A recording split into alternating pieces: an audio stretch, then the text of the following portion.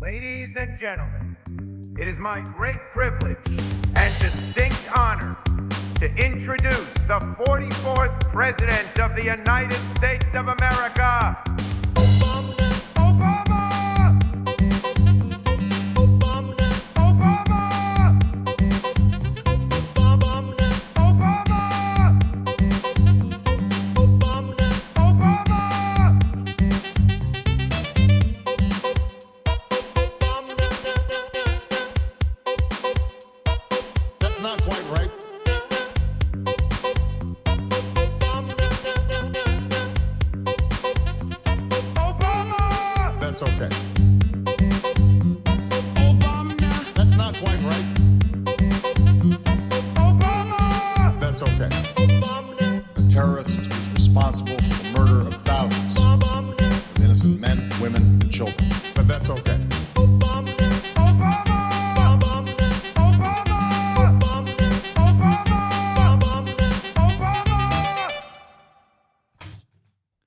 What's going on, everybody? I hope everyone's having a fantastic evening, afternoon, pre-noon, no matter where you are in the world. I'm Hasan Piker, and this is the HasanAbi Broadcast coming to you live from sunny California, Los Angeles. Folks, we're live and alive, and I hope all the boys, girls, and MBs are having a fantastic one because today's a beautiful day. Today's a wonderful day, and today is a day that I shaved. That's right. I couldn't let go of the mustache, but I did shave. So you could see my wonderful pronounced jawline. And that's all you're going to get as far as costumes. But why is this a special day? Why is this a beautiful day? Why is this an important day? Is it because it's Halloween? It's the HALLOWEEKEND? No, that's not the only reason. Is it because I did chest day earlier and feel pretty good about it? Is that the reason? No, that's not the real reason. It's one of the reasons. It's a special day because it's always a special day every single week, ladies and gentlemen, because it's Friday. That's right. It's Friday then. That's right. It's Friday. Ladies and gentlemen, boys, girls, and MBs, it is a freaking another Friday, 69 degrees and sunny here in California, Los Angeles. Our forefathers fought long and hard to make sure that we can enjoy the weekend, have a sense of autonomy, a sense of purpose, so that we can go and have a little bit of fun. And maybe get a little crazy tonight. That's right. It's Friday. It's Halloween Friday. I hope everyone's having at least some fun. Maybe you're sitting at home tonight and watching whatever Halloween movie you want to watch. But remember, it's a labor union movement. And it's the socialists and the communists and the trade unionists and the anarchists that fought long and hard to make sure that you could have even a sense of minute freedoms on the weekend, a sense of autonomy, a sense of purpose. And that's precisely the reason why we always and forever celebrate the Fridays around these parts, ladies and gentlemen. You already know. No, you didn't. And of course, this is the part of the broadcast where I will tell you about my personal news about what's going on in the world of HasanAbi Piker in between the time period where I press the start streaming button and press the stop streaming button. So help me God, that's what I'm going to do. And I'm going to get right into it. Folks. Friday, October 31st. Spooky. It's spooky season. You already know what it is. It's spooky season. It's spoopy. And it's so spoopy that we actually ended up. One more. It's so spoopy that we actually ended up. What is this? Luke Thomas mentioned you? I don't know who this is. It's so spoopy that I played a spoopy game last night. You already know. Damn, that costume is terrifying. Yes. For a Twitch streamer such as myself, a real job. Looking like a real jobber, yeah? Doing a 9 to fucking 5 is obviously the most terrifying, spookiest costume of all time. I should have just had a job application, pretty much.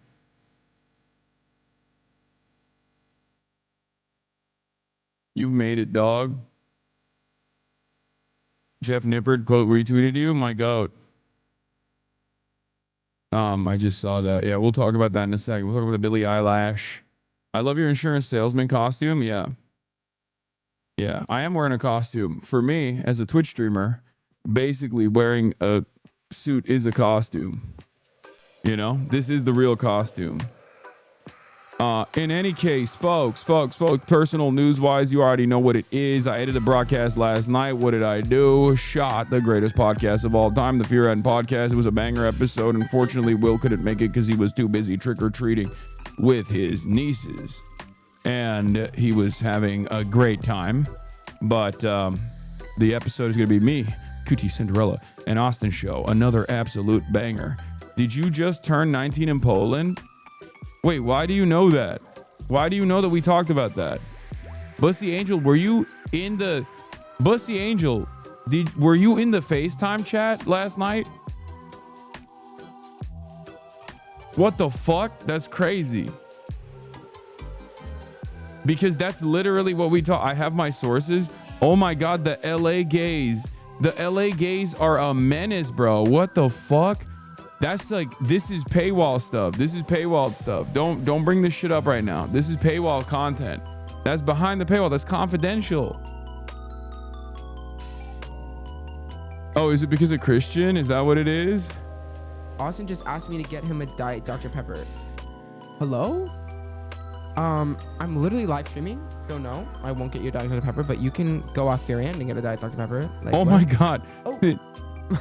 Well, hello there. That's crazy. How did you find yourself here? Oh, was this door open? That is crazy. I did not even know that fucking little menace, and no, I don't mean Christian, that little menace Kaya, who's not even here right now. She's having a wonderful time at the park. That little menace Kaya was just working the rounds. She was just touring. Austin just asked me to get him a Diet Dr. Pepper. I'm literally live streaming, so no, I won't get you a That's Diet so Dr. Pepper, funny. you can... She knows.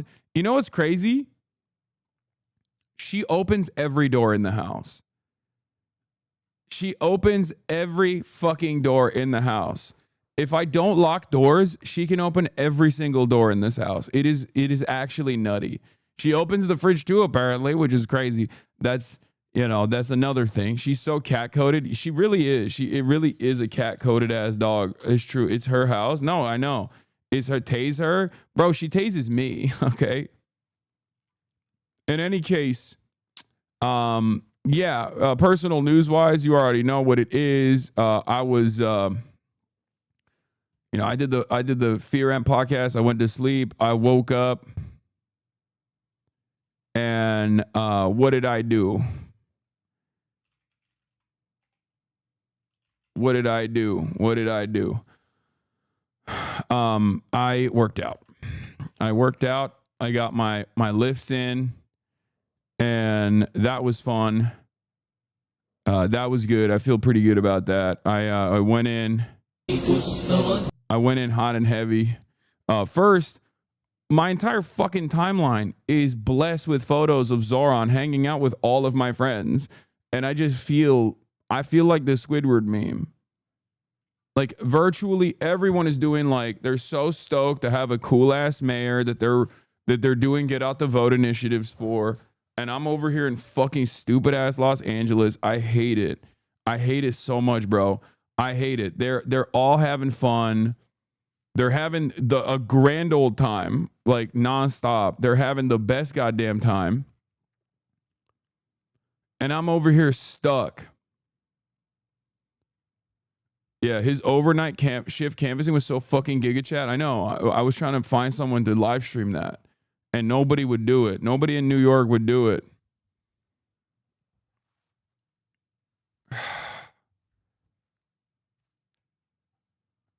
Anyway, but yeah, please continue the game you started yesterday. I will. But yeah, that was how I was feeling this morning. But then I hit this. 230 incline, 4, 6. Look at that.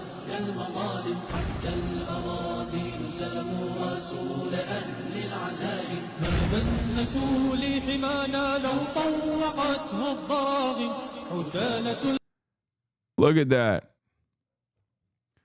It's pretty good for incline. Let's be real. Pretty solid. That's a warm-up for me, I fear. Good for you, though. Oh, thank you. Thank you for acknowledging. Chin up, King. Comrade Gavin called you impressive beyond words. You don't need that Zoran dork fake friend. Yeah, no, I'm done with Zoran. We're done with the Zomentum. We're done with the Zomentum. What are they saying in that lifting music? Nothing. It's just the Islamic nasheed, bro. Don't worry about it. All right. Anyway, there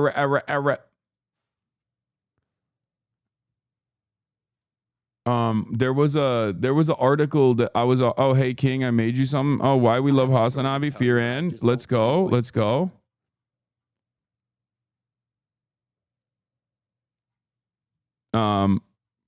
Hell yeah. Nice. W. Karis, another Karis production. Let's go. Last one doesn't count because your butt came off the bench. Okay, calm down. All right. So we'll look at that in a little bit. Barely incline Greek boy, brother. Okay, incline was less than 30 degrees. I don't know, man. Maybe just a flat bench press instead. Props though. It's not the full incline. It's not a full incline. It's a low incline. Yes. That's the cheat there. Anyway, calm down. Calm down. We got the Themacius playlist.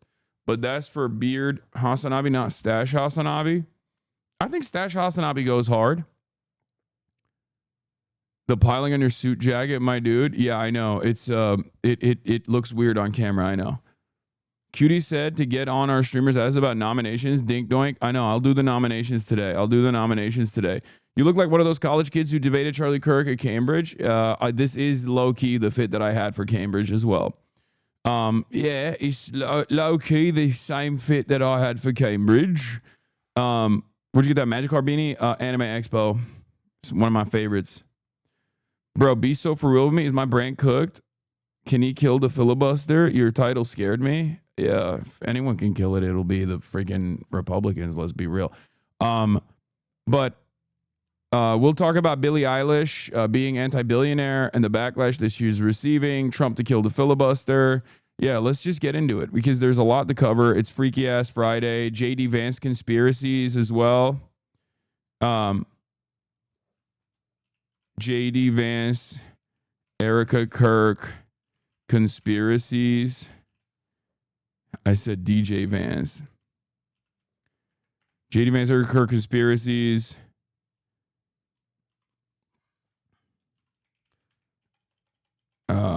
Wait, what the frick? Hold on, why didn't that work? Conspiracies. Trump to kill filibuster. And then hold on. Trump to kill filibuster, Pentagon to test nukes, heritage defense Nazis, right-wing fissure incoming, right-wing infighting. Lies go crazy on the timeline of Snap expires, HALLOWEEKEND. But then also Billie Eilish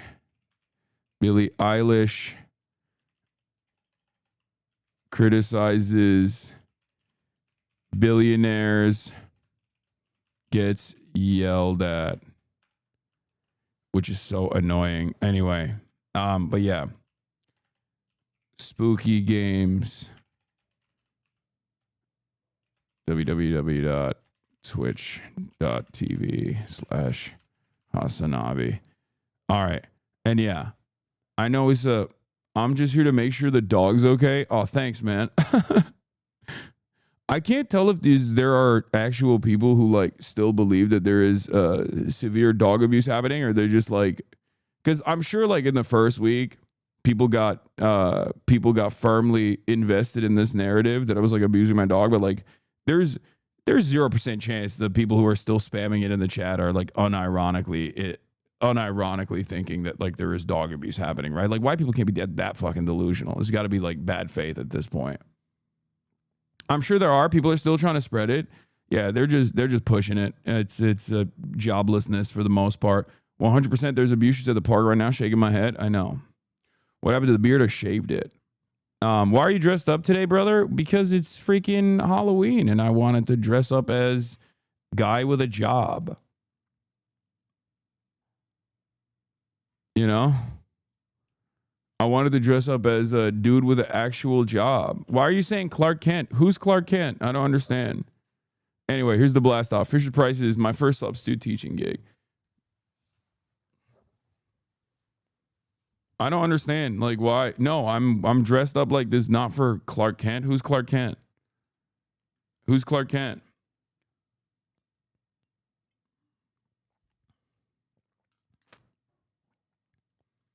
I'm Harry Emden. I'm just a regular old accountant, dude. What are you talking about? Like I have I just as a Twitch streamer, I don't have a real job, right? So as someone devoid of a real job, this is the scariest costume you could wear. So I don't actually wait, hold on. 1 second.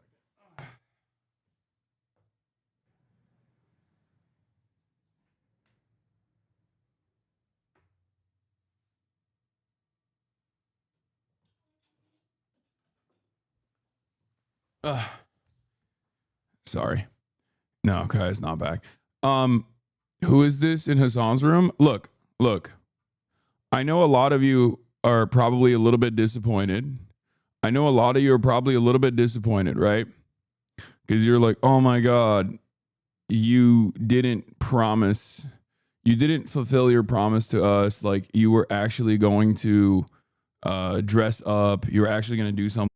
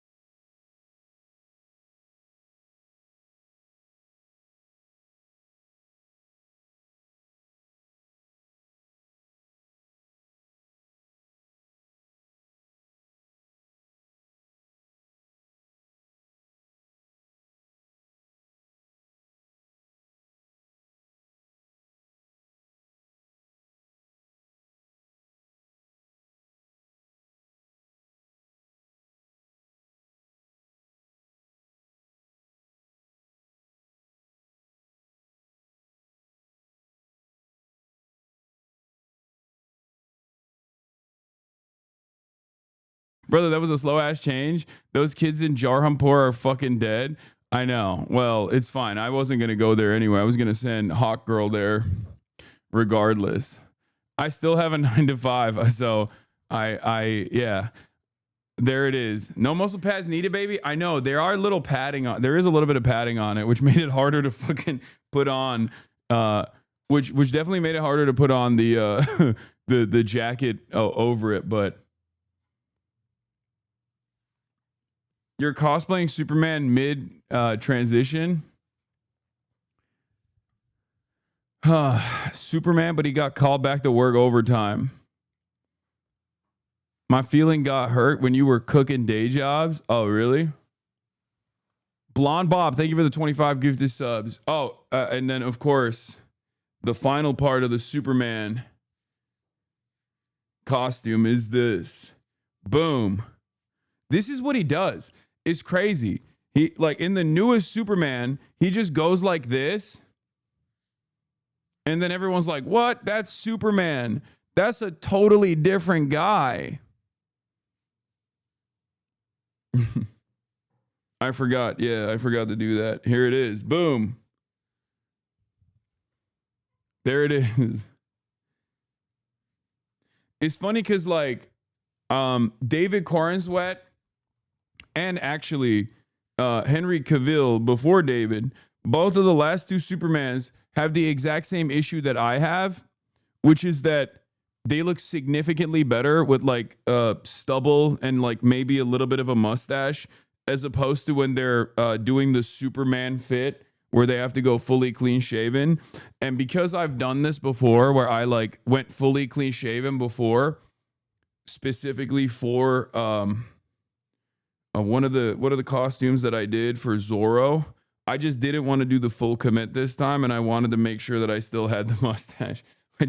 I just could not get away with the full commit because there's too much, you know, there's far too much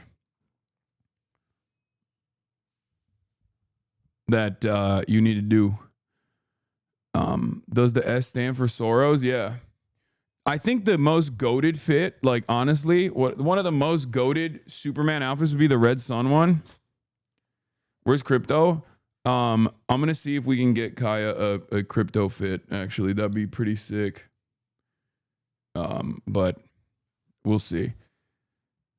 Yeah, and then obviously, we got to play that.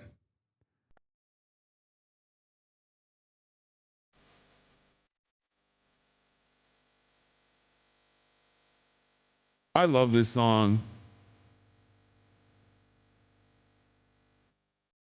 See me driving down the street. I'm bored with looking good. I got both. And I gotta like get one of these down here like this. The cops are. There you go. Does that work? No, that doesn't work. I'm listening to the music with no fear. You can hear it. Billions must hope. Yeah. 'Cause I'm a motherfucker, yes I am. I had to do it, man. I had to do it. It's like corny, cheesy, hopeful, kind, nice, uncompromisingly woke, immigrant story, anti-Israel. If I didn't do it this year, I mean, what other year would I have to do it? Like, this is the year to do it, you know? I see you stagger. Yeah, dorky.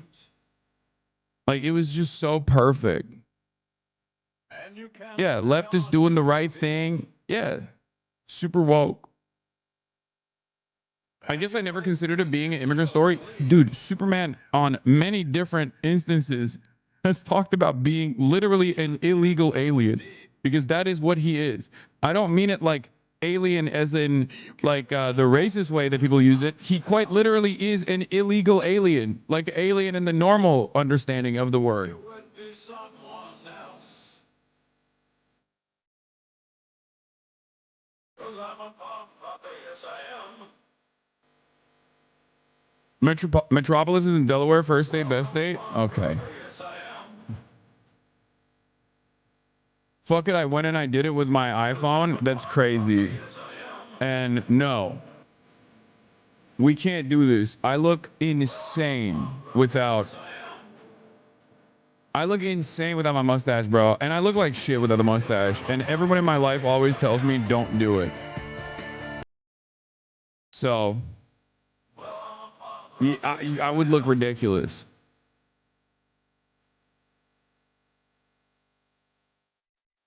Anyway, so Whew. All right, let's do it. I'm gonna be dressed up like this the entire day when I talk the entire day about serious news stories. I'm gonna be dressed up in this way. So, do you see Christoph Waltz seemingly knows Hegelian ball? It's not surprising. Old school actors are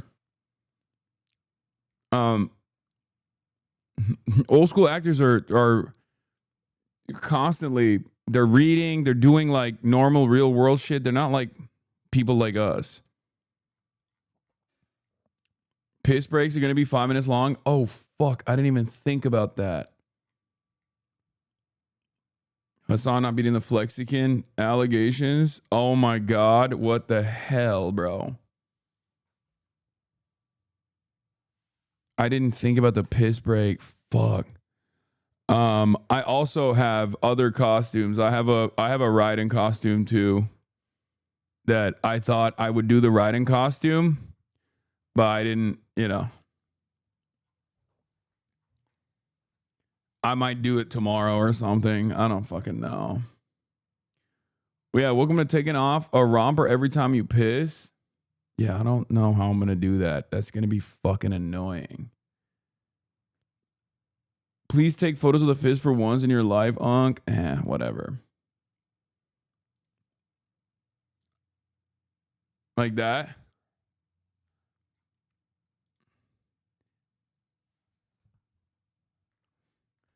There you go.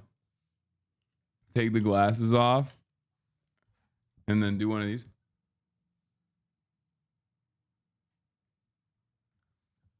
Freaky.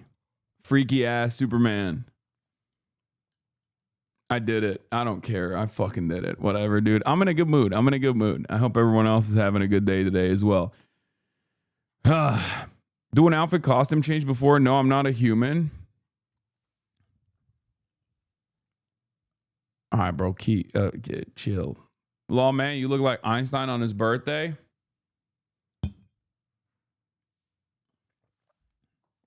Daddy Kit Kat, thank you for the 5 gifted. Hot Girling, thank you for the 5 gifted as well. All right, we got a lot of news to cover. We're going to get all the way up into it. Christoph Waltz, first and foremost, explaining Hegelian dialectics in a food YouTube show in the context of ceviche was not in my expectations today, but I'm all in for it. There can never be a whole without a contradiction. Contradiction is part of the whole. You see, contradiction is what gets movement into the process. You can't just do one thing. You have to consider the contradiction in order to eventually arrive at something at all. Yeah. In my headcanon, he's not just a Hegelian. He understands Hegel because he understands Marx. In order to understand Marx, you must understand Hegel. You must understand dialectics. But that's he's not just Hegelian. He is dialectically thinking about commodity production. And he's saying that the history of all man hitherto is built around class struggle and revolves around a dialectical understanding of class struggle. That's what it is. That's what he's saying. Mike responded to your comment. Okay, calm down. He's going to jail. Okay. Hitherto. Hit her. I can't say it. Okay, shut up. Hitherto. Oh, the Zach Polanski episode is out. Forgot about that. We need to make hope normal again. HasanAbi's episode of Bold Politics with Zach Polanski is live now. We'll obviously talk about that too. I also forgot. Hold on. God damn it. There's so much happening in the freaking world, dude. I was supposed to do this thing with them. Where the frick is my... Okay. Hold on. Let me see if I can click on this land. Nope, I can't. Frick. Hold on. I got to do something. You radicalized me. Thank you. Hell yeah. No, thank you. Thank you for being open to get radicalized. Thank you for having an open mind, chatter. That's the real secret. Attach. Okay. Yeah, I need to do a collabo post. So I didn't even do the collabo post, but now I did it. Okay, I did the collabo post. Okay, we're good. I think we're good. I think I did the collabo post. Okay. You can't swear in the outfit? Real punk rock? Yeah. You can be corny, okay? It's okay to be corny. It's okay to be a little corny. It's okay to be nice. As a AUDHD haver, I can't focus on shit when you're wearing a costume, too much sensory input. Zoran edit with a punk rocker song. See, that's what I mean. This is what I like. I like this corny shit, bro. I think people shouldn't be afraid to be corny at times, you know? And hopeful. See me driving down the street. I'm bored with looking good. I got both. I think we need more of that. We need more of that. We need more hope and change, dude. Not to get all Obabe with this, but we need more hope and we need more change. It's desperately needed. Listen to the music with no fear. You can hear it too if you're sincere. God, okay, maybe a little too corny. Maybe he's too much of a corn dog, but maybe he's too much of a cornball, but Yes, I am. Well, I'm a punk rocker.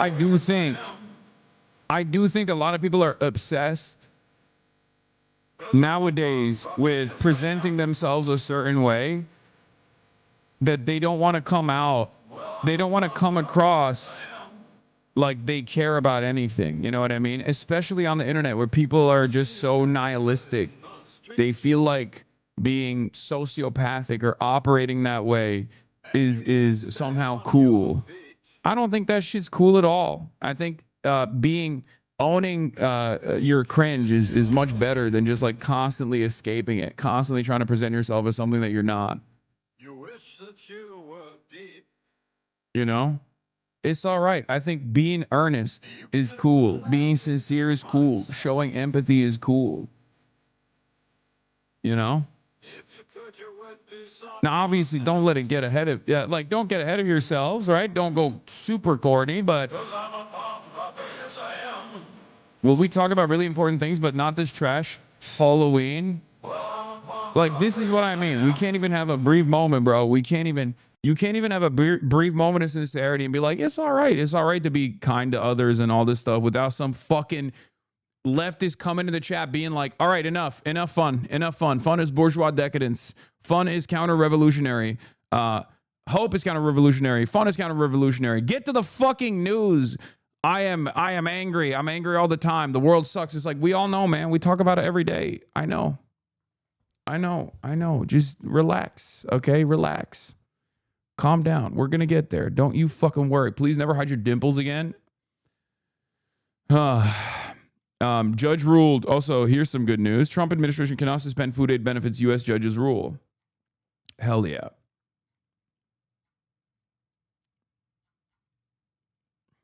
There's plenty of that. There's plenty of that on the internet. Nice Batman costume, you said? Dude, also, I'm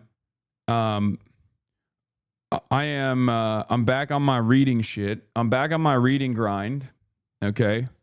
And doing a little bit of, wait, that's what you got? Can you find the Crypt Dog one? I tried to. I can turn this into a cape too, if you want. They're all out of this. Oh, it's fine. Look at this. That's crazy. That's crazy. Apparently, this is the only thing that they had in Kaya's size. Hello, lady. Kaya. Hello. She does not fuck with this fit. That's so funny. There's no Crypt Dog. She looks miserable. I mean, she always looks miserable. She's a fucking Mastiff breed. She's a Mastiff mix. She's droopy. That's called gravity. Oh no. Fifi also always looks miserable. Fiona's got a boxer fit on. I don't even know what that is. But anyway, I was talking about Absolute Batman. Looks amazing. Also, I'm back on my reading shit as well. You can take it out.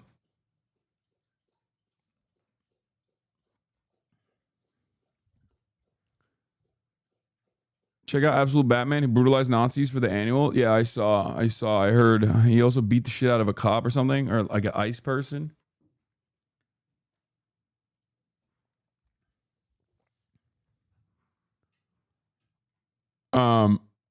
What?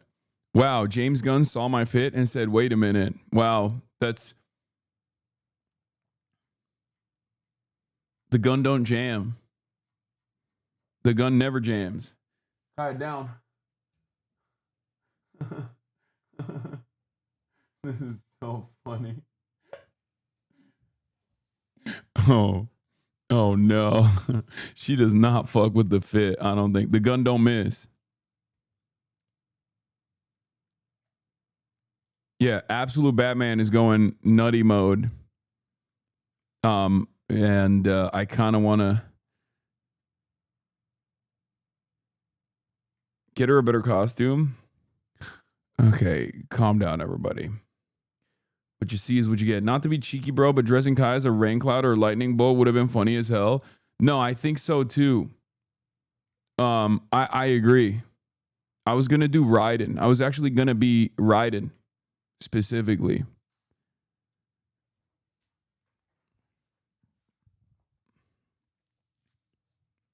How's your cheek? Not good. It's like a triple beam. What you're reading?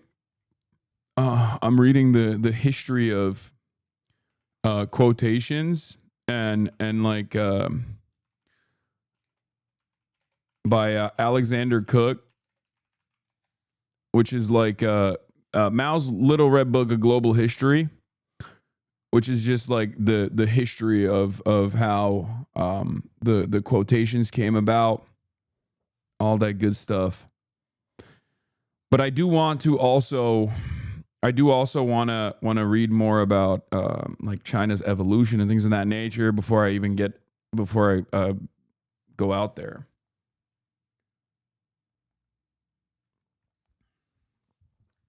Jesus, boring? What is boring? Like about grammar? No. Mao's Little Red Book, A Global History, is the book that I'm currently reading. Okay, it's from Cambridge University Press. And it is basically using Mao's quotation as a medium through which to re-examine the history of the 20th century world. Okay. Challenging established ideas about the book to reveal its remarkable global impact.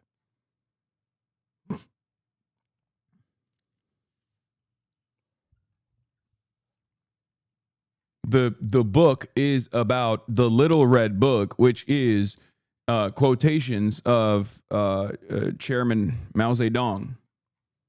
And the name of the book is literally called Mao's Little Red Book, A Global History. I think it's like college reading. I fell asleep during your description. Okay, we're never going to get anything done. You have to learn how to read, man. That's really, really important. Do you have any leftist hentai recommendations? I saw Adam 22's penis. That's crazy. Oh, God. I hate myself sometimes. This is one of those moments. You are taking the hope away from me. Okay. You can tell Hasan is a reader by how often he mispronounces English words that sound different from how they're spelled. No, that's also an ESL problem. That also stems from ESL.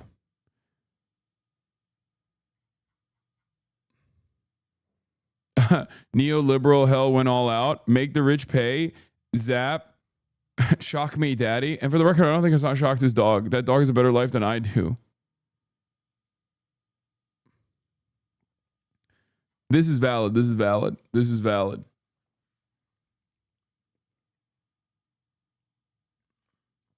You realize Mao killed millions of Chinese people from his famine? Yes, I do realize it. Thank you. You're right. I shouldn't learn. You know what? You're right. This is like, you know what's funny about this? People that say this stuff, it's basically the same as like, you know, the founding fathers had slaves, right? And it's like, okay, so should we not learn about them? Like, what the fuck is the argument? Like, what is literally the argument here that you are presenting? I'm talking about how, like, I'm reading about you know, Mao Zedong thought and Chinese history, and this guy's like, excuse me. This is unacceptable. I'll have you know.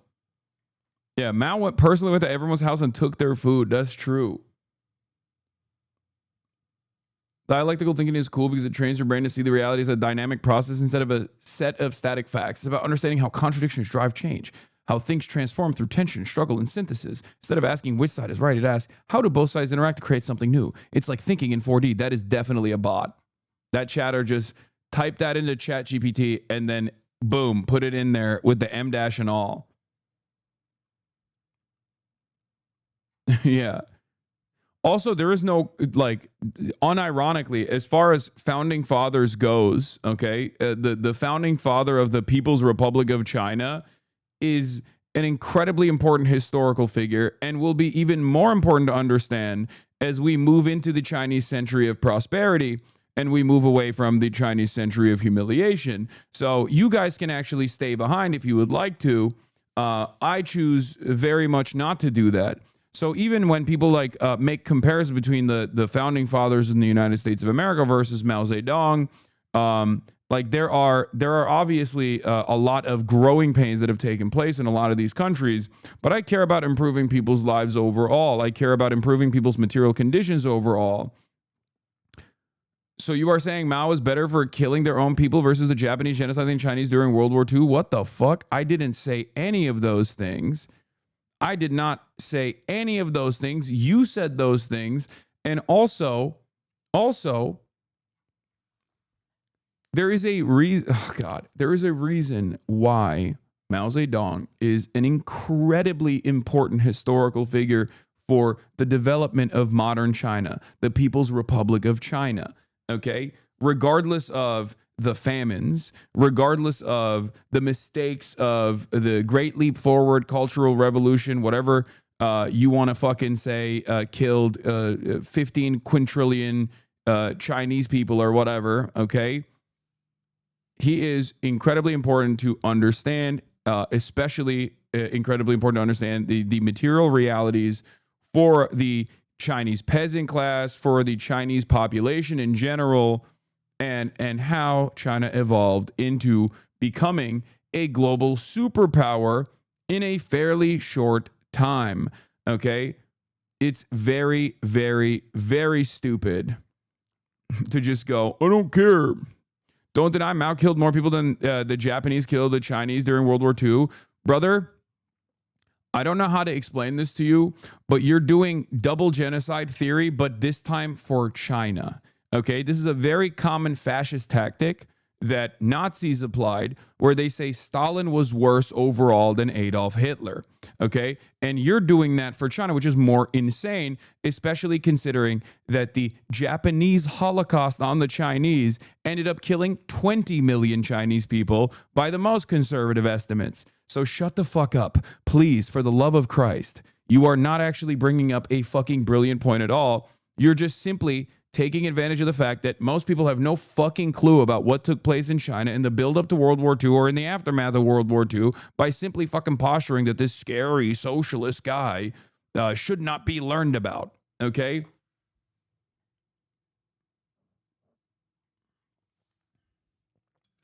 Jesus Christ. Yeah. Natural disasters and mismanagement at a time when an agrarian society is trying to develop and industrialize rapidly in the aftermath of a literal fucking Holocaust is actually directly in the responsibility in the hands of one singular leader, whereas the 14 million people that die in the current world that we live in, the global capitalist structure that we live in, where we have an abundance of food supply and it's simply a matter of fixing the logistics and maybe tackling the profit motive. Well, that's actually up to the individual. You know, all of the people that died to famine conditions and disease, they died because that's a L on them. You know, that's capital. That's not That's not the responsibility of singular force, a singular force, a singular human being. That's simply just they didn't Sigma Grindset hard enough.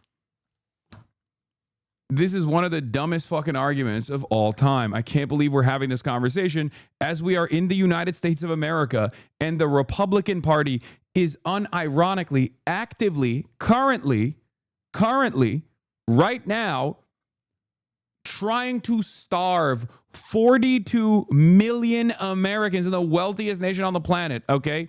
One of the most industrialized nations on the planet, one of the wealthiest nations on the planet, and there are 42 million Americans with an abundance of food, mind you, okay? With an abundance of food supply, 42 million Americans are slated to fucking starve because of the political machinations of the American government. And you're over here talking about fucking Mao Zedong. God damn, dude. Americans, some of the dumbest people on the fucking planet, I swear to God, and just refuse to learn anything, refuse to open their fucking eyes at all. Bro, don't you remember that revelation you had like 2 months ago that Americans know actually zero about Chinese history, only propaganda? I know. In any case, while this chat is one of the most educated on Twitch, it also gets some of the most pretentious randos. I swear it irks me to my core when people constantly try to outsmart you on history and shit. I don't know how you deal with this shit, dude. I mean, it's not like I'm the most fucking knowledgeable on history. That's not the case. I'm just a curious person. That's the difference. I apply common sense and I'm a curious person. I think a lot of Americans don't realize that they have substituted curiosity with anger and resentment, and that closes them off to actually opening up or broadening their perspectives on things that they didn't know about. They are intellectually incurious. Is one of the most annoying things that I have to deal with on a regular fucking basis, but it is what it is. Anyway,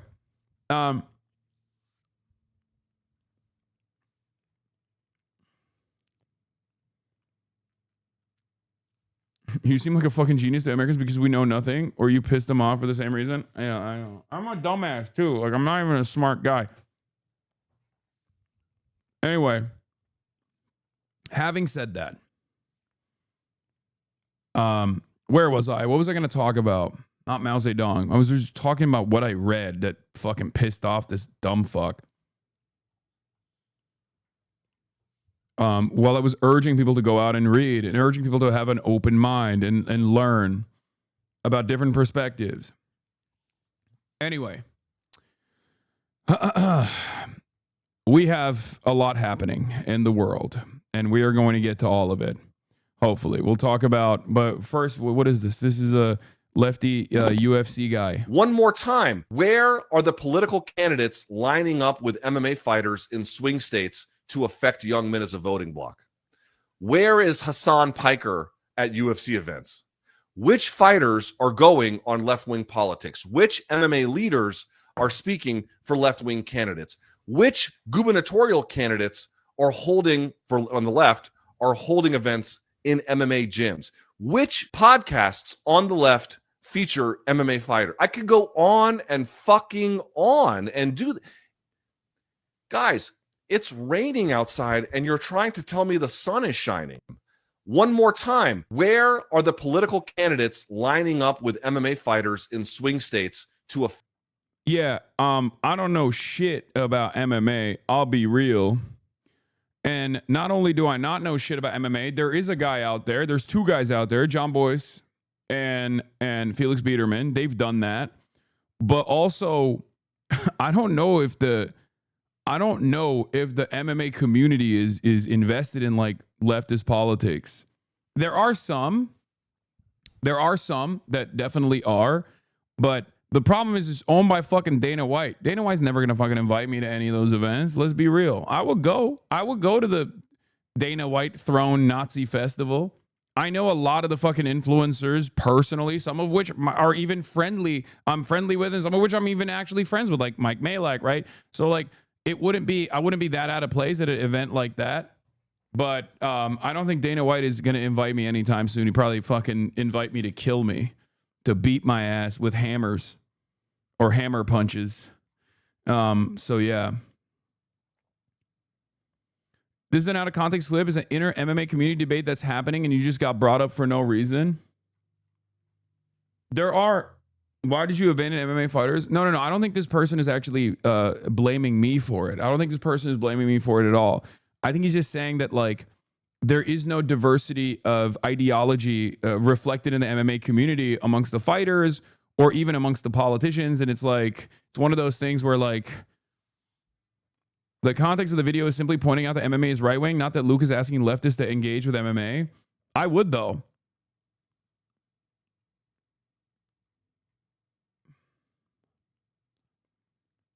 As a left-wing fan of MMA, I have to admit it's hilarious that the literal brain damage sporting community is so heavily prevalent. Bro, what's interesting about that is that there used to be a lot of fighters who actually really rode with like populist politics. Like there were a lot of fighters in the Bernie 2016 era. There were a lot of fighters who were openly riding for Bernie. And then, you know, a lot of them just swapped over to Donald Trump.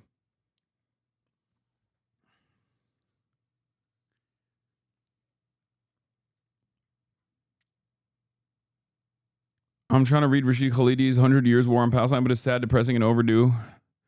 Yeah. Even if Hasan went to a UFC event, do you really think they would pan the camera to him and show him off? The UFC production team picks and chooses who they show, and I highly doubt they give even a second of attention to anyone on the left deliberately. Yeah, I don't think Dana White would be on board with that, is what I mean. I just don't think that Dana White would fuck with anybody as ostensibly leftist. You know what I mean? The correlation between damaged brains and right-wing politics needs to be examined. There's definitely that too. Anyway, speaking of brain damage, we got to talk about something that's going on. The brain damage that I saw on the timeline that gave me direct literal CTE by just simply being online. I'm, of course, referencing Billie Eilish. Billie Eilish's wonderful statement. Love you all. After gifting millions of dollars, I guess. And I don't know what the exact background is, but basically, she was at the Wall Street Journal Innovator Awards in New York.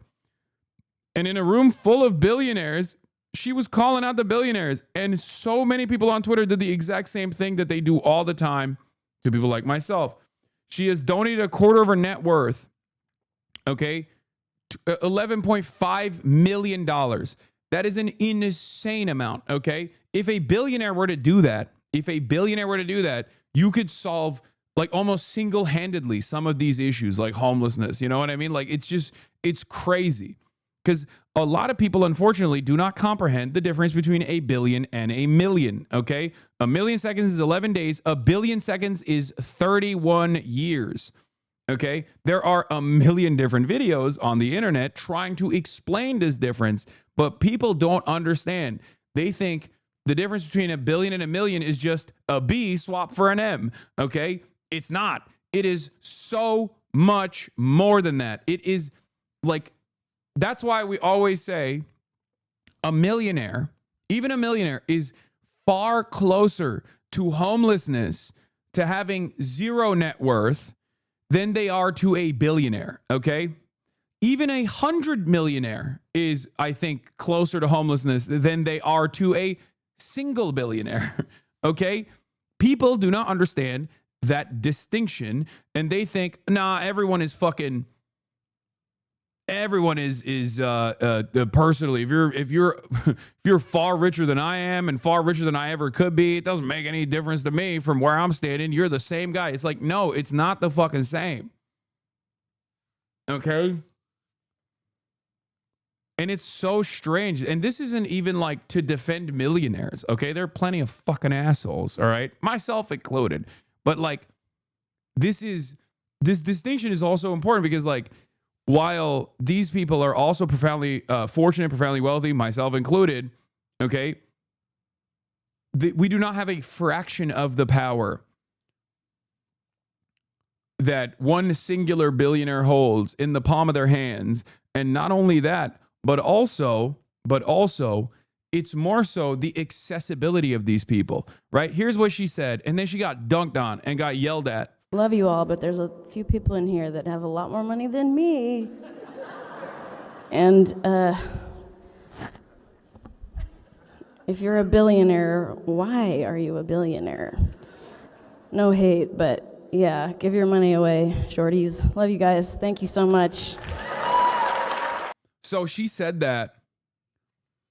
She said that. And the timeline lit up. There was a lot of support for it, obviously. There was a lot of support for it. People were like, oh, that's great. Like, that's cool. She's right. Which is the normal position to take here. And then there were a lot of people who were like, well, you should literally be wearing a barrel around your chest and living in squalor because you demanded that the most powerful people around the world that are basically functional demigods, okay, that are basically monarchs that have the wealth and power that monarchs used to have, those people should give back more so that we can all live in a better society overall. Everyone was like, how fucking dare you say that? Now, the reason why this shit pisses me off personally is because I hear it all the fucking time from the dumbest people, but also, it is like these people don't realize that this is peasant brain mentality. You are literally defending billionaires when you do this, okay? You are literally defending billionaires when you do this. How do you not understand? How do you fucking Love not you all, understand but that you are defending billionaires when you do this? Yeah, when the rich talk to the mega rich. She just donated 20% of her net worth. Now imagine if a billionaire only donates 1%. Great. For your information, the difference between her net worth, about 50 million, and the net worth of a billionaire is 950 million. They are not the same. I know her heart was pumping out of her chest. She looks so nervous. Side-eye Taylor Swift. Exactly. There's no such thing as an ethical billionaire. Dolly Parton would be a billionaire many times over. She donates so much. Billionaires could virtually save the world any day, and they actively choose not to. Like, I just don't, like, yeah, look at this. Look at this. Look at this.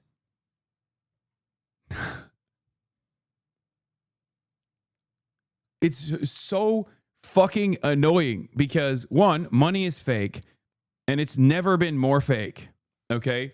It's never been more fake than it is at this moment, and it's so goddamn annoying because not only is money fake, but for the average person, they have no way of comprehending what a fucking billion looks like, okay? It is such a, and they have no way of even comprehending what a million looks like, which is precisely the reason why they're like, well, there's no distinction between these two people. It's like what are we? There's so many different things that frustrate me about this dynamic.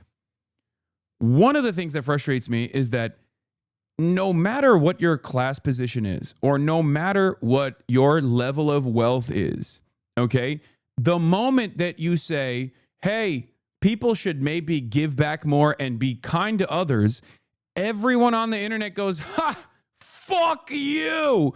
It's like, brother, you are tweeting that from your Motorola Razr phone in a busted ass 1998 Honda Civic that was a hand-me-down. Like, this person is on your side.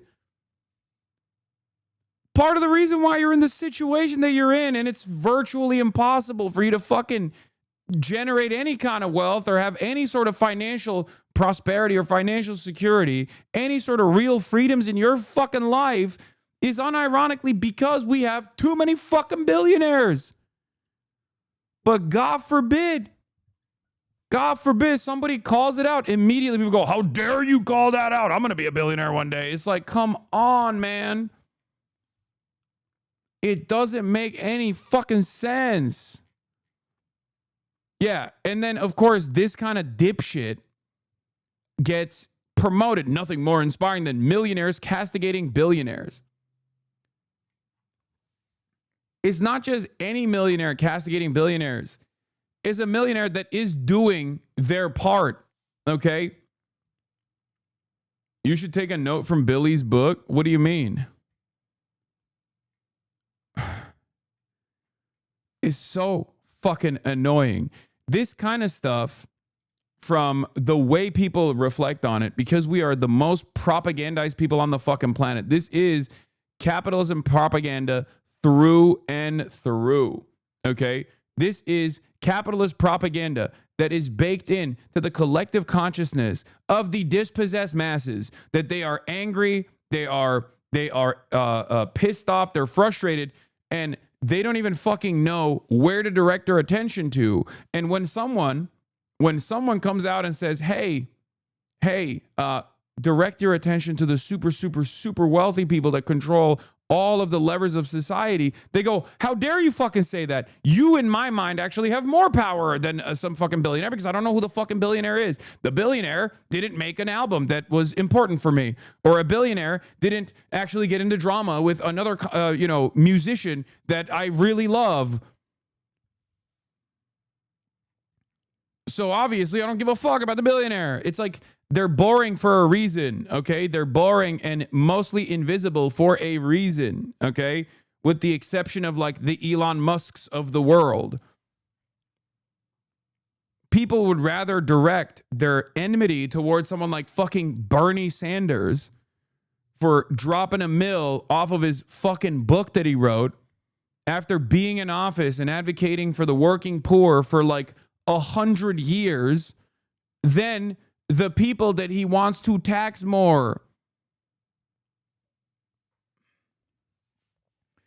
And the other problem here is that this makes it so that people go, all right, why the fuck would I say anything? It's much better to shut the fuck up. This is the same principle for everything. I do advocacy, so this is something that's like very near and dear to me. When I see someone in a moment where they are obviously putting their money where their mouth is and then coming out and also demanding more from others, not from you, not from the average working class person, but like instead those who are unimaginably powerful, the working class does the bidding of the powerful for them, where they just redirect that animosity towards a more accessible group of people. It blows my goddamn mind. It's just peasant mindset. It's so fucking annoying. Yeah, here are a million different ways. 1 billion versus 1 million. Here are a billion different ways to try and help people comprehend this. Defending a person with $50 million, by the way, very cuck behavior. Well, about 40 since she gave 11 million away. Everyone with that much wealth or more should give up to a fifth of it at least. Like, this is a person who is defending billionaires by attacking the millionaire, saying the billionaires should give more. How cucked are you? How cucked are you in that situation? It's not nice to make fun of peasants. No, it's like, this is peasant mindset, 100%.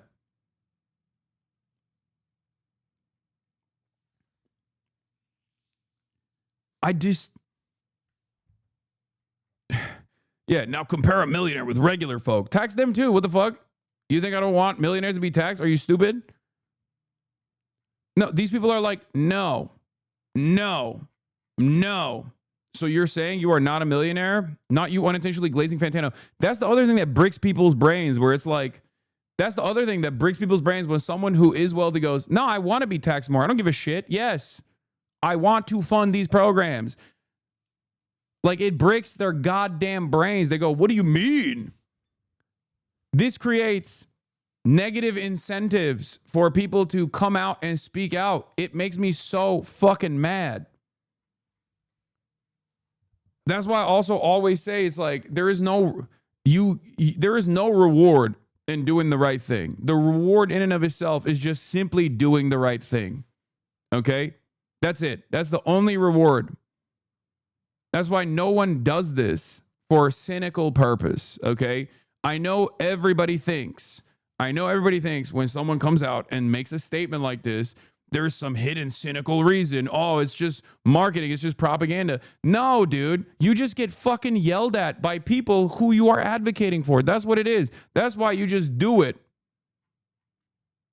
You don't do it because you're going to get something out of it.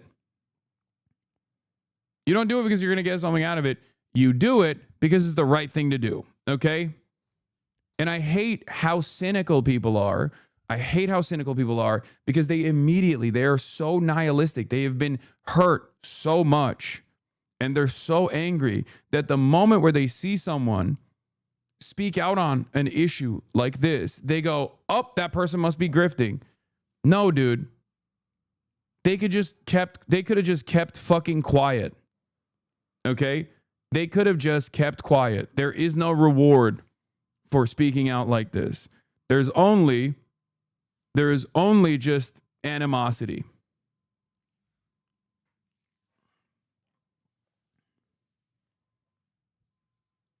You do get something out of it. You don't have to watch the pain and suffering of a homeless person. I know. That's the selfish argument that I sometimes make as well, which is like there is a selfish argument that you can make for ending homelessness. There is that as well, but I'm not making that right now. I'm not talking about that right now. I'm talking about like just straight up, like the attitude that people have. The attitude that people have towards those who are just like, yeah, this stuff is kind of fucked up, isn't it? Like, can we just fix some of this shit? Immediately, there is enmity from those who stand to gain the most from also being on board with this movement, with this initiative. Okay? It's always the same. It's always the same dumb shit. It's like when you're poor and you criticize the wealthy, they say you're jealous. When you're rich and you criticize the even wealthier and you say we need more redistributive policies, then they say you're a hypocrite. And the problem is, it's not just the super wealthy that are doing this. It's actually the people that stand to gain the most if these policies were implemented that unironically play a formative role in launching these crusades against those who are speaking out. It doesn't make any fucking sense.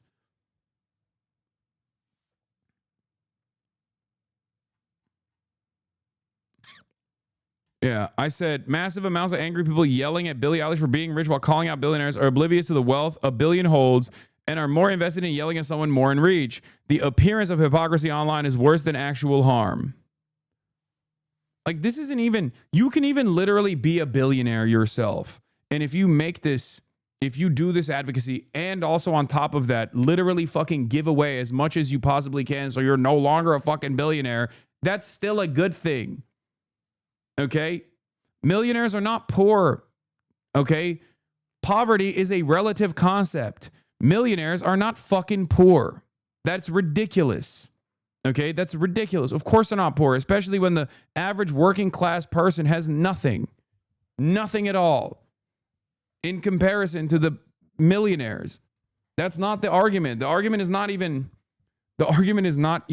that, oh, millionaires have no money. Like, that's not what I'm saying. That's dumb as fuck. Okay? The argument here is that there is a ginormous wealth disparity even amongst millionaires and the average billionaire. But even besides that, this is not even like the average millionaire. The average millionaire just shuts the fuck up because he knows that the system is already designed so that nobody ever fucking pays attention to them. And we have a tendency as a society to punish those who do talk about it. It's very strange. It's a very strange phenomena. It's like this cynical rot that people have in their souls. They have been so propagandized. They have been so propagandized into believing that anyone who speaks out on this shit, anyone who says we must improve society somewhat, is immediately like, well, you're participating in society and it seems like you've benefited quite a bit from participating in society. Fuck you. If you spent $10,000 every single day, it'd take 100 days to spend $1 million. It would take you 274 years to spend $1 billion. The gap is insane.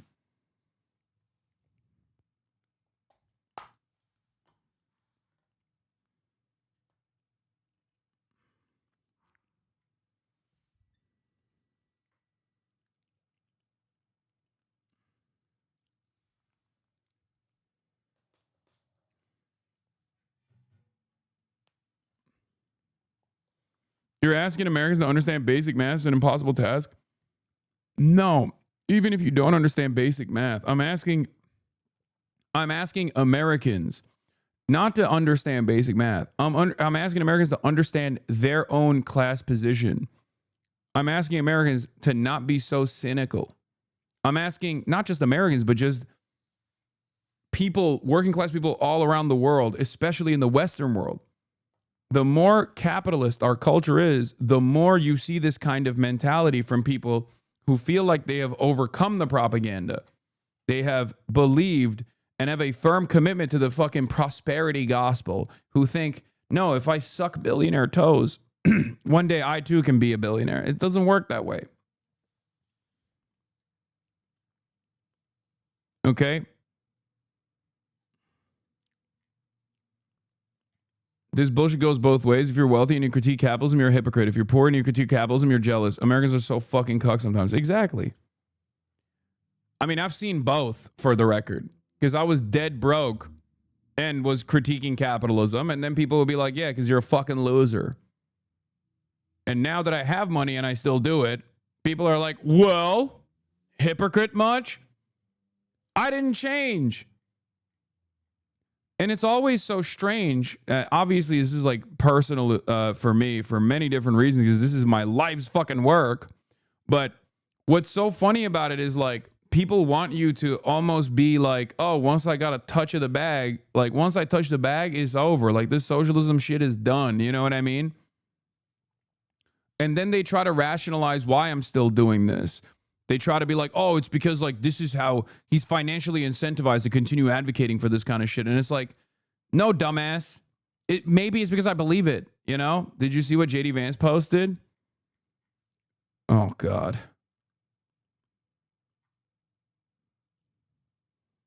It's so stupid. It also gets increasingly harder to make this kind of argument when people don't have object permanence. People think that, like, I just fucking was born this way. You know what I mean? I always was this person. I always had this $3 million home. Like, it's just so dumb. It genuinely doesn't make sense. Fuck, bro. I wish I had that Superman skin now. Yeah, it's Fortnite. It's the class war being peddled as culture war in politics for me. Sure, the trans, black, and foreign are the reason why you're broke and not a billionaire. Yeah.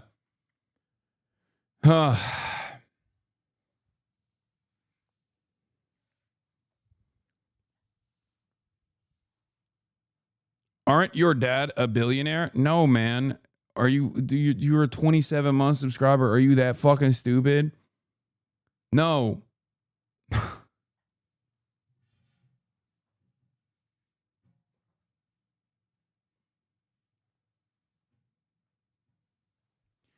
I am fortunate enough to be able to financially take care of my parents, both of my parents. There are people who genuinely believe that, by the way. They literally think like, oh, he comes from a billionaire family. It's like, you're fucking dumb. You're so dumb. God damn it.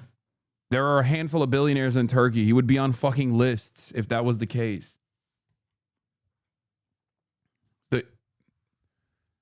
Is unironically that I know, no, sorry, it's not a no joke situation, because I just can't sometimes tell, because there are people who like legitimately believe that. And there are people who unironically believe that.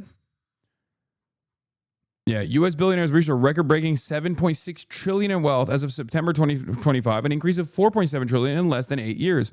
Most of that wealth hasn't been taxed and won't be taxed under our current system. This is why everything sucks. It's not the trans people. It's not the immigrants. You are being robbed blind before your eyes. And those same people who also own all the tech and media networks to tell you that the cause is not them. That's exactly what's going on. And people just don't see it. They don't want to see it. And it's especially those who think they are above it. It is especially those who think, oh, I can't be propagandized against. I'm actually quite smart. It's good to have a little bit of skepticism. It's good to apply a critical lens to the information that you're consuming. But many people don't realize that they are actually engaging in the most pessimistic, the most cynical framework when they actually apply this hyper scrutiny, not to those who are saying everything is great, shut the fuck up. If you fucking work hard, you'll get there. Trust me. But instead, the people that say, no, the system is designed to fuck you. That's what it is crabs in a bucket. How am I being robbed? How does this actually affect me? The economy isn't zero sum. So the mere fact that the wealthy people are getting wealthier doesn't mean anyone else is getting poorer. You, if you are a wage laborer, are playing a formative role in the productive output. Okay? You're creating this wealth. And then that wealth is staying at the tippy top. That's it. That's what we mean when we say it's theft. That's what we mean when we say profits are exploitation. Okay?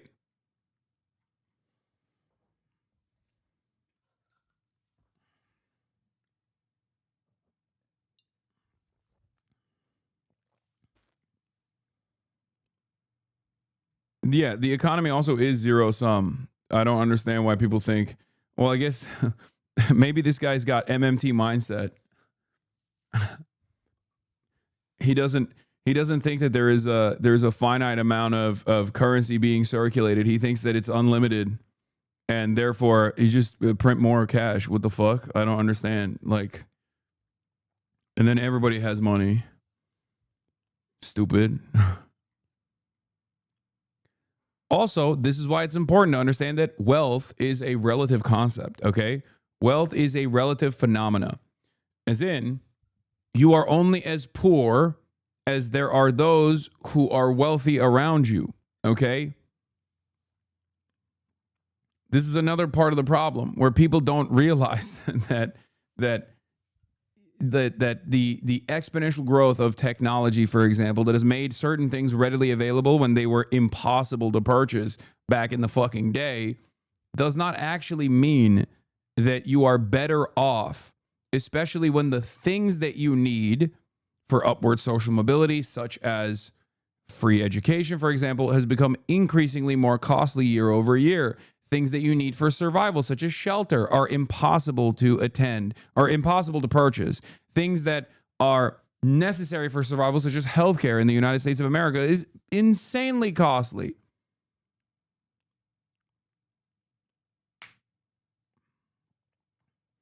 They would preach to the ordinary man that he might elevate himself through political means rather than through hard work. This would be a most unfortunate example to the common man in our country. And there's a remarkable correspondence between Secretary of State Lansing and President Woodrow Wilson, in which Lansing says, the Bolsheviks are wanting in political virtue. They would preach to the ordinary man that he might elevate himself through political means rather than by dint of hard work. This would be a most unfortunate example to the common man in our country and other countries. They understood what was the threat. The Americans themselves, the American ruling class, had very little didn't have all that much. I told you about Hoover and a few other speculators, other people like that. But they joined in with 14 other nations to invade the Soviet Union, to overthrow the socialist government that had just been put in after the Tsar was overthrown. That process of invading a revolutionary country is still happening before our eyes. If you want to understand those years after the Russian Revolution, just look at what's going on in Nicaragua.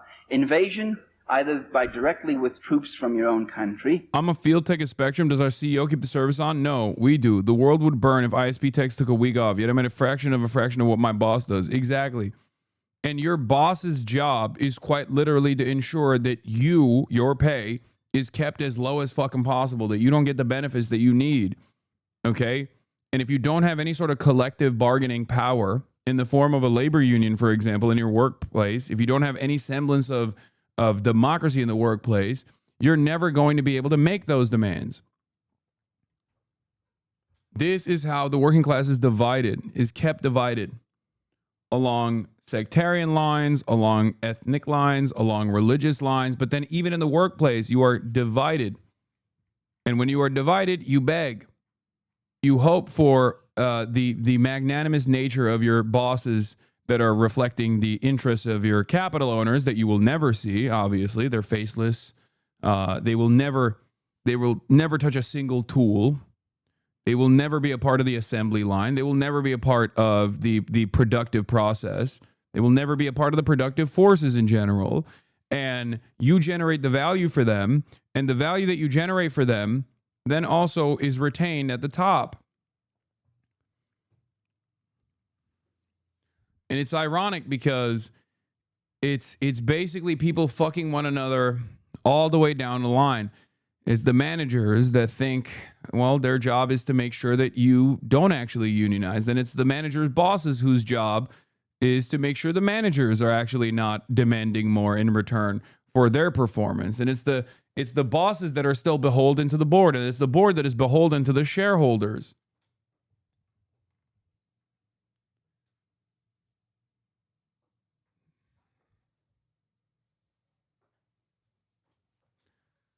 And this system is only beneficial for those at the top.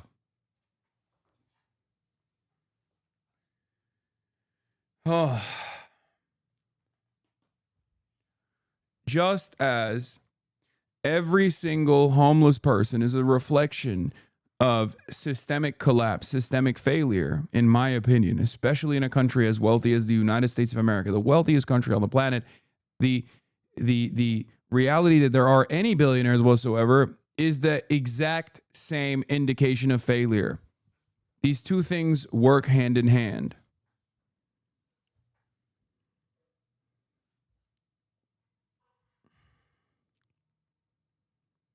There's always someone above you until you reach a point where you are simply engaging in the act of capital accumulation, where your money is making money for you.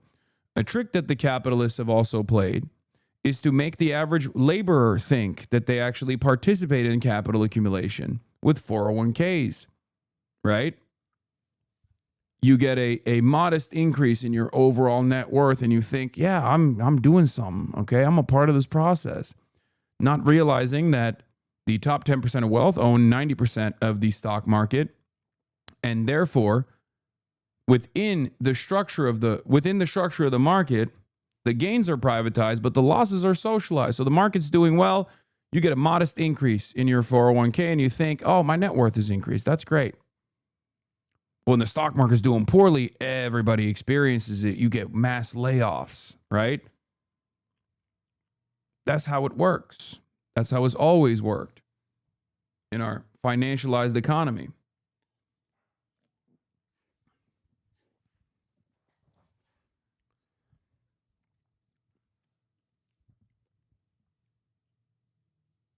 But as long as the overwhelming majority of your yearly increase in your net worth is not coming from capital accumulation alone, you are still, in the old sense, a wage laborer. Okay? That's it. If you are making the majority of your income, the majority of your increase in your net worth from your wages, okay, and not from your capital accumulation, you are a wage laborer. If you lost your job, you would have no income whatsoever, okay? Or you would have a little bit in your 401k. Which one is more? The moment that you make more, from capital accumulation is when you become a capital owner, okay? That's how it works.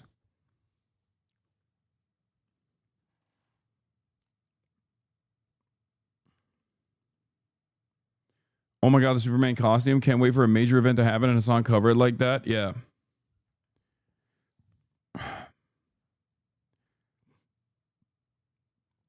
That definition isn't fully accurate, as some CEOs have their income in the millions, but they aren't wage laborers. No, because the CEO in that point has a fiduciary responsibility to the shareholders. So the CEO is acting out the desires of the shareholders, which is to improve profit margins. Okay? We will not say, you fucking piece of shit. Now you're Clark Kent when I'm not around as Batman. Boo this man. All right, listen, brother. You could have been around last night, okay? You chose to do normie stuff. You chose to be a healthy, functioning adult with your wonderful family members. I'm a punk rocker. Yes, I am. Okay. We have come so far since the first leak last time. What is this? White Hasan. Yeah.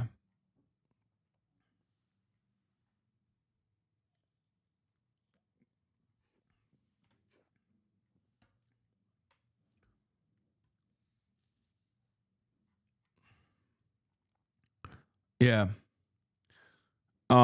Anyway, so that was my Billie Eilish rant.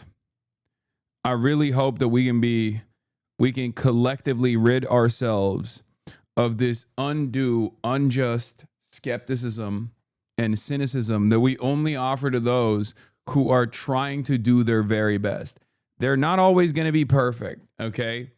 They're going to be imperfect. That's just the nature of man, all right? Man is an imperfect animal. Man is a social animal.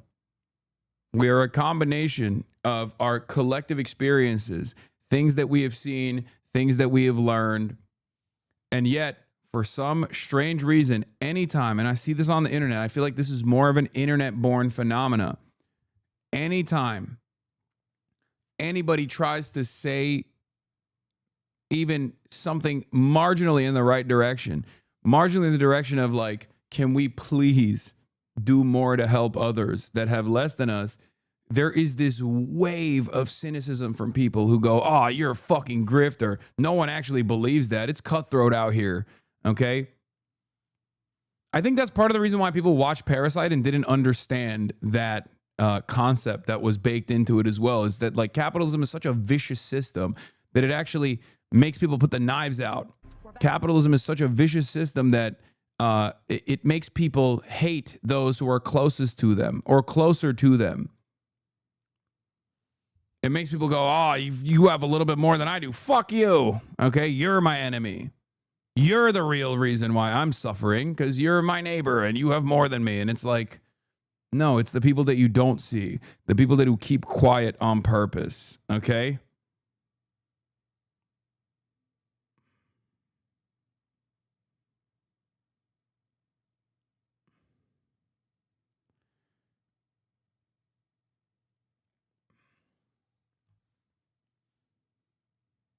Yeah, we'll watch the Bold Politics episode with Zach, the leader of the Greens in the UK, later.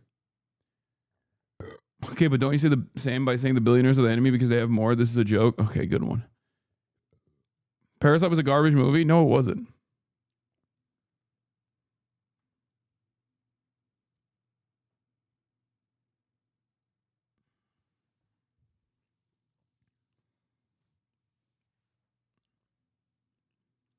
All right. Now let's get to the real enemy, Venezuela. Okay, the enemy of the United States of America. It's existing over there, looking sexy, probably deserves an invasion. You can't be having those vast oil reserves, okay? And get away with having those vast oil reserves left untouched, okay? Got to get in there. Got to do something about that. That sexy ass oil. Breaking news. New reporting this morning that the U.S. is preparing to strike targets inside Venezuela. A major escalation against the Maduro regime. And this is according to the Miami Herald, which has sources with knowledge of the situation telling the paper the Trump administration has decided to attack military installations inside Venezuela, and they could come at any time. That as House members from both sides of the aisle say they were left with more questions than answers after a classified briefing yesterday on the administration strikes on alleged drug boats. There were not very good answers as to, what is the standard, what is occurring. Lawyers were supposed to be in the room. They were not. People were very frustrated in the information that was being provided. Am I leaving satisfied? Absolutely not. They just said that they can't answer these questions because the lawyers aren't here. They canceled having the lawyers here. Are you hearing from the right people? I don't know. I don't think so. Since early September, at least 61 people have been killed in 14 known strikes in the Caribbean and the Pacific. For more on this, let's bring in MSNBC senior national security reporter David Rode and retired commander of the United States Army Europe, Lieutenant General Mark Hertling. So, David, starting on this new reporting from the Miami Herald, as well as the Wall Street Journal, that the administration is eyeing targets inside Venezuela to go from boats to land. How significant is this? It's very significant. We're trying to confirm it independently. We don't have that yet. But this is a big step forward in terms of the War Powers Act. And I just looked this up. Section 3 of the War Powers Act says that the president, in every possible instance, shall consult Congress before introducing U.S. forces into imminent hostilities. And so what the Miami Herald and the Journal are reporting is that these would be strikes by U.S. forces on Venezuelan military facilities. Venezuela has anti-aircraft systems. So this is a much more serious thing than these strikes that have been happening on boats that don't really threaten U.S. forces. So we'll have to see what's happening. We'll keep pushing our sources as well. And we're reaching out to people on the Hill. And as far as I've been able to learn, members of the Hill, at least one has told me that they have not been informed of any kind of imminent strike. That doesn't mean they're not happening. They're just saying they haven't heard much information from the administration. General, sources with knowledge of the situation are telling the Miami Herald that these strikes could come at any time. What's your reaction to this potential escalation? Why the fuck are they doing this? Because they can. That's it. Because who's going to say no? It's one of the most insane situations. One of the most insane developments that is also the most expected. I've been warning about this for the last decade of my political commentary career, and certainly ringing the alarm bells for the last 10 months since Trump has been in office. Every single administration that came before this, whether Democrat or Republican, played a formative role in this, for the record, okay? They played a formative role in this. Now, Americans don't want this to happen. A third of Americans believe Trump's completely made-up line that each strike on a civilian vessel saves 25,000 lives. A quarter of Americans just assume that the military strikes have been approved by Congress. But overall, when you ask them, like, should we go to war in Venezuela? They're like, no. It's a deeply unpopular statement. Part of the reason why is because they haven't even done the necessary consent manufacturing that they normally would have to do. More competent administrations in the past have done so. Obviously, the most famous example of this is the George W. Bush administration with the global war on terror. But this is an expansion of executive authority and executive power, and a lack of interest from Congress, a Congress that has been nullified in general, in stopping this kind of posturing, stopping this kind of like war waging. I mean, it goes even beyond. It goes even beyond the global war on terror. But the global war on terror greatly escalated the expansion of powers. Okay, the expansion of the executive authority, the expansion of the executive powers in general. It's that is a major factor here. And every single administration that we recall in our lifetimes have played a formative role in allowing anyone, to basically take advantage of the situation. The U.S. Navy deployment near Venezuela has become even less popular in the past month. Because for a lot of people, okay, they look to the situation and they go, why the fuck are we spending billions of dollars fucking striking random ass towns in Venezuela potentially, or killing boaters off the shoreline of Venezuela, when our roads fucking suck, when our infrastructure is dog shit? Why are we doing any of this? You know, fix the problems here. That is a selfish American perspective, but it is the most commonly held perspective. We should use those forces to our advantage. Okay? It is utterly ridiculous. And it's very frustrating that the Democrats have not made a bigger fuss about this shit until now. Because if you don't build the underlying resentment, if you don't actually point your base of support in this direction of no war with Venezuela, no war at all, no more wars, for the past couple of months, And when they do actually take advantage of the lack of pushback, they just do it.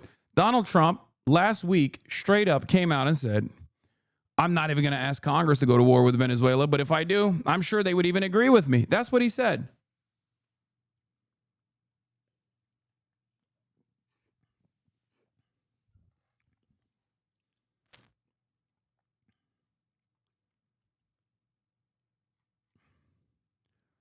How many places warned about what was imminent?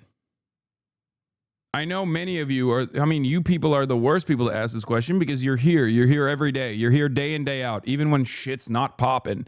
So obviously you have heard me warn about this over and over again.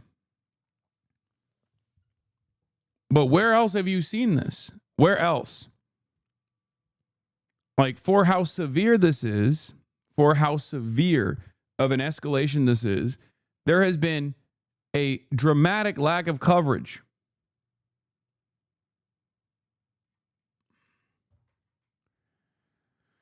Oh.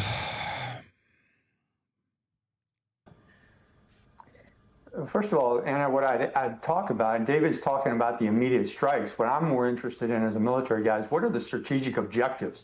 Like, people say history doesn't often repeat, but it rhymes. But in this circumstance, it's almost a repeat rather than a rhyme.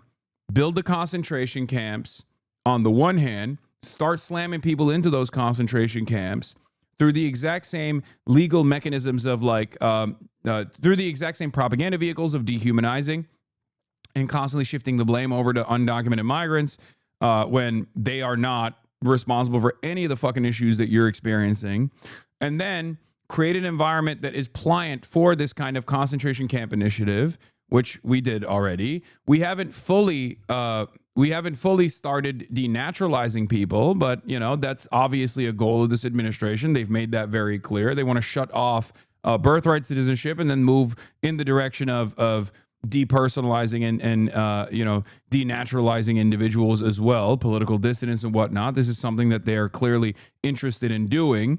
But then this is the Poland moment, you know what I mean? Waging war and engaging in even more expansion than prior. Obviously, it's not a one-to-one comparison to Nazi Germany, partially because this is a post-Nazi world that we live in, and also partially because America has been the domineering force in a way that Nazi Germany never was, okay? America has already had an unjustifiable system of a permanent underclass that never actually got their proper paperwork, despite the fact that they were living and breathing and working on U.S. soil as though they were citizens, right? And the reason for why they never got that proper paperwork is because they needed to be discardable, disposable. That was already unjustifiable to begin with. But instead of giving these people the necessary paperwork,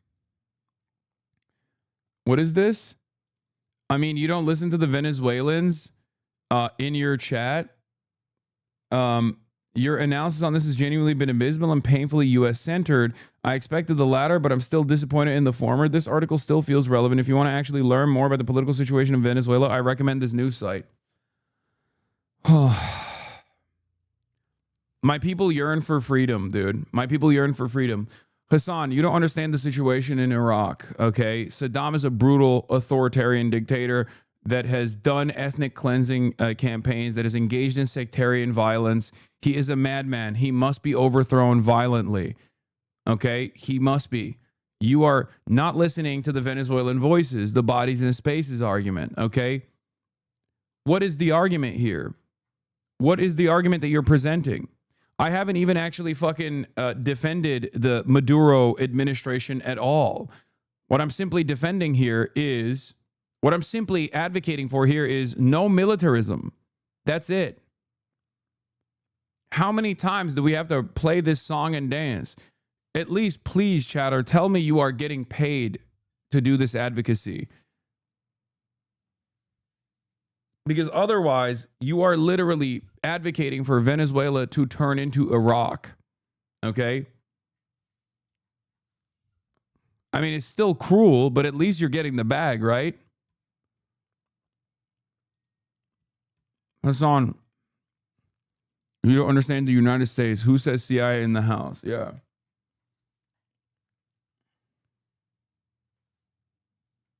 I cannot believe it.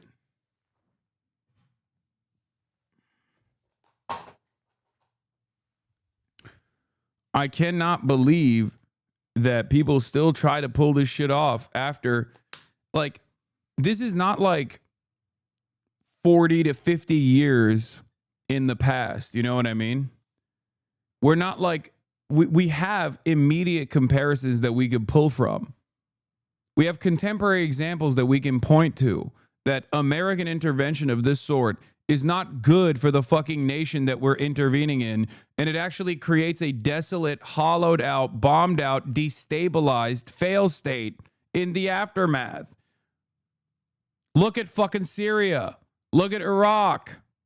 Look at Afghanistan. And that one ended because America was like, yeah, we're holding the L on this. It is so crazy. Look at Libya. Libya is another great example. I'll give you a democratic one. You know what I mean?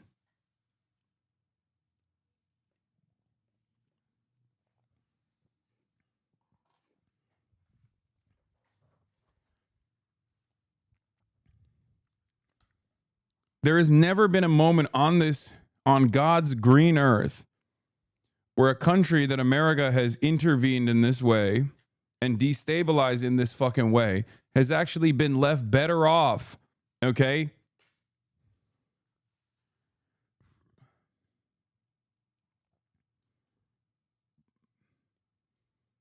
This is not an advocacy for Maduro at all.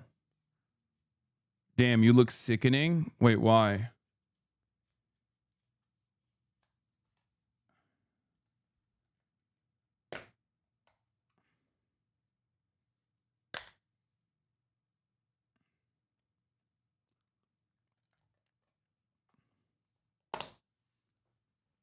Oh, that's a gay compliment? I didn't know that was a thing. Caracas Chronicles. My name is Francisco, and I am a toxic exile. Being expelled from your own country is a caustic experience that making some of us Venezuelan exiles noxious to the cause we defend, whether we know it or not. Wait, what is this? Why are you showing me this?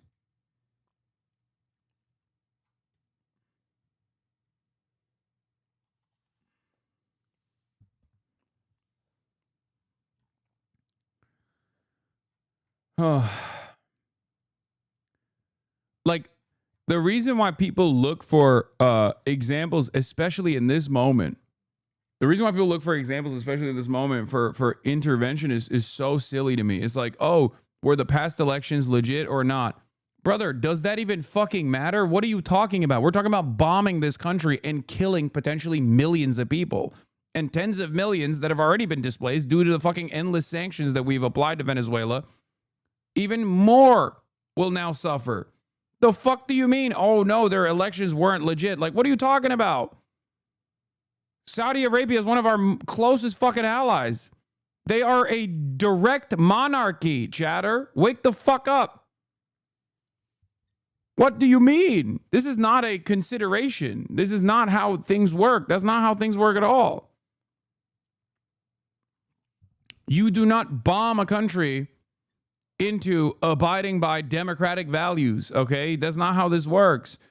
If it did, it would have succeeded at least once with American military intervention. The only time it actually succeeds is after endless, unlimited amounts of war crimes.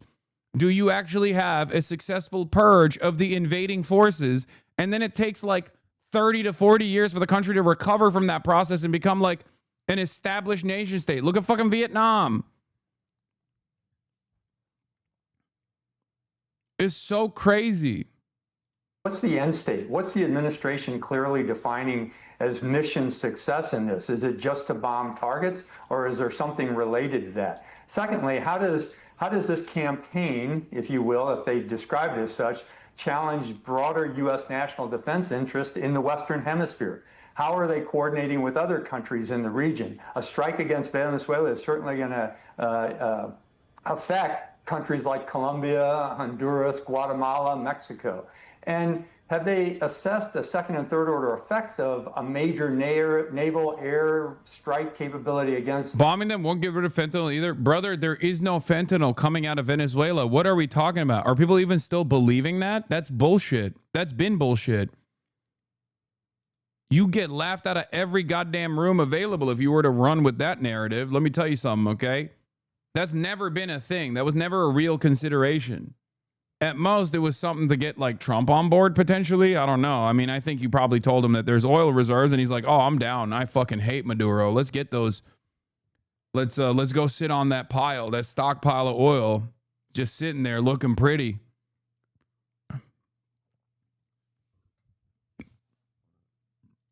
Venezuela against not only the other countries in the region, but what does that end state look like? And is there a difference between what they're claiming is counter-narcotic operations, that was the original take they mentioned, versus what appears to be either a destruction of the Venezuelan military or first strikes and an attempt to regime change? So that's just a small portion of the questions I would have as a military guy, and saying, you know, are there other people reining this in? You get into the legal ramifications like David just said and what's in the War Powers Act. You also get into operational transparency. The American public have a right to know about this, and that's why Congress is so interested, and they've been pushed aside on every request for what is happening in terms of the targeting of these boats.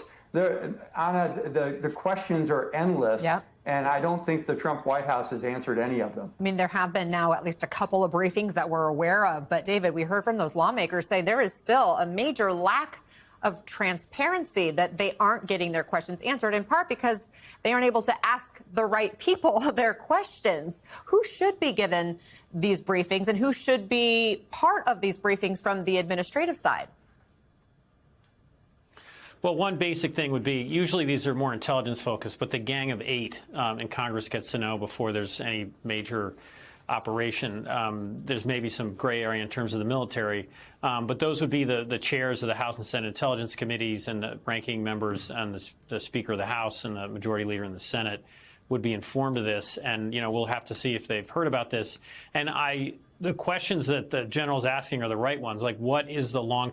What about the argument that this is to prevent China from having a foothold in South and Central America? I mean, I think it's a failure of American policy once again, because if anything, this will cause every other South American government to actively run to China. They have a lot less to lose. They are not in a permanent vassal state status in the same way that like in the same way that like the European Union is, for example. So it'll only harden their position. The thing is, for the South American continent, they all have experienced to varying degrees American intervention, and they all fucking hate it. I gave you this example in the aftermath of the Venezuelan elections that took place. There were some inconsistencies, right? And I know everyone's going to get mad at me for saying that. You're like, oh, you're just giving in to the imperialist pigs in their argument or whatever. It doesn't fucking matter ultimately. But Latin American countries came out and they were like, whoa, whoa, whoa, this election looks a little sus. And then America immediately was like, this election was fake, it was illegal, and actually we think the opposition won the election. And then do you know what happened? Every single country, including, you know, social democratic countries or leftist countries, regardless of whatever their perspective was initially about the outcome of the election, every single country came out and, oh, there it is. We did it. Crip Dog. Yay, Kaya! Down. Oh. Good girl. We did it. Anyway, what I was saying is every single South American country and their leadership instantly, as soon as America came out and said, oh, these elections are fake, they were like, never mind. We were wrong. We were wrong. Carry on, Venezuela. Carry on. Viva la Maduro. That's what they said. There's a reason for why they said that. There's a reason for why they immediately were like, whoa, whoa, whoa, never mind. We were wrong about this. Because American intervention is something that nobody wants. How could you say Libya was a democratic overthrow? What? I never fucking said that, man. What is wrong with you guys? When have I ever said that? I literally used Libya as a great example of an undemocratic foreign intervention that destroyed the country. It collapsed the country. It literally partitioned it in two. Oh, you're dumb. I said the Democrats did it. Oh my God. No, I meant like the Democratic Party overthrew Libya. The Democrats. Oh. Please, chatter. I said, like, the Democrats, if you want to know, like, a country being overthrown and creating tremendous instability that came from the Democratic Party, Libya is the example.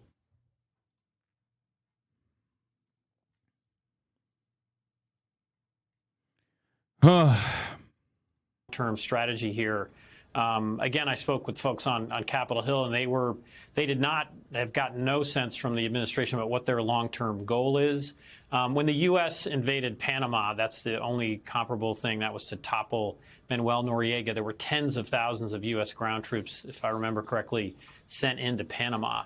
So this would be a direct strikes. I mean, you could argue it's an act of war on Venezuelan military facilities. The administration says they're used for drug trafficking. I'm not, again, sure if evidence has been presented of that. But if they strike a Venezuelan military facility, that is an act of war. And as a layman, that's where my head went. Like, is this the U.S. declaring war? General, as we talk about the questions that need to be answered, on the House side, we heard... Is this how people our age felt when Bush wanted to invade Iraq? I mean, there were definitely a lot of voices that were against the war, the invasion, the illegal invasion and occupation of Iraq. But I would say that there was definitely more appetite to do that because Americans were even dumber back then and even angrier back then because they felt like they just wanted to kill Muslims, okay? They were like, we got to kill Muslims. 9/11 happened. Muslims did it. We have to go and fucking show them that they can never get away with 9/11 ever again. And the administrative state at the time took advantage of that fucking anger and resentment. And that's the reason why they redirected the attention over to Saddam. They didn't even do a decent enough job of like connecting Saddam to 9/11 at all, honestly. But it didn't matter for a lot of people because they were so fucking angry. They were so excited at the prospect of this vengeance quest. Yeah. And that is what took place, except we live in the failure. We live in the ashes that remains of the global war on terror. It was an abject failure. People understand that it was an abject failure. And it was so close. It was so close to our experience right now that it's mind-boggling to me that there's even anybody that thinks this kind of intervention is good. And I don't even think there's a lot of people that think this kind of intervention is good, if we're being real. They're just either sleepwalking into this process, and the Democrats have played a formative role in allowing that to happen by not making a much bigger fuss about this shit when the Trump administration has just been lasering fucking boats off the coastline of Venezuela over and over again, testing out how little people give a shit about it.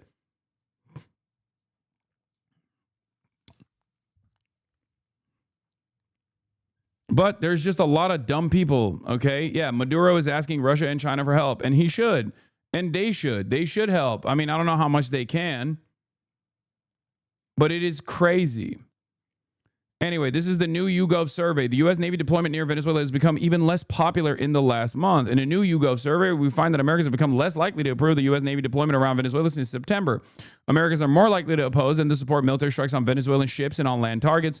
Most Americans would oppose a military invasion of Venezuela. More Americans would oppose than support using military force to overthrow Venezuelan President Nicolás Maduro or conducting covert CIA operations in Venezuela. Another recent YouGov survey finds that Americans are divided about whether the U.S. strikes have been legal and whether the government has presented evidence. I love when Americans are asked about this because it's like, it's the same energy as like asking Americans if like Israel is doing a genocide in Gaza. It's like, yeah, that's just the truth. That is what's happening. Why are we asking Americans what the truth is? Americans just don't know what the truth is. And it's the same principle here where they're like, are the U.S. strikes on Venezuelan fishermen legal? Yeah, it doesn't matter what the Americans think. I'm glad that like the majority of Americans are questioning the legality of it. But like, regardless of what they think, it is not legal, okay? What the fuck?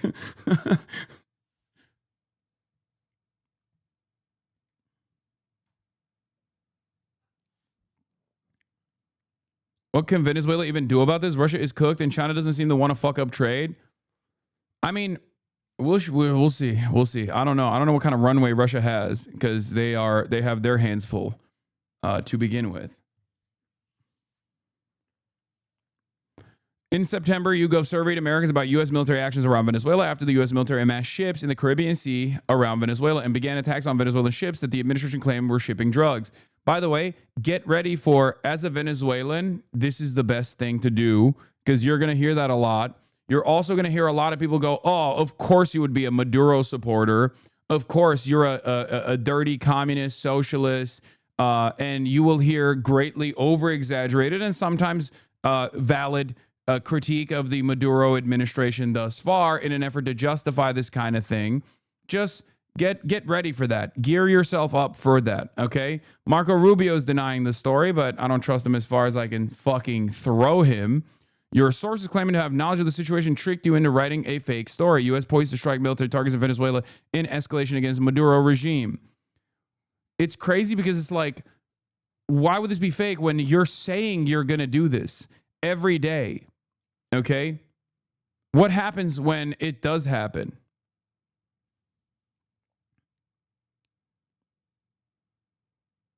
I like that the administration just goes, ha, no, that's not going to happen. And then it does happen. And they're like, how awesome was that, huh?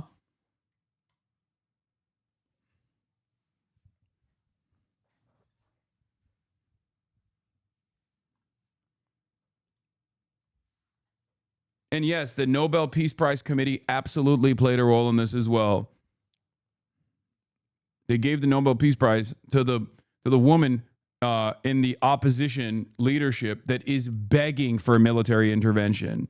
That's fucking insane. That's not only begging Trump, but like begging Israel too. Long-term strategy in Venezuela could be to get an American company leading the oil production renaissance if Maduro gets overthrown. Venezuela could become an oil supply counterbalance to Saudi Arabia in 10 years. U.S. could start ceasing oil exports to China, according to Financial Times from last month. Shriner Parker, partner and head of emerging markets at Rystad Energy, said, I think the long-term strategy, again, when you see this hue, you best recognize this is an important piece of news that you're reading, okay? You see that pinkish hue, know that you're reading the Financial Times. Know that you are reading one of the only reliable news outlets out there, okay? Remember that. Socialists must always carry a copy of the Financial Times. I'm not even fucking kidding when I say this, okay? They are far better than every other outlet. Pinkish, beige, whatever the fuck you want to call it. This is this hue. The Financial Times hue.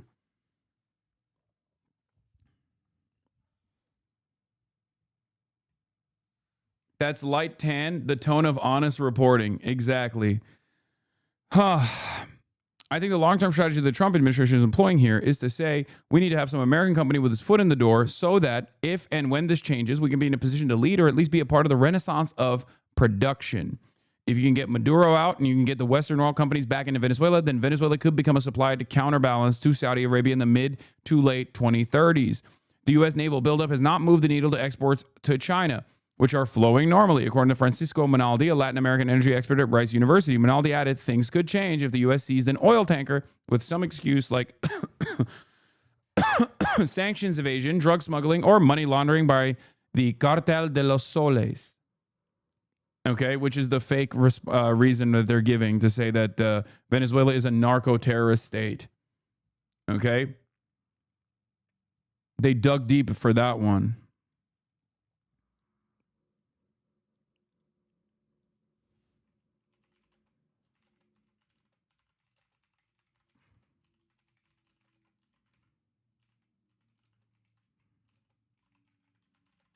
Sure.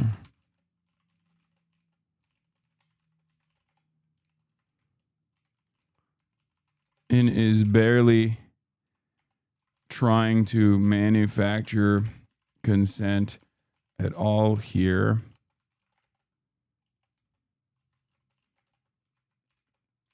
This is the reason. Financial Times, I thought the Financial Times was centrist, right-leaning. It doesn't matter. Because it is the paper for capitalists. They need to know exactly how to make market decisions, and therefore their reporting is much more reliable. It's finance. It's the Financial Times, okay?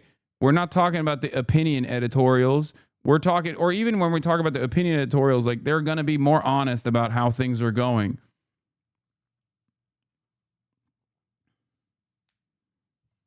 They will do fact-based reporting because those who want to make decisions about where the markets are going to go need to make those decisions after being informed on the facts. And if they want to be informed on the facts, they have to go and read one newspaper that actually does that kind of honest, fact-based reporting. You cannot make solid investment decisions if you have no grasp over the truth. Yeah, it's the same reason exactly as the shadow says, is why insurance companies don't play when it comes to Florida property rates. Yeah, that's like those. There are resources that you can rely on. Everybody can say climate change is fake. Okay, climate change is fake. It's made up. But ultimately, the insurance providers don't work in that fake universe. They work in the universe of truth. They have to make those decisions, otherwise they will go insolvent. They will go bankrupt. So obviously, if you want to know whether climate change is a genuine catastrophic thing for a state like Florida, for example, or even California for wildfires, look no further than analyzing how the insurance providers are operating.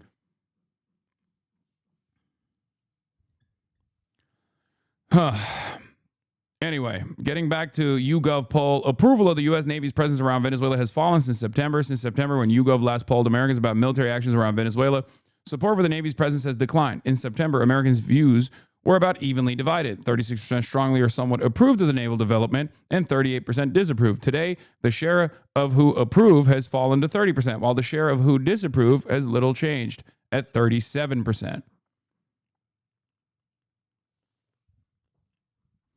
The greatest change in opinion has occurred among Republicans. While the majority of Republicans approve the military presence around Venezuela, the share who say they approve has fallen to 58% from 68% in September.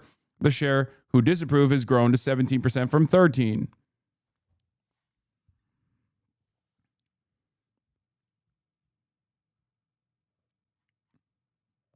More Americans oppose than support military and CIA actions in and around Venezuela. I cannot believe how many fucking Americans still want it, though. It's crazy. Like, I can't believe how many Republicans, like 58% of Republicans are still like, hell yeah, baby, I love the Navy around Venezuelan coastlines. God damn it, dude. We constantly have to be at the mercy of barbaric morons, and I fucking hate that. I can't begin to explain to you how much I hate the mass approval for unlimited murder and bloodshed coming from some of the dumbest people on the planet.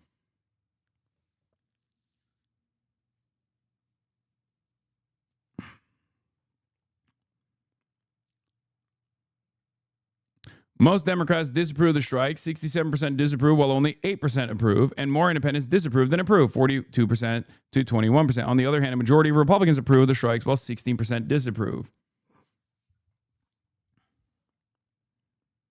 More Americans disapprove than approve of U.S. military attacks on ships around Venezuela. Out of U.S. adult citizens, strongly or somewhat approve is at 27%, not sure is at 31%, and 42% say strongly or somewhat disapprove. This means that if there was at least like a little bit of fucking manufactured consent around these attacks, there would be a lot of Americans that have appetite for this death and destruction, by the way. So even with this like demonstrably incompetent administration that hasn't even tried to really flood the media markets with like justifications for why we have to kill these fishermen, there's still clearly plenty of appetite for death and destruction. Striking land targets in Venezuela, which Trump says he is considering, is less popular than attacks on ship. Nearly half of Americans say they would strongly or somewhat oppose the U.S. military attacking and destroying targets on land in Venezuela. Only 19% say they would support such strikes. Democrats would overwhelmingly oppose such attacks, 68% versus 9% who would support them. Independents are also more likely to oppose than to support strikes on land, 46 to 13. Republicans are closely divided. More say they would support such strikes at 38% than oppose them at 27%.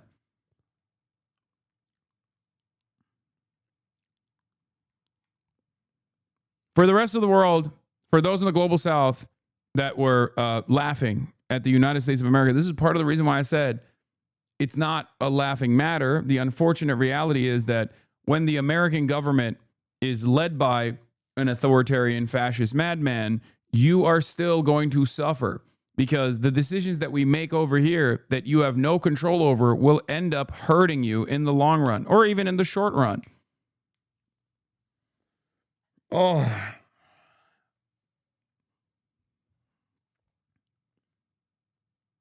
How long until AI-powered videos justifying the strikes, like showing fake drugs? I don't even know. As was the case in September, most Americans now would not like to see the U.S. engage in a more significant military conflict with Venezuela. A majority of Americans would oppose the U.S. invading Venezuela, while only 15% would support an invasion. Jesus Christ. 30% are still unsure.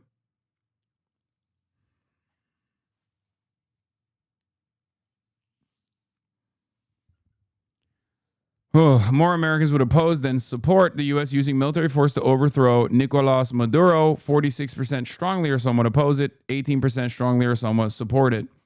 Support for covert CIA operations in Venezuela, which Trump authorized in October, is also far from widespread. More Americans oppose the CIA engaging in covert operations at 37%, as opposed to those supporting it at 28%.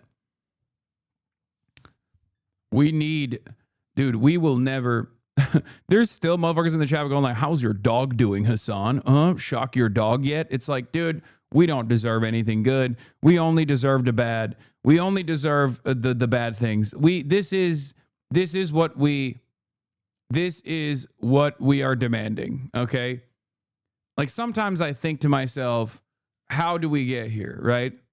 But I think it's pretty obvious how we got here. There's just a lot of fucking stupid people out there. There's a lot of angry people out there. There's a lot of people who are weak and insecure and want to feel strong. And how can you feel strong? By showing America's military might, by fucking over people that we've already fucked over in perpetuity, by killing them, by directly killing them with our military, killing them dead. And we saw a fraction of this animosity and anger and lack of restraint and insecurity with the whole Yemeni population is going to learn today why we don't have health care. You remember that multiple billion-dollar bombing campaign that the United States of America engaged in against the poorest country on the fucking planet, Yemen? That was awesome. Dropping fucking planes out of aircraft carriers in the process. Yeah. We really learned that lesson, didn't we? We are the ones who should be learning that lesson. Biden did it. Trump did it. Everybody did it.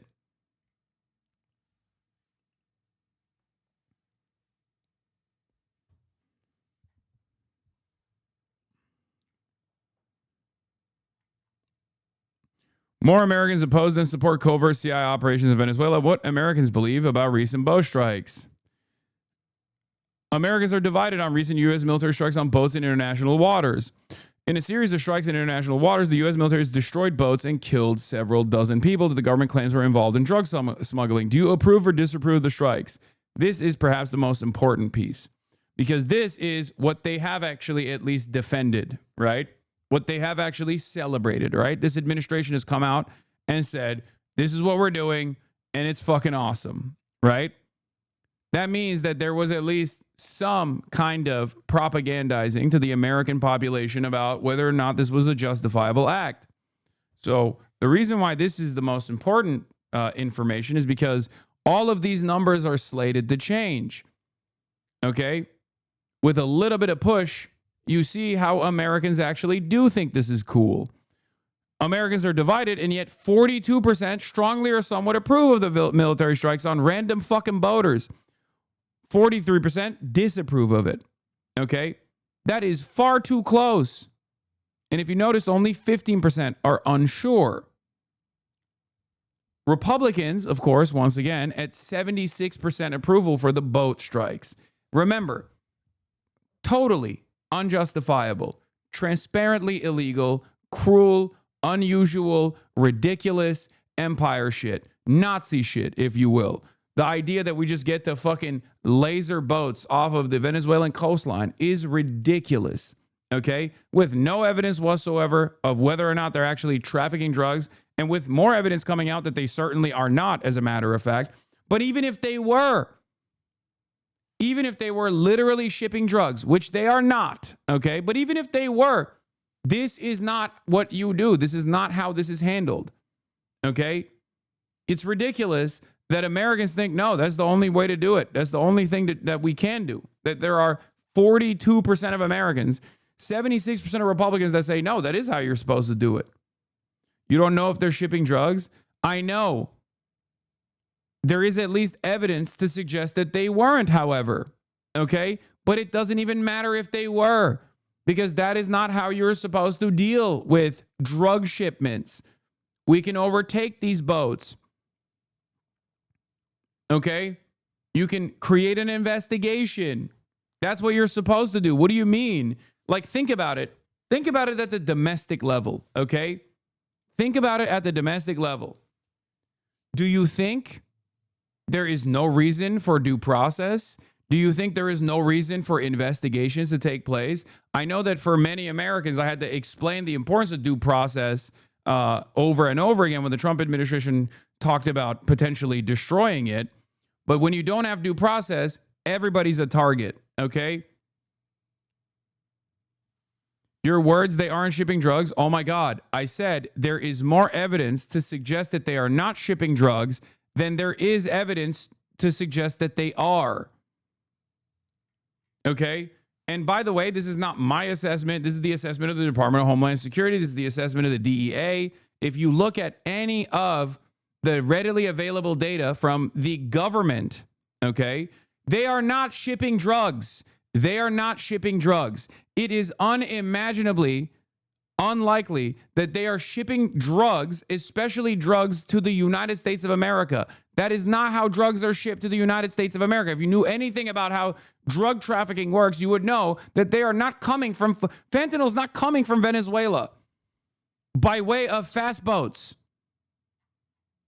It's confusing to you because you're fucking stupid. Okay? Drugs come in through regular ports, regular points of entry. The chemical compounds necessary to make fentanyl come in through actual carriers, like actual big ships, okay? Or packaged inside of fucking cars that are driven by American citizens. They're not trafficked over the border in the pockets of otherwise law-abiding abuelas and random people, and they're not being shipped into the country by Venezuelan fast boats.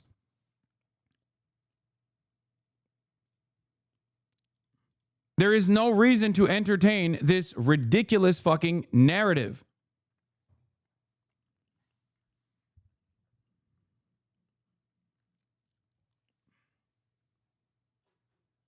Oh.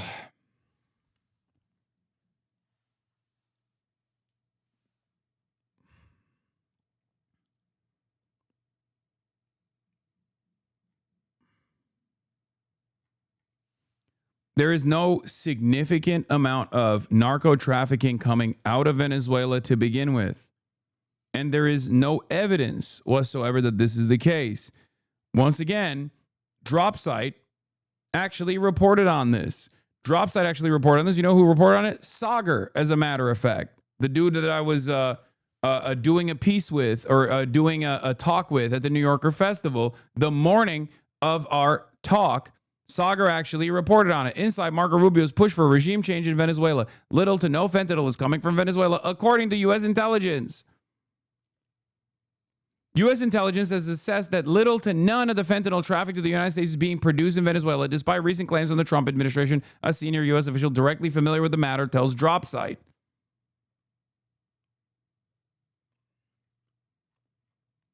The official noted that many of the boats targeted for strikes by the Trump administration do not even have the requisite gasoline or motor capacity to reach the U.S. waters, dramatically undercutting claims by Secretary of Defense Pete Hegseth. Brother, please stop. Stop. I don't care about the fucking California governor's race right now, man. Oh my God. You're just spamming it in the chat so you can fucking say, oh, Hasan doesn't fuck with the Green Party. Shut up. Jesus Christ.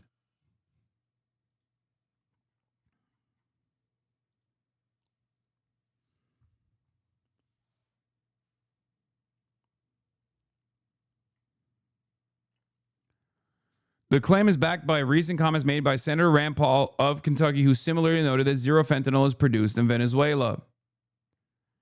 Despite the lack of intelligence linking Venezuela with fentanyl production, the Trump administration has made alleged Venezuelan drug trafficking the casus belli in its drive to overthrow the government of Nicolas Maduro. On Thursday, President Donald Trump referred to possible ground action, claiming at a press conference that the sea drugs coming in are 5% of what they were a year ago. So now they're coming in by land. The land is going to be next, he said, indicating he was willing to bypass congressional approval. On Friday, the U.S. announced it is sending an aircraft carrier to Latin America in a further escalation. You don't do this kind of stuff just for strategic posturing. You do this because you want to fucking go to war with Venezuela. Okay? So no matter what people say, in the admin, like, oh, we're not going to war with Venezuela. That's crazy. They are saying that they want to go to war with Venezuela.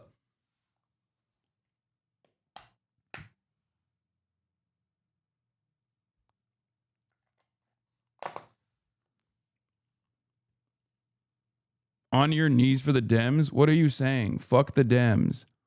What the fuck is this has to do with anything right now, man? This is what I mean. Some of you guys are so one note. You're so hyper focused on like one singular thing and you want to just like constantly fucking eat away at it. Like, I'm trying to do news coverage, man. Please. If you want to say fuck the Dems on this issue, then the way you should say fuck the Dems on this issue is that they haven't actually brought any of this stuff up to the forefront of public consciousness. Okay? Because it is true. That would be a valid concern for this story, okay? They're not in power, but it doesn't matter, chatters. They have legitimacy. They are the opposition party, okay? They should let their voices be heard. They should encourage people to do the same.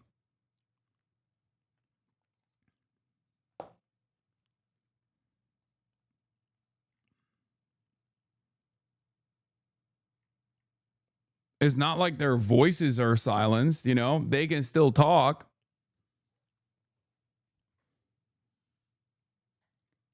Yeah. From Trump's own 2025 DEA National Drug Threat Assessment, Venezuela does not appear once in the report in the fentanyl section and briefly appears only to highlight Trinidad as a low-level street traffickers who specialize in human trafficking. The administration itself admits that it has no idea whose drug boats are being bombed. There is no evidence overall that Venezuela is a major narco-trafficking hub. As a matter of fact, there's only evidence to suggest the exact opposite.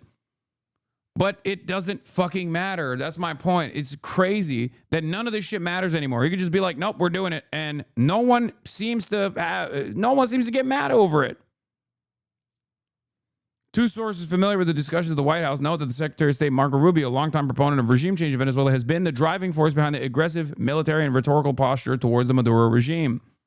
Toward that end, Secretary Rubio, also in charge of the remnants of the U.S. Agency for International Development, has redirected millions of dollars in money previously allocated for pro-democracy measures in Venezuela and the surrounding countries, a thinly veiled effort to prep the region for war. Maybe that's why we're not seeing so many people in the chat being like, as a Venezuelan, please bomb Caracas. I need to see Caracas reduce the rubble with nukes. Rubio cycled through multiple arguments for regime change in Venezuela during the early months of the administration, largely based around human rights and election concerns, which were unconvincing to Trump. After assuming a position On the National Security Council in the spring, Rubio then presented a new argument to Trump that Maduro was a narco-terrorist drug trafficker based on a 2020 indictment by the Department of Justice on the first Trump administration over alleged cocaine trafficking. The official noted Trump's personal distaste for drugs and a campaign pledge to use the U.S. military against Mexican drug cartels as an important impetus for Trump greenlighting recent strikes. Half the time, the lie that they're telling the public is actually just to manipulate Trump, by the way. That's the other side of this fucking story. Like, because Trump is somewhat malleable. He's somewhat persuadable. It's kind of crazy.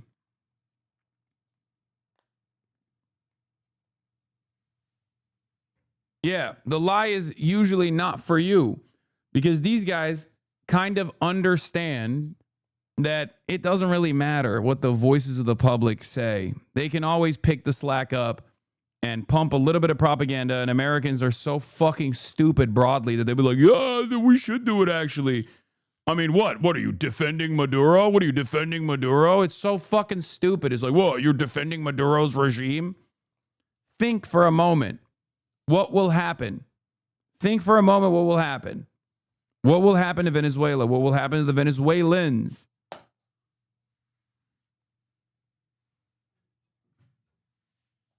You do not bomb a country and then install democracy. That doesn't happen. It's just a lie that Americans tell themselves to sleep soundly and comfortably at night, to believe that they're still somehow the world police, that they're still doing it for the greater good. It's just bullshit.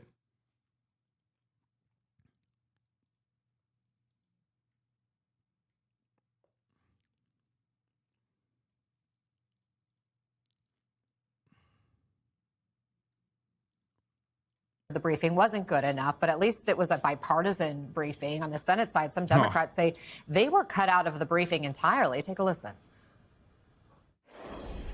If you're sitting in this room getting clearly what had been prior Gang of Eight level classified information, didn't somebody raise their hand and say, well, holy crap, where are the Democrats? Who was willing to say, isn't there a constitutional obligation here? It is about separation of powers. For the folks who wave their Constitution around, read the damn thing and then explain why you would sit through that briefing and not call foul. General, what red flags does it raise to just brief one party? Oh, it's off the chart, Anna. And here's what I think the senator is getting at is not only are they not getting the intelligence they need to commit to potentially an authorization for use of military force, but I'm going to take it down to my level. You're putting American men and women, their soldiers, sailors, airmen, Marines, in harm's way. And the nation needs to understand why that's happening. And the question you asked earlier is who should be giving these briefings? Well, I don't know who was in the room providing them. The lawyers are certainly a part of it, but I think it should be not only the president or the vice president, the Secretary of State, the intelligence community, as David said, the Secretary of Defense, the chairman of the Joint Staff, and the person who has to execute the briefing is the Southcom commander, which we know right now that's an interim commander because Admiral Halsey retired just a few days ago or offered his retirement because he had contention with some of the things that were going on down there. So you're seeing probably a couple of people push these strikes at the behest of the president when you're putting men and women in harm's way, and that's just not the right way to go to war. David mentioned Operation Just Cause in 1989 when we went in and took out a leader of a drug cartel who was also the head of government, Manuel Noriega. That took literally weeks to determine. There was great planning. There was intelligence sharing between the Pentagon, the State Department, and the Congress.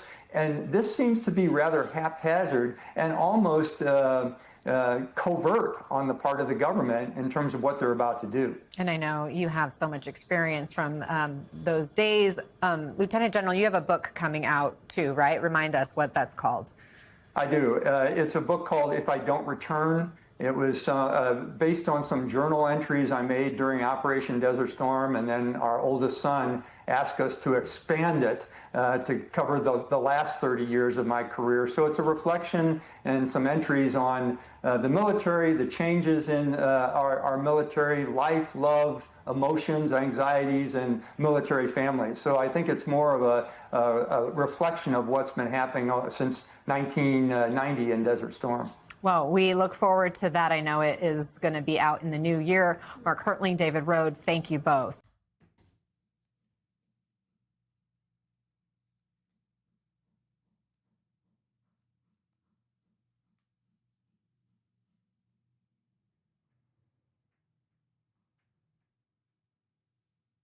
Hold on. In the last few weeks, there's been a big buildup of United States forces. I'm trying to put the fucking cape back on, dude. I had to take it off I had to take everything off to pee. It's crazy.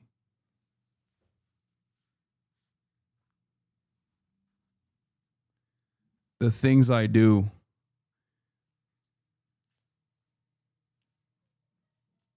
For just a second, a fraction of a second of a goddamn meme.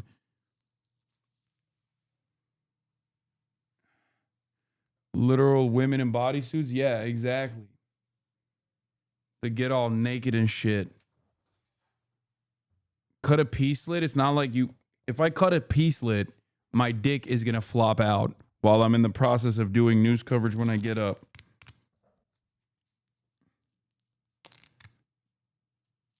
There's going to be far bigger problems.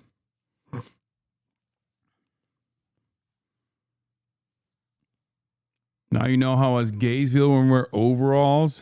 Yeah. I feel like an overall is still easier to take off. Performance issues, boss.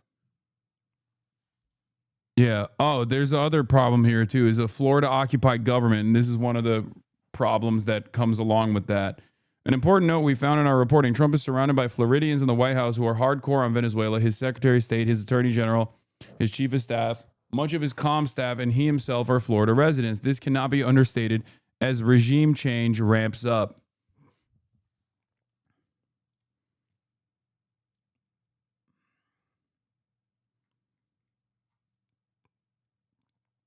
This idea that destabilizing Venezuela won't also cause regional destabilization as a result of a likely refugee crisis is naive and blind refusal to use history as evidence for what happens after these interventions. Absolutely.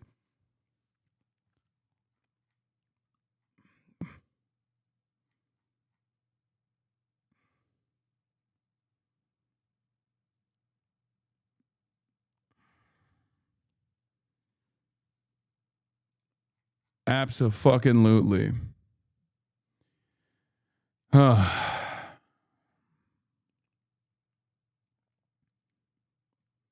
Easy fix, just put on some undies over the costume that now has a crotch hole. Classic 50s Superman look, by the way. Yeah. Oh, where were we? All right, right here.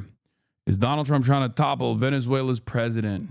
In the Caribbean, apparently directed towards Venezuela. Ships, aircraft, quite a lot of troops. Something looks as if it's about to happen.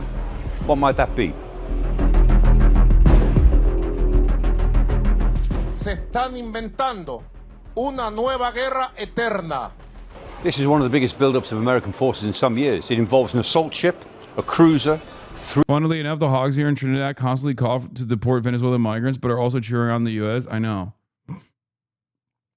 It's very, very dumb. It's very, very stupid. They don't realize that this is like going to make things worse.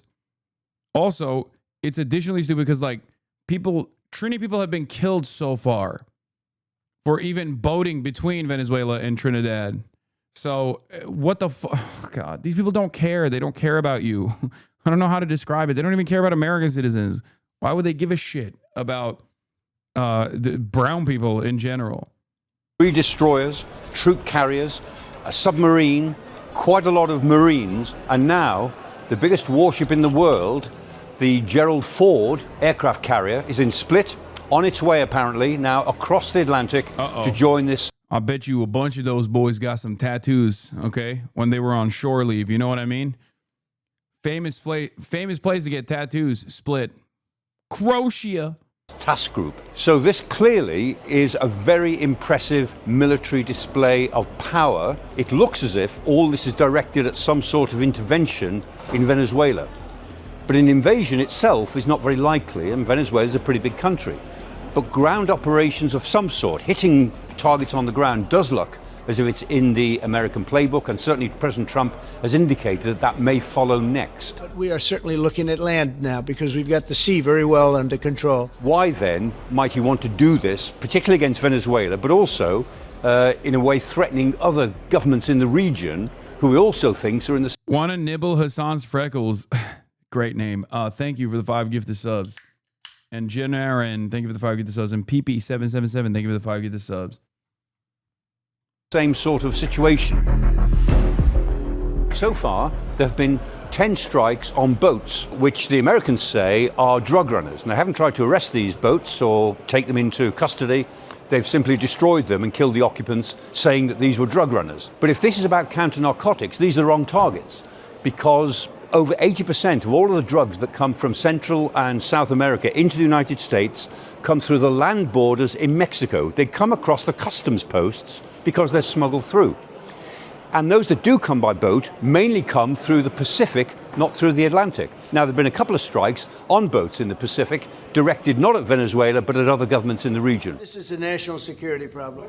They killed 300,000 people last year, drugs, these drugs coming in.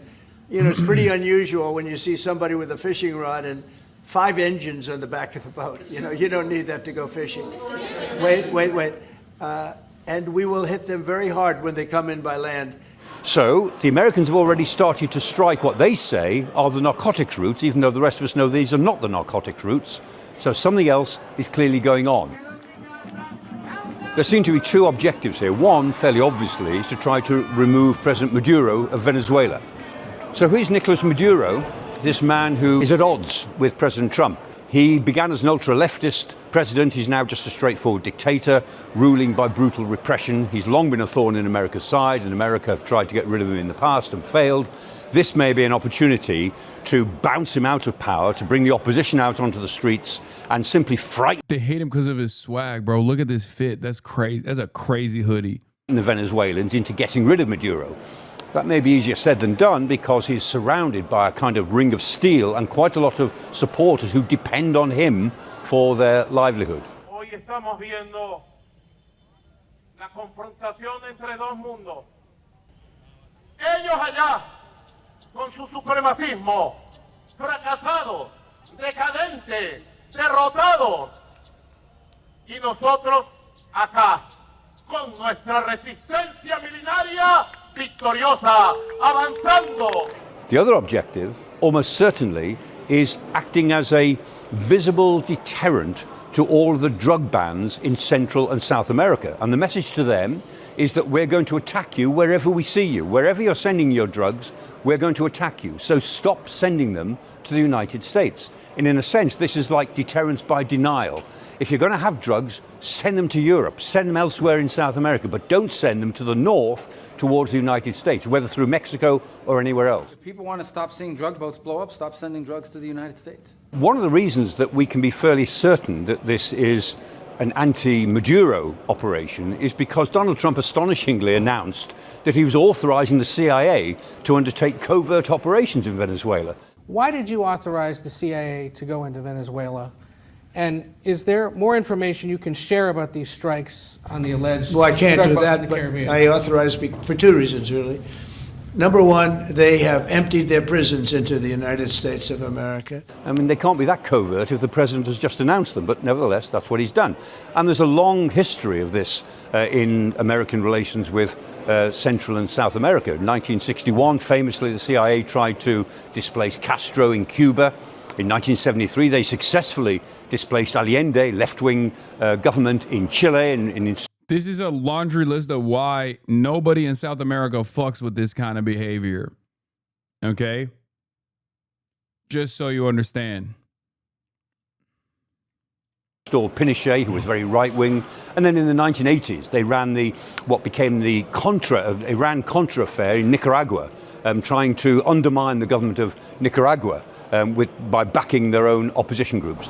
Of those 3 cases, one of them was successful, though did the US no favors in the long run. 2 of them were unsuccessful.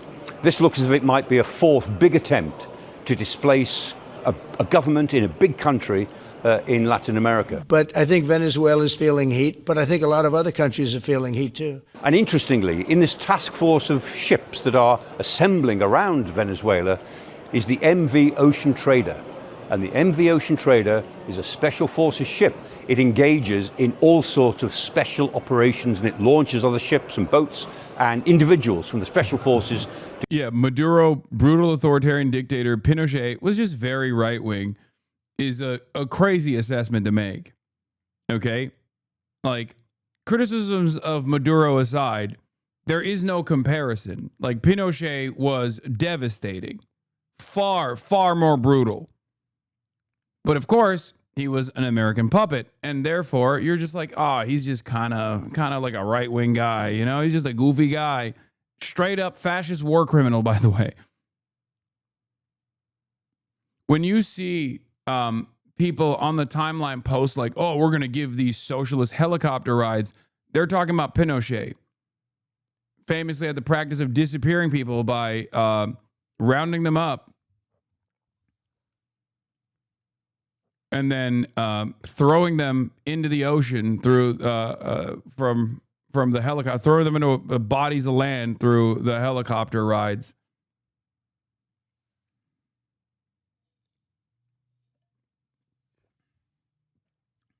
Yeah.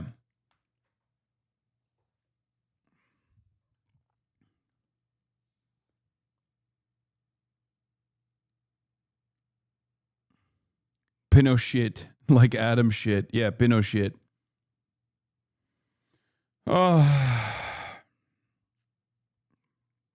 Go and do whatever it is they've been ordered to go and do. What might this indicate in the grand scheme of things? Well, the United States is rethinking its whole security policy. It certainly wants to get out of Europe. It wants to get out of the Middle East. It wants a deal with China so as not to have to bother too much with Asia. And a lot of thinking at the moment in the United States is that the US will be isolationist for the next era, which means the next 30 or 40 years. And that isolationism will also take the form of regarding Central and South America as America's zone of interest, its zone of influence. And in a sense, I think what the Trump administration wants to do is to show governments in Central and South America and drug cartels in Central and South America that there is a new sheriff in town. Yeah. And that sheriff... They want to show the other drug cartels that there's a new sheriff in town by striking a totally random country that is not significant at all in narco trafficking. Yeah, we really showed them. We really showed them by doing this random thing. Okay, cool. God damn, dude. Oh, peace president, by the way. Peace president, peace president, peace president, peace president.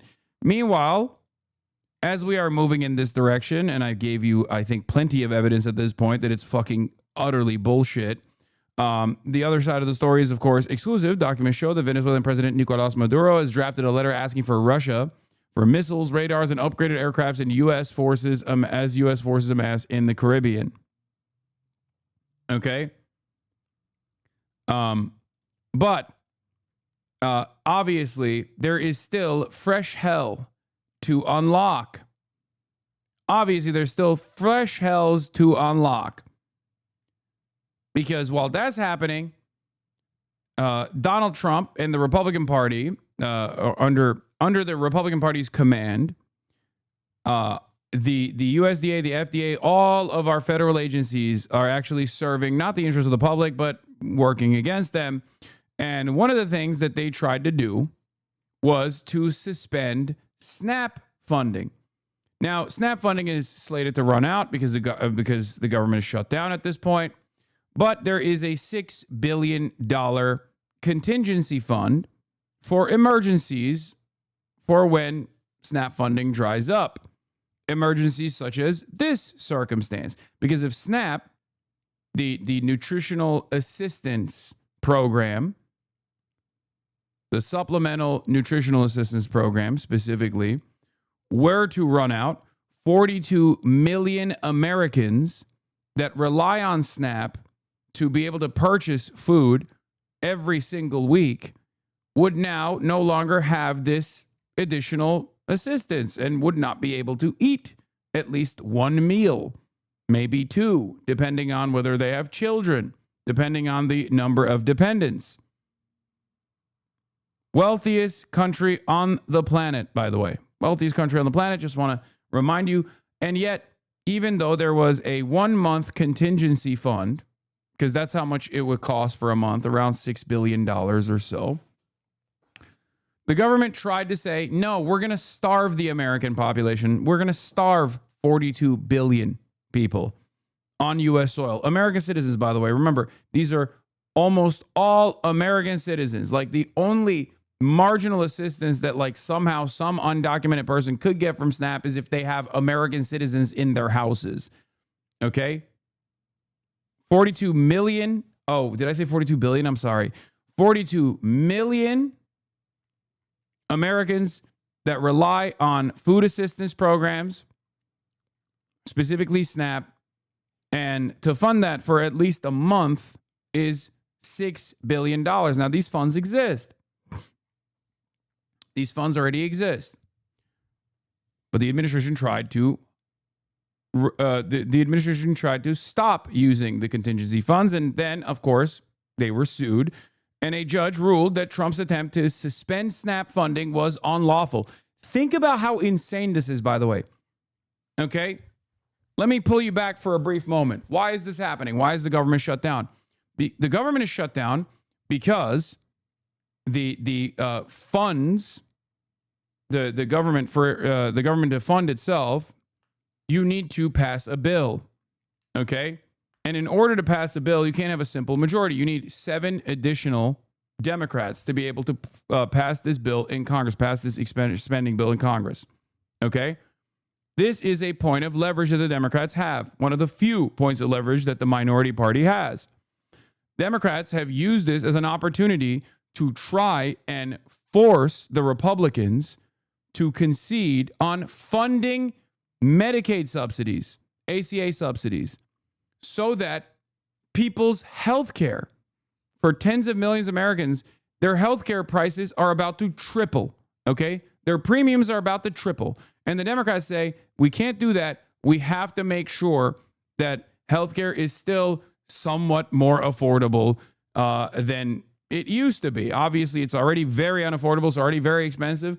But the fact that healthcare prices are about to triple and the Democrats are trying to stop it and using the government shutdown as a way to bargain with the Republicans to save majority Republicans, by the way, because when you look at the actual percentages of the population that rely on ACA subsidies, it's 58% Republican, okay? And not only that, but there's also a secondary impact, which is that a lot of places that have rural hospitals rely on these Medicaid subsidies because that's the only way that poor rural areas can even go and get the necessary health care and fund these hospitals in general when they're already in a dire state.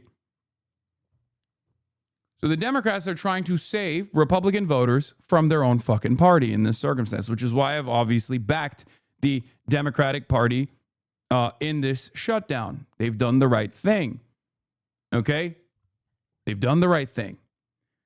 Now, Democrats are trying to get the Republicans to do the right thing, and the Republicans are saying no.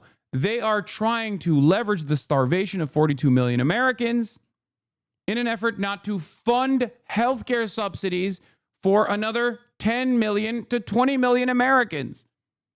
That is what's so fucking crazy about this argument. Okay?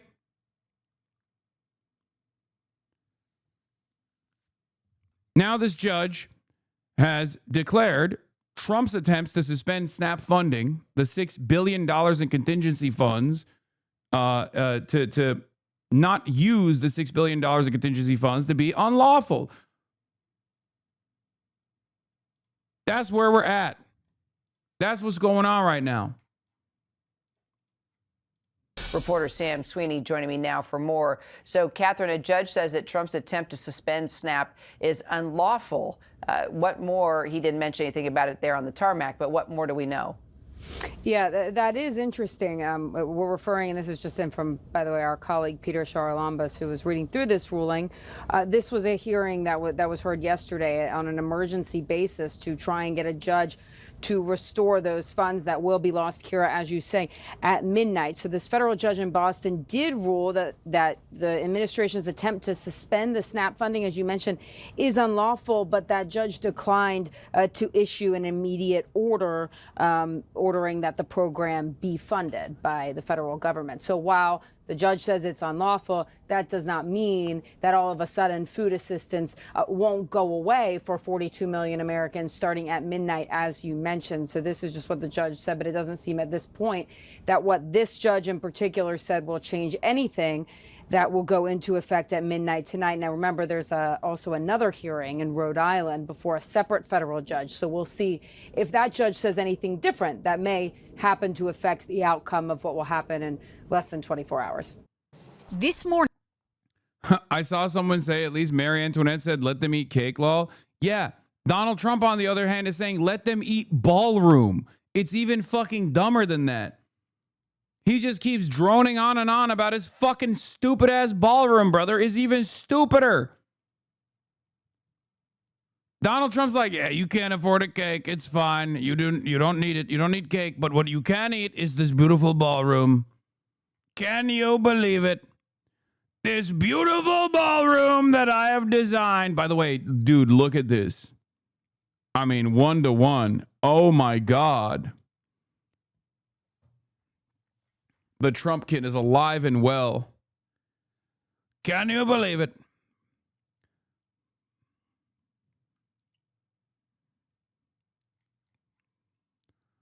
$42 million people on food stamps are 10 hours away from losing their benefits. When I first learned a toilet like that existed inside the White House, I was horrified. President Trump is making people's house more elegant and beautiful for generations to come.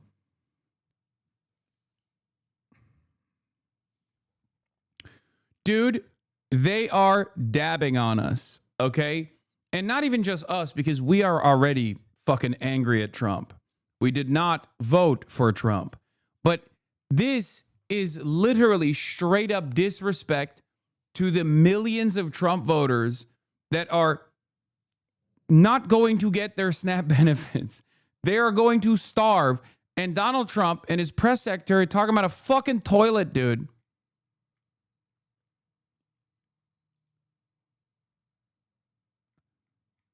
Anyway, that sucks about your kid. What was the thing he needed to live? Medicaid or something? That's where we're at. People are going to starve, okay? People are going to starve.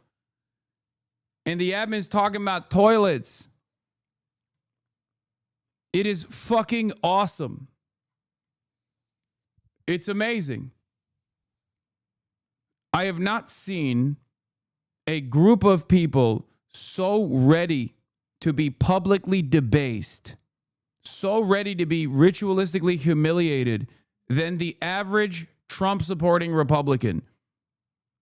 Whether it be the farmers that kept voting for Donald Trump in spite of the fact that he fucked them over time and time again, whether it be the ranchers that are experiencing the same as the Trump administration is now slated to flood the markets with Argentinian beef. I have never seen a group of individuals that are so servile, so unhuman. I don't know how else to describe it. Like so excited at the prospect of being humiliated, being destroyed by this godlike deity that they've cultivated in their minds. It is fucking crazy. It is straight up a cult.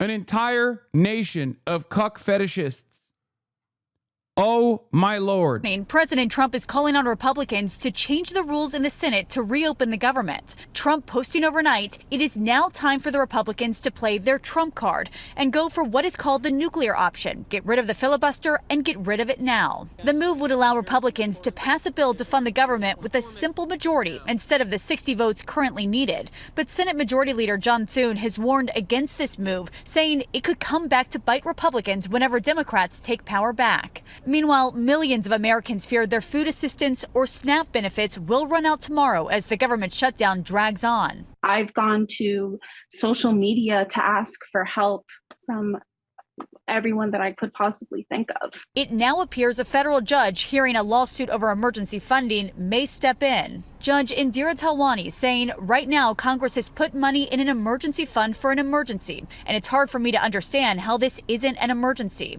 Republicans argue it's not that easy. If they transfer funds from these other sources, it pulls it away immediately from school meals and infant formula. The judge dismissing the administration's explanation, saying, I want agency action, not lawyering. We're not going to make everyone drop dead. The judge could compel the administration to release the funds, but whether the Trump administration will comply remains to be seen. And even if it does, the emergency funding available would still fall short of the monthly SNAP payouts. Back on Capitol Hill, Democrats digging in, refusing to open the government until Republicans agreed to extend Obamacare subsidies to prevent health care insurance premiums from skyrocketing next year. A Utah woman we spoke to says even with the subsidies, her premium next year will rise from $495 to $753. And without the subsidies, it will more than quadruple to more than $2,100. I want to also give you guys a better understanding of how fucked this structure is. Are you ready for this? Because a lot of people go, oh, why are my tax dollars paying to fucking, I don't know, feed the people who are hungry, which is if you're an evil villain like that. If you are straightforwardly an evil villain such as that, the average American taxpayer spends $36 per year for the SNAP program. $36 comes out of your pocket if you're an average tax-paying American citizen. Okay? The average American taxpayer, however, spends $670 per year on corporate subsidies.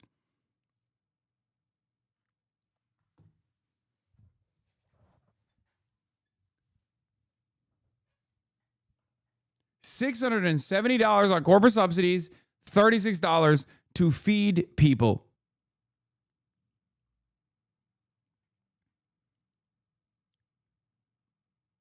How fucking insane.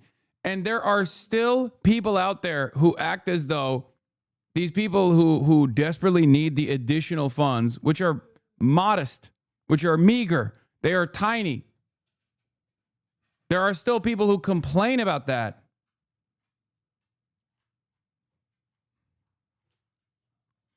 Incredible. No. Kaya, no. What? What are you doing? No, get out. Oh my God. Kaya, out. Oh my God. All right, get out of here. Go.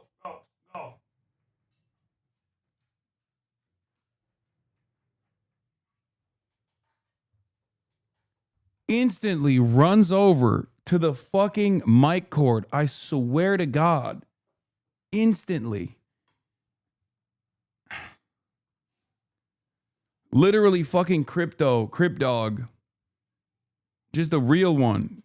Fucking, I can't believe it. I don't know why.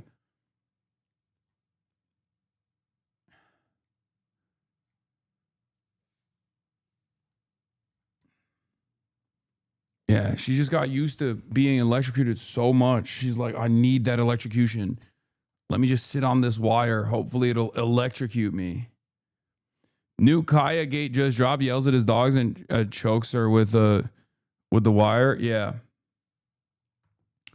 Also, just like the secondary impact of refusing to fund ACA subsidies will cause rural hospitals to collapse completely. What remains of the rural hospital system will completely go away. But when you cut SNAP benefits to 42 million Americans, You're cooking the grocery stores because they also, like, those SNAP benefits are being spent on groceries at the grocery stores.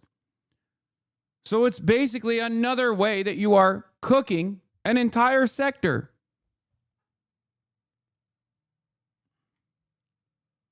We can't afford to double what it costs for us to live just to have health insurance. Republicans argue the Affordable Care Act, which set up Obamacare, was a bad law that drives up premiums and strains doctors. President Trump last night posting, quote, Obamacare is a disaster. Rates are going through the roof for really bad health care. Do something, Democrat. His alternative to that is just complete chaos and complete bedlam. It's not like the alternative he's suggesting is fucking Medicare for all, by the way. His alternative is just make it even more costly. Because that's what this is. That's what's going on. Oh, God. Everything sucks so much ass. Oh, my God. Stacey Cox says right now a flawed plan is better than no plan. Meanwhile, as more government workers go without paychecks, more of them are turning to food banks. Honestly, this has been devastating. Wayne Barber says he's been an air traffic controller for 23 years. I'm still going to show up to work because that's what I swore an oath to do. But many air traffic controllers no longer getting paid are calling out sick, causing staff shortages and delays at major airports. At Orlando's airport yesterday, a warning that at one point there would be no certified air traffic controllers to land planes, forcing a ground delay. A shortage of air traffic controllers was already a big problem before the government shutdown. Now authorities warn if the shutdown drags on, especially through the Thanksgiving travel period, it'll be a disaster. All right, now back to the show. The government has now been shut down for 31 days, and President Trump is telling Senate Republicans to use the nuclear option. Yeah, they want to abolish the filibuster. Another HasanAbi lock, for the record. Another HasanAbi lock. Dude, I'm going to get to Graham Plattner. If you fucking bring up Graham Plattner's conversation with Dropsite one more time, I'm going to fucking put you on a goddamn spaceship, okay? One-way ticket to Mars. No return. I get it, dude. You really, really, really, really want to talk about Graham Plattner. You want to relitigate it. You want to have a conversation about it. You want discourse over it. Please. Okay, please. I'm going to put you on a spaceship to the sun. I can survive that trip because I'm Superman. You can't. Oh my fucking God. Nothing for you until you fund free healthcare for illegal immigrants. Oh God.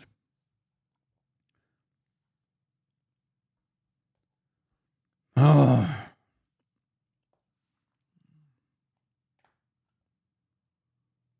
Why do leftists want to talk about Plattner so much? I don't get it. I don't know, and I don't care. I mean, I do know. It's because they want to be condescending.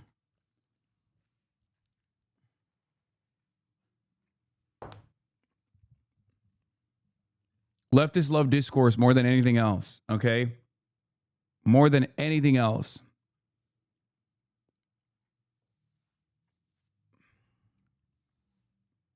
That's it.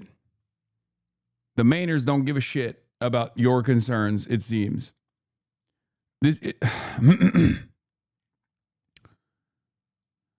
Here's what I was talking about, by the way, as far as the National Grocers Association. I covered this the other day. That makes up around 12% of National Grocers Association, a pro-business trade group. This is a right-wing think tank. Oh, what the fuck? Uh-oh. A little F. Little blip that took place there, but we're back. There's a small F. We're back, it seems. God, I hate everything.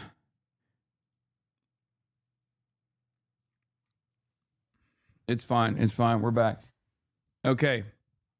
Let's test out. Let's test out the delay. Delay test. Okay.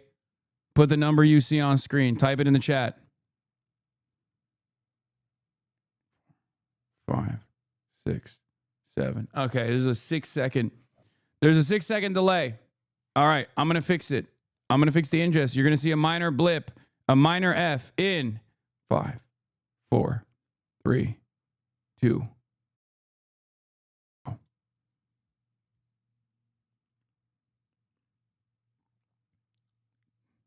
There it is. Fix the delay. We're back. Okay, delay test.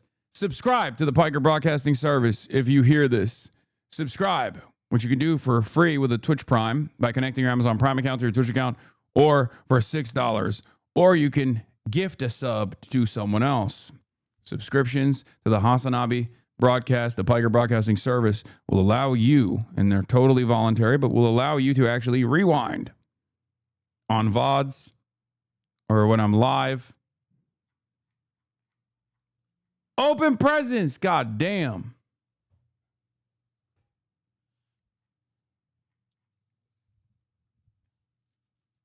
Okay.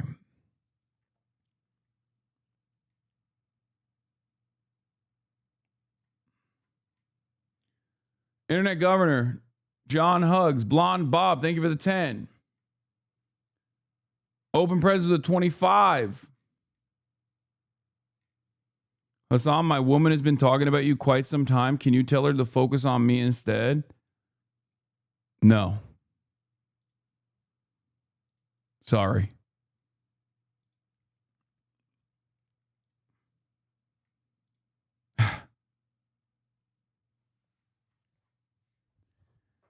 SNAP makes up around 12% of grocery sales nationally, according to the National Grocers Association, a pro-business trade group that represents grocers. Any extended gap in SNAP payments is likely to see layoffs and possibly even store closures. Okay? Remember that. This isn't just cities. Rural areas benefit from SNAP, per the Conservative American Enterprise Institute. SNAP reduces rural poverty. Unmet needs still high in rural areas. Despite robust support from SNAP, food hardship is still higher in non-metro areas. Just like with Medicaid helping fund rural hospitals, SNAP helps fund grocery chains that are in rural areas. Who lives in rural areas, you might ask? Republicans. Okay? Republicans. That's who.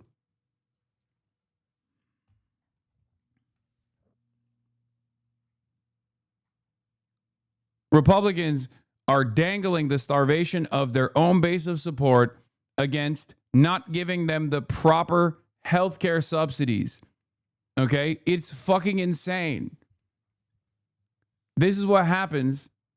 This is what happens when you are so successful that you just have to figure out exactly how cruel you want to be, in which direction. Why not both? And before SNAP benefits expire tomorrow. This as more airports are experiencing major delays caused by staffing issues ahead of the holiday travel season. Doug Lazader joins us live from Washington with the latest. Good morning, Doug. Good morning, everyone. President Trump says enough is enough. It is time to nuke the filibuster and reopen the government. Here's what he posted last night on Truth Social. It's now time for Republicans to play their Trump card and go for what is called the nuclear option. Get rid of the filibuster and get rid of it now.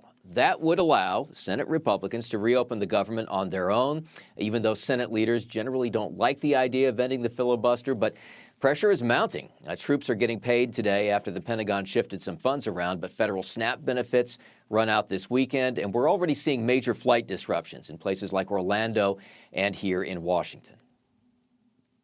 Look, it could be a disaster. It really could be, because at that point, you're talking about people have missed 3 paychecks. They've missed 4 paychecks. What happens when pilots start not showing up for work because they're so focused on paying the bills, they can't fly the plane safely? That's going to lead to massive delays. We want people to be able to get home for Thanksgiving. Okay, then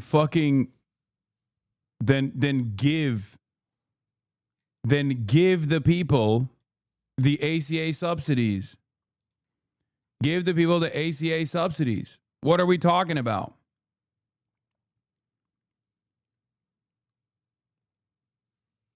Whose fault could that be? Who controls the entire government, I wonder?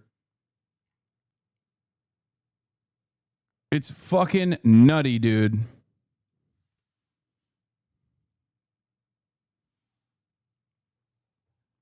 This shameless quote from a Fox article.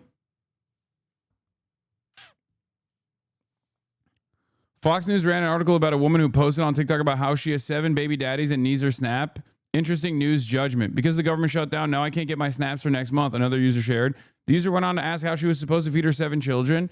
Wait, that is literally AI. That is AI. Fox News is getting fucking duped by AI?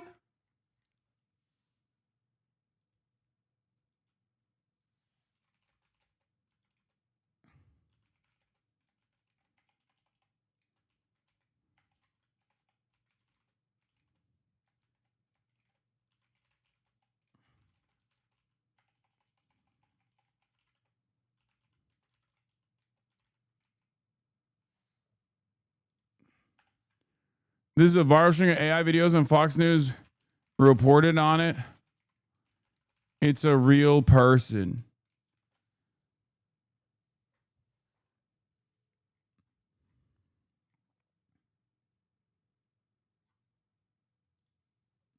We're cooked. We're cooked. We're cooked. We're cooked. It's over. It's over. It's over. This is a reputable news outlet, brother. This is supposed to be a reputable news outlet, brother. Are you fucking kidding me? Now I have to see the Brett Cooper video on this. Oh my God. Oh my fucking God. Someone send me the Brett Cooper video. Someone send me the Fox News article first, and then we'll look at the Brett Cooper video from that article.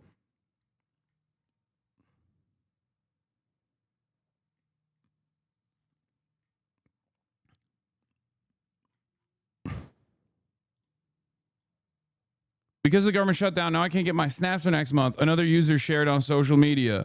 The user went on to ask how she was supposed to feed her. Well, I clicked on it, and it literally goes to just the media tab, by the way. That's awesome. So it doesn't even go to the original video. And then Brett Cooper discussed the woman. Shut down. Now I can't get my snaps for next month. How I'm gonna feed my 7 kids? I have 7 different baby daddies, and none of them no good for me.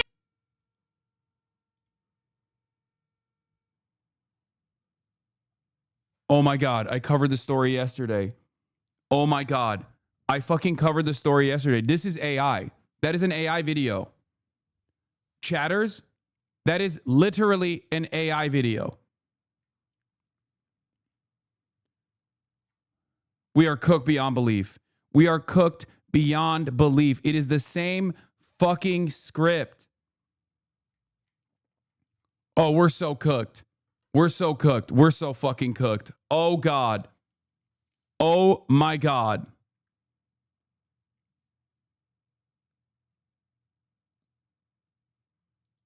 Yeah, this is the last thing I want to show you about the snap. This literally just released. My video on this just released 4 minutes ago. I covered this yesterday.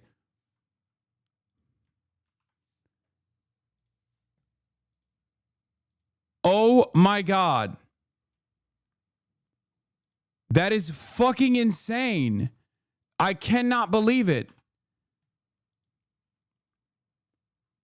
I mean, I can believe it, but it's like, oh no, dude. Dude, this is so fucked.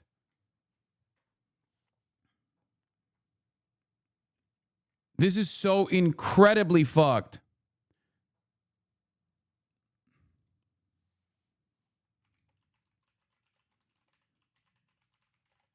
Extensively yesterday, it turns out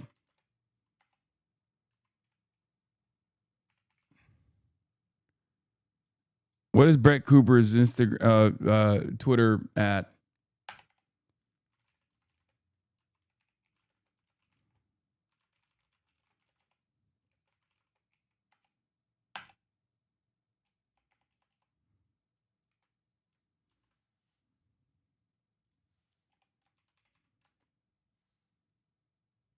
Is it the same video? It's not.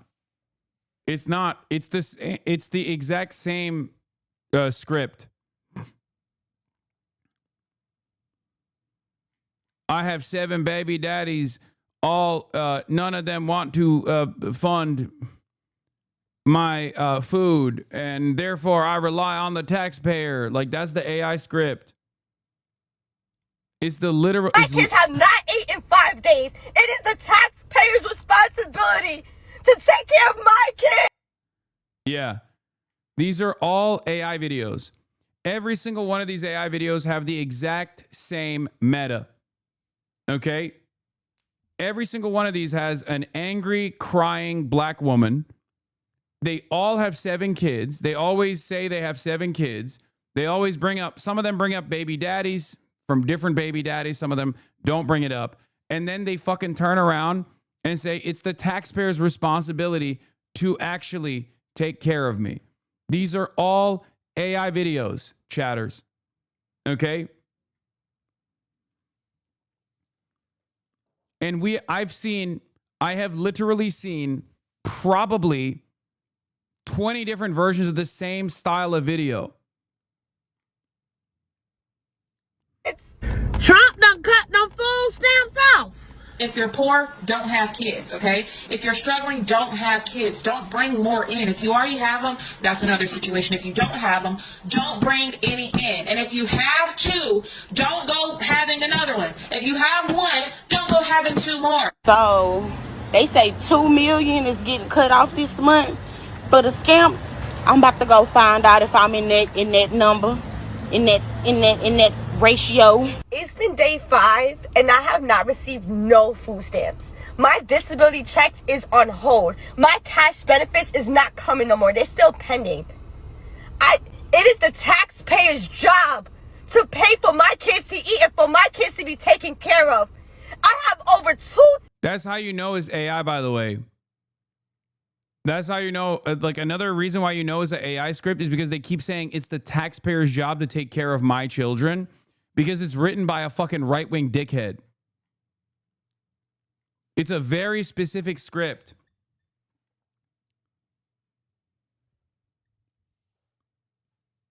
Dude, we are so fucking cooked. All it takes is for you to like erase the Sora watermark on TikTok, and I can't get not one person to send me 50 cents. If you're watching a fucking video and you can't send me nothing, I'm blocking you.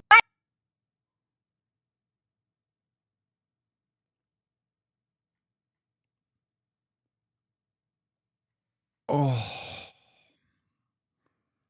We're so fucked, brother. We are so fucked.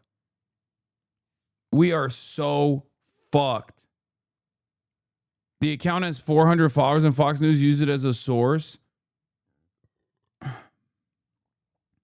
So you might have heard. No. We gotta.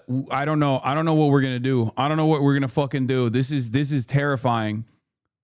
This is fucking terrifying, dude.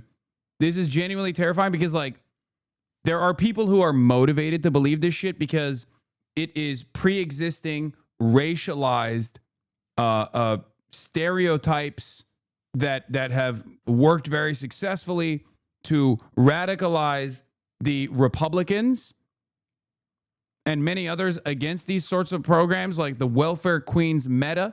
But now you can just straight up invent people. You can straight up make people that go along with people's preconceived notions, their biases, and you can manipulate public en masse. And the media plays a formative role in legitimizing these fucking AI slop videos. I'm pretty sure the Daily Wire posted an AI video of your parents conspiring to build a secret harem to dominate humanity, dude. No, I know. That's the other thing. Like, this is also fucking terrifying because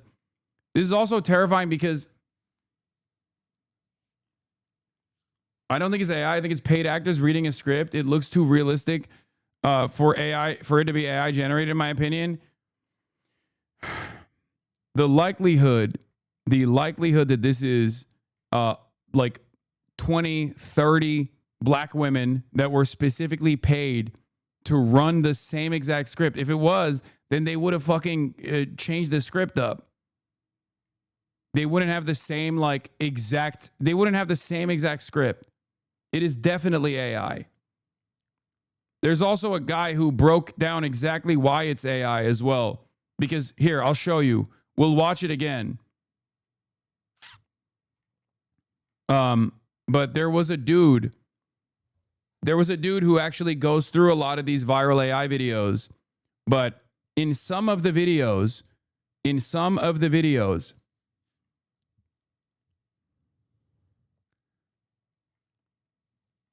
You can see like children in the background. Some of them don't have arms and shit. Some of them are like melting into one another.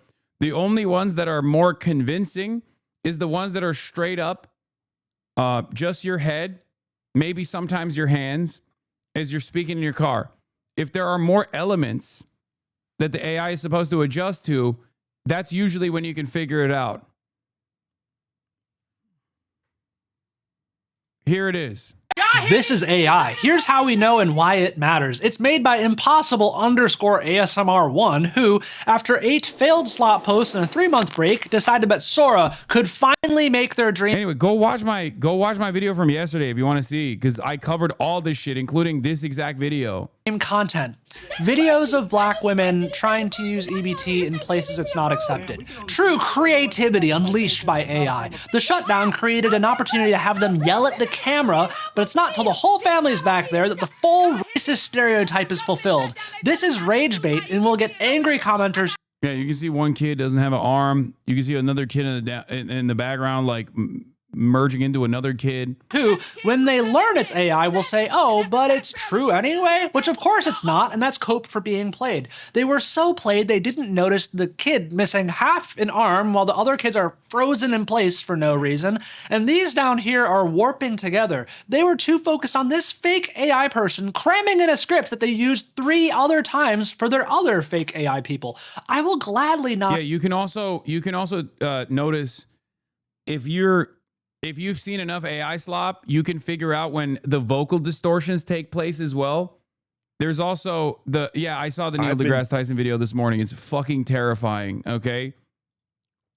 Down AI rage bait of all kinds and from anywhere on the spectrum, because it's part of the same problem. Casually letting our feed slip into fake parallel AI universes that exist only to divide us. Like this kid is frozen. That kid in the background is this is AI. Frozen. Here's how like, this kid's face is fucking frozen. It's like, how is this any different from Fox News spreading 100% misinformation for decades? It's just instead of words, it's video now. No, there is a major difference. There is a major difference. Fox News, not the opinion editorial side, not the editorial side at all. Fox News still has a digital team that is supposed to at least lie by omission or lie by cherry picking data. Like, there is a difference between the way that like the New York Times lies, for example, when they fucking listen to whatever Israel is saying and then just go, the IDF says this, right? That's a way that the mainstream media still tries to maintain a shred of credibility while simultaneously misinforming the public. This is just straight up misreporting. This is straight up not reporting the truth. There's a difference between someone just being like, there are baby mamas according to these according to these videos, there's women with 7 children from 7 different baby daddies that are complaining that the taxpayers are not footing the bill, right, of their irresponsible behavior. Like, that is a complete fabrication. That's not omitting key details. That's not actually that's moving in a very dangerous direction where they're not even engaging in the act of deceptive messaging or deceptive framing. They're just straight up inventing fake evidence or going along with falsified evidence.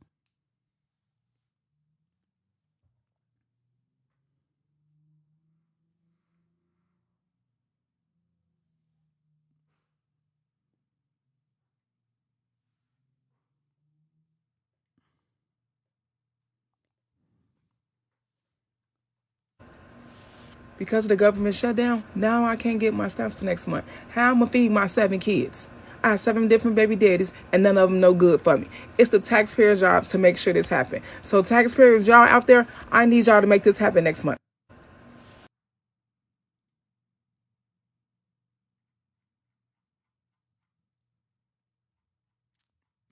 This is the same exact script as all the other ones. I don't know if this is the original video that was a real one. I don't know if this is a real person or if it's an AI fucking account that they designed specifically, or if it's just rage bait.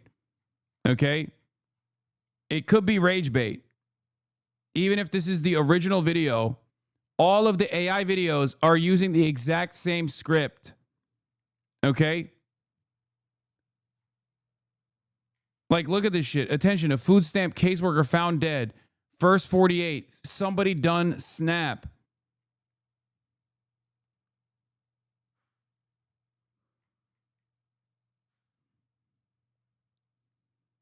The government shut down and my job not paying me. Let my stamps don't hit.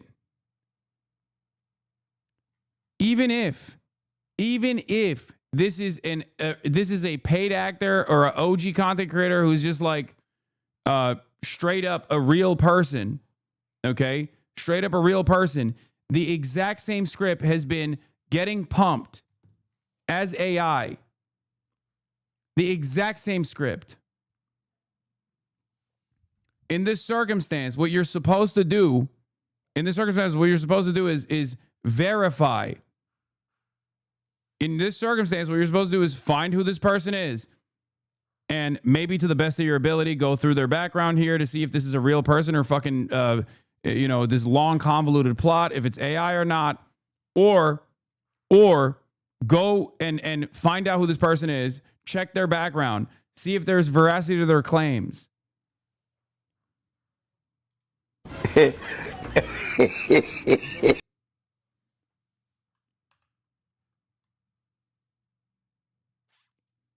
Viral clip of about 2 months ago, I stopped eating dinner almost every night of the week. Yeah, this is a real person, okay? This is a real fucking person talking about SNAP benefits being cut.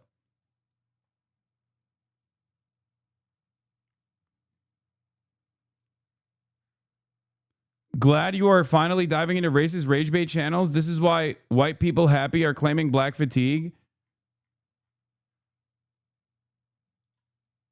I need to see more of this. Yeah, that nigga just called me talking about I'm sick of your monkey ass. I told him.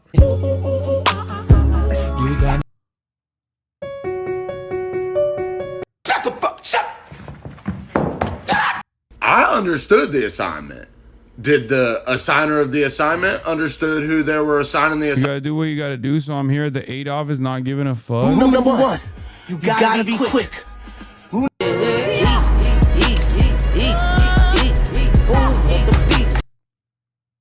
What the fuck is this? Because of the government.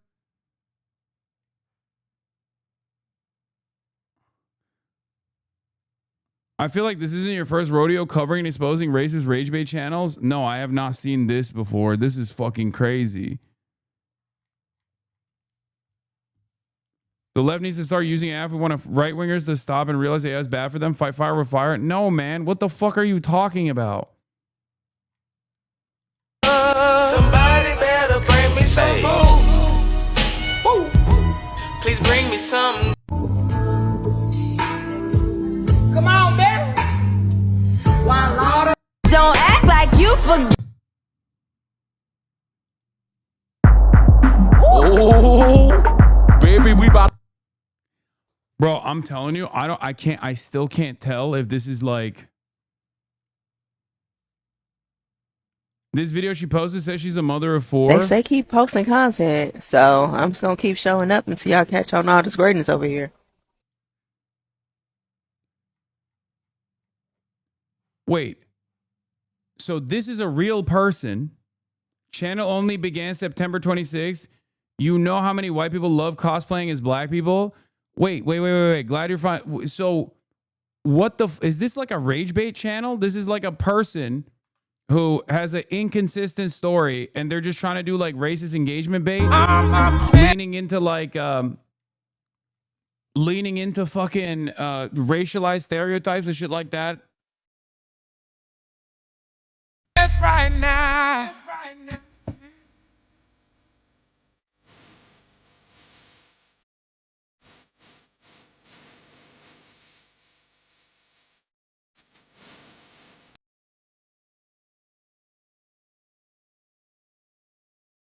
Oh God, this is so fucking insane. Yeah, there's no children, but maybe she's like, she does actually have children and she's not showing them. But like, Walmart had me fucked up. Let my stamps don't hit 11-1.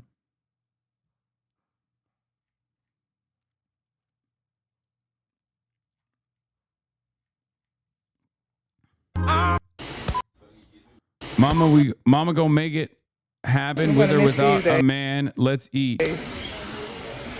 Really gonna miss these days when these kids move out, okay? I'm gonna miss these days. That's a different lady, by the way, I think. It's a different person's voice. So, trick or treat. Here's what I have for my trick or treaters. All right, hold on, let me get this candy. This is what I have for my trick or treat. Yeah, those steaks were from 2021.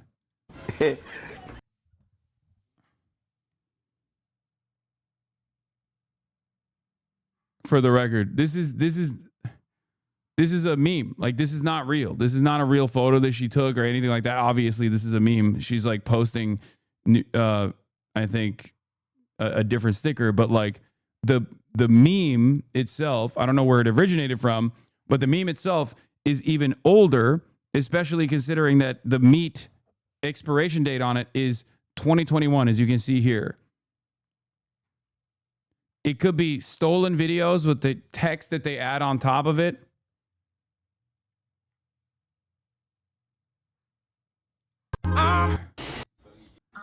Cardi B on TV, y'all. Look at Cardi B. Look at Cardi B.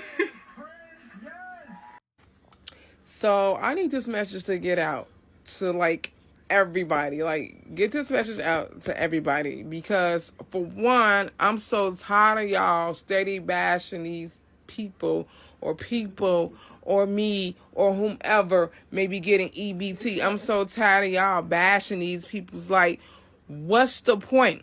Why are y'all making fun of people who getting EBT? Like, y'all just do not know what people is going through or what's their situation to why they're receiving EBT. Y'all need to learn how to humble yourself and just shut the fuck up, because for one, them tables can turn real fast and God can take anything that you got away from you, and then you'll be looking stupid and shitty and be wishing you had EBT. Okay, this is a normal take. This is a rational take.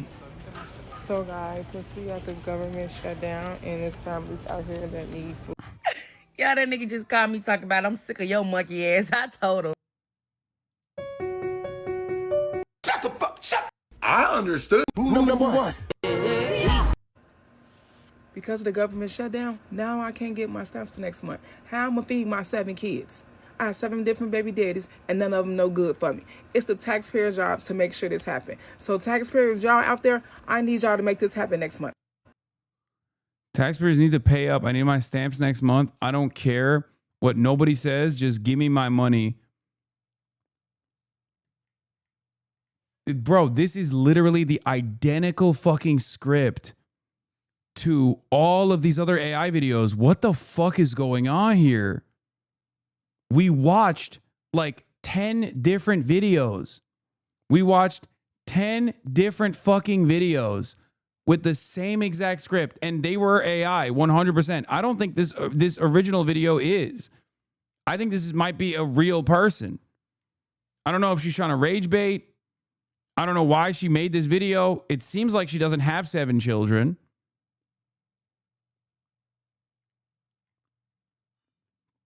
Maybe she saw the AI rage bait and then thought, oh, I'll go viral if I say this. Do not engage in rage bait on TikTok. I saw a decent abuser post both sides of Hasan hate to maximize the engagement. No rage bait. What? Dude, what the fuck are people doing on TikTok?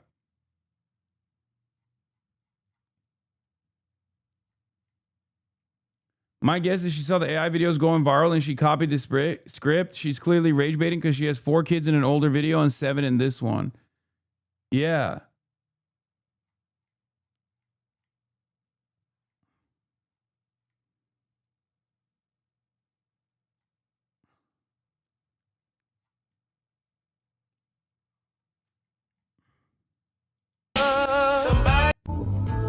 Don't act like you Taxpayers' forgot. money. Please don't cut off my SNAP benefits. Bitch better have my money. I'm calling all you punk taxpayers to the front. I'm sick of y'all acting like we can't.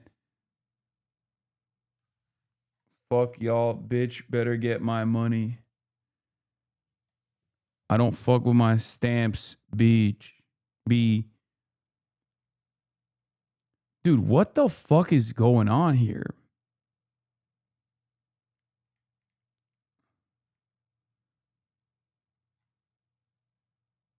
Why are you even doom scrolling on?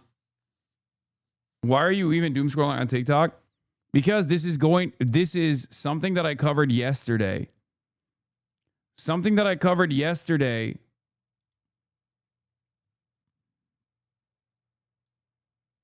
I also tested generating Sora clips using the API and could not believe the outputs have no visible watermark or content credentials metadata. I still don't know if that's on purpose or an oversight because they don't answer my emails. Tech giants keep touting a system they built to label AI-generated content, so I checked. They're not using it. I generated a video on Sora and confirmed it had the content credentials metadata, which marks it as AI-generated. I posted across social media. Every site stripped the metadata off my video. Not only YouTube displayed any indication that it was synthetic, hidden behind a menu.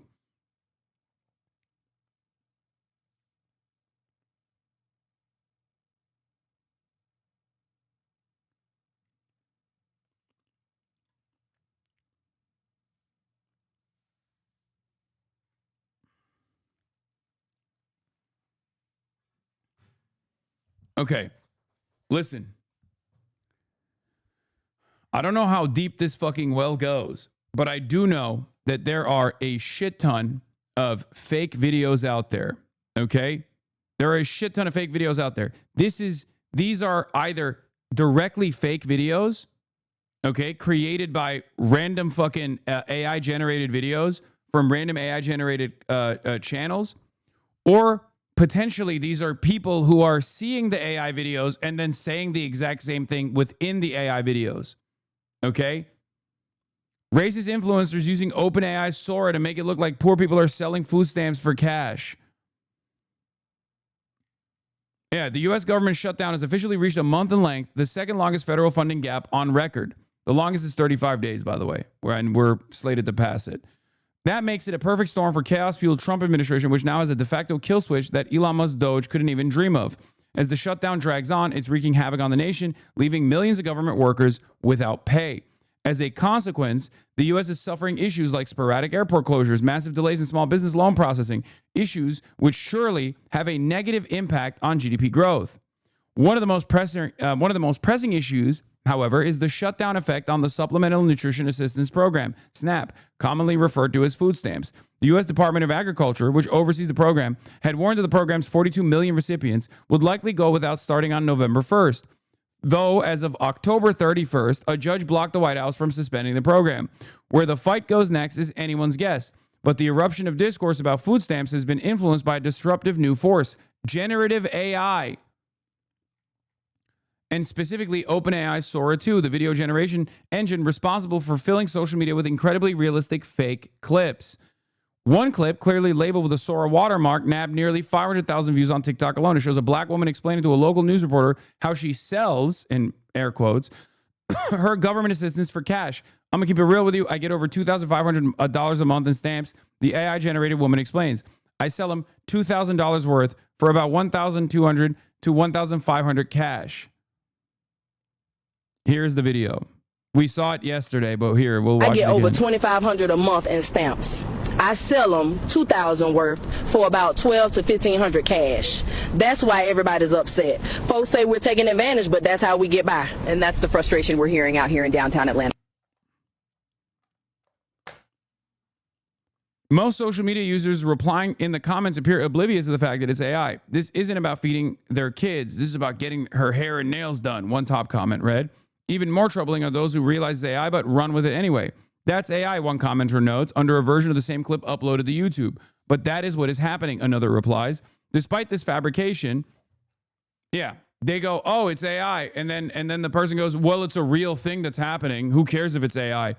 Okay?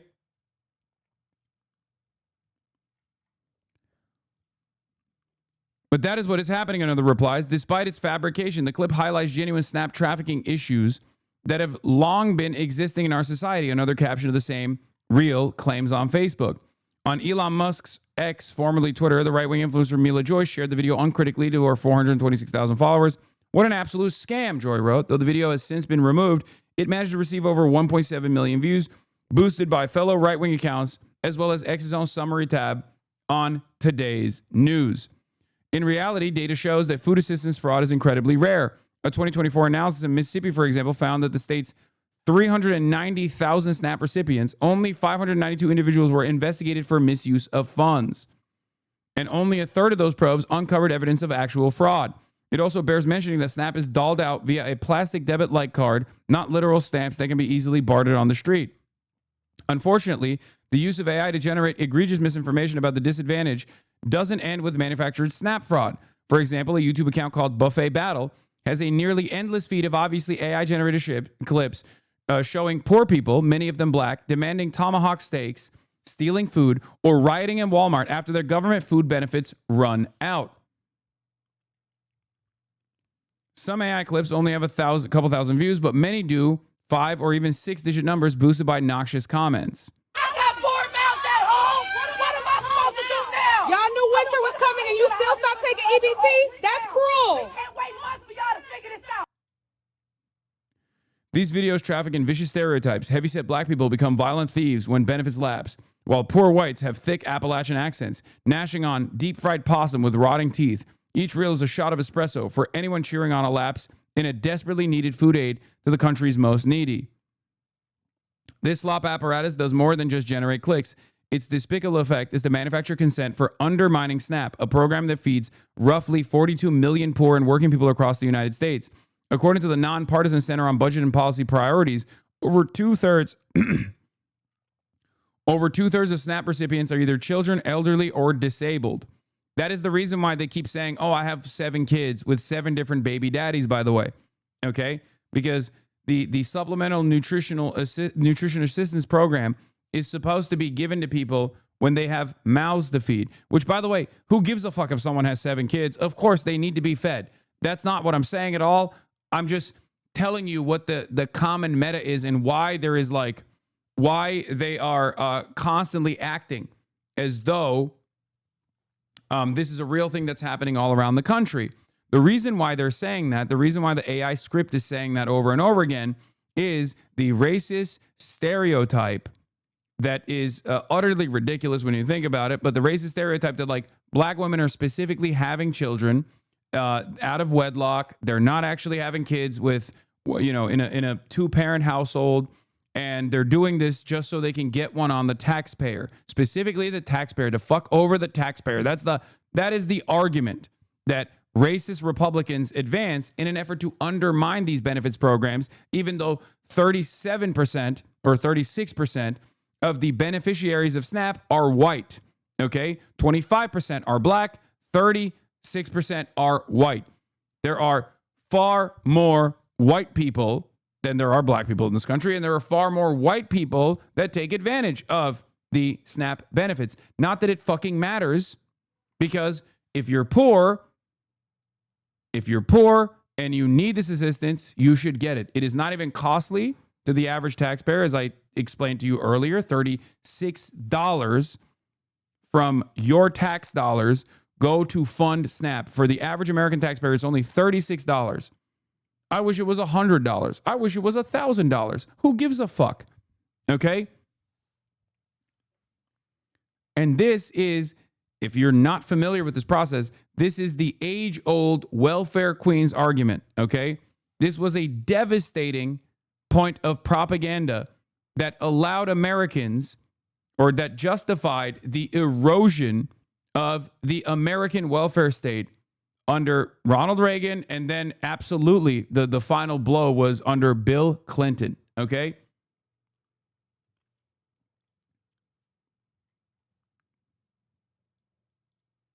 I've lost count of the amount of Sora AI videos that are being made that continue using black women as the face of SNAP. I told you guys this last week, and Mila and her blue check has over 25K followers. The uphill battle we're going to be facing with how AI will be used. Yes.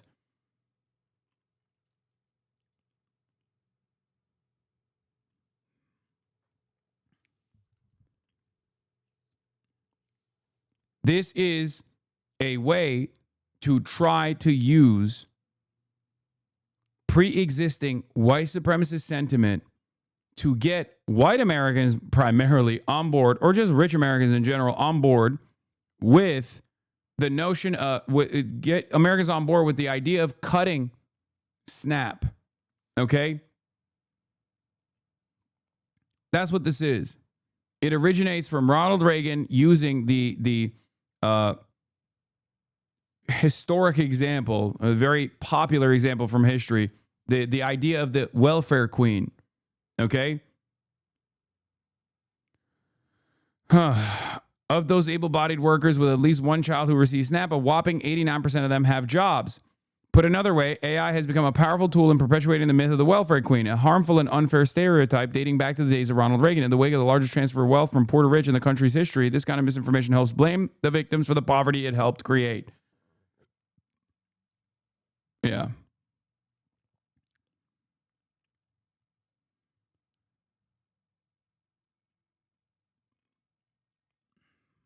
Incredible.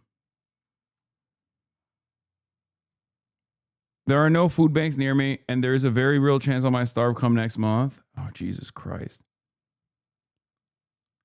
Here's one Facebook post reactions. We are so cooked. This woman says she has 7 kids from 7 different dads, and it's the taxpayer's responsibility to feed them. Yeah.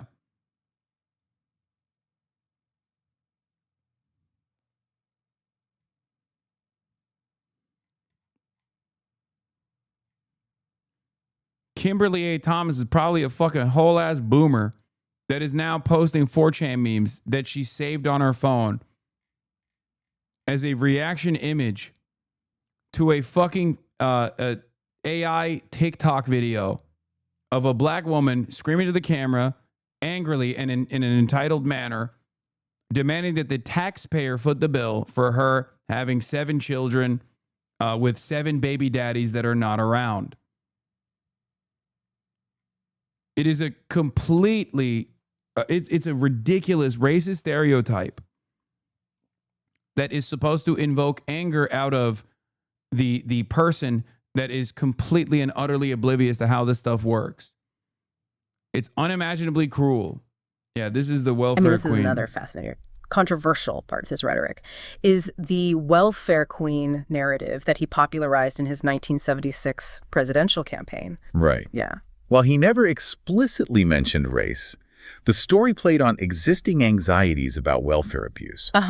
And contributed to a growing resentment towards social programs. It's a tactic that continues to be used in political discourse today. It's a powerful example of how he framed complex issues in ways that resonated with voters.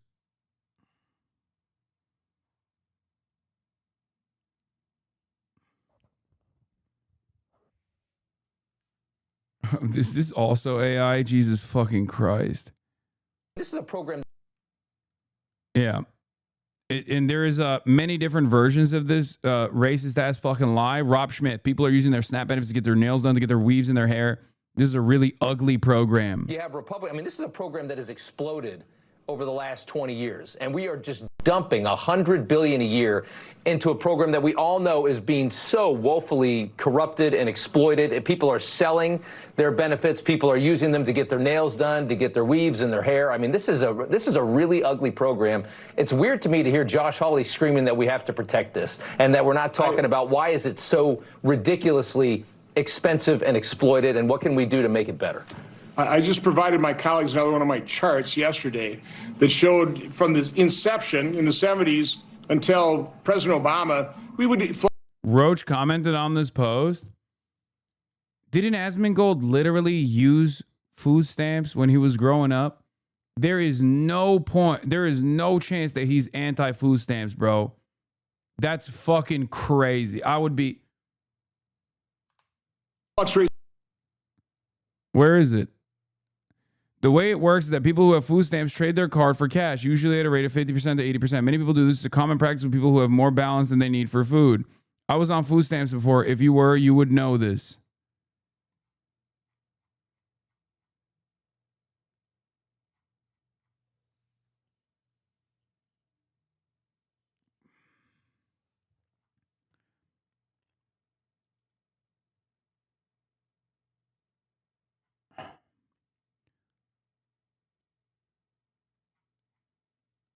Oh my Lord.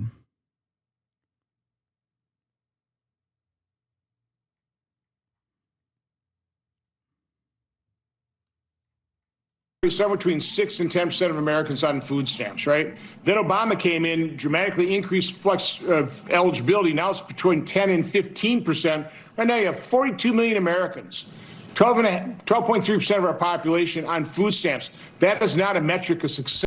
One of the craziest aspects of this is that every dollar spent on SNAP, regardless of how it's spent, even if it's on fucking nails, apparently, like these guys are claiming, every dollar spent on SNAP stimulates the economy by adding $1.8 back into the economy. Okay?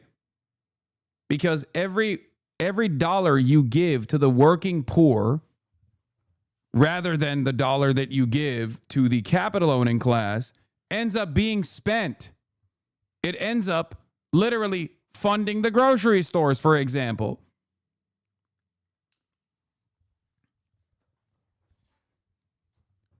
This is one of the most like pro-capitalist arguments you can make for it.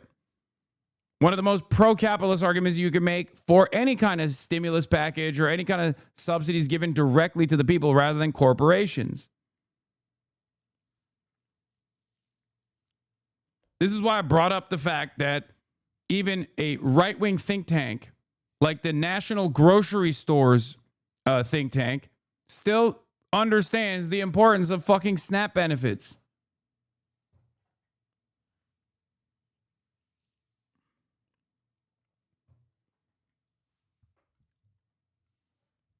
What is so crazy about Asmongold's reply there is, and I'm sure he will say, well, you know, I wasn't saying we should cut it. I'm just saying that it's a thing that happens, right? But what he fails to mention here, like the argument here that they're presenting, is that if it means that like a hypothetical black person is potentially getting her nails done, if they have additional SNAP funds that they sell for 50% at the cost for cash so they can go get their fucking nails done potentially, a hypothetical black person misusing SNAP funds is unacceptable to the degree that I am willing to cut my own SNAP benefits that I'm using for food. Because that's the argument. That's what this is. That's what the fuck is going on here. When we talk about welfare queens, that's what the argument is.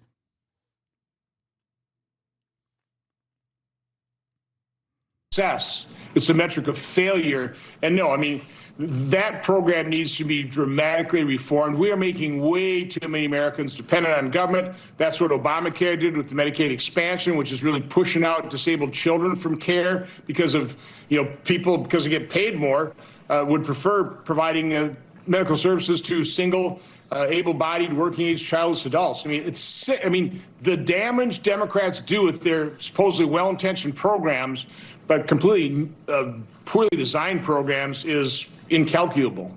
Yeah, I don't think they're even well-intentioned. I think it's all just a game to get as many people on them as you can, because then you've got a very reliant base of voters. If they need that program, if they need that money, they're always going to vote for you. So it's just a game of how many can we get on there, and that's why the moment you start talking about doing it responsibly, they freak out, because that's going to be cutting people off of it. I mean, that's the worst thing for their product.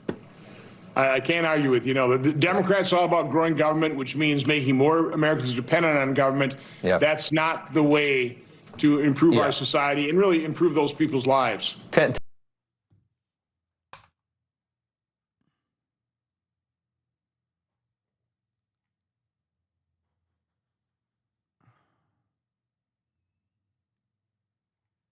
This is so fucking devastating, dude. This is...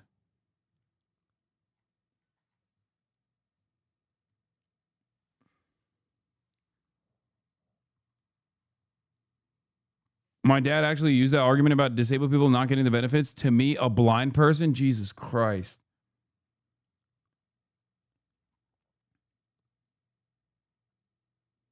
Now watch the viral TikTok of the real person for the reality of how important food stamps are. Yeah, here's a non-AI, actual real person. Or not like a fucking rage bait account like the other account that we were looking at potentially. Here. About 2 months ago, I stopped eating dinner almost every night of the week so that my boyfriend and I could have enough food left over to have lunch the next day, because I personally need to eat more in the middle of the day to be able to accomplish all that I have to do during the day. By dinner time, nighttime, whatever. If I'm hungry, I can just fall asleep through it. It doesn't really matter. This was before we were about to lose our food stamps. Mind you, we both work. I've worked since I was 14 years old. I have a college degree. But because we have children, and because aftercare and before care is too expensive, I've taken a job that's basically minimum wage so that I can be there to pick up my kids. I cannot fathom what we're going to do without that food stamp money. Because if I already couldn't eat dinner with that food stamp money. So yeah, I'm glad some of you are happy. About 2 months ago, I stopped eating dinner almost every night of the week so that my boyfriend and I could have enough food left over to have lunch the next day, because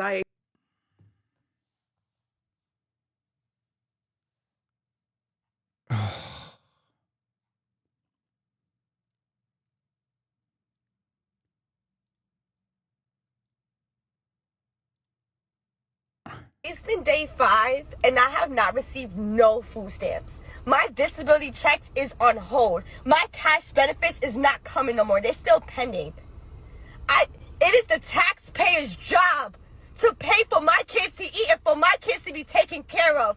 I have over 2,000 followers on TikTok and I can't get not one person to send me 50 cents. If you're watching video and you can't send me nothing, I'm blocking you. Crazy freaking lady. It's insane. This is literally insane. You're telling me that it is my responsibility to make sure that your children are fed?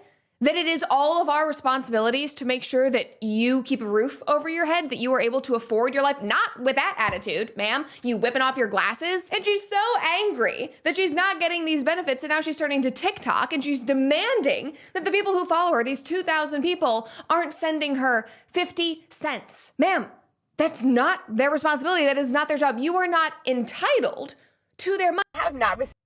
I can't even see what the original account is because she took that from Eric L. Daw, who is, I think, a right-wing a Twitter poster. So I don't even know if this is rage bait, real, AI. I can't even fucking find the original video.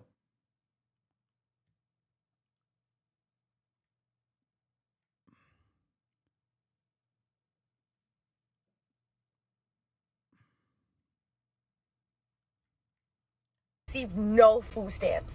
My disability checks is on hold. That one was in the AI montage, though. Cash benefits is not coming no more. They're still pending. It is the taxpayer's job to pay for my kids to eat and for my kids to be taken care of. I have over 2,000 followers on TikTok. Clip her face and Google reverse image search it.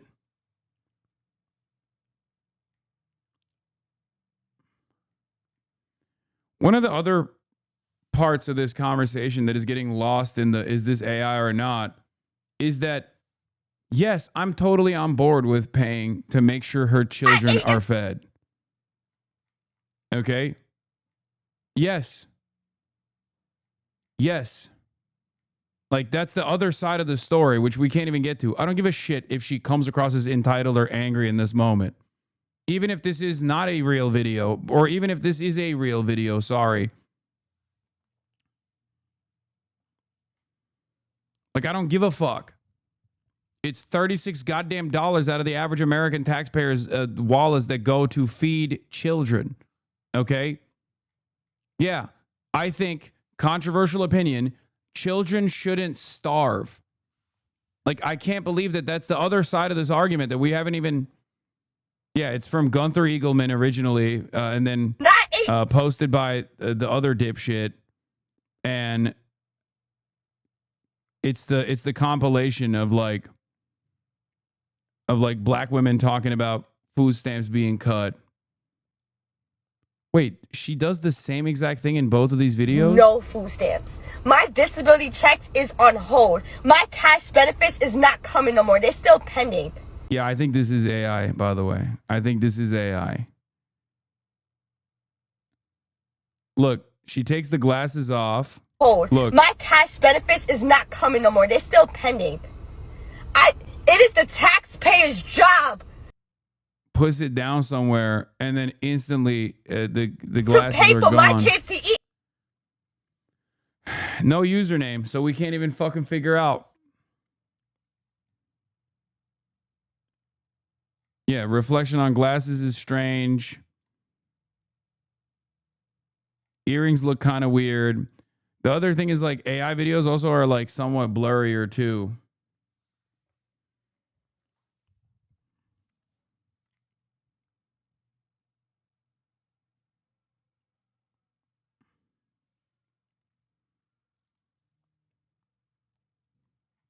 Dudes will get on here and be like, poor kids don't deserve to have a cookie and think they're the good guys. When I go to the store and see them advertising big tubs of chocolate chip cookies at EBT eligible, it makes me not care about things getting shut down. Oh my God. Exactly.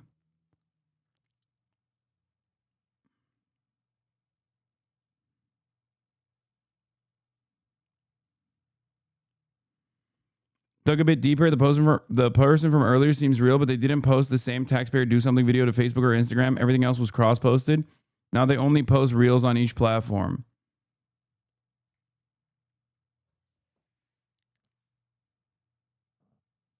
Please stop reflecting on this as if there's any uncertainty. It is AI. We've already established this. No, the one video that we found,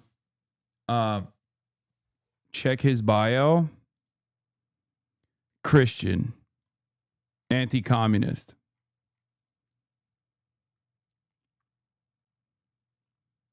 Many such examples.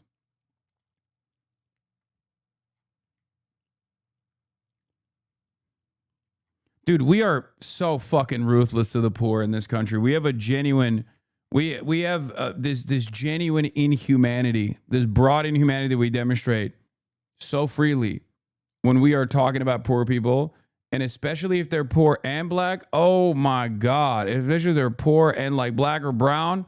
Holy moly. People go crazy mode, dude. Where's Kaya? I zapped her. I zapped her so hard. She died. She perished. She pee-pee poofed. I electrocuted her so hard that she evaporated like a fucking cloud of mist and dust. Is that good? You want to fucking go clip that and post it and be like, Hasan is. Yeah, there, you got me. That's what happened. Or perhaps, just like any other day that you could have actually been in here, you would have seen that sometimes she's not on fucking camera.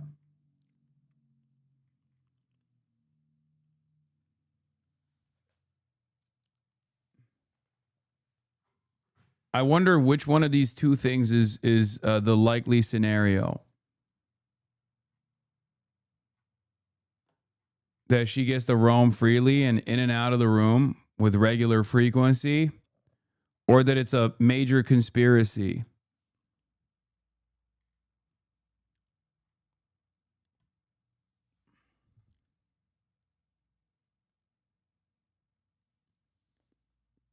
This kind of goes along with the rage bait shit that we were looking at, which is you see rage bait that corresponds to your previous biases, okay, and you immediately lean into it. You immediately agree with it. And then when you're faced with the reality that it's actually not, when you're faced with the reality that it's actually not real, you go, oh, this change that I'm seeing, okay, in real time doesn't correspond to what I previously had developed as an opinion. So instead of assuming that maybe the developed opinion was wrong, I just find a different reason as to why it doesn't correspond to my previous opinion. And then people basically fucking double down and triple down. Just like when people see that these videos are AI, they go, well, it's a real thing though. Well, it's a real thing. So who cares if this is an AI video, but it's a real thing, right? Like, do you see what I mean? Look.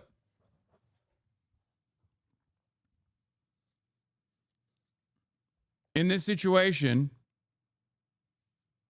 They have falsely led themselves to believe that Kaya is always locked and trapped in these confines, right? And when they don't see her, they go, oh, there must be some alternative reasoning for this. And not that the previous thing that I believed was false. And when I go, yeah, you're wrong, and demonstrate the stupidity of the argument that you're advancing because it doesn't literally meet the reality that you can observe in front of you in this moment, you go, why are you being so defensive? That's it. Yeah. It always comes down to, says a lot about you that I believed it, libtard. That's what it is. Says a lot about society that I could be led to believe it. No, it doesn't say a lot about society. It says a lot about you, dumbass. It says a lot about you that you're fucking stupid. Like,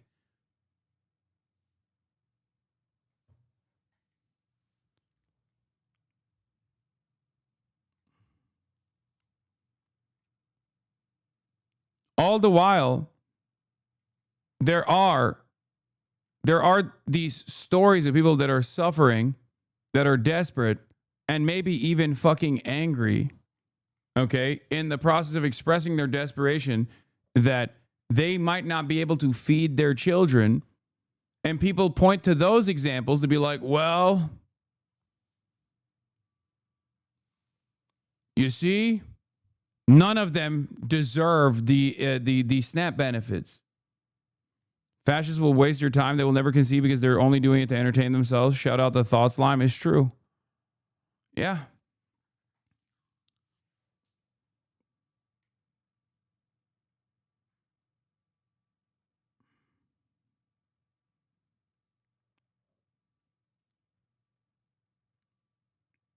God damn, dude.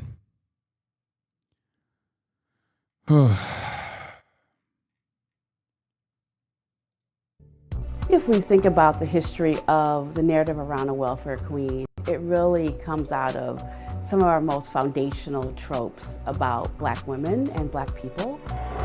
She's the craziest and the laziest.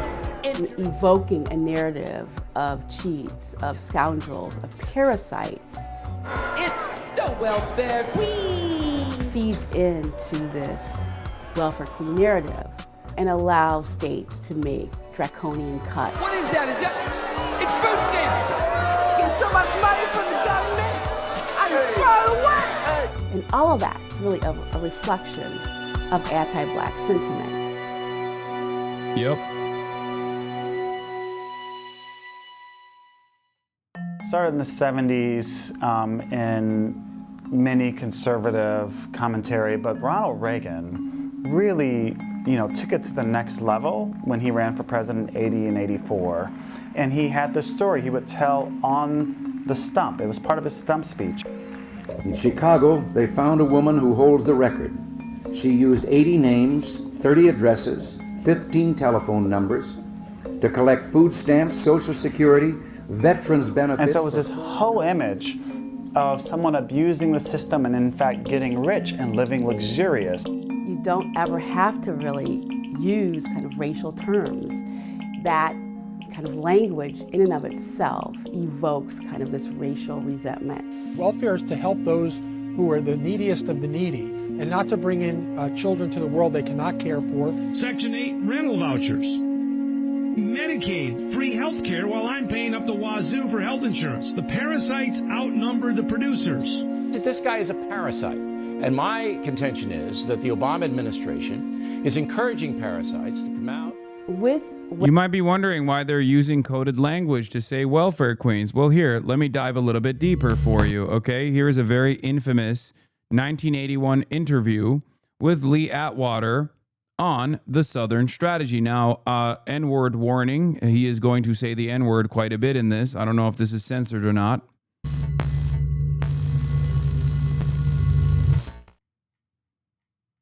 In 1981, the legendary brutal campaign consultant Lee Atwater was working in Ronald Reagan's White House when he was interviewed by Alexander Lemieux. In this audio, made public for the first time ever, Atwater lays out how Republicans can win the vote of racists without sounding racist themselves. Here's how I would approach that issue as a statistician or a political scientist, or no, as a psychologist, which I'm not, is how abstract you handle the race thing. In other words, you start out, and now y'all aren't quoting me on this. You start out in 1954 by saying nigger, nigger, nigger. By 1968, you can't say nigger, that hurts your backfire, so you say stuff like forced busing, states' rights, and all that stuff. And you're getting so abstract now, you're talking about cutting taxes, and all of these things you're talking about are totally economic things, and the byproduct of them is blacks get hurt worse than whites. And subconsciously, maybe that is part of it. I'm not saying that, but I'm saying that if it is getting that abstract and that coded, that we're doing away with the racial problem one way or the other. You follow me? Because obviously sitting around saying we want to cut taxes, we want to cut this, and we want is much more abstract than even the busing thing, and a hell of a lot more abstract than nigger, nigger, you know. So he's saying that society is progressing, like we're getting woke. Because the level of permissible anti-blackness, like the window for permissible anti-blackness has gotten smaller and smaller. That's the argument that he's making here. But I think this is a very important thing to bring up, which I do with regular frequency, but newer HasanAbi heads might not have seen me bring this up before. Because it basically exposes the racialized animus at the core of Republican policymaking. Okay? Welfare Queens is another example of this. Yeah. The GOP Southern strategy, as Lee Atwater said, used busing as a coded racist appeal. Richard Nixon, October 21st, 1970. We do not believe the constitutional mandate that schools be desegregated requires compulsory busing for the sole purpose of arbitrary racial balance.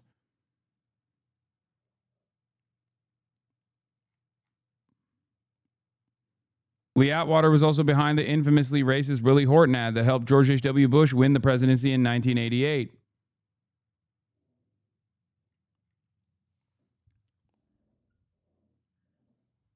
This is also allowed.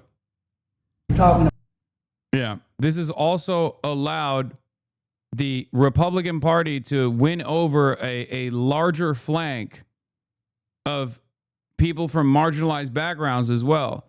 Because that kind of coded language allows black and brown folk who are conservative to comfortably find themselves as advocates for these kinds of things.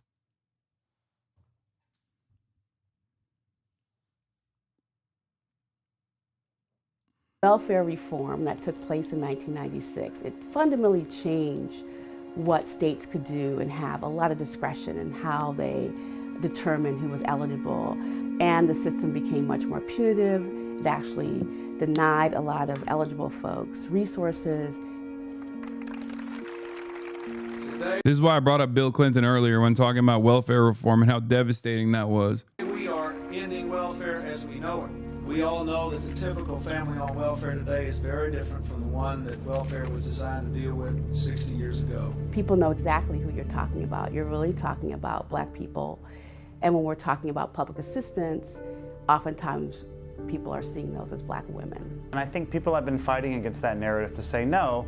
Actually, most people, and in particularly most women of color, are incredibly hardworking, have always been very hardworking, have often done labor that is not paid for if you think of care work. They are often the people who have least access to services, who have the most caretaking burden, who have all these responsibilities and face discrimination in labor markets, face predatory lending, face a plethora of challenges in our economy. I think the long-term damaging effect of all of these stereotypes as it relates to individuals who live in poverty is that eventually it affects how you see yourself. I go by Precious. Something you do well? Nothing. So much of our experiences and what we believe about ourselves is exposure and what you are allowed access to. And if everything that you ever hear about yourself is something negative based on this mentality of limits and scarcity, over time you begin to believe that for yourself. Part of the reason why I also often will point to how white supremacist values are so fundamental in American society that it ends up causing black people to also believe them. Like that's how devastating white supremacy is. White supremacist history, like a white-centered understanding of American history, causes black people in the United States of America to have incomplete education on their own stories. It warps their own perception. It warps their own reality. Education, you're a dummy. Don't nobody want you. Don't nobody need you.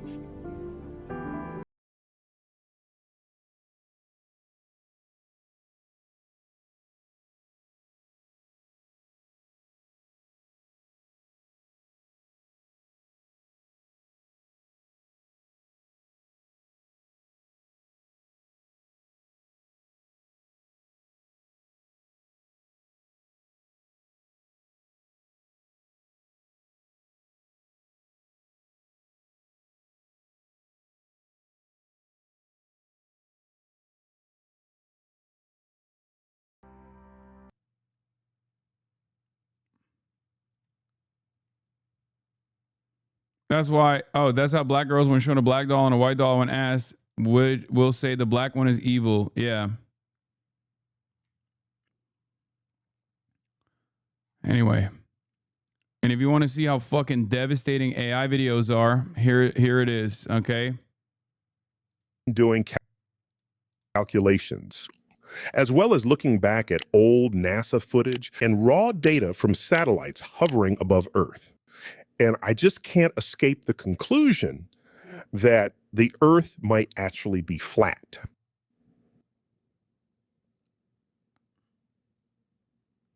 That's not me. It was never me. Those aren't my words. That's what's called a deep fake.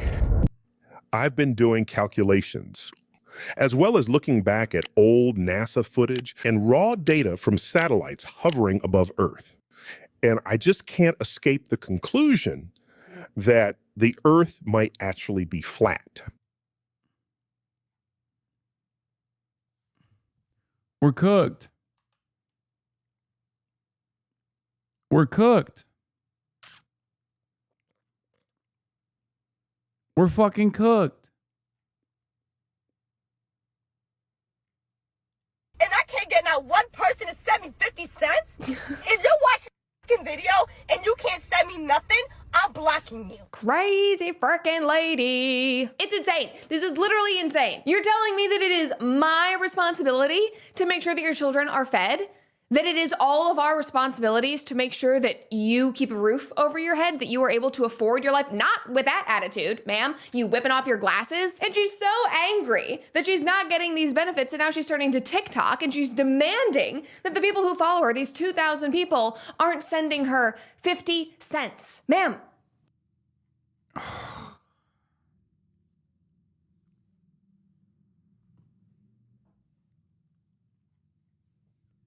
First of all, is most likely an AI video that she is responding to, okay? There's a string of AI videos, as I've shown you, that have a very similar script. But even if it was a real video, okay?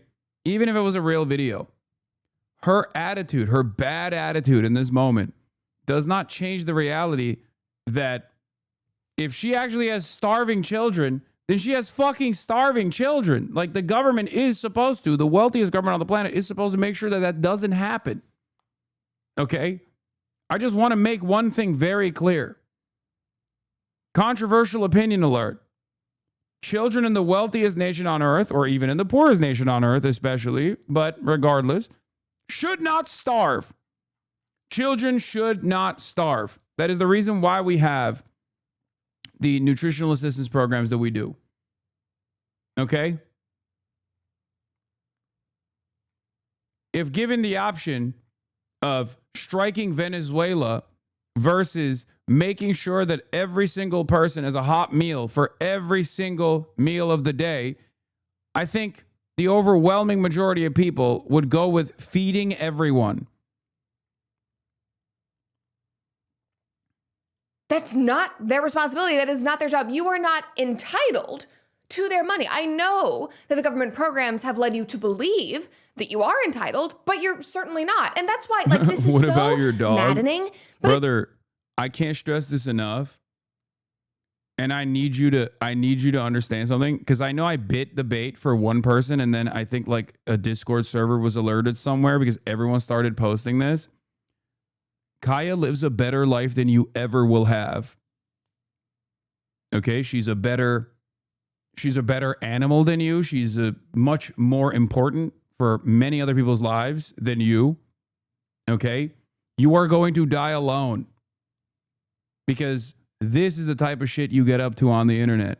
You spend the finite amount of time you have doing this kind of stuff on the internet.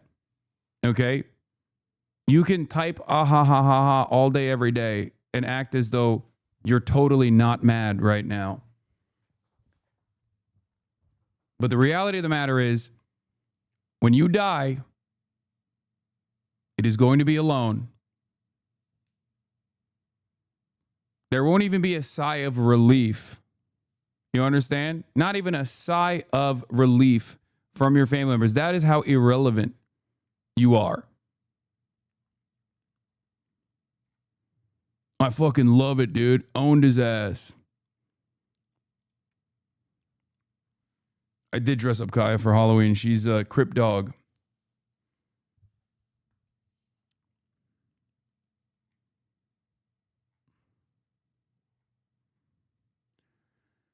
That's it.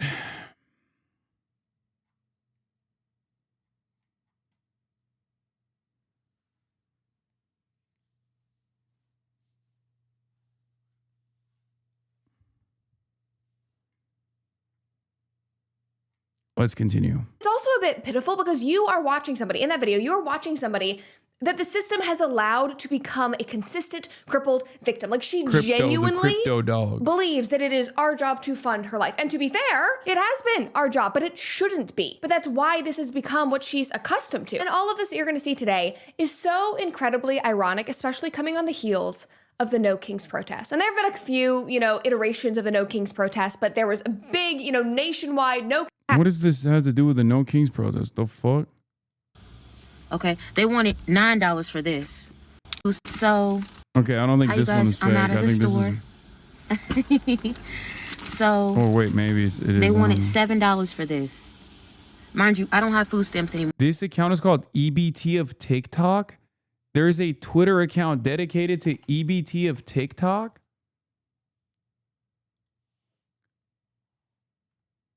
Are you fucking serious? There is an entire verified account on Twitter with 35,000. Oh my God. October 2025 is when this account was created. It is a verified account with 35,000, almost 36,000 followers. And it is directly an anti-SNAP benefits, anti-EBT account. Oh my God.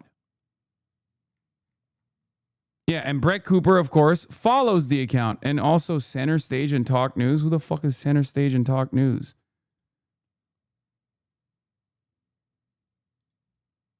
I have no idea who this person is. It's automated account.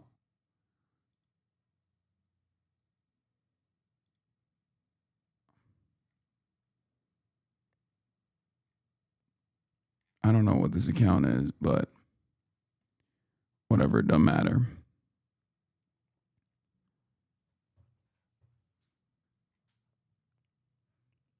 Woman says, time to flip some fucking tables when SNAP benefits go away. Who receiving these SNAP benefits?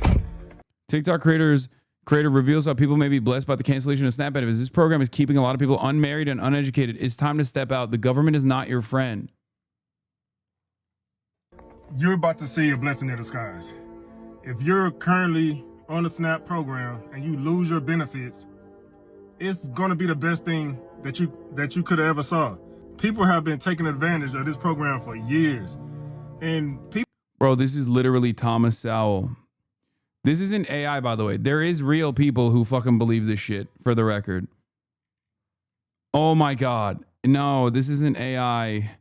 Not all of these videos are AI. That's what makes it so fucking devastating. And this isn't even rage bait. Okay? This is a real mentality. A real... this is a real person who sincerely fucking believes this. The account is compiling all of the TikToks it can, some of which are AI, some of which are real, some of which is just people joking, like yeah, it's time to fucking raid the Walmart. Like, those are jokes. They've been around on TikTok for a minute, okay? People being like, oh, once the SNAP benefits go away, what are we going to do? We're going to go raid the local Walmart, right? Like, stuff like that. Some of these are AI videos. Some of these are real people. Some of these are real people rage baiting. Some of these are real people joking, okay? But the account itself, say it to his face, be a bully to his guy's face. You guys make a lot of money, this garbage, huh? Bro, you can't even fucking write stuff, man. You can't even spell, you fucking illiterate donkey.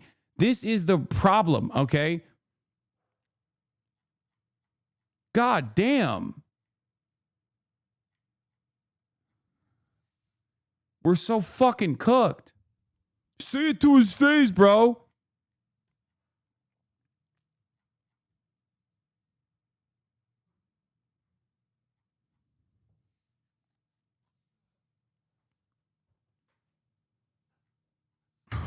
Fucking children left behind, or should have been left behind.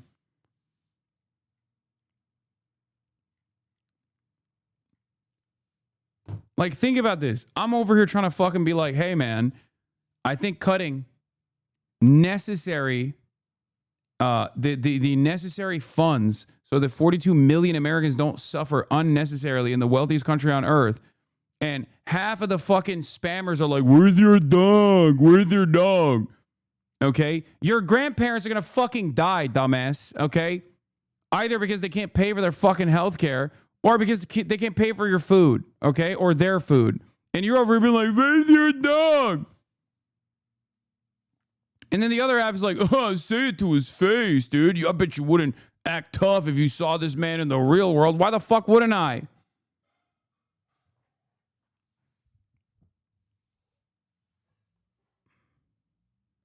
It just blows my mind how people are just like, I don't really care about what's going on in the world at all. You know? I don't really care about what the fuck's happening in the real world at all. Fuck it. Who gives a shit? Who cares if fucking poor people suffer?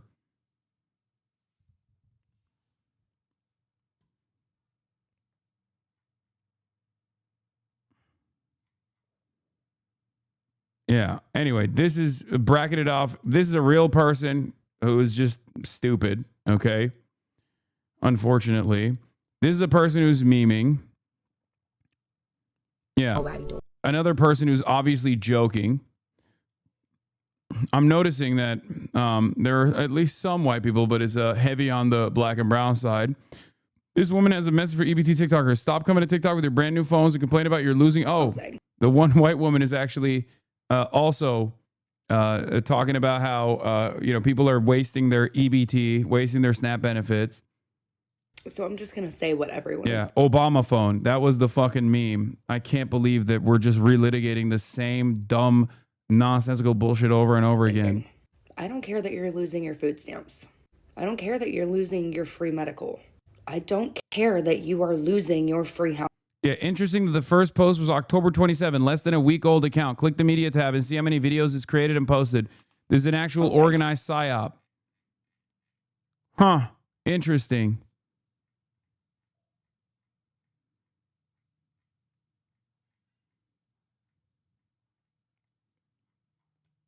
Bro, we're so cooked. This is the type of race. This type of racism is the type I grew up around. They're so close to just calling them slurs.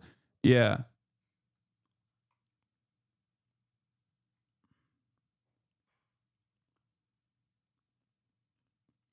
Incredible. All the bounties of the internet. And look how we're using it, dude. Not all of these are rage bait, by the way. Like, I know this content creator. In light of the government cutting SNAP, like, this content creator is great. SNAP benefits November 1st, I want to remind everybody that stealing is never wrong. Stealing from multi-billion-dollar businesses is always okay, if not encouraged, right? 5-finger discount. It's the best discount you could ever get. 5-finger discount. Like, that's not even rage bait. That's just a person who's like half memeing, half talking about. If you were to ask him sincerely what his beliefs are, he's gonna be like, yeah, I think if the option is you starve to death or you steal from fucking Walmart, yeah, steal from Walmart. I agree with that as well. The fuck? If push came to shove, yeah, who the fuck would get mad at that?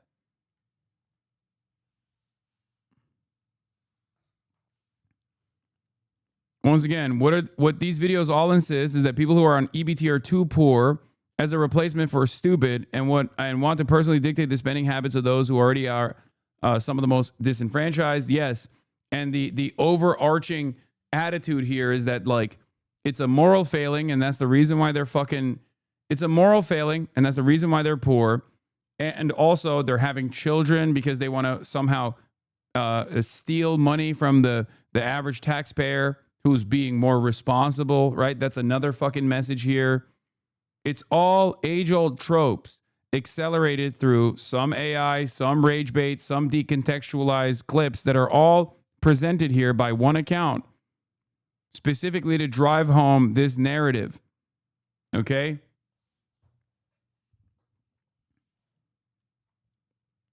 And if you eat into this, if you even lean into this even a little bit, you are the biggest sucker of all time.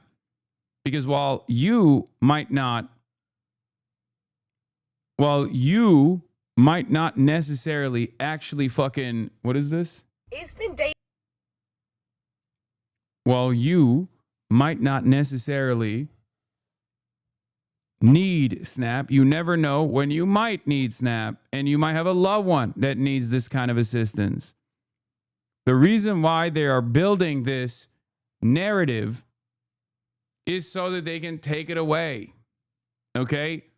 That's exactly the same way that they took it away in the past. By claiming that this is, a bunch of black people that are taking advantage of the system.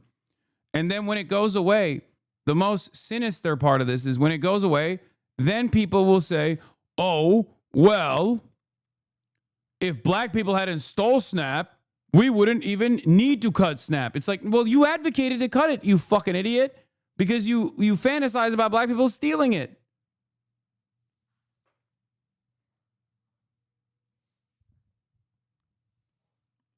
It's so fucking dumb.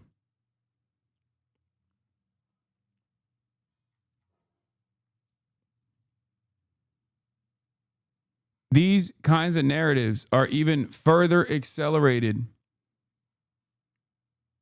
with AI videos. It's so devastating. It is straight up demonic. Eyes on the prize, everybody. 42 million Americans that are desperate for the additional funds so they can have a hot meal for every meal of the day are about to lose that additional assistance. And there are people that are actively egging this on and saying that's a good thing. 5 and I have not received no food stamps. My disability checks is on hold. My cash benefits is not coming no more. They're still pending. It is the taxpayer's job to pay for my kids to eat and for my kids to be taken care of. I have over 2,000 followers on TikTok, and I can't get not one person to send me 50 cents. If you're watching this video and you can't send me nothing, I'm blocking you. I'm fucking blocking you. 50 cents. My kids have not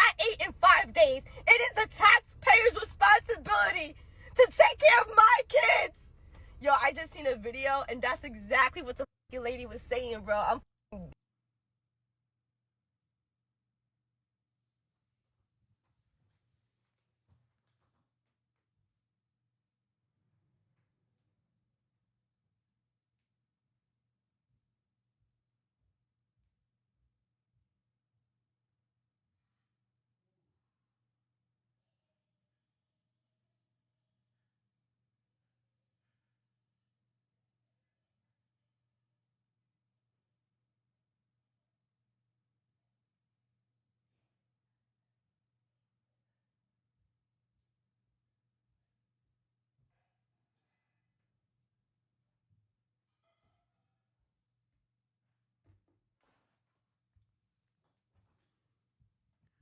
I'm done, bro. I'm done. Nah, I'm quitting. I think I'm quitting. I think I'm quitting forever, bro. This is it's over. It's done. Half the fucking videos are AI. The other half is just people literally like redoing the AI video. That's awesome.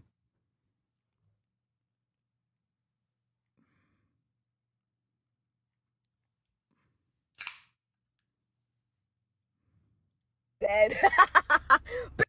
It's called Get a Job. It's been day 5.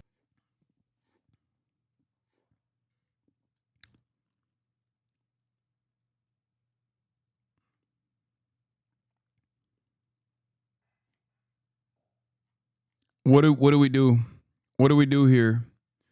What the fuck do we do here? And she's a right winger. Yes, bro. Yes, she's a right winger. She's making fun of people. She's making fun of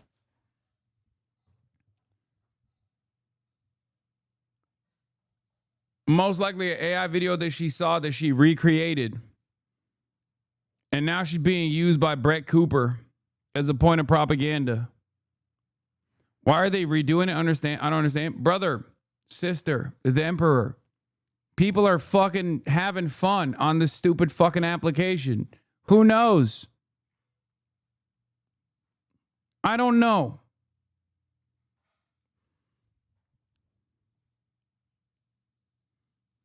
Someone, however, saw that video and clipped it nefariously because it went along with the bias that she also has, ironically enough.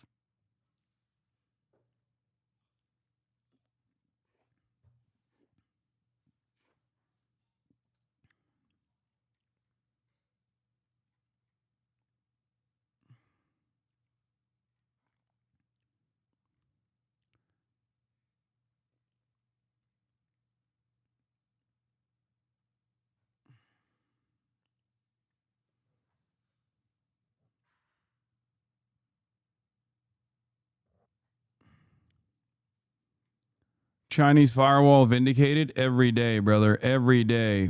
There's utter vindication for the Chinese firewall. So, like, on a serious note, like, the real reason why they can't take my shit, because how the fuck y'all gonna take this shit in November? That's when Thanksgiving and people eating food and preparing meals and shit and bringing potlucks and bring your own dish and bring a dish and fuck, like, what the fuck am I gonna eat? Some crackers? Some bread? Like, people look at this and go, that's a black woman. And they say, oh, she's being entitled. And don't think that this is a fucking valid problem. Okay? That's also clipped alongside all these other fucking clips. She doesn't even have to say anything wrong. Because after you've been inundated and primed into feeling some type of way about these assistance programs and who gets to use them without actually accounting for what their material conditions look like, you're already ready to fucking go, oh, look at that.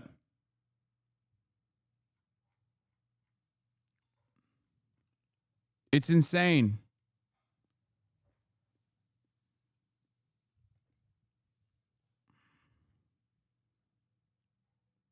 Well, first off, it's not yours. Second, you're working. Third, it is not an entitlement. Fourth, study to improve. Fifth, Don't speak unless you can improve the silence. 6th, anything given can be taken away at any time. 7th, go to church. Next, please.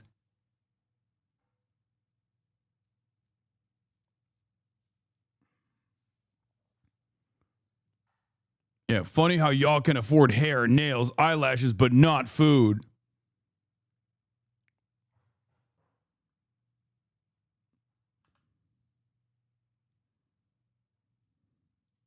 I'm gonna tell y'all straight up like this. I just got that text that the link is definitely cut the fuck off for November. Y'all better stay the fuck out of my way in these stores. I'm walking out with carts and I'm not paying for shit. Trump, if you want, motherfuckers start looting. Oh, it's gonna happen. Like, again, you can literally see that this is a poor working class family. Like, it's not like this is, you know, fine dining over here. That's like a fucking cheap ass steak. You see her child eating the food.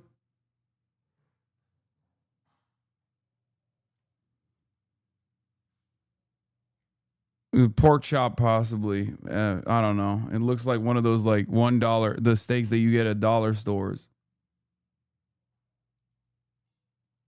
It just blows my fucking mind, dude. Yeah, 75% of adults on SNAP work. These people just want to eradicate the poor. That's why they say vague things like it must end. SNAP recipients, 42 million. 10% are elderly. 31% are adults. 39% are children. 10% of the 13 million adults are, in air quotes, disabled. At least 11.7 million adults without a disability are on SNAP. This is a major problem. It must end.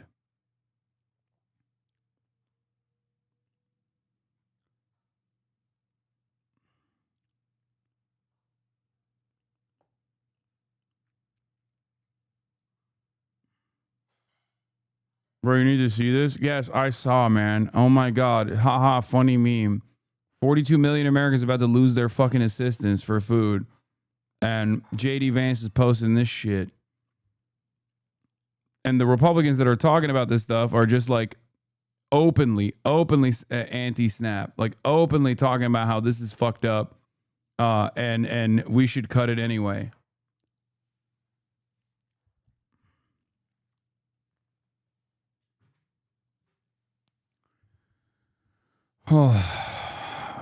I mean, yeah. When you see stuff like this, understand that they are pro starvation of children. Okay? That's it. Just say it what it is. You are pro starving children. Good luck. Good luck to you. You're a fucking animal. Actually, even an animal wants to feed its children. You're something beyond. And Delta Airlines joining the calls for Congress to pass the Republican bill, saying Delta Airlines implores Congress to immediately pass a clean continuing resolution to reopen the government so that our air traffic controllers, TSA, and CBP officers charged with the safety and efficiency of our national airspace can collect the paychecks they deserve. They're going to have to go take... I'm noticing that the worse people's conditions get, the more vicious they get to one another too. Like, the more vicious they get, the people who want to like fix the problems, but they also get more and more vicious to those who have even less than them. As long as you have someone you can step on, you can feel superior, you know? That's good. A second job, and you're going to have mass issues throughout the airspace. People will not be able to go from one place to the other because of the government shutdown, and I hope Democrats don't take it to that point. A new Washington Post ABC News poll shows more Americans blame Republicans for the shutdown, but some here on Capitol Hill think Democrats are about to cave even as they push for expanded Obamacare subsidies. And we'll see. Here we are on day 31 of this shutdown. The record is 35 days, so this one could become the longest on record next week. Brian. Wow, and it's getting so close to Thanksgiving, too. Thanks so much, Doug. Hey, let's go over just even this past week what's taken place. And this is why tempers are flaring. The Senate rejected the House bill for the 13th time. And we only had, I think, 3 Democrats without Rand Paul by... Wouldn't it be the first time Democrats are reported to keeping food from kids? Wait, what? Dude, this is the one fucking time, man. This is the one time the Democrats are on the right side. Jesus Christ. I mean, I fucking dagger them all day, every day, but give me a fucking break. This is entirely the responsibility of the Republicans, okay? Calm the fuck down. Jesus Christ. Sometimes y'all sound like you're how the fucking liberals present us as, okay? Jesus Christ. Republicans are in power. They're refusing to fucking concede. The Democrats are doing the right thing by refusing to fund the government until the Republicans come back to the fucking table and give written assurances that the Trump administration won't actually just overwrite whatever congressional budget allocation that takes place by way of legislation. That's another fucking point of contention in the shutdown, on top of the fact that they want to continue the fucking ACA subsidies so that tens of millions of Americans are not priced out of their fucking health care. And the Republicans are dangling the starvation of 42 million Americans, some of the lowest income Americans that actually rely on SNAP assistance, and dangling their starvation over this process to make people hurt even more, so that the Democrats will concede without getting any assurances that they will fund healthcare. That's fucking crazy. The Democrats are objectively on the right side of the story, and I'm unconditionally defending them, at least for now. Okay?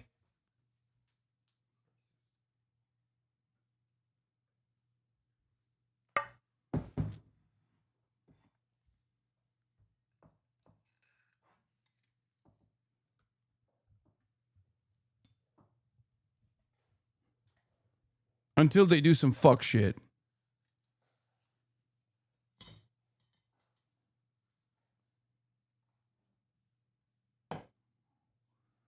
What a ridiculous set of circumstances.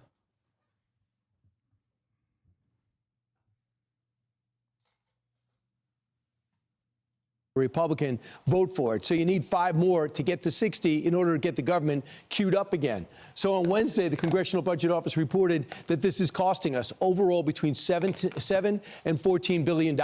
That's what the president sees when he gets back, and that's why he is so upset today. He's trying to rebuild the economy, put it on jet fuel, and now this happens. On Thursday, the remainder of the federal agencies will miss their first paycheck. I talked to a group of people the other day who work as staffers in Washington. They say it's tough every month just to pay for your rent. Can you imagine you have no money to pay for anything? Even a promissory note isn't really effective. It's affecting real people. You talk about the military, they stopped getting paid, but the president has found a donor for 1 week and other ways to pay him this week. So for now, the military is getting paid. On Saturday, this is really going to hurt in various states, especially. Some states have about 7% of people on SNAP programs, that aid program for food and basic staples. You have now SNAP payments not being issued. The WIC program will run out of funding this week, and open enrollments for ACA begins. And people are looking at it and saying, well, the Biden subsidies are gone. The pandemic is finished. The big, beautiful bill is queuing up. So this is your chance. These are your new bills for the upcoming year. Didn't the Democrats say the whole reason for their walkout was because of the Obamacare subsidies? Well, people are already seeing it. But I think the big picture, guys, is the reason why those prices are going up, the premiums are going up, is not because of anything the Republicans did. It's because Obamacare is not working. The subsidies during the pandemic put a Band-Aid on a problem that is now apparent for everyone to see. I'm not sure that people are getting that message, though. Well, Lindsey Graham said that he thinks Democrats will cave next week, but Hakeem Jeffries says you're delusional. We're not, or he didn't say that specifically to Lindsey, but they were asking him, when will y'all fold? And he said that the Republicans are delusional for thinking that Democrats will fold. They call it a dirty deal, cold stone liars. But President Trump says this is all about the legendary Trump derangement syndrome. They just hate him, so they don't want to give him a win. Well, they're trying to hurt him in the process as well, but they're hurting the country right now. And when you talk to people, we all know federal workers that we know and care about. It's tough for them already. People, some of them living paycheck to paycheck. Do you really want someone that's an air traffic controller to have a second job when they need the focus to navigate the airwaves? Yeah. I just don't think it's smart at all. I do disagree with the president. Yeah, what if they're on SNAP, big dog? What if they're on SNAP and the Republicans are refusing to fund it when there are contingency funds for it, and the Republicans are refusing to use the contingency funds, for example? What then? These people do not give a fuck about the working class. I cannot stress this enough. They very clearly use every opportunity, every fucking point to propagandize against the working poor. They despise them. That is their job. Republicans used to be much more overt with the way that they communicated the disdain for the working poor. In the last couple of years under the Trump administration, there was like more of a populist wing of the party. Or at least they like kind of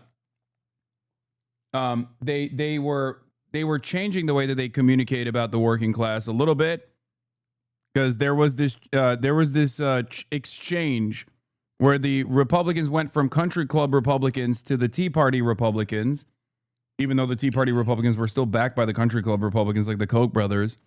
But the messaging changed a little bit. But this is old school shit. This is old school conservatism, okay?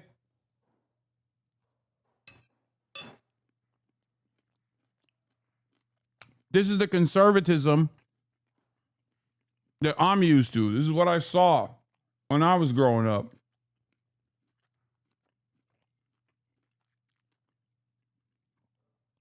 The open disdain for working class Americans.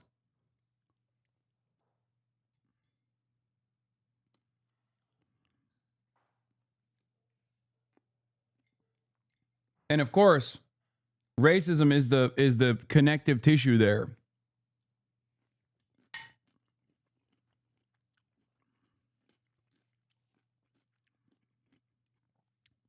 They use racism and say, as black and brown people taking advantage of these fucking subsidies in a fake way, in a fraudulent way. So white people who also take advantage of these fucking subsidies and these programs will be more pliant about fucking having them get taken away without realizing that they're actually advocating for their own demise.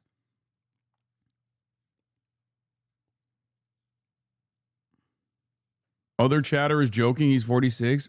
Bitch, I'm 34. Fuck.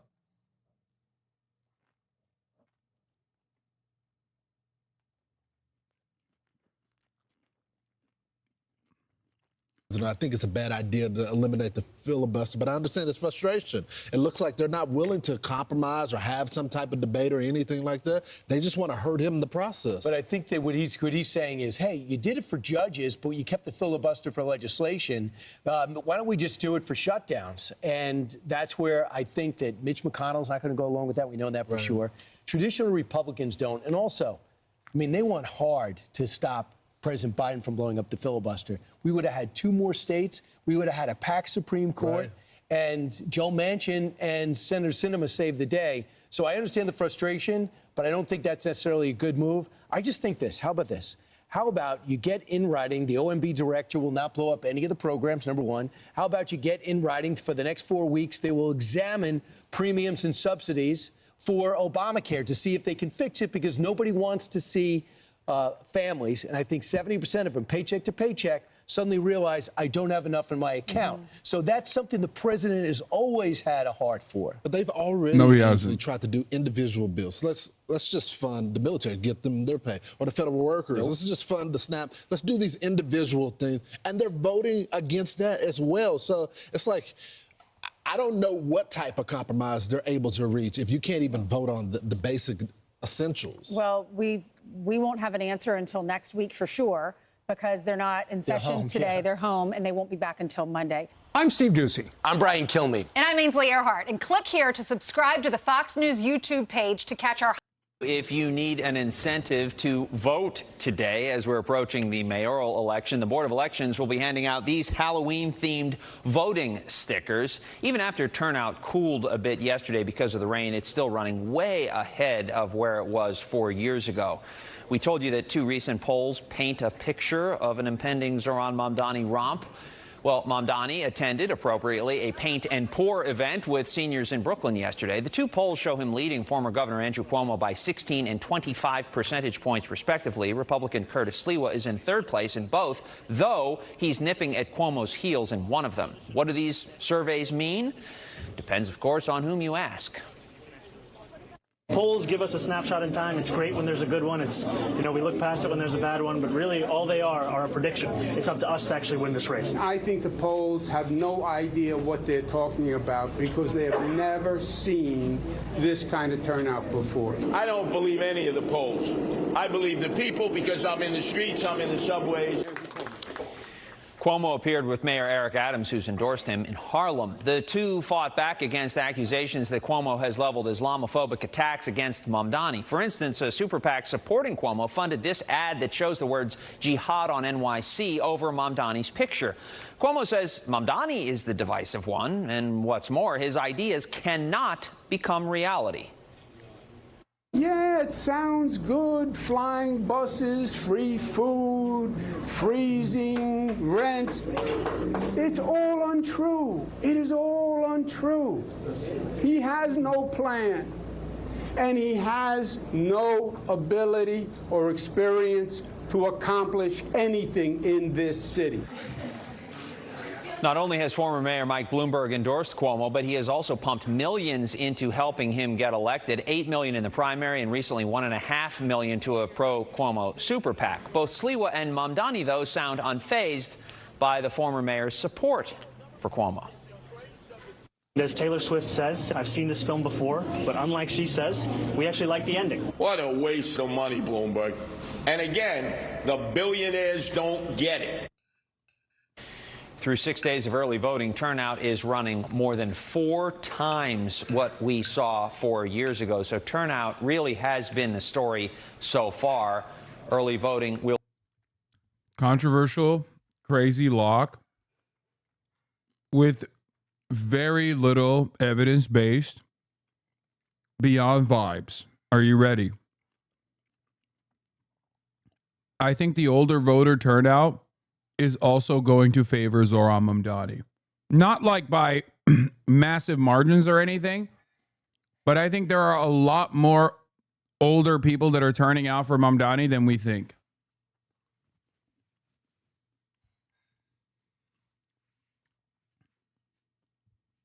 I think that there are aunties and unks that have never been successfully polled or correctly polled in previous elections due to their lack of performance, especially on the Asian demographics.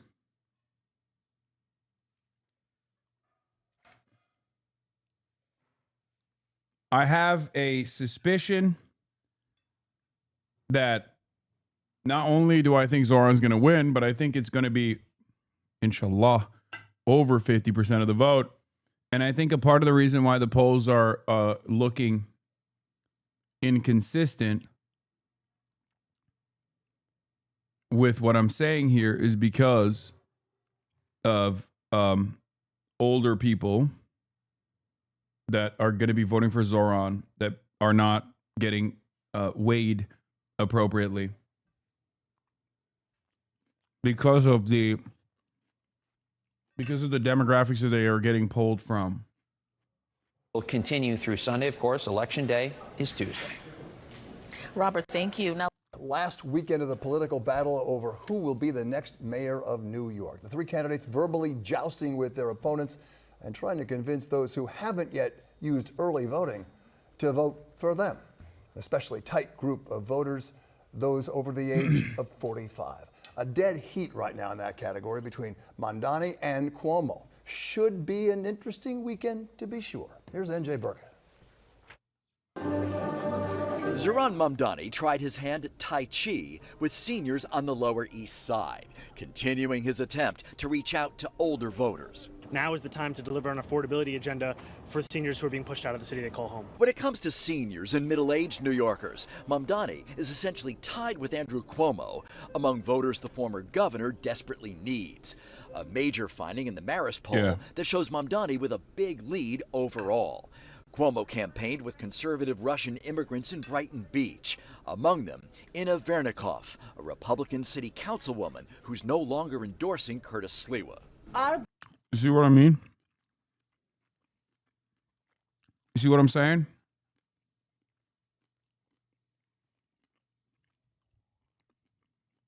that they're in a fucking deadlock in and of itself. And the one demographic that Andrew Cuomo has to do LeBron numbers on makes me feel like it's actually better for Zoran than we even think.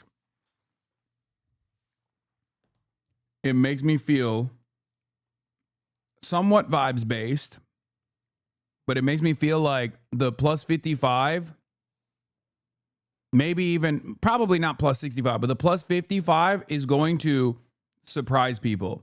Because right now, when you look at some of the past poll performance, the plus 55 is like Andrew Cuomo margin, within the margin of error over Zoran, right? That's what it shows. But I think it's actually better for Zoran than we think. I think Zoran's going to win plus 55.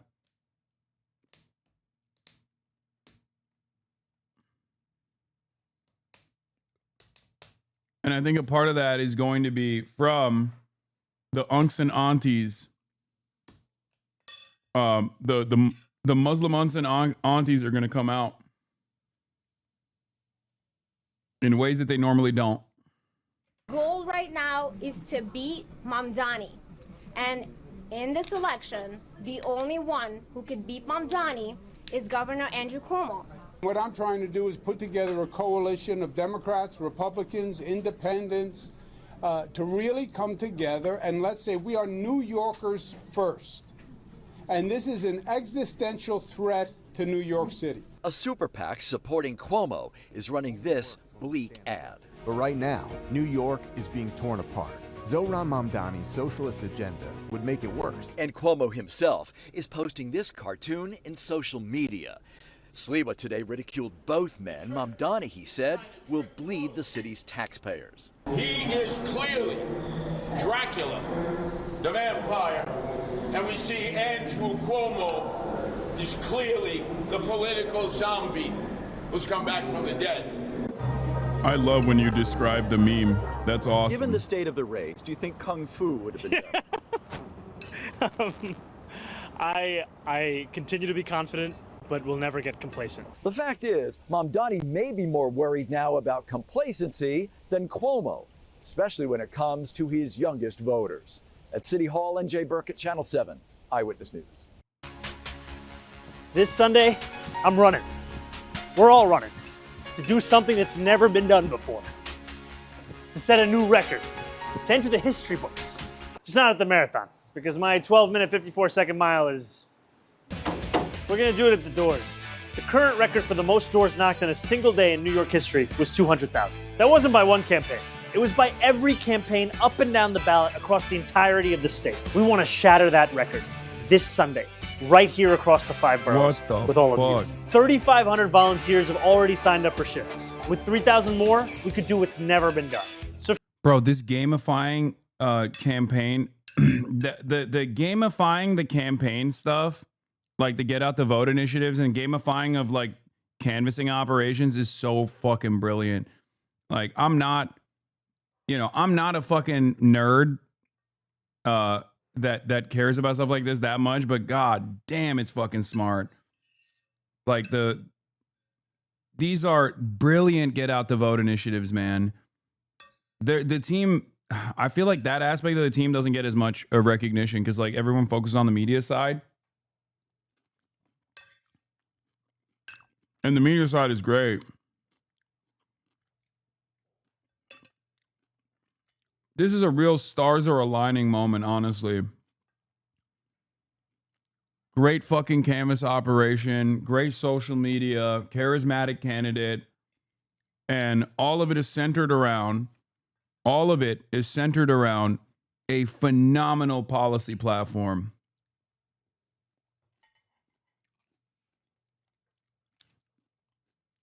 I think people are going to try to redo this route, regardless of their ideological convictions, for campaigns all across the country. And you will see many hilarious failures from establishment Democrats that are like 854 years old that try to do similar things and fail spectacularly. But I think this is a dramatic game-changing campaign.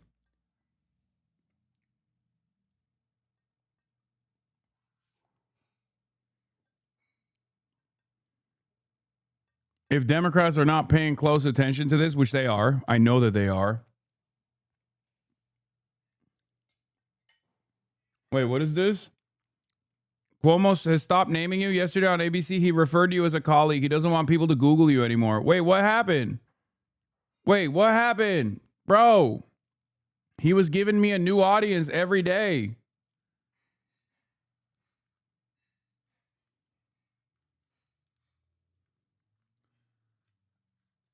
What happened? Is it because people were Googling Hasan Piker and then the shit that was coming up was like a New York Times profile? Is that why? Leading people to perhaps not consider me to be this fucking ever-present danger to New York?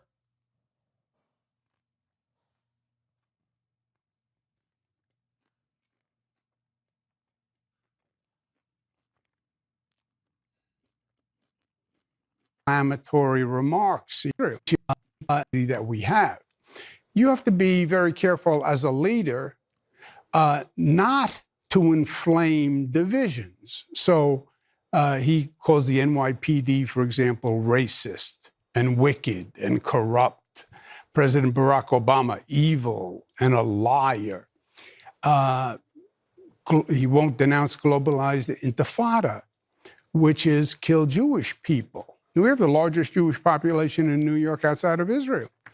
And these are very inflammatory remarks. He has a colleague who he associates with that says, America deserved 9/11. No, he just realized it's not a smart. I don't like how much your name is out there. It seems more like he's modulating his message for the ABC Normie audience by not naming you. No, it's partially because it's easier for him to say, as a colleague who said America deserved 9/11, than it is to say Hasan Piker, an unknown entity, that if people actually search, they will find out is not this like dangerous fucking radical by mainstream outlets. You know what I mean? Because, like, remember, old people are going to look this up and they're going to look at, like, the New York Times or some shit. And when they look at the New York Times, they're going to fucking see me, like, be talked about as in positive terms. Yeah. Or on GQ or on any number of different, like, mainstream media outlet.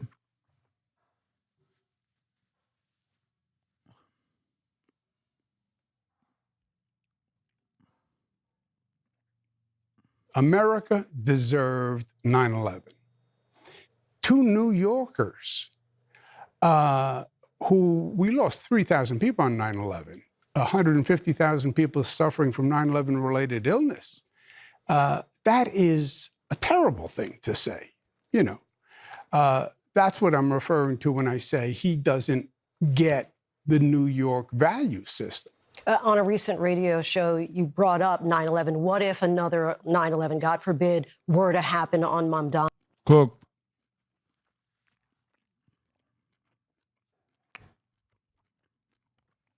Cooked. Michael from Pennsylvania says, dude, some billionaire is obsessed with you. You got to watch out, brother. It's not one.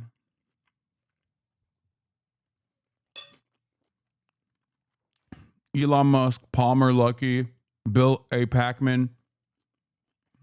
Could be any number of different wealthy people.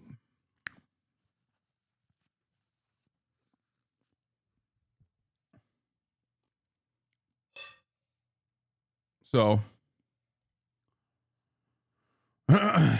anyway, what's funny about that? What's funny? Eddie from Steak.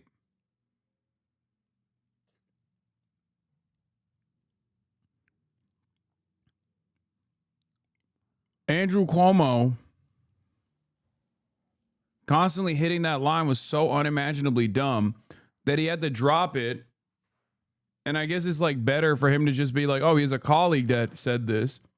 But even then, he cooked himself because he went on the conservative Sid Rosenberg's radio show like 2 weeks ago or 3 weeks ago, where he said Zoran is going to, or 2 weeks ago, where he says Zoran, like he agreed with the statement that his conservative show host said that Zoran would actually cheer on another 9/11. It's over. After that point, you can't bring up 9/11.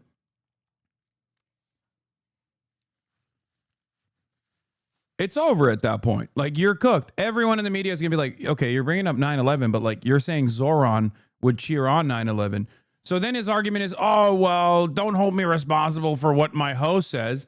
Okay, then why are you holding Zoran responsible for a media hit that he did when he was fucking polling at 5% with a progressive Twitch streamer that didn't bring up 9/11 at all? Cuomo created his own fucking dumbass 9/11 scandal, so it's just like cooked him even harder. Watch. The radio host then said he would cheer.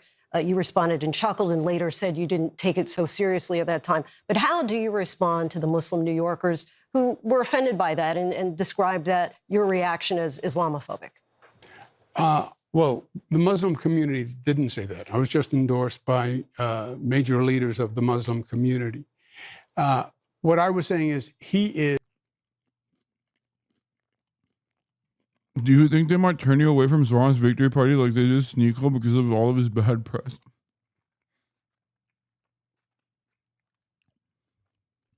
Brother.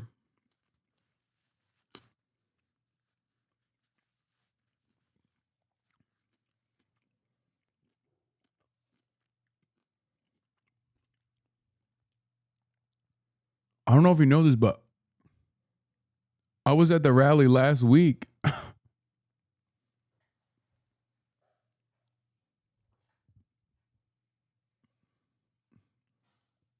Are you okay? Bro, stop eating. It's annoying. Yeah. Well, it's almost done. Don't worry.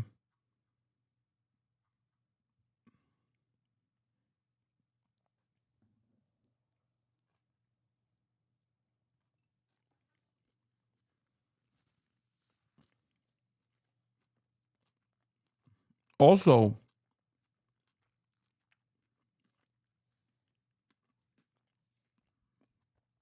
you're comparing me to Sneeko.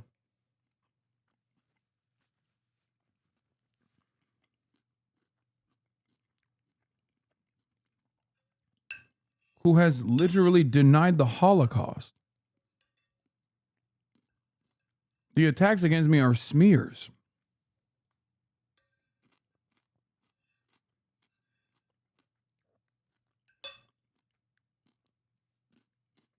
He, on the other hand, has aligned himself with straight up neo-Nazis like Nick Fuentes and whatnot, and has even denied the Holocaust.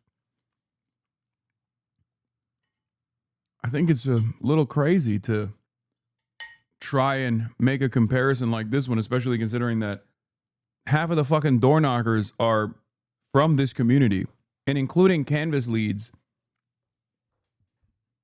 What do you mean? He is inexperienced, right? This is basically if he wins as mayor, it's basically his first job.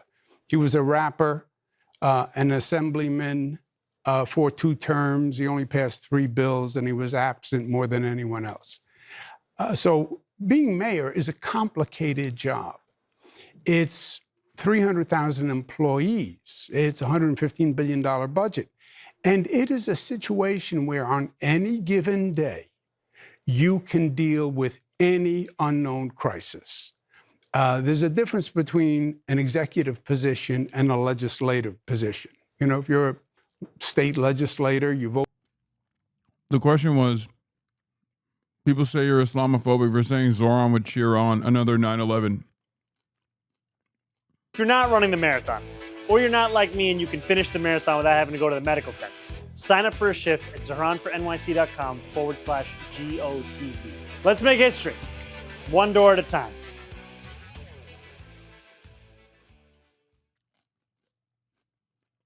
We're now 5 days from Election Day and the biggest mayoral. Didn't you say 2 days ago that you're not going to New York before China? I was planning on not going to New York before China because I have so many different fucking, I have so many days where I'm away from home and I hate that. But I reconsidered it because I feel like it's a important moment in history to be a part of. Like I literally was like, I was weighing it and I was thinking like, oh, if I stay home and I can watch the victory party here, it's fine. I can probably even do better content from home as opposed to being there, because if I'm there, then it's like there's an issue with like streaming and then IRL streaming, desktop. Like I'll still have a desktop stream on election day, make no mistake.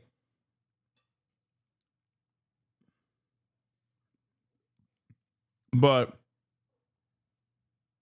bro said I want to be in the photo law. No, dude, I don't give a fuck about that. You're so stupid. How is this hard to comprehend? It's like a historically important fucking moment where you're electing only the second socialist mayor of New York, and this community, myself included, played a pretty fucking formative role in that. God damn, brother, I am such an on-camera monkey for all of you. I swear to God, where it's like I can't have any sort of fucking real human feelings about any sense of accomplishment without motherfuckers immediately being like, ah, oh, yeah, dude.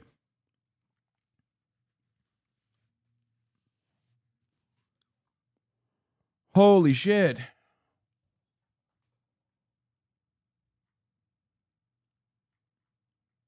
It's just so lame. Yesterday, Chaz said that lately you're being brought up on daily federal record. This is not to insist on the Joe Rogan or the left stuff or anything, but it is clear you're becoming some kind of critical point. Even when you repeatedly say you are not, what now? Or do you disagree? It's becoming harder and harder for me to disagree with that sentiment. The problem is the more fucking attention there is on me as like a fixture of left politics in this country, the more annoying the left gets, the more annoying the right wing gets, the far right gets. The only people that actually look at that and listen positively are unironically liberals, as a matter of fact. Not the liberal content creators who have their own sense of anger and resentment towards whatever kind of success, whatever kind of modest success I've been able to cultivate here. But I'm talking like the actual Barbers and the Debras. Like they see stuff like that and they go, "Oh, a handsome young man. Let's tune in. Let's see what his opinions are." Having said that, however, it has increased. The attacks have increased fairly aggressively, and it sucks, especially because there is no left support system. There is some. There are those, you know them. You know, Michael from Pennsylvania is in the chat right now. But the unfortunate reality is that there is no robust support network for things like this. When you get singled out like this, you just kind of are on your own. You have some friends, they will defend you, but there is no like major, there is never going to be any major sea of support. And anyone and everyone that comes out, even in defense of someone like myself, against ridiculous attacks, smears, slander, whatsoever, they will also be punished ruthlessly. Like they will be smeared as well. Like there is a very threatening environment for those who dare to speak out against the wave of right-wing sentiment on the internet. Or at least that's what it feels like. But that's also precisely the reason why I love being outside. I love being around normal people. I love being around others who are not as extremely online. Because I am reminded over and over again that in the real world, none of these considerations take place. Like it's not a real consideration at all.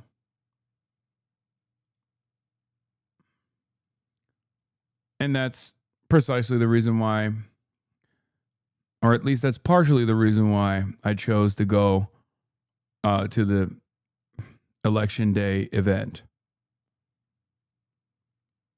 race in the country that could upend all conventional wisdom in the three-way race. There's Democratic Socialist candidate Zohran Mamdani, former New York Governor Andrew Cuomo, who's running as an independent, and Republican candidate Curtis Sliwa. All of them have been busy crisscrossing the city campaigning. A new Marist poll out today of likely New York City voters show Mamdani with 48% over Cuomo's 32% and Sliwa's at 18%. Now, the stakes are high if Mamdani is elected. President Trump has threatened to withhold federal funding for the city and deploy National Guard troops here, as he's done or pledged to do in other Democratic-led cities like Washington, D.C., Chicago, and Portland. For months, the president has often gone after Mamdani. We have a communist who's 33 years old, doesn't know a damn thing. Practically, he's never worked a day in his life. And he sort of caught on, right? And I'm not going to send a lot of money to New York. We're not going to ruin one of our great cities, because we'll make that great. We will clean up the crime in about 30 days. And all of these cities, we want to clean them up. We don't like that opposition. But if somebody's going to be a communist mayor of New York, it's a fluke if he gets in. Well, earlier today, I spoke with the Democratic nominee, New York Assemblyman Zohran Mamdani. Recently, you heard President Trump suggest he's going to withhold federal funding, possibly send in National Guard troops if you're elected. Andrew Cuomo has kind of amplified that. What do you say to New Yorkers who say, is this worth the hassle of losing perhaps? That's a crazy way to start this interview. That is okay, bro. I thought he didn't take such a Vanderbilt-ass position from the start. I thought he would have been somewhat woke. Nope. He just straight up said, hey, I know the president is doing something unprecedented by trying to change the outcome of a local election in the state of New York. But don't you think there's some validity? Let me advance the cynical pattern. It's understandable that you bring that up, right? But that's not how you're supposed to bring that up. You would probably bring that up by being like, how much has this very obvious electioneering impacted your own personal confidence in the race? Something along those lines. You know what I mean? Not like, don't you think New Yorkers should be concerned that if you become president of socialism, then the president of capitalism will come and kill New Yorkers? That's crazy. A lot of money in federal funding if you become the mayor. We're already seeing this as a reality with Eric Adams as the mayor, right? The federal administration took $80 million out of city coffers. They suspended $50 million for our city schools. And then they threatened to withhold $18 billion in infrastructure grants. And the most effective way to push back on his threats is to actually name them for what they are and then use every tool at your disposal to take them on. So what do you do if he decides? I mean, we already saw there was an ICE action on Canal Street. They said they were targeting undocumented immigrants who were, selling counterfeit bags, which on Canal Street is kind of, there's a long history of that, obviously. What do you do? I think this is an example of what is unacceptable in this country. I think the first thing that you do is you close the door that Eric Adams opened to the NYPD doing civil immigration enforcement. He said that on national television. The second thing you do... So you would not allow the New York Police Department to engage or to cooperate with ICE or DHS? Not in civil immigration enforcement. Yup. That's in the law, by the way, Anderson. That's the law. That's not just the state law. That's the city law, too. Just because Eric Adams had his literal freedom dangled in front of him to allow this to happen doesn't mean that anyone else who doesn't have those same circumstances is going to continue it.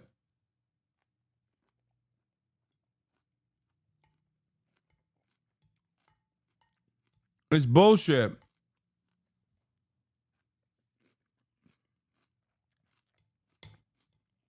Remember, this is so against the grain and so new and unique that Donald Trump and his Department of Justice had to use the existing criminal investigation into Eric Adams and his potential freedom to literally get this done. And Eric Adams has actually been in violation of the law to actually allow the NYPD to work alongside ICE.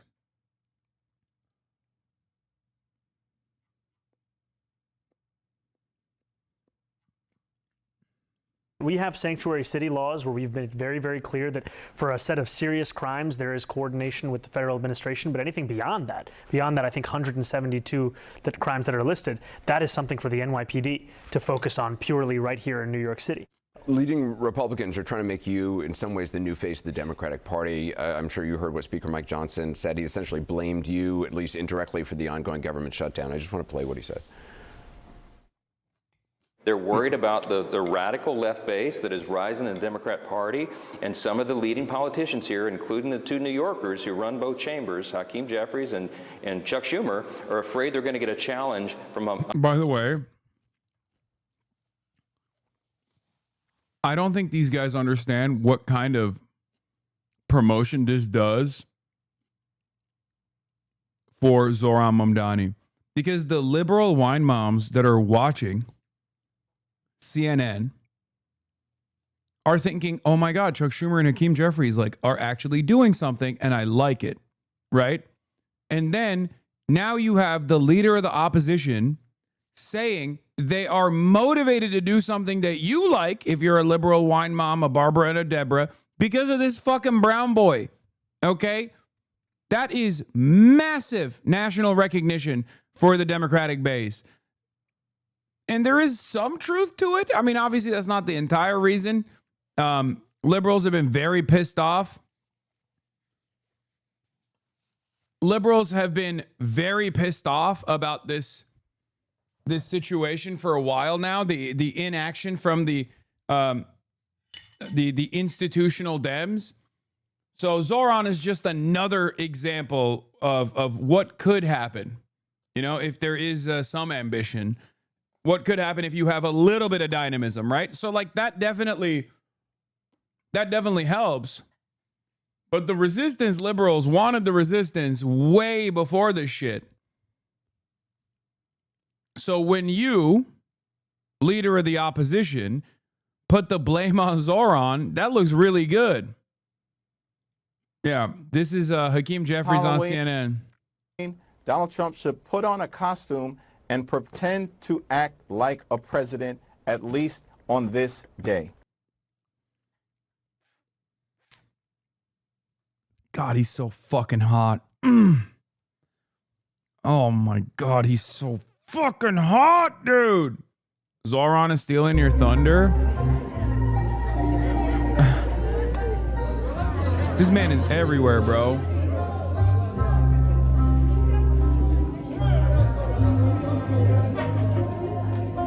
This man is everywhere. He's doing everything. What is this man doing?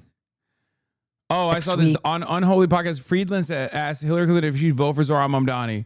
Oh, hell yeah. They want Zohran to win. This is what you do. Okay? Let's finish this video, but after that, we'll look at Hillary Clinton doing an anti-endorsement, which, by the way, is better than a Hillary Clinton endorsement, because we all know Hillary Clinton endorsement is a death sentence for a fucking campaign. No matter how popular you might be, your campaign will fall apart if you get that not so coveted Hillary Clinton endorsement. Let me tell you something, okay? That is exciting stuff. That is exciting stuff. Love to see it, folks.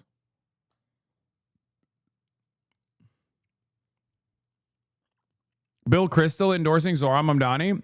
Oh yeah, no, that makes perfect sense. Bill Kristol has become unimaginably woke. I don't think you guys have been paying attention to Bill Kristol.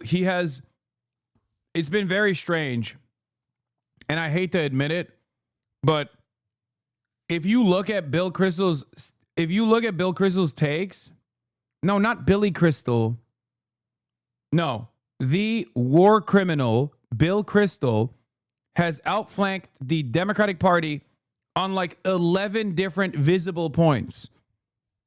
I think he said stuff like abolish ICE. He is out of control.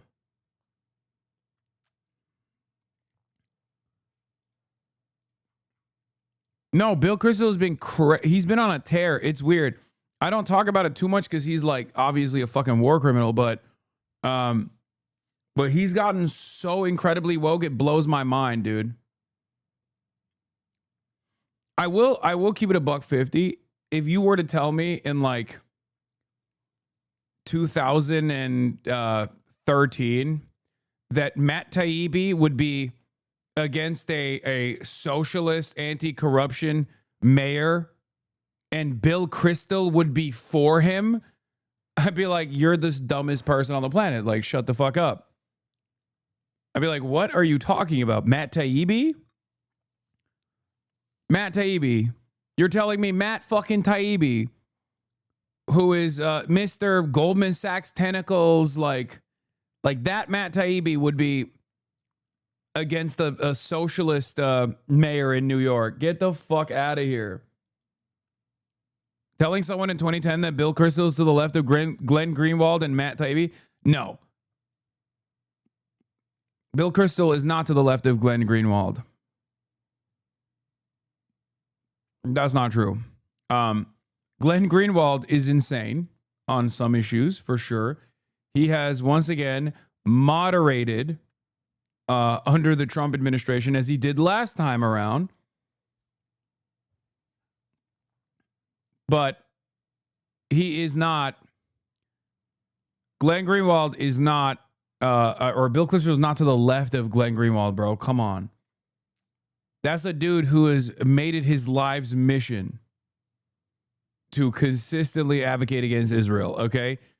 There are so many things you can yell at him over. This is true. So many things you can yell at him over. But no, Glenn Greenwald is not. He don't got internet, okay? That's the way you got to look at it. Him or Norm Finkelstein definitely don't got internet. I mean, literally don't got internet. So I don't even want to talk about Norm Finkelstein. I know a lot of you have been like trying to tell me, you know, he did the Candace Owens podcast or some shit. I'm like, it's fine. Just let him. There was a couple days ago, he had a little slur moment too. It's like, let him do it. He's like 95. Okay. He's just, it's not for us. You just kind of gotta, it's not appropriate, but you know, you just kind of gotta let certain things slide. You know what I mean? You're just like, he's old. He's just 95. He's 95. He's 90. I need you to understand. He's 95 and he literally only has a landline. He is 95 and only has a landline. Okay. Matt Taibbi did the Collargate thing. Yeah. He's cooked, dude.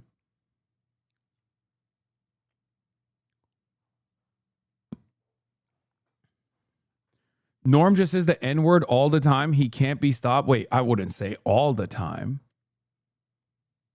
Did he say it on the Adam Friedland show? Oh my God. He did?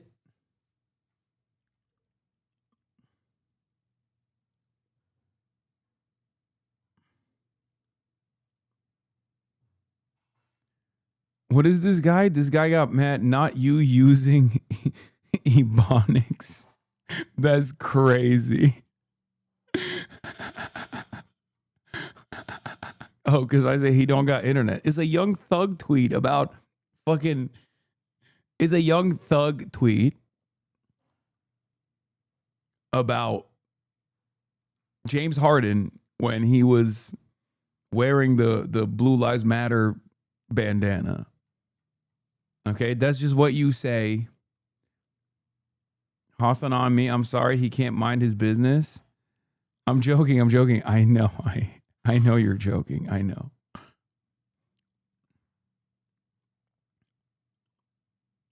I seen him in person and went to shake his hand. He called me that and walked away. Okay, stop lying, dude. He doesn't just drop it. Oh my God, does he do that? No, stop. I don't know. I've never been around him like that.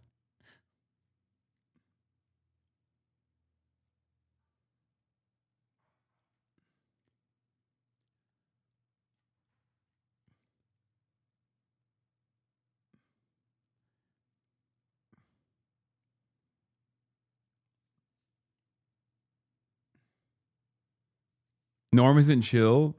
I mean, he's like 900 years old. Okay, that's all I'm going to say. I'm going to keep repeating this. He's a very old man who literally does not have internet. That's not even a joke in the Young Thug referencing James Harden type way. Like, he just literally doesn't have access to the internet. He only has a landline.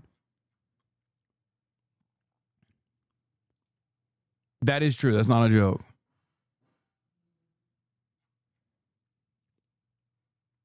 Anyway, all right, let's finish this fucking thing. Goddamn. A Mamdani-like candidate. And so they have to show a fight, and that's what this is about. The only reason they did it right now is because they're afraid of the rise of the far-left Marxists in their party, and they have to show them that they're going to fight. And real people are hurting during this political game, this showmanship. Do you believe National Democrats are afraid of you, and Schumer has not endorsed you? I believe that National Democrats are holding the line right now to actually call the question on the Trump administration, which ran a presidential campaign on the premise of cheaper groceries and is now using the power that they won to make it even harder to afford those groceries. And to hear someone try and pin this on me when what we've actually seen is that Americans just want their health care, they just want to be able to afford their groceries, their day-to-day lives, it shows how out of touch the Republican Party is. There's a clip. Bro. Even daggers Anderson's throwing his way turned into fucking lobs for an alley-oop, okay? He's just, god damn, he's good. You that's gone viral from 2023, just 2 years ago, you were speaking to Democratic Socialists of America. You talked about the importance of international solidarity, and this is what you said. Oh, God. Oh, God. And I think that for anyone to care about these issues, we have to make them hyperlocal. We have to make clear that when the boot of the NYPD is on your neck. Yeah. Only interviewed him for less than 4 minutes and still managed to shoehorn a question related to Israel. Lol. That interview was edited like Jeffrey Epstein's prison video, blaming the government shutdown on a New York City mayoral candidate. Lol. This interview is so short, it feels like CNN felt obligated to do it. Looks like Anderson Cooper is less interested in Mamdani's answers, more interested in labeling him a certain way. CNN is promoting the billionaires and Andrew Cuomo's agenda. Mamdani's great. Horrible interview by Cooper. Anderson Cooper AIPAC is fascinating. Any form of leadership in the U.S. appears to require loyalty to Israel. Nice try, CNN. So you had him on for 30 seconds to try and humiliate him. It's over. And no one cares about this last-minute hit job. Props to Mamdani for standing his ground. Absolute trash journalism. God damn. Oh, this is the end of the interview that was uploaded as a short? Okay. It's been laced by the IDF.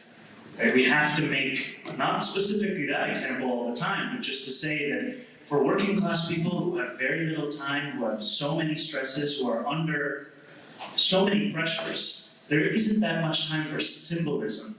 We have to make it materially connected to their life. Because it's true. Because it's literally true, by the way.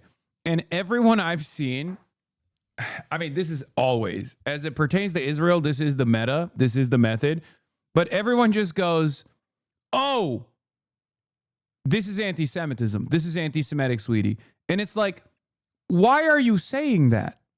Why are you saying that it's anti-Semitic? It's an objectively true thing that he is talking about. Okay?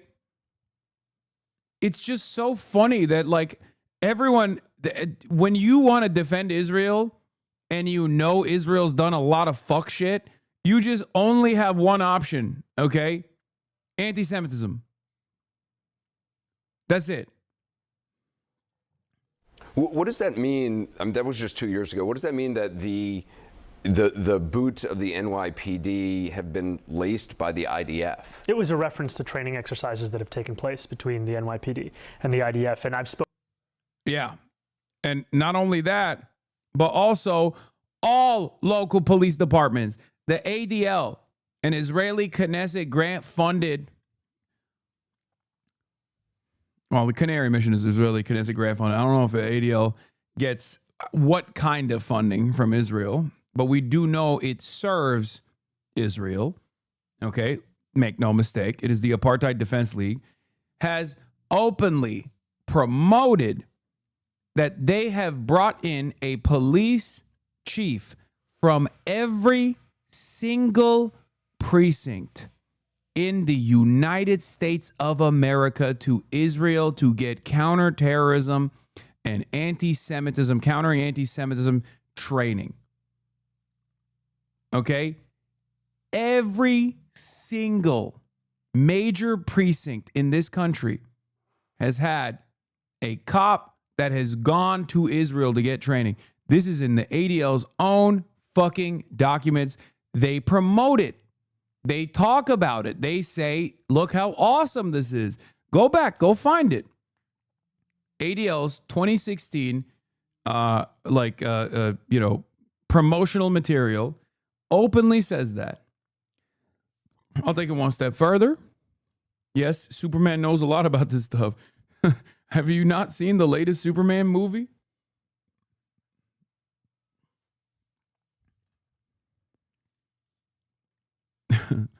Superman is very, very invested in what's going on in Jarampur and Baravia, okay? The Baravian genocide is top of mind. Anyway.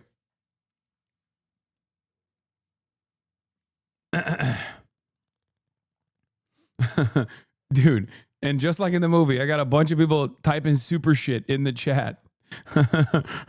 Superman is woke. He's lame. He beats crypto's ass, bro. Superman abuses crypto. Why is nobody talking about super shit beating crypto's ass all the time? Where's crypto? Where's crypto, super shit? Super woke? Get the fuck out of here.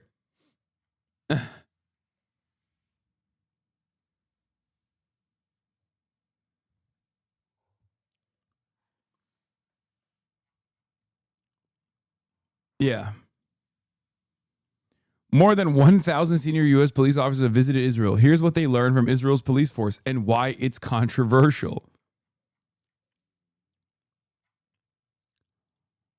So do you still believe that the NYPD is basically working in hand in glove with the IDF? No, what I've made very clear is those are training exercises that were of concern to me, and what my focus is on working with the NYPD to actually deliver public safety for New Yorkers across the 5 boroughs. And I've made the decision to retain Police Commissioner Jessica Tisch because of her record in being able to deliver that safety, reducing crime across the 5 boroughs. That's new. Previously you wouldn't say that you wanted to retain her. Dude, Anderson Cooper. What the fuck? Bro, what the fuck is this? Dude, this is so contentious, brother. This is crazy, brother. Zoil knows ball. What is this? Oh, shit. That's fire. That's fire.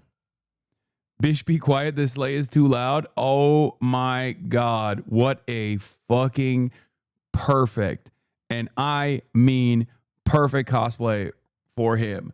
God damn. You were saying point blank. I mean, she's helpful. She's done a remarkable job, it seems, lowering crime rates. What I've said throughout the course of the campaign, I think since April, was that I would consider it because I think these decisions are very important. They're ones that you have to actually take your time with. I appreciate you being here. Thank you. Real pleasure. Do you have a positive or negative stance with Jessica Tisch? Very negative. Very, very negative. Young. She is the daughter of incredibly wealthy New York financiers. And also super fucking pro-Israel, like unimaginably pro-Israel. And also just bad. She's bad at her job. I don't like her. I don't like her at all. I think that is probably, like, her family has given millions of dollars to the Andrew Cuomo super PAC Fix the City. Her family, yeah, the NYU's Tisch, the Tisch name is such an important fucking name in New York. The NYU School of Arts is named after them. But also, listen. Her family has given Andrew Cuomo millions of dollars to pump anti-Zoran ads, which include your boy and Zoran dabbing each other up with the fucking title Google Hasan Piker 9/11. That's the fucking super PAC that her family funded.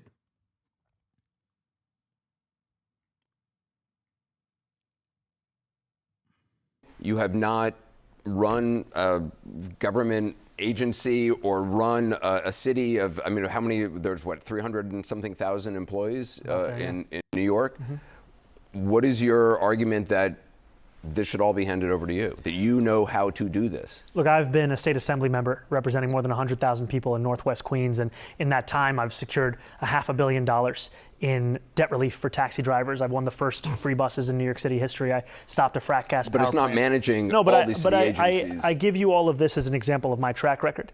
And what I've built over the course of this campaign is a team that now oversees more than 90,000 volunteers. And the way in which you build a team is you hire the best and the brightest, and you ensure you don't just inspire people, you can absorb that inspiration into an infrastructure. I've heard a lot of people running for office say that running the campaign, it's sort of similar to governing. And Okay, I don't want to watch this shit. Fuck.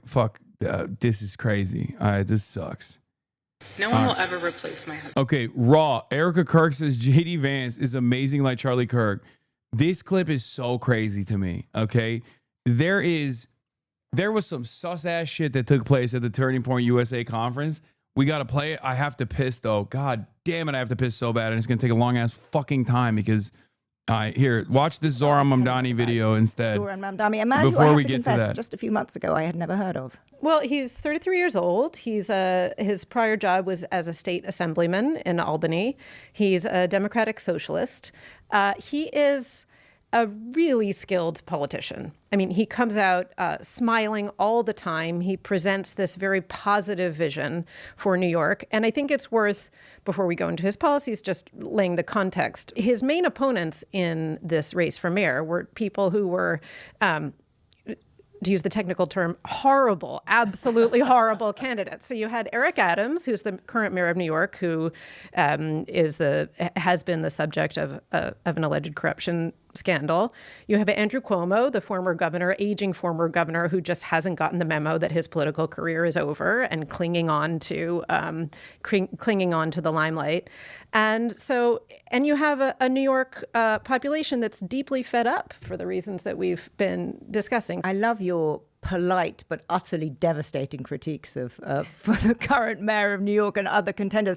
It reminds me of the fantastic line in your cover leader this week where you spoke very positively about Michael Bloomberg as the last good mayor the city had, but you said he has the charisma of a spreadsheet, which I thought was I'm a big fan of Michael Bloomberg, but describing charisma is not his just strong suit. Before we hear more from and about Zohran Mamdani, can you just, point of clarification, tell me what a democratic socialist actually is, John? Well, the Democratic Socialists of America are a very small group. Zohran Mamdani is one of their number. Alexandria Ocasio-Cortez is another. They, until pretty recently, had a platform that was really out there. You know, they wanted to defund the police, get rid of the Senate, nationalize a lot of industries.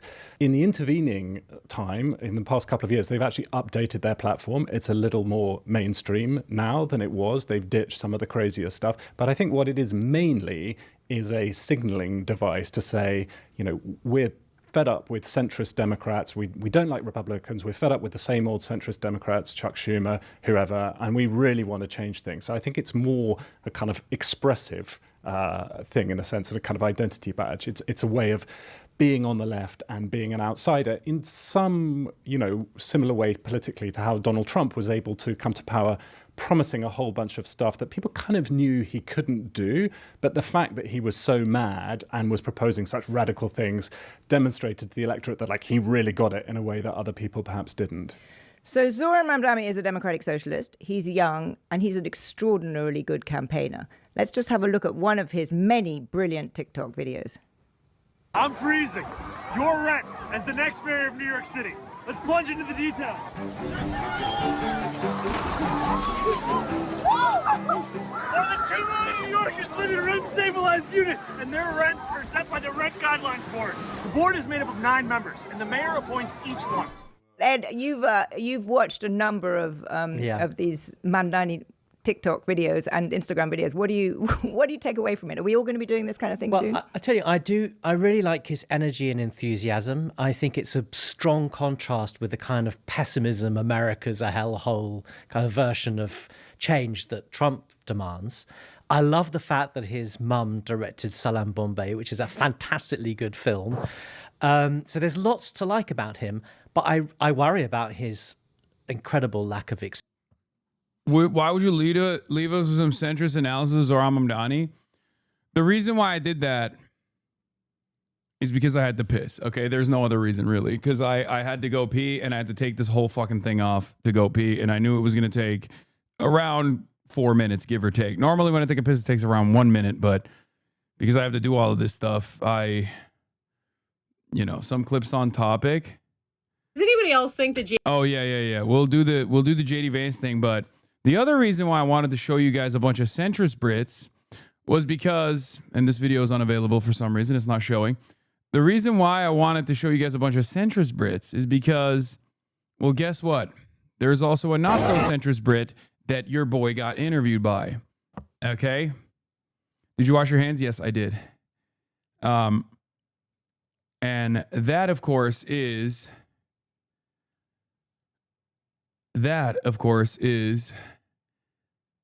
Zach Polanski, leader of the Greens, and your boy having a convo. And I wanted to show you some bits and pieces of it. Okay? Zach Polanski, for those of you who don't know, is the leader of the Greens, right? You've heard it said. And your boy had a 54-minute convo with him. Most globally influential UK politician.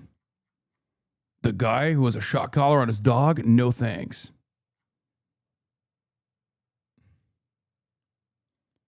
Countless times. Donald Trump sneezes, the UK catches a cold. So how worried should we be about a second Donald Trump presidency and everything that's happening in the United States right now? One of the leading voices on the left in the US has been Hasan Piker for years now. What's up, everybody? I'm Hasan Piker.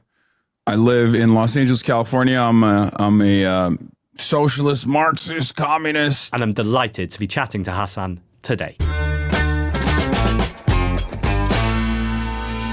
Hey, Zach. Chris Packham here. I just want to tell you about something.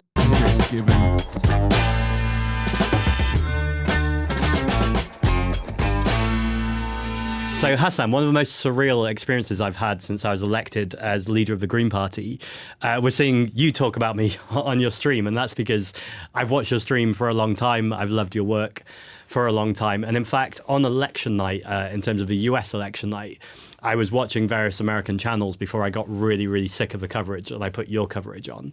And it was great. One thing that really struck me, though, was you knew for a long time that Kamala Harris wasn't going to win and America was going to have a second Trump presidency. And it felt that evening like you were almost in like some sort of nihilism, like you were just like, this was the route we were down. Is there any hope? Like, can we come back from this place?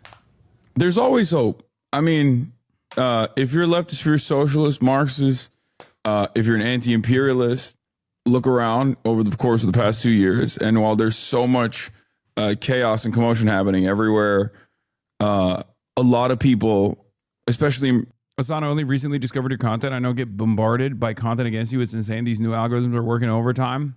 Stay woke. At least you recognize it.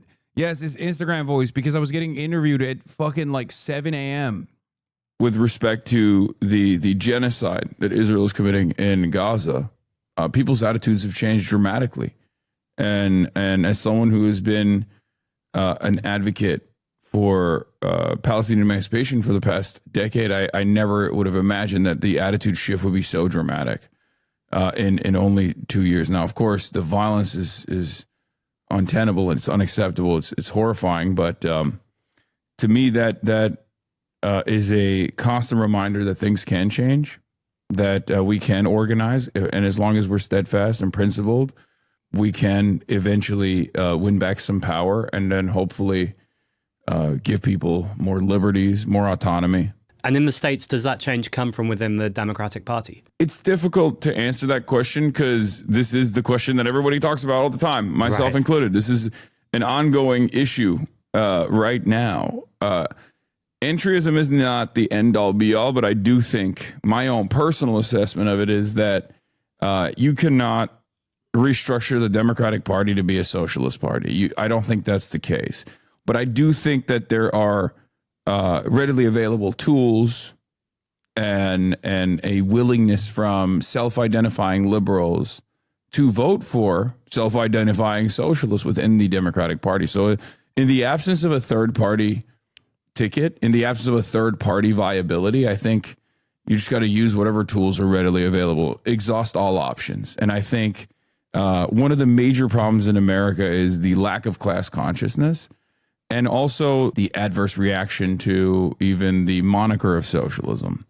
Most people don't know what socialism is, and those who have heard about it have been properly they've been educated against socialism. They hate it. They think it's a bad thing.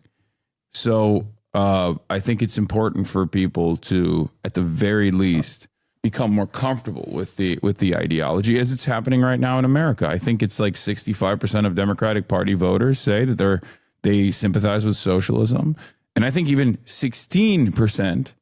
There's an even weirder number of Republican Party voters also sympathize with socialism. I guess those are the national socialists. I don't know what's going on there.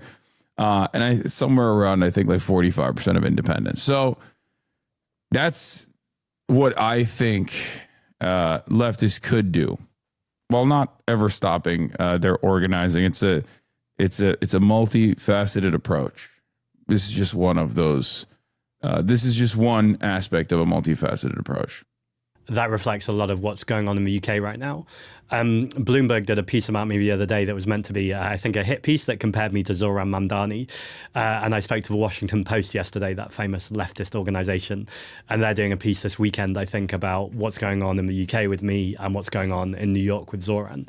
I don't think the Washington Post are necessarily coming from a place where they want to see a big left-wing transformation in the world. But nevertheless, do you think there is a moment right now, both in the States and around the world? And what sense do you get that if Zoran does win in November, and I think it's looking pretty good without being complacent, what ripples will that have around the world? I think it'll be pretty significant for the National Democratic Party and its outlook. I think democratic socialists, like people like Zoran Mamdani, are basically saving the Democratic Party from itself. It shows me that liberals, by and large, which is as it stands, unfortunately, the most mass political movement that we have, people who just simply self-identify as liberals, or people who are liberals start realizing it, people who might have sympathetic values to Marxists and socialists, but just think that they're liberals. The people that think that liberals are the left, right?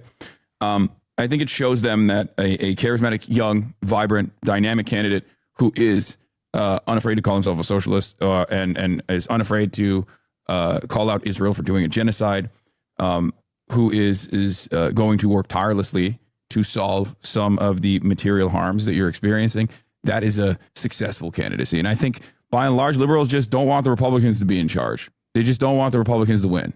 They are understandably disturbed with what the Trump administration is doing. And they're also pretty frustrated with the lack of response from the Democratic Party, from the establishment Democrats. So I think this would spell the beginning of a tide shift, hopefully, in a much larger way than we saw with the Justice Democrats in the 2018 midterms. I was interviewed last night by Mehdi Hasan on Zateo, and I know he interviewed Zoran a couple of weeks ago. And something he asked him about was Donald Trump has already said that if Zoran wins, Trump will do everything he can to disrupt unless he, quote unquote, behaves himself. How much of that is a credible threat? I'm not aware too much of a centralization in American politics of how much Trump can tie the hands of a New York mayor. Oh, it's it's not just tying the hands of the New York mayor. Trump is unprecedented in the way that he's behaving, for sure. I mean, he is the logical conclusion to a multi-decade long project called the unitary executive theory that Republicans have been trying to establish in America for quite a while. It's just a way to consolidate power in the hands of the executive, basically turn the White House into a monarchy. And Donald Trump happens to be the perfect guy to do it, or at least all of the people that are surrounding him do have that deliberate and direct interest in conducting this centralization of power. Trump is just the guy who's crazy enough to not even realize that he's doing it, or it just suits his narcissistic tendencies. But yes, he absolutely will do everything in his power to hurt New York and New Yorkers. But I think New Yorkers are not fearful of that. They understand that this is the finance capital of America. This is where Wall Street is. It's a fairly powerful constituency, fairly powerful people live there. And there are interests outside of like simple class interests of like destroying the city that I think people might react negatively to. What I mean by that is a lot of people that live there love New York. They care about it quite a bit. You got a lot of journalists there. There's going to be a lot of resentment from people, not directed towards Zoran, but instead directed towards the administration. And I think people will put up a strong fight, and that's probably a better alternative than Andrew Cuomo, who is already a right winger, but also has a DOJ case hanging over his head that would make him just as compromised as Eric Adams is. Gosh, it's quite a mess there. Trump, in the last kind of 48 hours, has finally put on, I say finally, he's put on sanctions on President Putin. We've seen kind of his relationship with Putin and Zelensky, kind of he's just flip-flopping all over the place and doesn't seem to have taken a clear stance. I was asked about this last night, and I basically said that I think Donald Trump cares about one thing only, and that's Donald Trump. Do you get a more sense of a nuanced position on what Trump actually feels about Russia and Ukraine, and also whether he cares what the American public think about that, or if he's playing another game?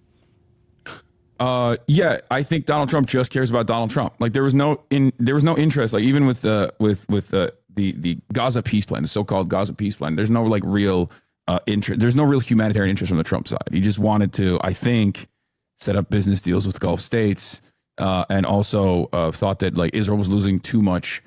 This is for all your British and British adjacent friends and family members. Okay, remember when I do a podcast, I conduct myself probably much better than I am on stream because it's not like a incredibly dynamic environment. Okay. The reason why I'm spamming it is because I want you guys to go show love to the pod and also show, yes, your British and British adjacent or British fancying friends. But yeah, I'm gonna move on from it. But I just wanted to show you like give you a little taste of it, you know, in the beginning. It's a wonderful conversation and it gets like a lot longer. We dive into it.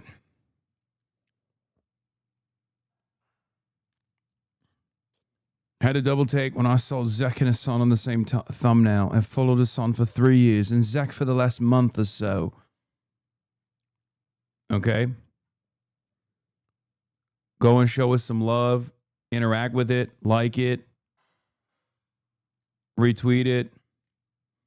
Is this the guy Felix said he leaned into the Corbyn anti-Semitism thing? I think he might have been one of the dudes. I didn't even know that, but I don't think he is committed to that kind of thing. Some Greens aren't happy with Zach for you doing this. They think you're a grifter. Yeah, I know. But luckily, Zach is a HasanAbi head, so he don't give a shit.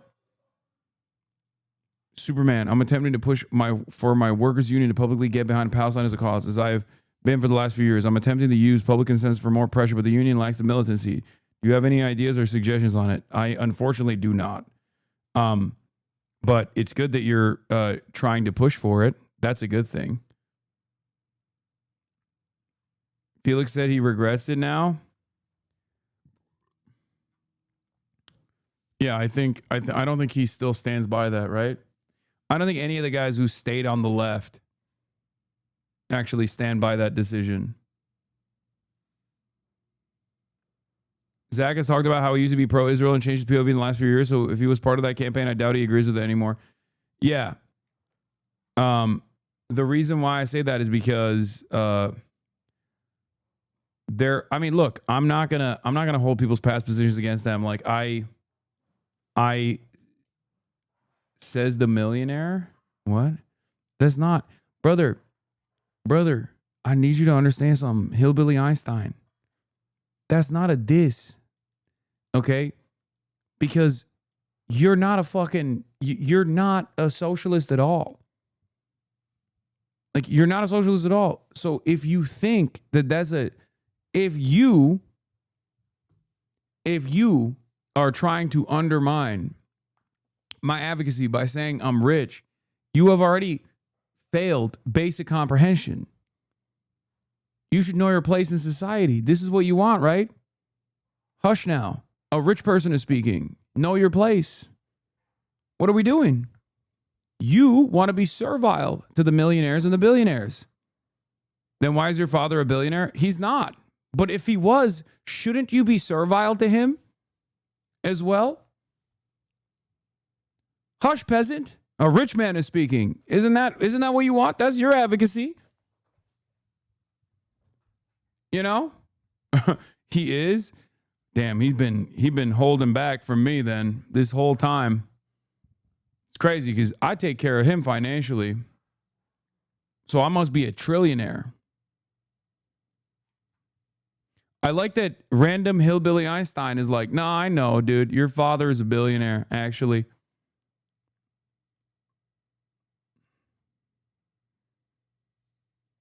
But again, if you are pro-capitalism and yet you are devoid of capital, maybe it's time to just...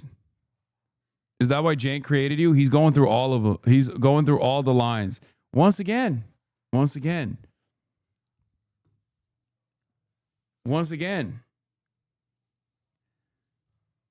you like capitalism. Yet here you are, devoid of capital. So if you think I am a millionaire, descendant of billionaires, shouldn't you fucking respect me? Shouldn't you kiss my feet as you do all of the other faceless billionaires and millionaires? Put some respect on it. The bigger number, the better the person, right? Says the dude who presides upon capitalism. Exactly. I'm dominating. You're saying it. You're saying it yourself. You're like, you are a domineering force of capital. You are a titan of industry. And yet here you are disrespecting me. What's that about? This doesn't make sense. You're slow. Okay. What does that say about the system that you are advocating for then? That a slow man that does not deserve the wealth that he has accumulated, a stupid person like myself, a rich, entitled nepotism recipient, was able to amass wealth beyond your comprehension. What does that say about the system that you're defending? Doesn't that kind of make you mad? Doesn't that make you feel at least a little bit angry?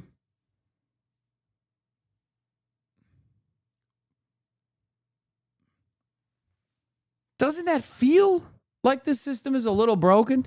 Because you got a guy that you're watching and you're like, he doesn't deserve this money. Why the fuck does he have it? Oh, it must be because his dad's a billionaire. And here he is lying about his dad being a billionaire. Okay, let's say it's true. Let's say I am the descendants of billionaires, and I myself have amassed these. I have amassed this fortune, and I get to live in the Hollywood Hills. Isn't that fucked up? Isn't that fucked up? Don't you feel like this system is a little busted then? You're brilliant. You have tremendous potential. And yet, you haven't been able to unlock it because you're wasting away on Twitch, going into the chats of people who you despise.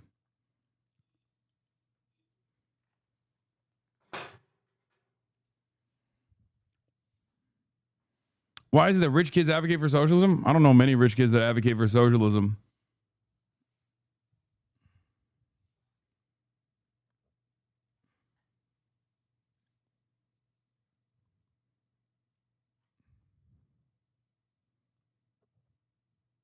I haven't met them.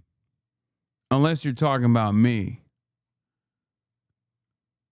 That's the point, genius. Wait, what? The point is that rich kids don't advocate for socialism?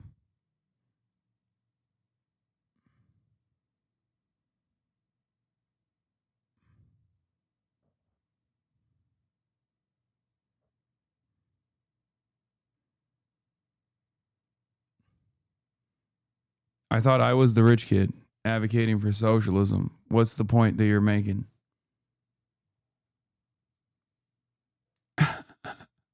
I think we just hit him with a hard reset.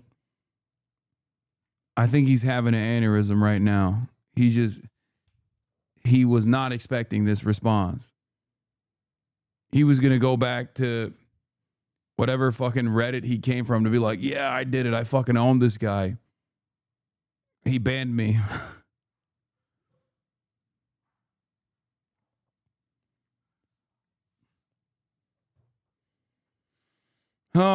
Straight men DEI time. Have you seen these Sydney Sweeney pictures? Yes. I'm not going to open them on stream. Yes, I have. I already sent every single angle to Will Neff.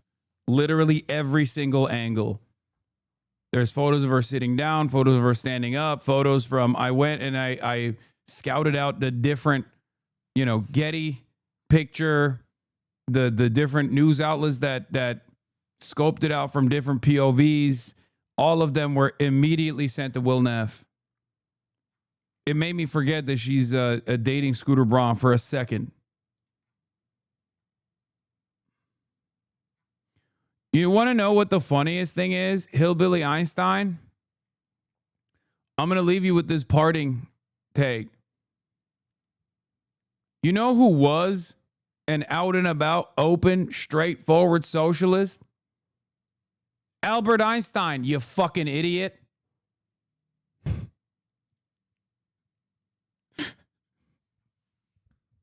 The guy who you obviously think is so brilliant that you put his name on your username. Yeah. Oh, they're PFP. They're just a Nazi. I mean, I could tell from how stupid they are. Let's see. Hillbilly Einstein, 1 follower. Let me see. Open image in new tab. What is this? What? My co-host Andy something is a Sephardic Jew pedophile? That's what your PFP is?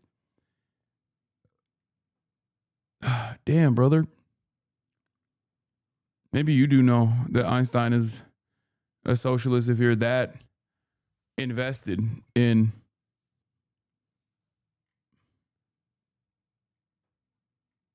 whatever the fuck that is. Now I feel dirty for even entertaining this fucking dipshit. Actually, you know what? I don't, because what did we learn today? We learned that Nazis are genuinely lacking in brain processing power. All right.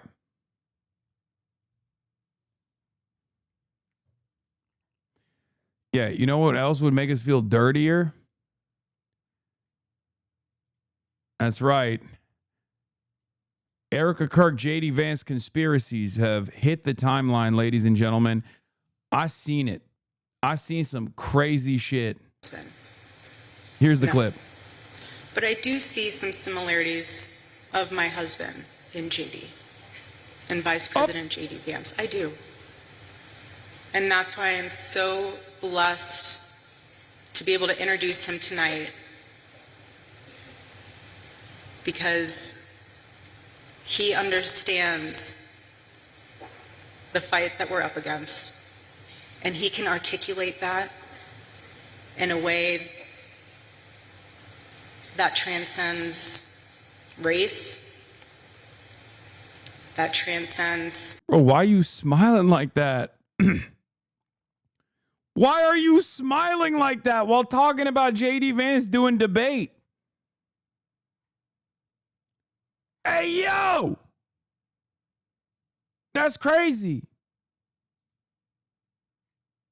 Yeah, this one is not loading for me for some freaking reason. I don't know why. But demographic backgrounds. Maybe she just loves debate, bro. Have you guys ever thought about that? She just, that really, actually, like, debate does do it for her, right? And the more you debate, the more it does it for her. JD got more game than you. This isn't even the craziest photo. The craziest photo is when she grabs him by the back of his head. I never seen nothing like that on camera. He's an amazing man. Bro, she straight up caressed this man. She straight up caressed this man's hair, bro. It was crazy. I ain't never seen nothing like that. I didn't even see it until it was popping on Twitter. It turns out it's on TikTok too. Let's take a look. JD Vance's first wife, Usha, has got to be looking for an exit plan after the last few days. As if it wasn't bad enough for the woman who was raised in a traditional Hindu home by Indian immigrant parents to have her husband go on national television and say that it's completely reasonable and acceptable for Americans to want to live next to people who are like them and speak their language. She then got to watch her husband put his hands all over the recently widowed Erica Kirk, who's clearly looking for another famous man in her life. And then he goes on stage and religiously shames his wife for not being Christian and hopes and tells the whole world that he hopes that she'll convert to Christianity and find the right path. And then at the same event, he ties immigration to assimilation. If you don't understand how that relates to the former statement about Usha Vance's traditional Indian and Hindu upbringing, I'm just curious. I don't know many women who would be okay with their husband going on stage and talking about them like that and then hugging another recently widowed woman the way that he did. Does anybody else think? It gets even crazier. He doubles down on hating Usha. What a disgusting comment. And it's hardly been the only one along these lines. First off, the question was from a person seemingly to my left about my interfaith marriage. I'm a public figure, and people are curious, and I wasn't going to avoid the question. Second, my Christian faith tells me the gospel is true and is good for human beings. My wife, as I said at the Turning Point USA event, is the most amazing blessing I have in my life. She herself encouraged me to re-engage with my faith many years ago. She is not a Christian and has no plans to convert, but like many people in an interfaith marriage or any interfaith relationship, I hope she may one day see things as I do.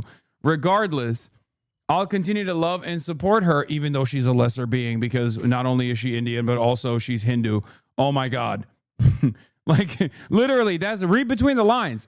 When a Christian person says that, that's what they mean, okay? When a Christian person's like, oh, she's going to hell, that's what he's saying. And I don't think J.D. Vance believes that, for the record. But that is the value that he is reinforcing here. Okay? If you are a real one, if you're a real Christian, like that's what you believe. She's, yeah, bless your heart. Bless her heart. You know, bless her heart. But the mother of my children is going to hell. Right? Fuck. Oh, there it is. Bothering me. This is the vice he is signaling. Oh yeah. Oh yeah. It's crazy. Anyway, I hope she may one day see things as I do, regardless, or else she's going to hell, okay? With the rest of the demons who do not convert to Christianity. Regardless, I'll continue to love and support her and talk to her about her faith and life and everything else because she's my wife. I'm going to keep debating her I'm going to debate her into converting into Christianity. Okay? The fingers in his hair, Jesus. Yes. Yes.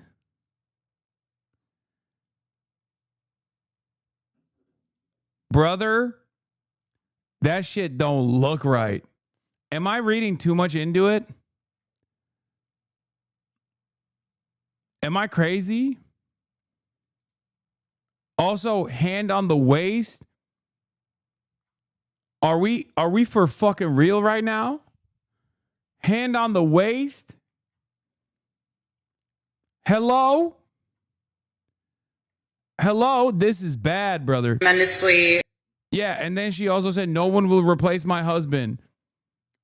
Except for J.D. Vance. Hey, yo, dude. I don't know. Nah, my girl would have words for me if I let another girl do that shit. Yeah, I mean, that's crazy. That's crazy. Okay. Anyway, third, posts like this reek of anti-Christian bigotry. Yes, Christians have beliefs. And yes, those beliefs have many consequences. One of which is that we want to share them with other people.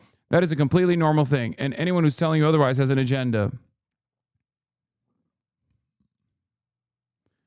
He got him to delete it.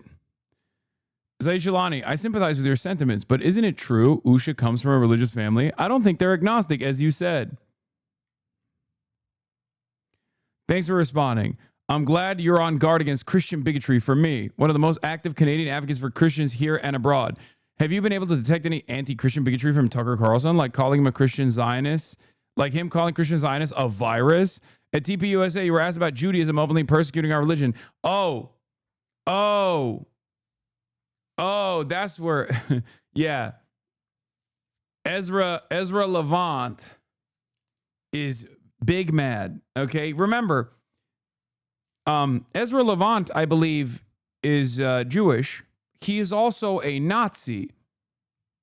Okay, now what's really interesting about Ezra Levant is that not only is he Jewish, but also a Nazi. He also has highlighted a lot of straight up Nazi sentiment in Canada. Many such cases, okay?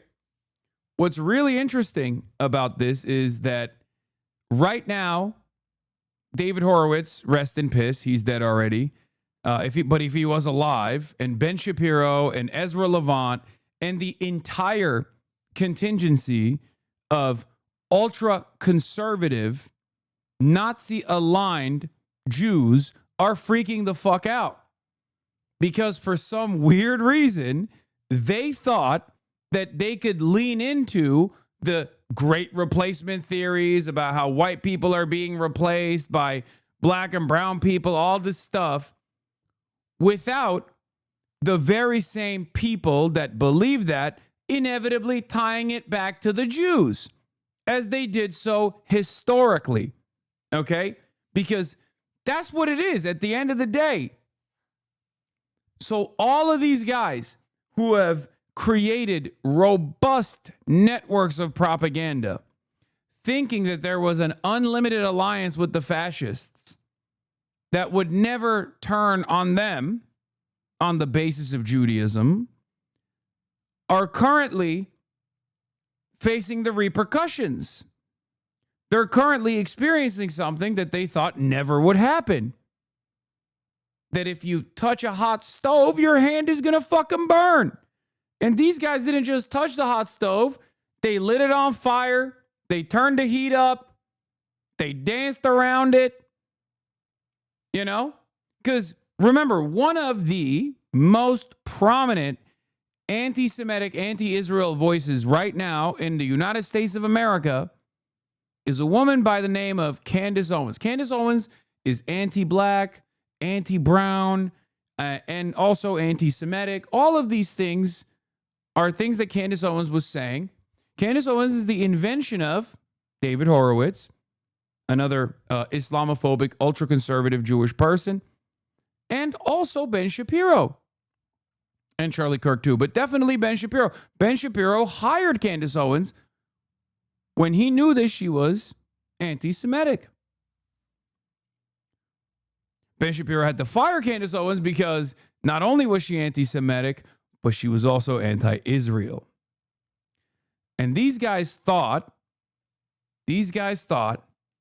that they could just, have people say a fuck ton of anti-Semitic shit, even as long as they were pro-Israel. And now, the true metric of being a real based right-wing groyper is to both be anti-Semitic and also anti-Israel. So they're cooked. This is where we're at now. Something that I have said for fucking years, by the way.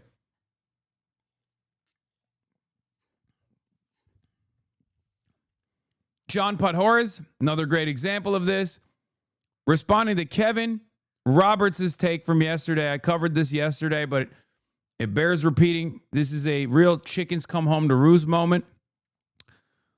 John Podhoretz says, my mother was a Heritage Board member for 40 years. You have befouled her, you rancid wretch of an amoeba. Matthew Petty responds, what did you guys think was going to happen? Yeah, John Podhoretz's earlier tweet saying, Trump bombed Iran. He can say Shylock 100 times a day forever as far as I'm concerned.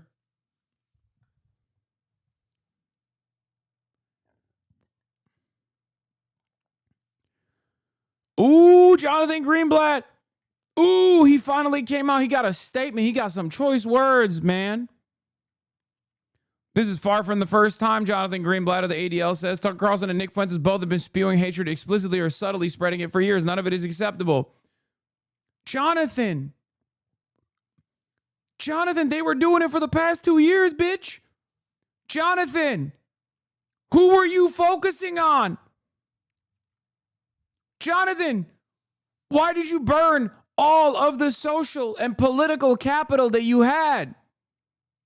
Why did you drop the notion that you were a civil rights organization, that were presiding over a civil rights organization, Jonathan? What happened? Wake up. You went after the one fucking guy that is a prominent media figure that isn't Jewish, that is anti-Zionist, but is also pro-Jew. That's what you spent the last 2 years on, Jonathan. And I don't think these guys are going to change, by the way. I don't think he's going to change this at all. But it's so fucking crazy. When I noticed that, it blew my mind. Jonathan Greenblatt did not talk about Nick Fuentes one fucking time post October 7. He literally spent every fucking waking moment that he had plotting out ways to deplatform me, motherfucker, knowing full well that I am not an anti-Semite, by the way.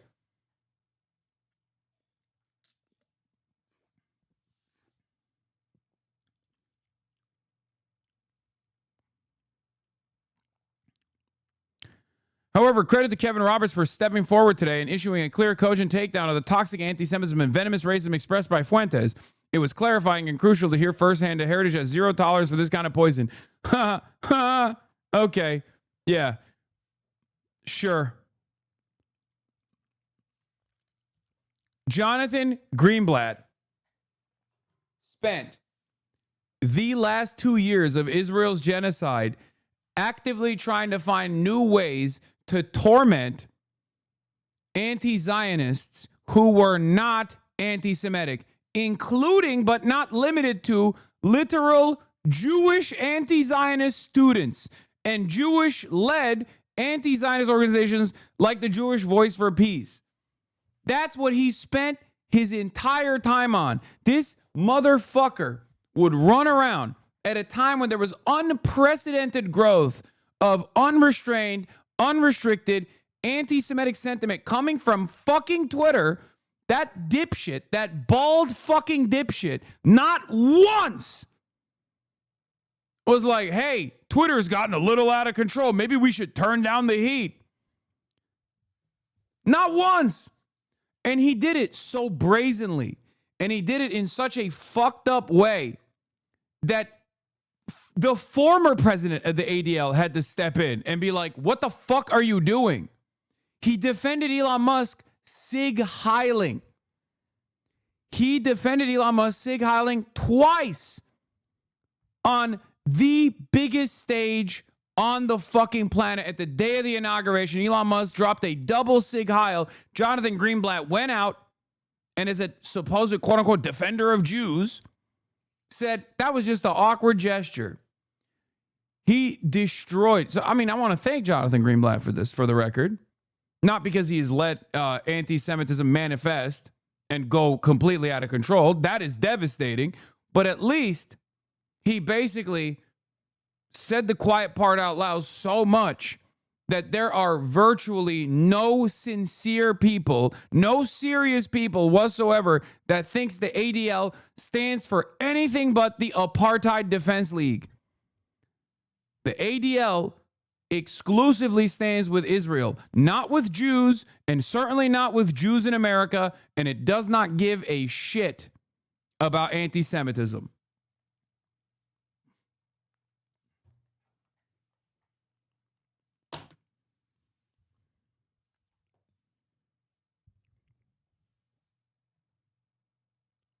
But the ADL always served this purpose, at least after the invention of Israel. Okay? Because it predates the invention of Israel. It was actually a advocacy organization for Jews. It was actually a civil rights organization in its inception.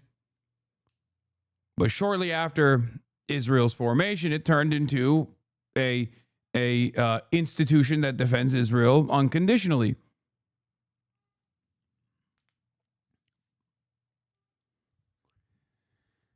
The ADL in the 90s spied on American citizens at the behest of apartheid South Africa, Israel's ally at the time. Okay? They spied on Jewish anti-apartheid activists. They spied on black student organizers for the apartheid regime in South Africa on U.S. soil. So make no mistake, it was always a corrupt institution, even though it had a decent glossary of anti-Semitic extremism, you know, which they deleted, by the way, after the FBI yelled at them because they found out that the ADL had not such nice things to say about Charlie Kirk in the past. And now the chickens are coming home to fucking roost, Jonathan. I know you got a fuck ton new donors since October 7th. This is true. While you simultaneously cut the entire research division that was actively trying to combat what remains of bigotry in this goddamn country. That's the other side of it. And the only reason why, obviously, the ADL was doing that, unbeknownst to many of the fucking, the bigotry researchers, the extremism researchers were tasked with doing this because this is their job. This is something that they care about. But the reason why the ADL was doing it is so that they have some semblance of legitimacy as a civil rights organization. They've dropped that. They got more funding from big donors, and they just fucking cut their entire research team. Now it is just a straightforward pro-Israel organization and nothing else. Okay?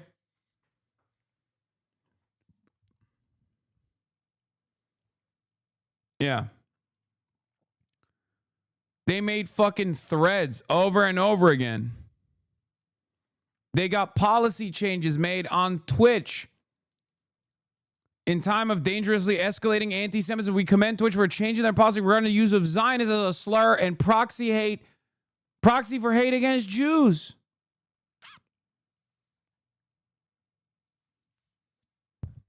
That's what they were busy with. And of course, while that was going on, that was what the ADL was busy with, Nick Fuentes was cooking. He was in the sidelines going, hey, this is my opportunity to fucking shine. When one of the largest streamers on Twitch, Hasan Piker, spends the hours after the Amsterdam pogrom. Remember the Amsterdam pogrom, chat?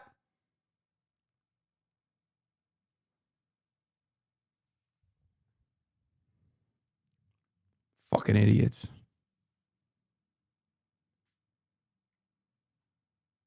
I can't believe it.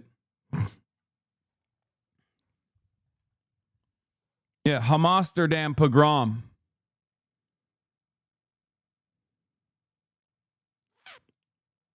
Greenblatt completely destroyed the remaining good reputation the ADL had with the libs over the must tweet. Look at how many likes this has. Yeah. ADL is deeply concerned about the decision of a number of countries to prematurely recognize a Palestinian state. It's like, bro, why? Like, what do you mean? You're an American advocacy group, an American civil rights organization. Why the fuck is this a statement that you're releasing?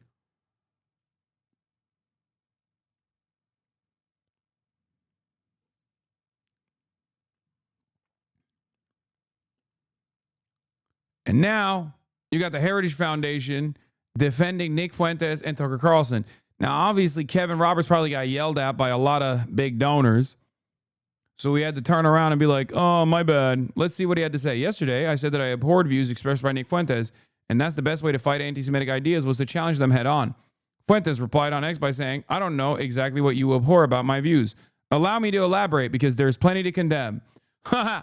Oh, he got the footnotes. He got the talking points. Let's see. First, the Heritage Foundation and I denounce and stand against this vicious anti-Semitic ideology, his Holocaust denial, and his relentless conspiracy theories that echo the darkest chapters of history.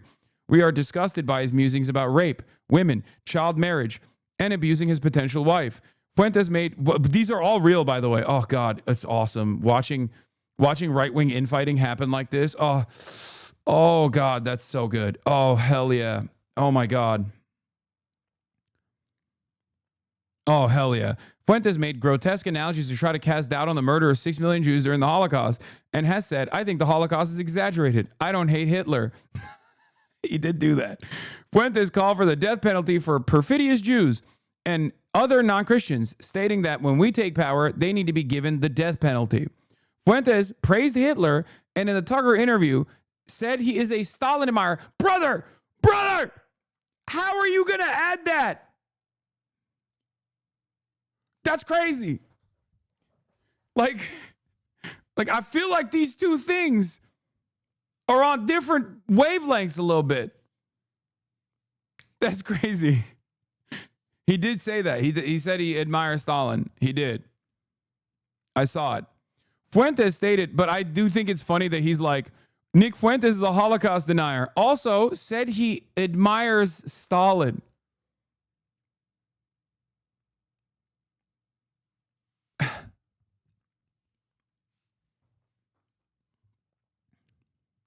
Stalin and Hitler were BFFs before Hitler betrayed Stalin? No, that is fucking liberal nonsense, okay? That's like saying there's more evidence that Stalin and Churchill had the exact same worldview, or not Stalin and Churchill, sorry. Hitler and Churchill had the exact same worldview and were BFFs.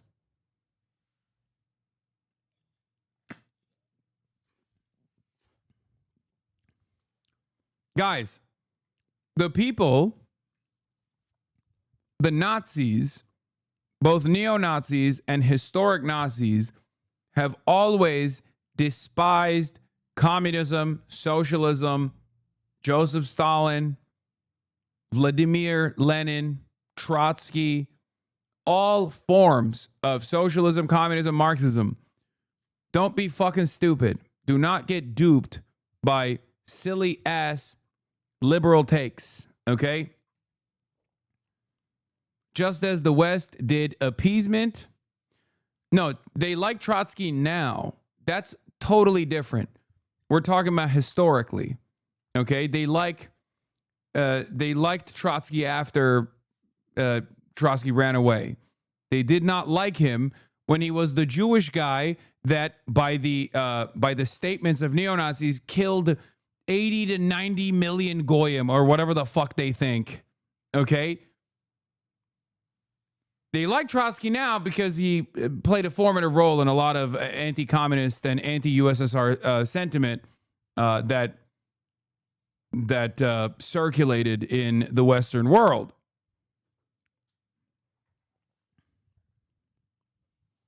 But that's what the claim is.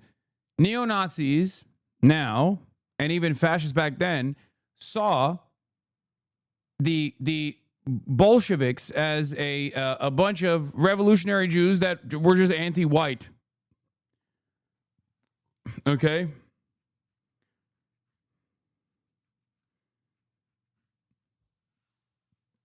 Or what whiteness is in that time frame.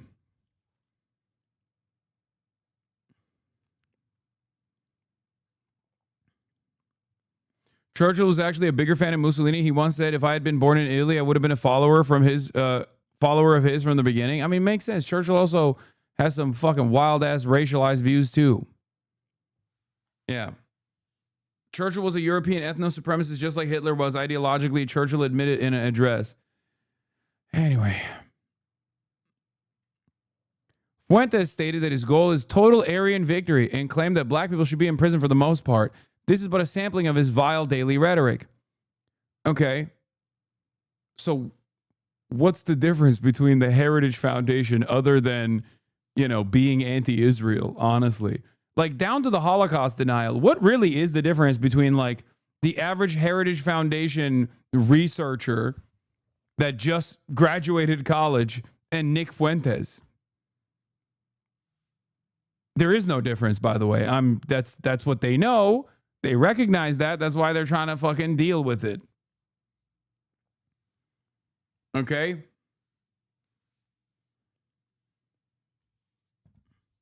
Yeah, the difference between Nick Fuentes and like the average Heritage Foundation guy is one says the quiet part out loud. One is more honest about his disgusting worldview, his repulsive worldview. The other is just trying to, keep things as quiet as possible until they achieve total domination. Or, in Fuentes' words, total Aryan victory. Even though Nick Fuentes is, in his own words, Mexican. Anyway, racism and anti-Semitism are not relics of the past. They have blossomed on the left, on university campuses, and grown on the right through figures like Fuentes. Yeah. Racism and anti-Semitism has blossomed on the left, on university campuses.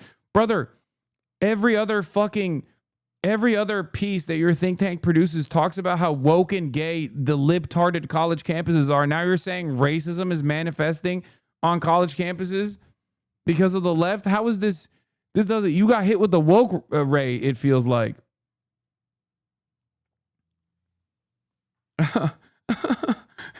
He's just. This seems like a different guy. This is not my Heritage Foundation, let me tell you. Nick Fuentes' anti-Semitism is not complicated, ironic, or misunderstood. It is explicit, dangerous, and demands our unified opposition as conservatives. Fuentes knows exactly what he's doing. He is fomenting Jew hatred, and his incitements are not only immoral and unchristian, they risk violence. Our task is to confront and challenge those poisonous ideas at every turn, to prevent them from taking America to a very dark place. Join us, not to cancel, but to guide, challenge, and strengthen the conversation, and be confident, as I am, that our best ideas at the heart of Western civilization will prevail. For those, especially young men, who are enticed by Fuentes and his acolytes online, there is a better way. I look forward to talking about this more in the days to come. Ooh. Ooh, he got the boss call. Brother, every single Nick Fuentes acolyte is going to read this thing and go, oh, Jews got to you. I'm just letting you know. I'm sure you know as well that they're going to say that. And you tried to do this delicate tightrope situation. Very, very, very tough. Very tough times for institutional Republicans. You know what I mean? Richard Hanania, the white supremacist turned woke, not woke, but turned libtard. Richard Hanania says, yeah, being anti-Nick and pro-Tucker isn't going to work. They believe basically the same thing about the Jews, and you either embrace or reject both.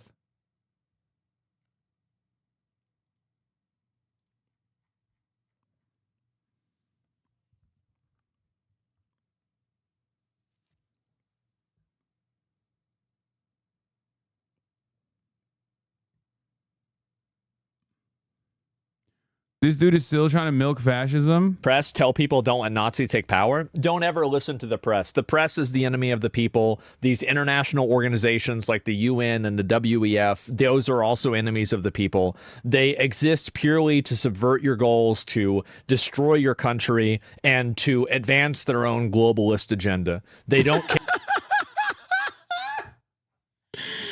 Yo, that's awesome. Oh, man. Oh God, he hates the UN. Yeah. No, I'm sure he has a real I'm sure if you asked him, he could spell out exactly why he hates the WEF and the UN and what the globalist agenda is. Okay. Yeah, no, this is a guy who's tweaked on fucking, I don't know, Alex Jones and Nick Fuentes video compilations that he sees on his TikTok, and he's just trying to do a shitty job regurgitating what he saw. Okay, he's just shittily repeating the same memes. It doesn't take much to be relatively successful on the right, obviously, and this is probably proof right there. Care about France. They don't care about your culture. They don't care about your religion. They don't care about your history. They don't care about anything about you. All they care about is using you as a vehicle to advance some worldview they have. Never listen to any of them. If it was up to me, they would all be defunded and probably just made illegal because they're effectively government organizations that are working against the people. That's it. I would never fund a single fucking cent. That's what I would do. these international organizations that want to complain about human rights have no... I mean, he ain't even wrong as far as the World Economic Forum goes. It's just not what he thinks is going on. You know what I mean? Or even with the United Nations in general. It's just funny that he's like, yeah, these guys suck. They're trying to advance a globalist agenda. Okay, what do you think that is? It's a global capitalist agenda. That's what it is. That's what it is. That's it. Is he saying NGOs are government organizations? Oh, I think, you're right. I think he's talking about like UN and stuff. I don't think he means like Amnesty International or whatever. I don't think he's reached that chapter yet of the memes. Yeah, the agenda of the World Economic Forum is not implementing global socialism. It's continuation of neoliberal domination, and extraction of natural resources from the global south. In many instances, it's kind of funny that these like otherwise liberal people turn fascist, because it's like the current neoliberal order has unironically benefited them. They just don't like the inequality that they experience at the domestic level. It frustrates them. But like low key on a global scale, that has been tremendously beneficial for them. But you know, don't worry about it. We don't need to let them in on that reality, you know? They have no loyalty to anything other than their ideology. They have no loyalty to any group of people. They have no loyalty. What's their ideology? What's their ideology? What's their ideology, man? What is the ideology of the World Economic Forum? Brother copes so hard about being significantly less intelligent than somebody known as Roach King. You're saying, okay.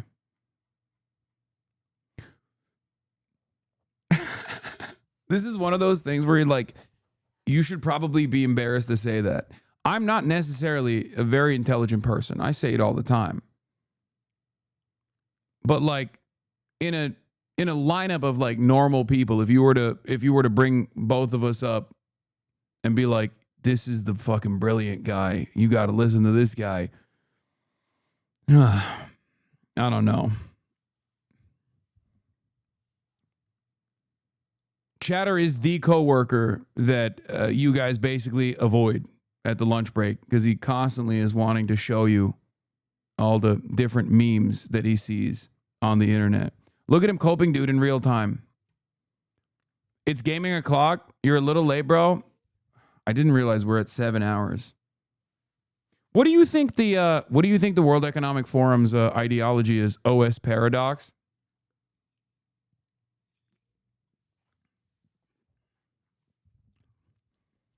Since you've luckily learned all of the real news from the Roach King, surely you can completely dominate me in real time. I, after all, am a stupid socialist. Well, I'm pretty centrist being Canadian. That's not what I asked. Oh, God, you're Canadian. Conservative. In air quotes, conservative. That's not what I said.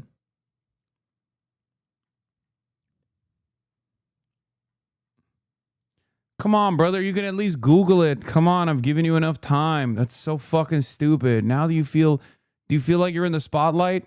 Are the lights too bright? You having a hard time?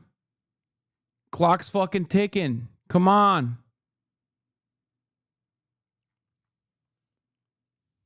Come on, centrist conservative Canadian or centrist Canadian.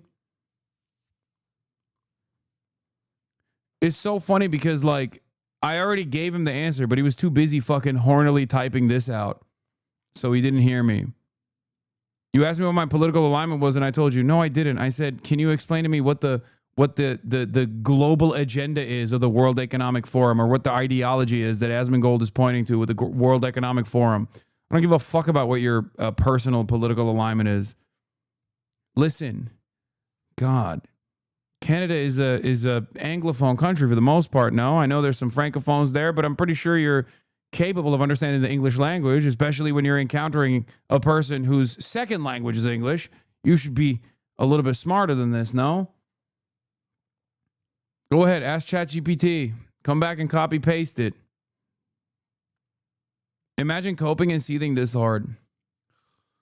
Oh, brother. All right, brother. I'm not even going to ban you. You're not even fucking worthy of a ban. To any country. They have no loyalty to any culture. All they do is sit around and complain. Human rights? Get the fuck out of here.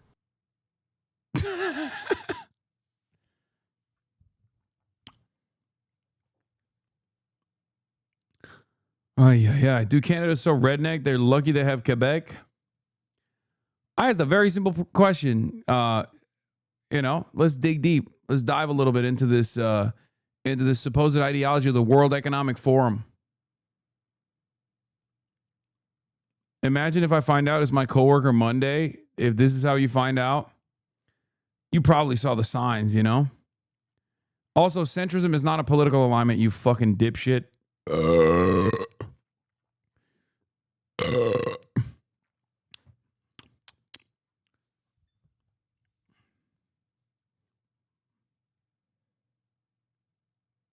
Address the Bulgarian butt lift allegations, please. I will never. U.S. Senator Mitch McConnell's assistant or staffer wrote this because Mitch McConnell can't type, let alone walk. The intellectual backbone of the conservative movement is only as strongly as the values it defends. Last I checked, conservatives should feel no obligation to carry water for anti-Semites and apologists for America-hating autocrats. But maybe I just don't know what time it is. Well, you don't. And you also can't draw a clock because you're demented. You have dementia.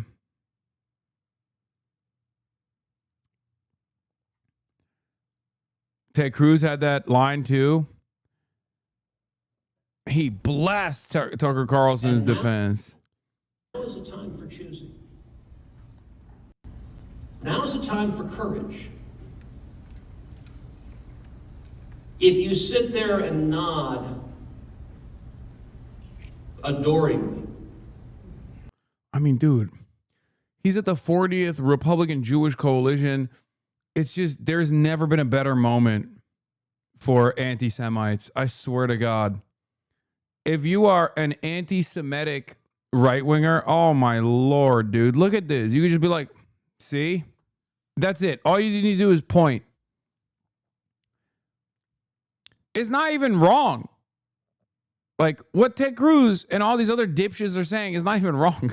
Nick Fuentes is anti-Semitic. It's just that I fear a lot of Americans are also on that same wavelength, especially on the right, and definitely even on the left too, nowadays. But what's so funny about this entire process is Tucker Carlson is the spiritual successor of the right-wing movement.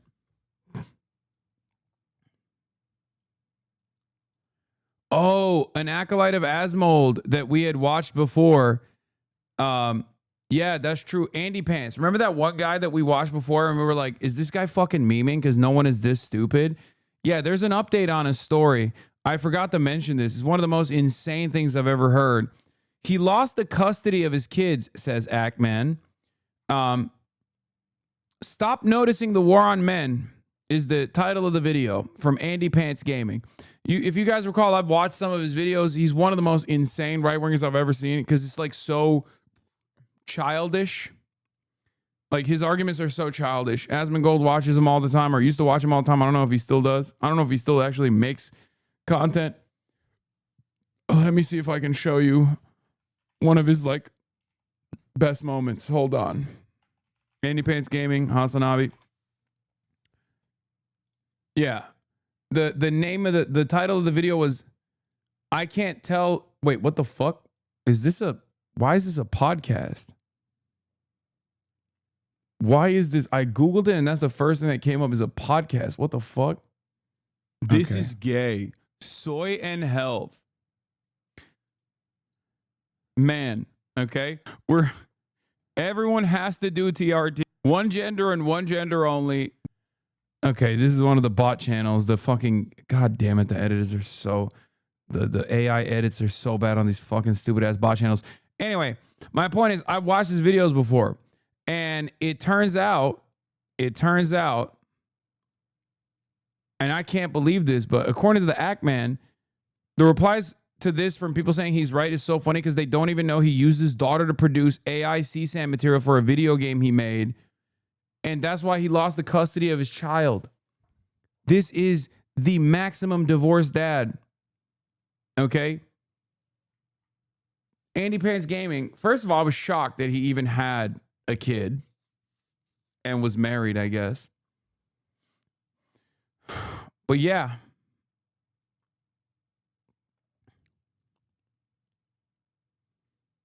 Isn't that fucking nuts?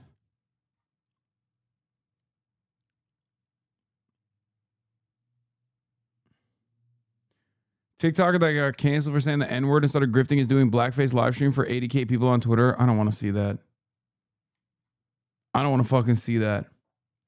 Give me some more info on this. I need to see more on this. Okay? Give me some more. Oh, so he was correct. My wife and child left me, but at least I was right. Men like you is why we keep getting ugly lesbian pro tags on every new game. Thank you for your advocacy, Act Man. It's true. Coming out as a gay woke communist featuring Andy Pants.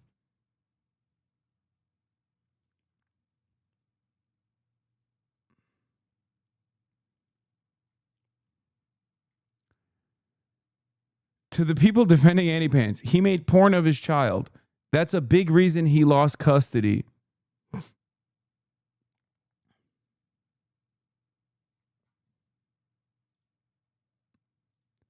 Bro, you made a game with AI images of 10-year-old girls pole dancing. You can try pointing the blame elsewhere, but you made a game where little girls become sex workers and dedicated it to your daughter. Yes, because people like you are doing this stuff.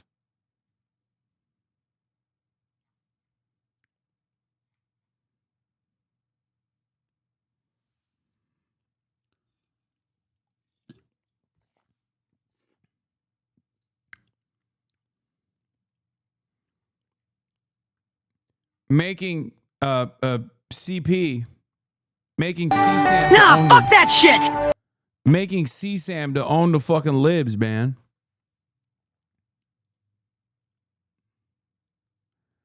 Nope, here with my wife and daughter right now. Yeah, okay, dude. Yeah, he denies the allegations as recently as October 19th.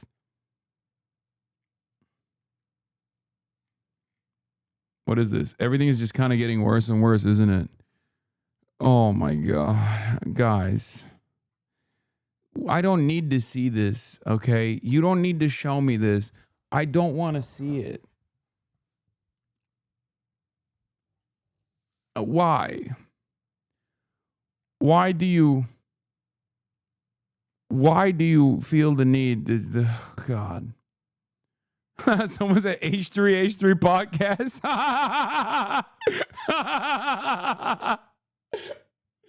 Yo, they did it first. That's true. I can't believe she's stealing from them. He should sue. Finally, a female content creator, Ethan Klein, could sue for actual copyright infringement. And maybe people wouldn't think he's a loser for doing that.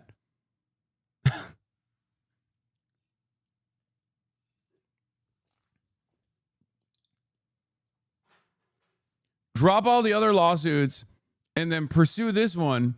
And I promise you, you will win the internet back. I promise you. People will finally say, sincerely, great moves, Ethan. Keep it up. They'll say it again.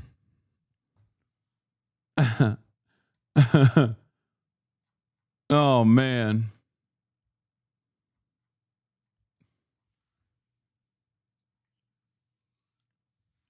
Revenge for us watching Israeli SNL lol. Okay, dude. You watched like 8 minutes of it. Calm down. It wasn't, I mean, it was that bad. It was really that bad. It was unironically the worst fucking thing of all time, but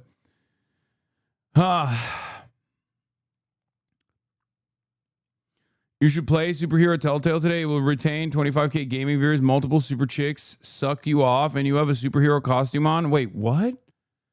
No, I want to finish the scary game. And we have the Why We Love HasanAbi video that I didn't even watch.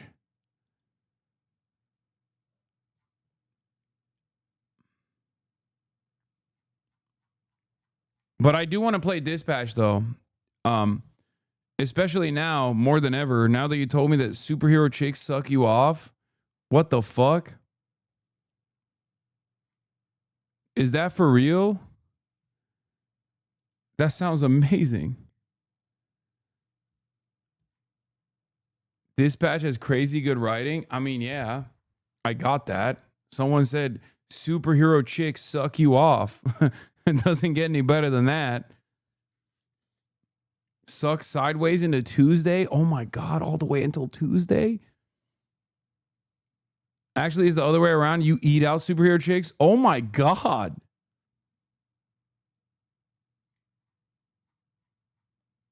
What the fuck? No, chatter is lying, but the game is fire, so it's about as good. Okay, well, that's crazy. You can't be selling me on something that good only to have it not be the case. What is this?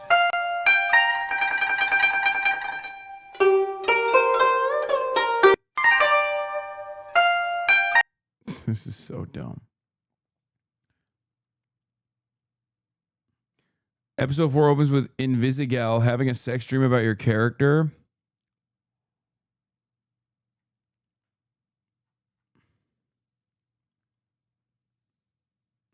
Dispatch only has 4 eps right now. 2 more next Wednesday and 2 more next Wednesday. Okay, I like that. All right, we're doing it. We're watching this, and then I'm going into gaming. Like it's appropriate for the main episode. Oh, because we may have to cut it. Okay. We'll Do you put it want in to Baywell. tell it, and then if it's inappropriate, we can shift it, and then buy some time back? Yeah, because I don't know. I wasn't. I don't tell know. it, just Okay, tell I'll it. tell. All right. So Okay, I have a story. I'm going to cut it.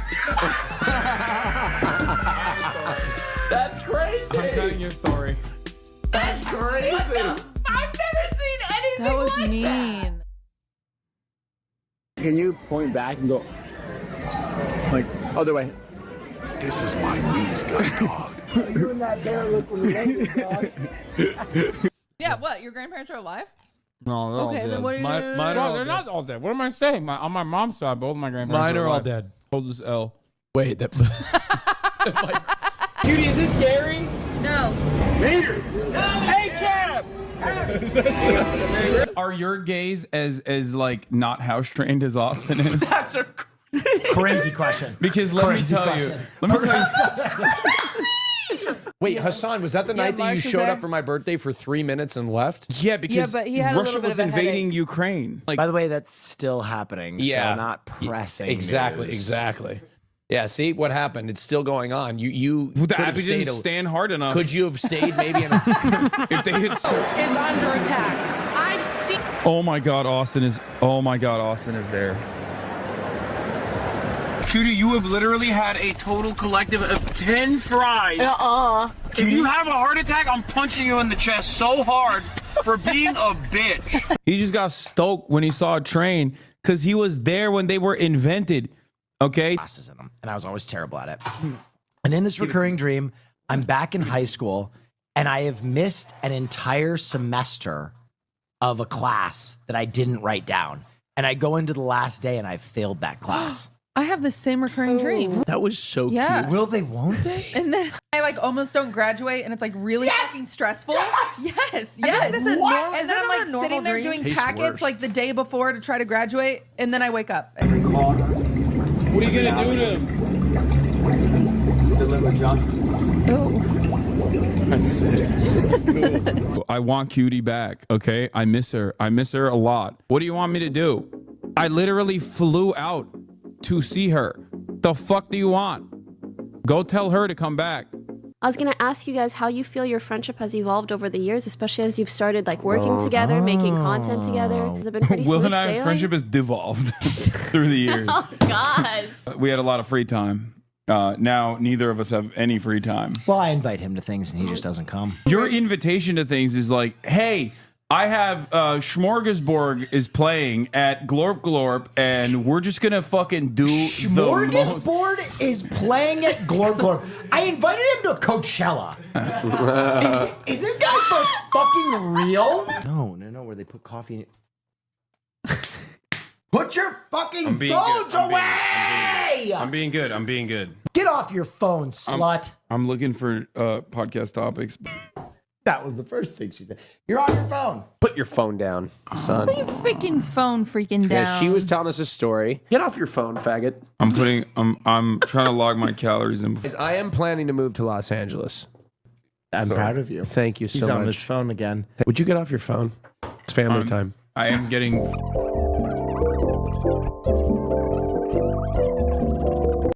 It's not that I'm a screenager. There's like, when there's four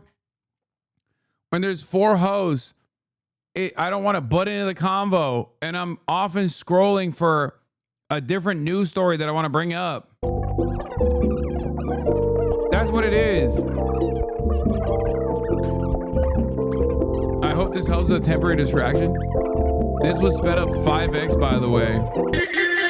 Oh my God. A hair tie? I need it for my hair, bitch. No. Bitch, I need it for my hair, slut. We have a real do nothing and win strategy here at the Fear End podcast. Yeah. And the yard keeps collapsing in and of itself. It's worse than a Klan meeting. They look British. Losing my hair. I had these big scabs on my head. I was going to the doctor. And oh my God. I will be real though. I'm noticing that a 14-minute Cares compilation that normally heavily would be, or exclusively would be Fear and clip compies, mostly features my stream because clearly I'm not bringing my fucking A game on Fear and. Okay, I have to be on my screen so I don't interrupt people's the most iPad baby behavior. Okay, I am a fucking iPad baby. God damn it.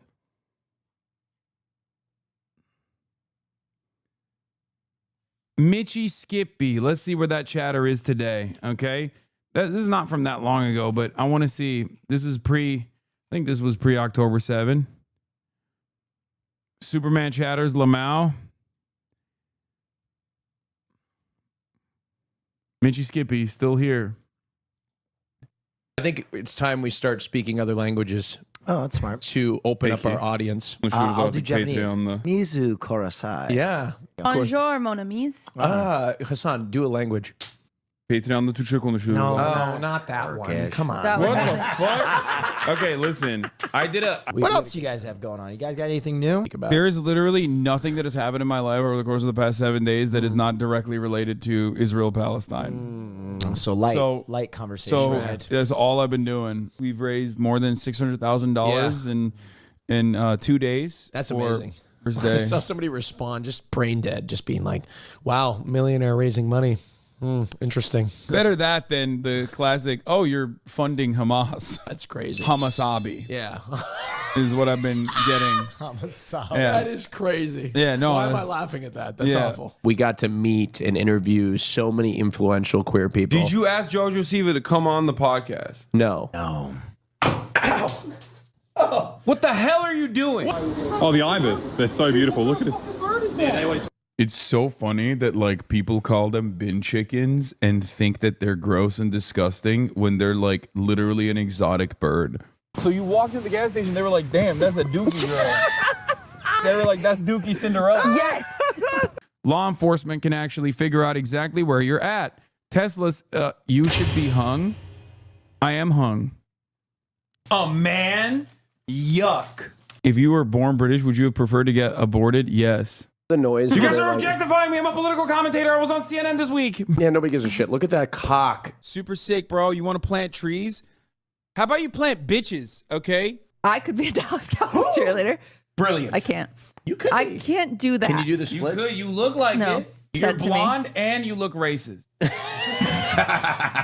That's what I would do to Joe Rogan's nipples, dude. How can one man be serving so hard while possibly overdosing? My good side. He's ODing on cunt. Yeah. Don't they have Baba Doobie Dabo, whatever she's playing too? Beeba-doo. Fuck. Dude, I'm not gonna lie. RFK might be right about autistic people. What the fuck? You say the name. What the fuck? Baby Doobie. Baby Doobie. Baby Doobie. You sounded like you were trying to scat.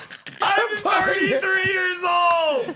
I don't know these fucking things. You just kept intensifying the scat. Yeah. If the more you yell it, doesn't make it more right. Baba Doobie. Baby Doobie. Baby Doobie. Fuck. This is my first time ever trick-or-treating because I grew up in Turkey. We don't have Halloween. Oh. This is literally, I've never trick-or-treated before. Oh my God, this is... Holy moly. Thank you. Whoa. Was this last year or was this 2 years ago? That was last year, right? I'm kind of excited. Yeah, This it's is a awesome. 33-year-old man. You do get weird TikToks. I don't f with TikTok. It's just not for me. Look at my For You page. Look how shit it is. I think this is completely washed. Okay, maybe Okay, that's. that was. I like Charlie. I think he's a nice person. Sometimes I feel like he just leans in a little bit too much to the centrist stuff. And a huge critique of me that I've always seen is Charlie's a fence sitter. He's just a fence-sitting, enlightened centrist cuck, this and that. Too moist. From Haas. When you come over to Hasan's house, you'll just sit there like next to him like a hostage. Whenever I introduce people to him, I'm like, hey, now don't expect a human interaction. I'm not autistic. Hey, don't expect him. He may not say hello. Wait, what? I do say hello. That's crazy. Okay, y'all are goofing. Or no, It's not true. Let me tell you something. Don't tell me library. Guys. Fiona is Batman. Or Batwoman, I guess, technically. But Batman! Come here, Fiona! Oh, her cape fell off, but she's Batman. Everybody is dressed up in the house. All the dogs are dressed up. Fiona, come here. Come here. Why are you looking at Fiona? Kaya, get over here.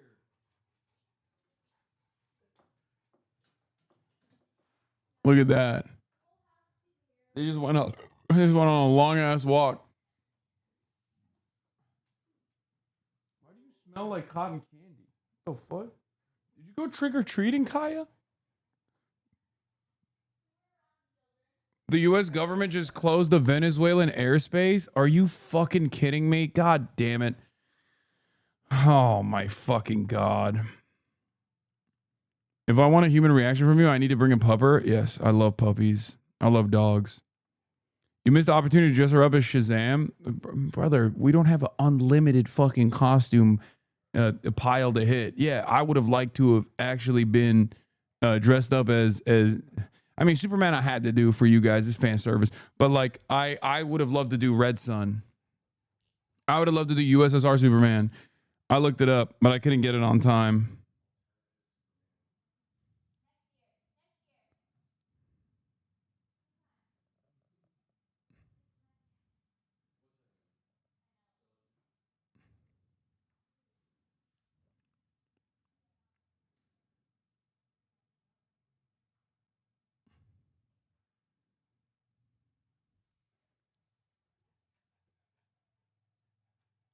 Dude, when did you do the Zach Polanski thing? He called me left field. Zach is a HasanAbi head. Yep. Latin Times. U.S. restricts Puerto Rico airspace for security reasons, even as Trump denies he's decided to strike Venezuela. Wait, what the fuck? Puerto Rican airspace. From November 1st through March 31st, 20... What? Oh, no.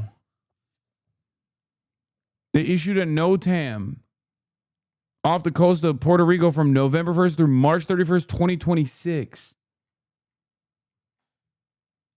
Who is Fiona? Fiona is my brother's dog. Oh no. Oh brother. And oh, he knows the arguments. He's like, die. You know what socialism is? Don't tell me libraries. It's Venezuela rat. Don't tell me that. That's bullshit. Venezuela. You want socialism? Venezuela. Pause the stream while I'm on my flight. You got it. the Pikachu and Eevee winter hat. Pikachu Eevee best friendship winter hat. Wait, you look really cute. In Yeah, your, you look so cute and your- cozy. I am. Oh, was that good? People found during the off season her liking posts about defunding Planned Parenthood. And she's a child of God. yes, she is a child. Look at that. Oh wow, incredible stuff. She don't need Planned Parenthood to get an abortion. She can just do that. That's fucking crazy. We caught that on 3 cameras. And I think it's just perfect. I love it. This is with my collection of most expensive Labubus of the world. Obviously, because they are top celebrities and they're probably the biggest YouTubers out there. You haven't seen this? No. No more. Hear me out. No. She worked really hard on that. Come on. Incredibly. Boo. She worked really hard on that incredibly racist doll. Oh, brother. And I was there. Like, I know this motherfucker's Gen Z, but why is he giving Faillennial? Trauma response? Why the fuck would trauma response make you sound like Tobuscus? Using a random object, demonstrate how to give a blowjob or finish your shirt. You gotta cover the camera, else he's gonna get banned. Suck the car! I do have your jacket. You have my jacket? Please let Will wear it sometimes. Yeah, I at will. least. It's okay. I will. That's insane. I do have a couple of guy friends that want to wear Will's it. long hair is so much better. Like, it's crazy. I mean, he still looks good with the short hair, but long hair is doing something. I just realized. No, Austin. I'm going to give you a nice countdown from 10, and then we're going to rip it, okay? Did I forget something? Oh,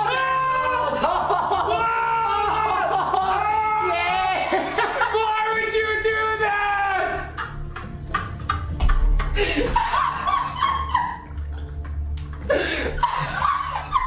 I have a name. Kaya. Kaya? Yeah, it means rock. It's Turkish.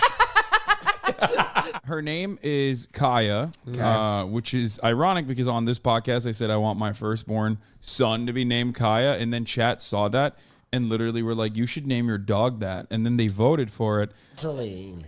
This is Kaya. Kaya Piker. No, I need her. Kidding. She smells so good. Hi, little baby. She's a menace, dude. What a menace this girl is.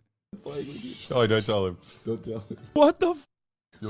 You're so good for climbing out of the cage. Kaya, that's enough. I'm put you on timeout.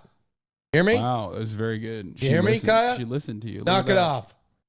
No, I don't want to hear. Hey, I'm going to take your privileges away. Okay, you need to stop responding to her barking because she just wants attention. You're doing way worse now. Oh, God. All right, I'm sorry. This motherfucker came in the span of like 15 minutes, has broken a fundamental training rule. For the first time in a long time, I was like, damn, I have something to live for. Oh, how big she is. Started to develop a personality, by the way.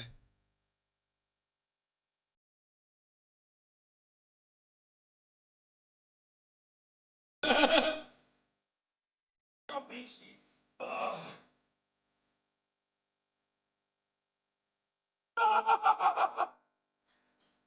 Little lady. Kaya. Hi, come here. Oh.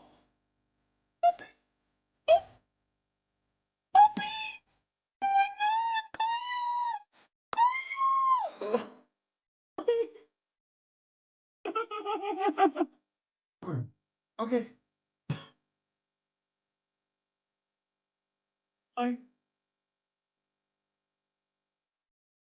Oh, so pretty, Kaya. I don't know how the fuck I got so goddamn lucky that I have the best. It's crazy.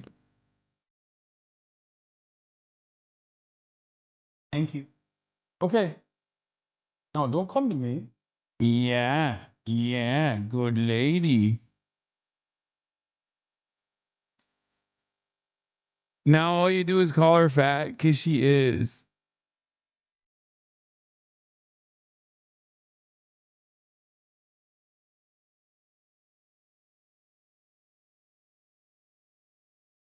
What? What? What is happening? I love her so much. You don't understand.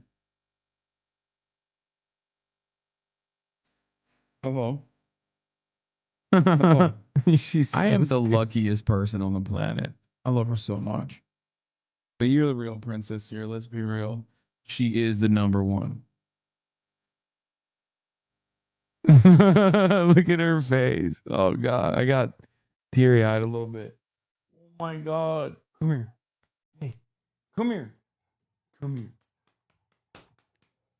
Come here. Come here. Okay. All right. There we go. Okay, there we go. There we go. There we go. Okay. Oh, wait. Oh no. You're pushing me.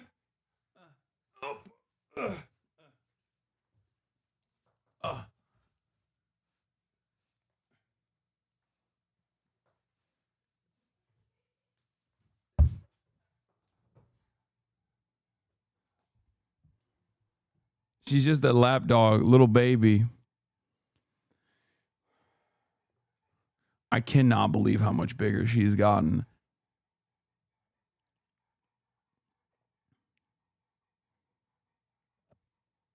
What?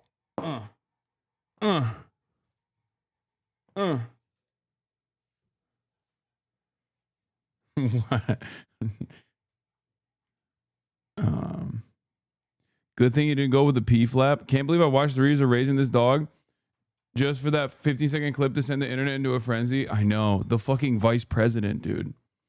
The vice president.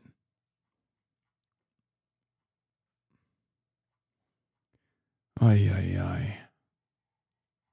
Gaming, please. Okay, everybody calm down. I'm gonna do gaming.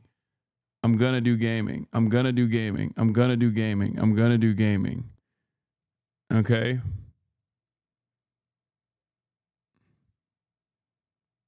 My 50-kilogram Great Dane turned 5 a couple days ago. I love my big dog. Yeah. That's the thing is like, none of the fucking haters will ever see that video. You know what I mean? Or even if they see it, they'll be like, oh, he made this compilation specifically so that he could avoid the accusations. That's it. It's just, they don't give a shit. And so you have to remember that. Most people on the internet don't give a shit. Not only do they not give a shit about the truth, but they also don't give a shit about, like, they don't give a shit about anything. All right. We're back to No, I'm Not a Human. I've been thinking about this game a lot.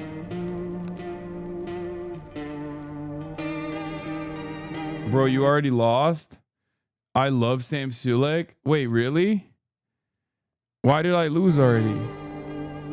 Wait, are you supposed to not let anybody die? Is that what it is? 'Cause that's impossible.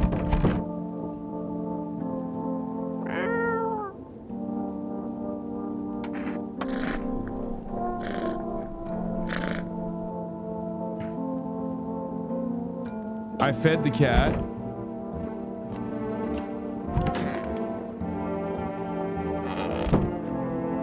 I slipped, I gave a FEMA slip to the fucking lady. The dude with the sewn mouth died. There's 10 different endings, so it excludes you from some of them. Okay. Turn the lights off in your room for full immersion. You won't see me on camera. All the lights are off right now. If I turn the lights off for full immersion, you will not see me on camera. I don't want to check myself. I'm scared. So I gave her the slip. What? These make me worse. More worse. Oh! The kid's back! Brother, I told you! Chat. Did I not tell you? She just kind of fucking loses the kid. I was right. Pure and utter vindication. I fucking told you. Or unless it's bugged. It might just be bugged. It could be bugged. I don't know.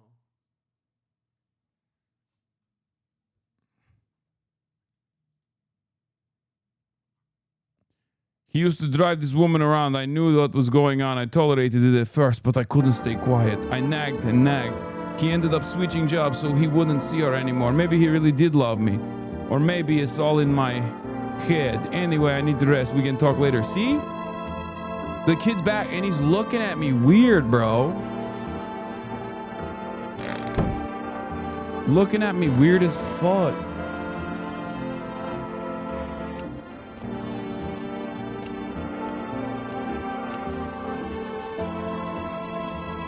Blast the fucking baby. Okay, calm down. Wait, why am I full of energy?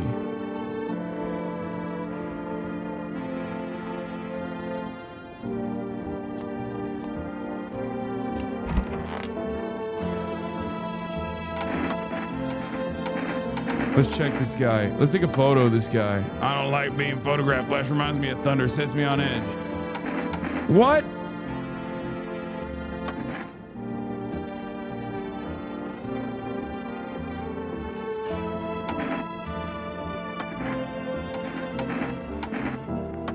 More signs, more easier we can find those varmints.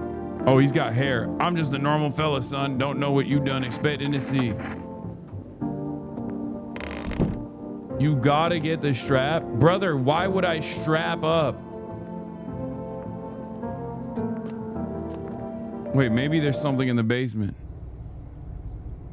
Okay. Still nothing in the basement. Except for potat, and sardine, and pickle. Just the average. Check on the potatoes. Please, you have to kill someone? No. Wait, why can't I sleep? What the fuck?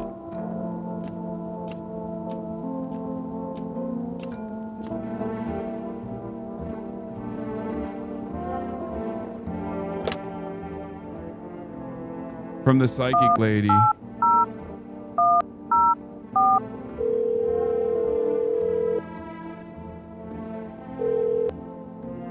Structure of an apple, the over apple, the land of mushroom and paper, fear of the mush. Though it's so enchants thee, their meat, only tears and parting's doom. Check her breathing. Why won't you responding? I wish to die. They hung up. This was not quite what you expected.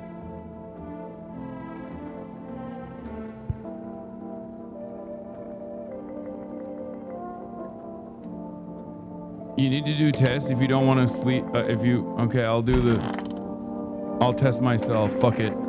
I already smoked, so I'm not going to look at my teeth because it's going to be busted. And I already drank caffeine, so my eyes are going to be red. But fuck it, let's do it. I mean, they're not red. Nothing they can pin me. The lady already got a slip. I slipped her. I gave her the slip, so she's gone. She's gonzo. Okay, I woke up. I wake up.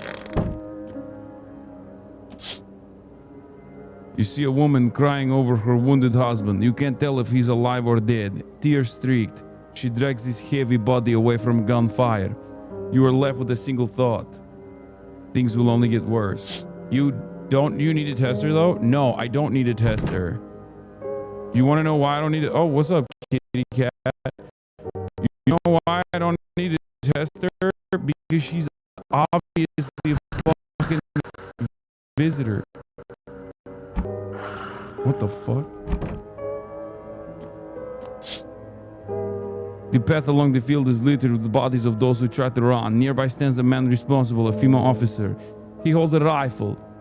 Wait, what the fuck? Oh, I got F'd. Wow, F's during gaming. That's crazy. We're back.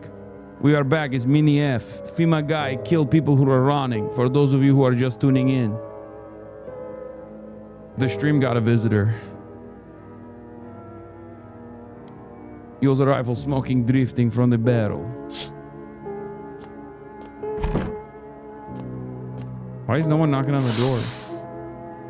Panicked people rush to nearby houses. They bang on doors, desperate for shelter, but no one seems It seems no one is willing to let them in.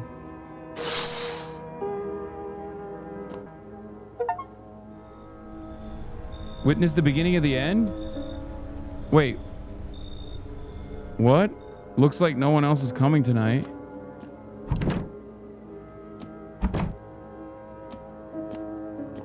Wait, is it over?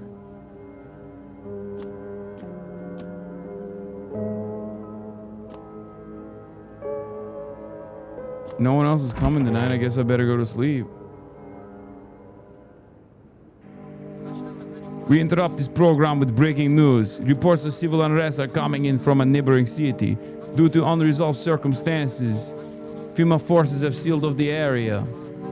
Please remain in your homes. Stay where you are and await further instruction. And remember, support FEMA and join the fight against the visitors. That's the latest for now. Next up, some ads. Up next, special report on the nature of the visitors. What are visitors? Ghosts? Creatures from the deep underground? No, this is neither a sci-fi novel nor a cheap headline. This is our new reality. Rumors continue to swirl about the visitors' true origin. Are they aliens? Are they walking dead? A lab experiment gone wrong? According to authorities, these are all just baseless theories. Studies show that a visitor is a human who has come into contact with an undetermined biological agent. Methods of transmission remains unknown, and FEMA urges everyone to stay alert for the signs of visitors. If you believe you've been exposed, call the FEMA hotline.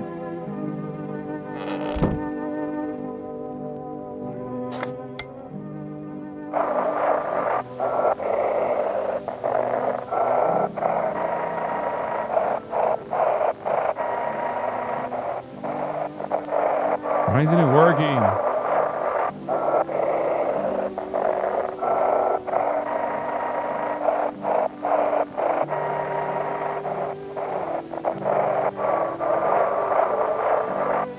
I'm going left and right, chat. Shut the fuck up.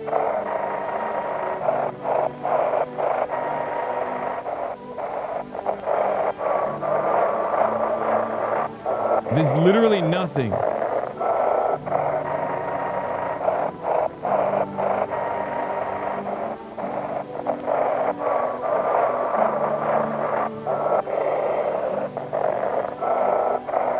Left knob doesn't move.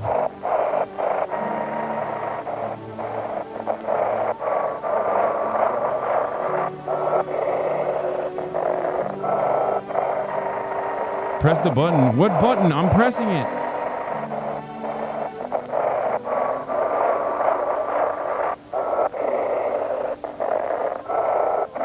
Bro, the middle one? What middle one? The other one? This button doesn't work. I pressed this button.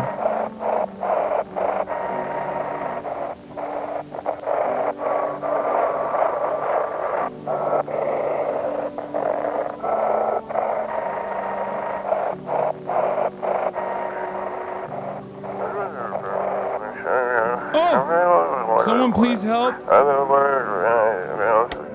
Oh! Chat, you guys fucking suck. Wait, why is she not gone? You did what needed. Why about rest? Fine, someone sent me, but didn't say what next. You guys fucked me up. Aren't you worried about your kids? But probably not as much as I should be. The first one, I had no idea what I was doing, screwed it up, but I thought I figured it out all by the second one. I'm convinced she's made babies just so she can lose them. But he turned out the same than the third and the fourth. The doctors told me I couldn't have kids. Then the second one came. I called him eighth wonder of the world, but then things got hard. It was awful. I need to shut my eyes. But to be fair, that's an ugly ass baby, so vibes are bad. Got me that beer? Okay, I'm not gonna give him the beer yet.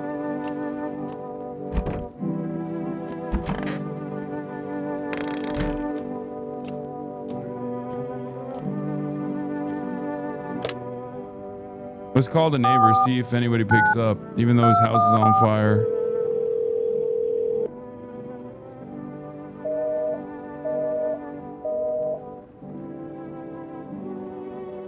I fed the cat last night. Do I need to feed it again? I fed the cat last night. Do I have to feed the cat again?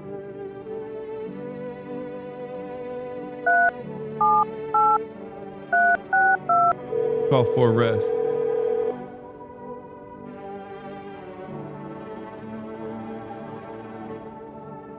It saves your life. That's all from the psychic lady. Call the ad number. Which one is the ad number? Test the cat lady. I can't test the cat lady. Oh wait, I can, I think. Maybe I can. Hold on.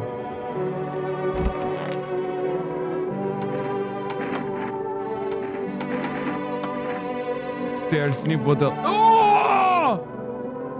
Okay, maybe she's not a fucking visitor. Oh God. I slipped her for no reason. I gave her a FEMA slip for no reason.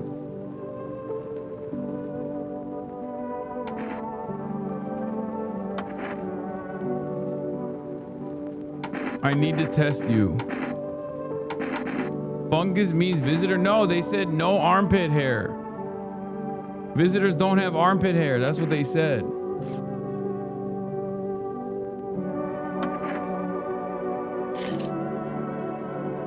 What the fuck? Oh, this is that's cat. That's classic cat owner.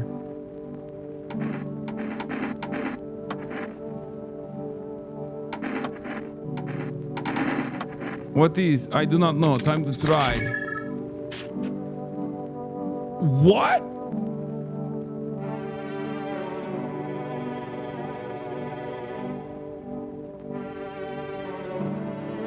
What does that mean? Bro, she's not a fucking visitor. She's not a visitor. She's not a visitor. I'm so convinced she's not a visitor. She's an angel. I fucked up. She has none of the signs of being a visitor. Y'all are fucking so dumb. I don't understand why you were... Dark spots mean visitor? She doesn't have any visitor spots. She's a ballerina. Y'all are so dumb, dude. Y'all are crazy. All right, here, I'm gonna give this guy a beer. Oh, fuck, I can't give him a beer.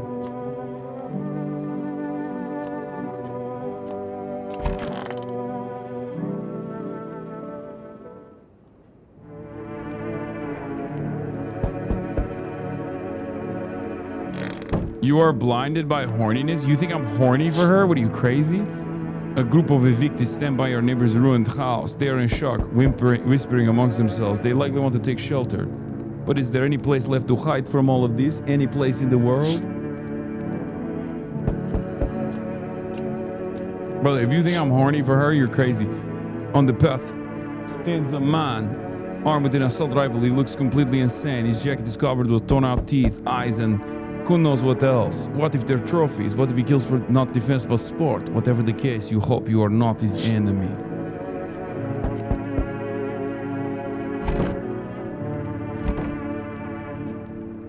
Hello, kid. You will save me. Oh, what the fuck? On the pole hangs a man with sign that reads, "You took everything from me." Was he robbed or did FEMA take his family? Your mind races, but there's no answer, only guesses. Okay, let's take a look at the door.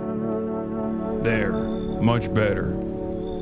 Oh, howdy. My lovely wife and I are looking for a safe place to weather the storm. Would you mind if we crashed here for a bit? Only if it's no trouble, of course. What if you're trouble? Well, I guess we could go and look for shelter somewhere else. My old lady's exhausted, though. She needs a little rest. Can we just stay for a little while? If it's not too much to ask, I mean.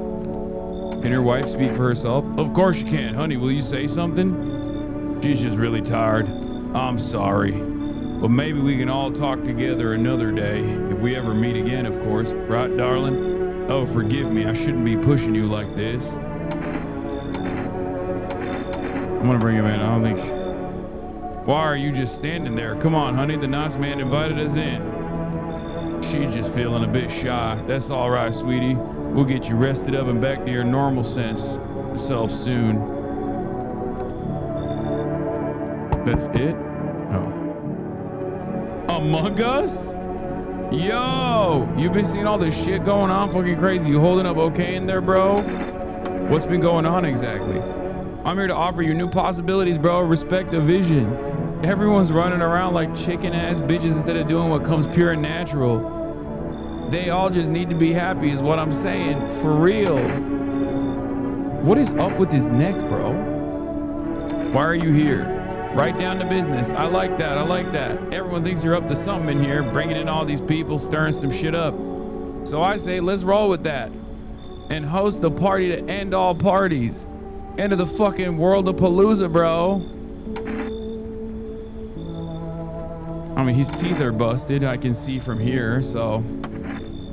Fuck yeah, my dude. That's what I'm talking about. Finally, someone with half a brain. Oh, God.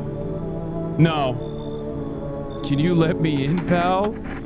What happened to you? I got caught in the midday sun while putting out forest fires. I'm the only one left from my squad. The rest they coughed. The boss just wouldn't let him leave. Now they're on shift eternally. What the fuck?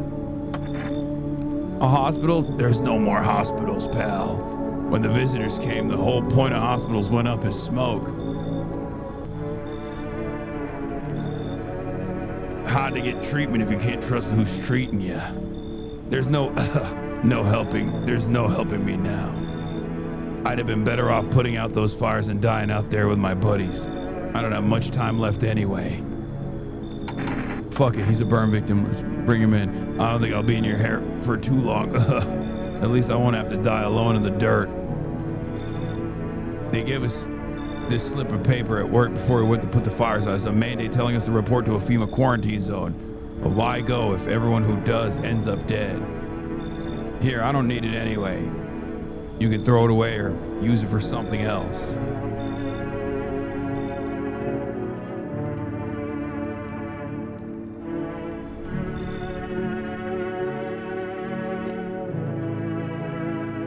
FEMA death camps. Okay, that's it.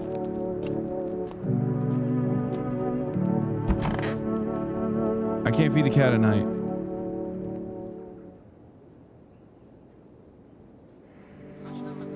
Good afternoon. This is the news. We bring you important update. Every day is a new hell. It's like living in America, bro. New details have emerged regarding a recent incident that unfolded in the city. It seems one of the city's quarantine zones came under attack from an armed individual. Suspect's motive remains unclear at this time, and it's unknown if the attacker had any accomplices. Notably, several unverified individuals also escaped the quarantine zone. What? Silence is the harbinger of death, a sinister quiet that drains the soul. But worse than emptiness, it is the ringing.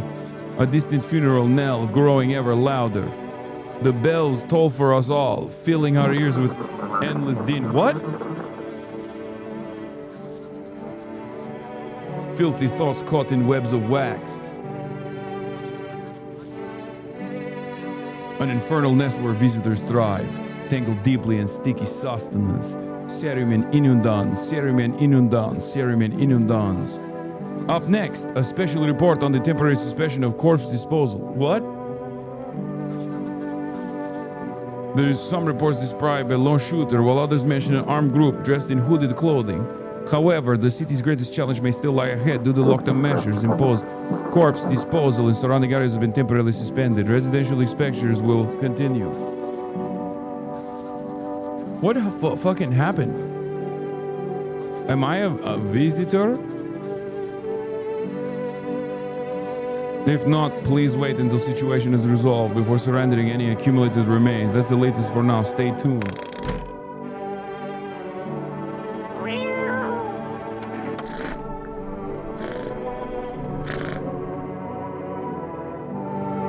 I pet the cat enough times, it likes me now.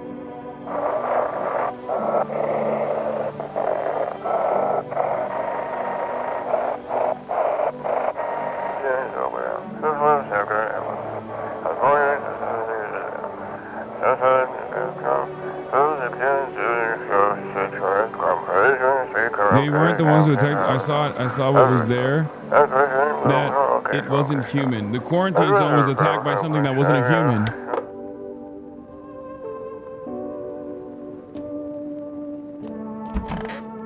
Oh!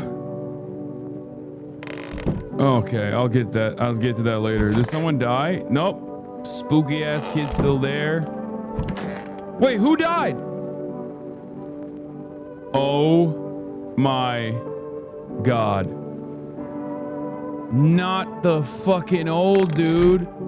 No, dude, I am killing everybody, bro. Wait. If the hunter died, then who was it that killed the hunter? He died from lack of beer.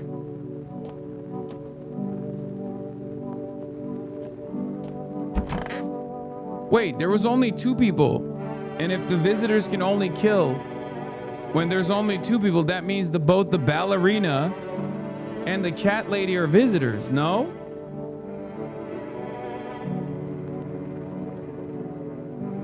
Because the hunter, unless I let the 3 people in and they're all, or the 2 people that I let in are both visitors.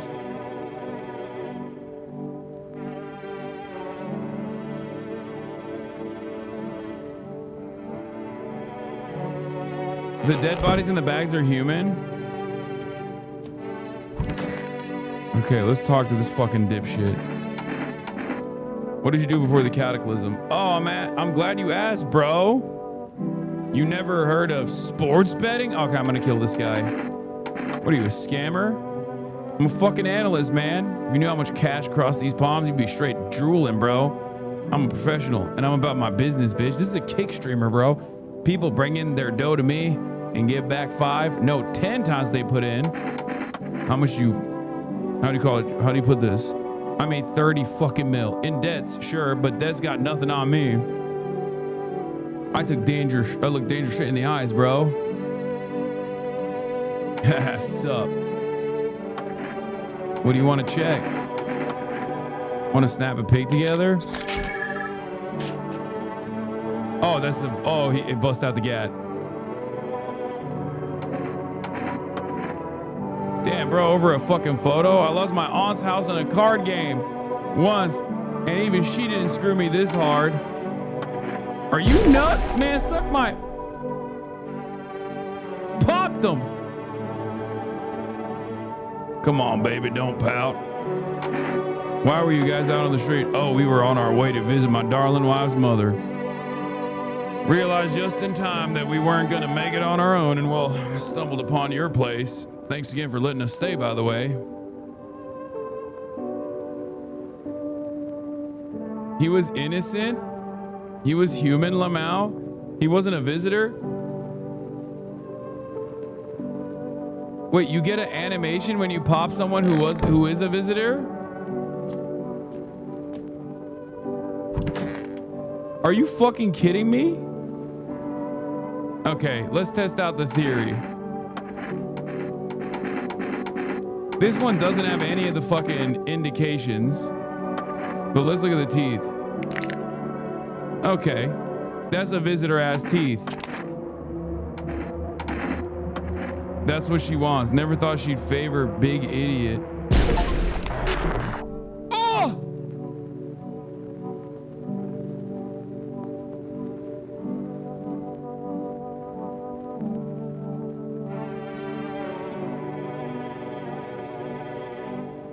Okay, so oops. Oops. Killed. Oopsie. May or may not have killed a kick streamer for no reason. That sucks. So goddamn hot. How are you feeling? Asking a charred corpse how he's feeling. Seems like it's even worse than I thought. Oh, damn it. I don't think I'll hold out longer than a week. It did ease the pain a little when you let me in, though. Thank you. But now, I'm just sitting here while the rest of the guys out there are dying. I could have stayed with them. It's not like I've got anything to lose. I'm already on the way out after all.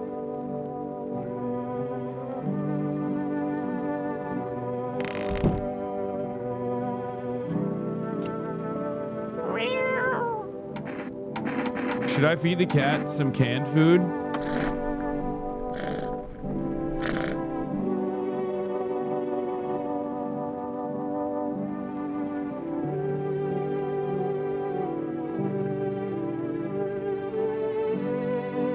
Let's pick up the kitty.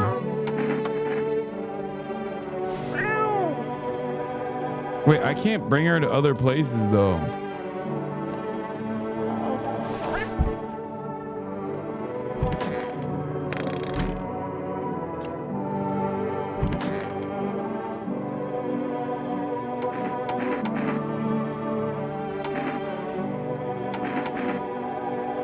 Make phone calls while you can.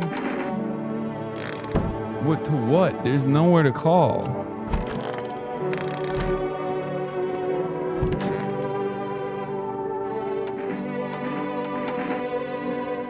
Dude, I don't think this mother is a visitor.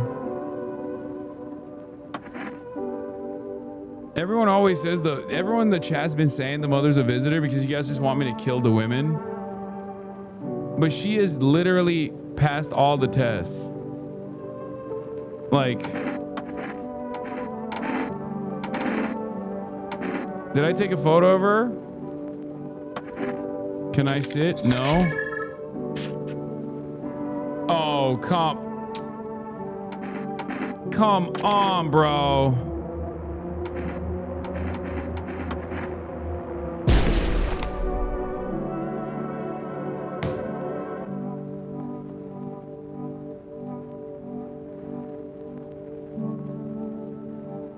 This whole time? What about the daughter? What about the fucking daughter? Oh my God, it's fucking Pack Watch over here, bro.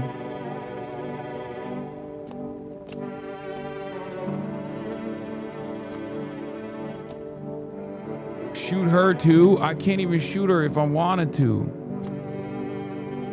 Let's look at the basement. Let's see if there's anything in the basement. Nope, potatoes.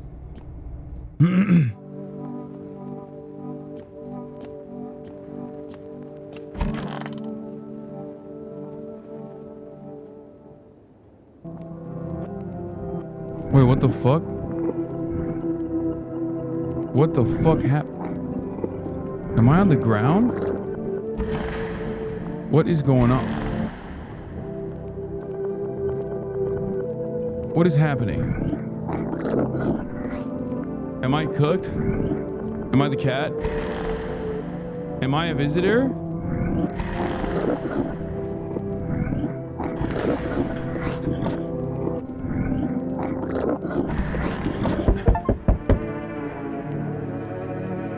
Oh, it was just a dream.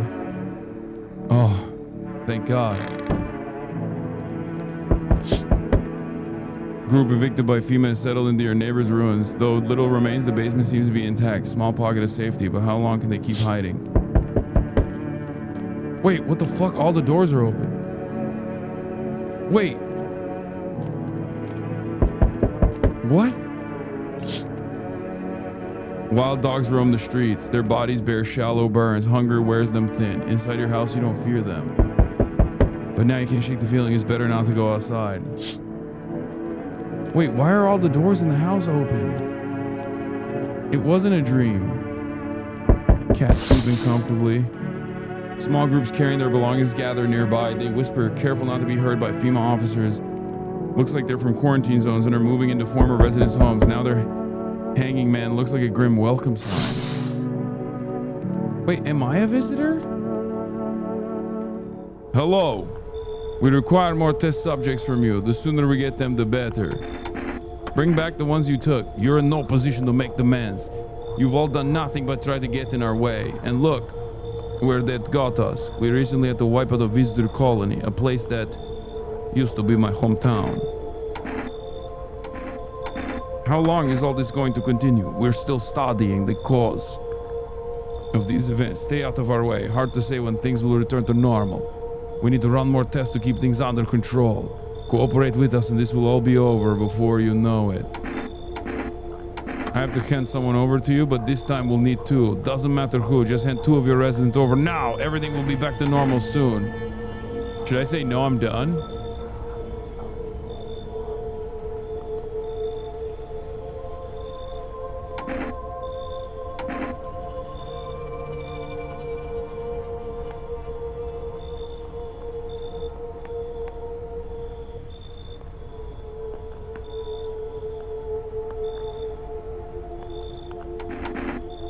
Fine, if it helps. Remember, help us help you. Wait, well, so you're alone? Must be hard for you, for us. How do we check a district when there's nobody living in it? All right, then, goodbye. Wait.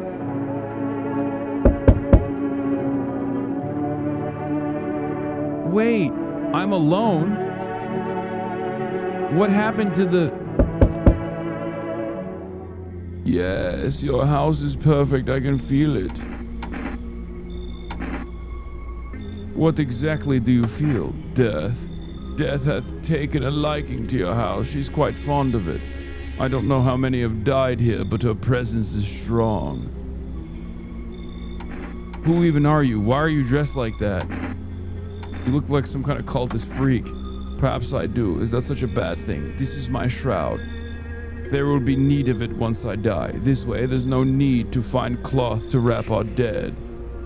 We don't believe in salvation, not unless it comes from death herself. She's already near. We're simply helping her cross the threshold. We must perform the burial rites in ways anew. Your house is perfect for it, yes. Death influence is strong here. What's been happening here anyway? In any case, let my brothers trespass here. Protect them. They must survive long enough to complete their tasks.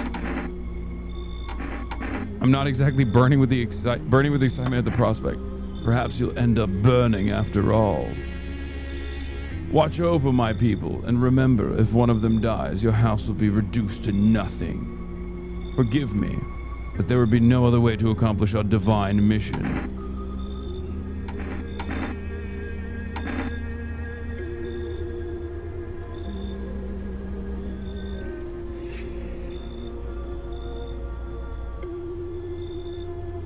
Fuck it, let him in. They shall not need much time, but still watch over them. I'll see you later. I'll come to check on them.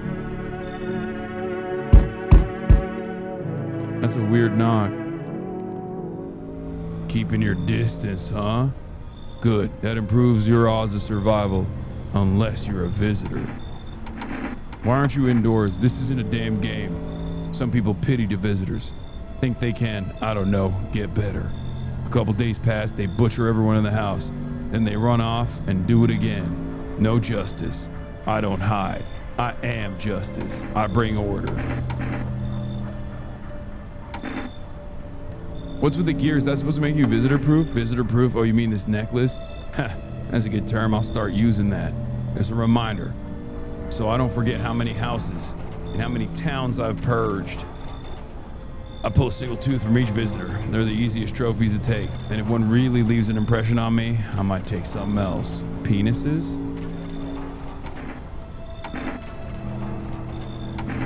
So why are you here? Hold it. You already asked your questions. Now I'll ask mine. Anything going on in this neighborhood? Any threats I should keep an eye out for? A half-naked visitor annihilated an entire patrol. Just one, half-naked? So it wasn't wearing any protective armor? Interesting. You actually saw him? Yeah, I believe you did. You don't talk like someone who's in the habit of spreading rumors. You've got my attention. I'll be back again. Oh! He's not asleep. He should be. Parents don't have any, never did. Are they something we need? What are you looking for? Wrong smell, wrong voice. Sorry, this house is wrong. What the fuck? Most normal child in Russia, dude. I can't kill it, chat. It ran away. I don't even know what's gonna happen when I go to sleep. I don't even want to know. I just fucked everything up. I think I'm the visitor.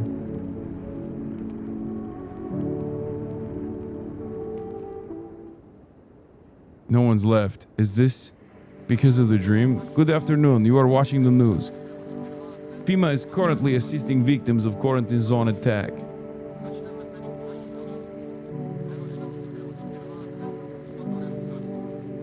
Due to overcrowding and existing. That guy told you not to test for 2 days?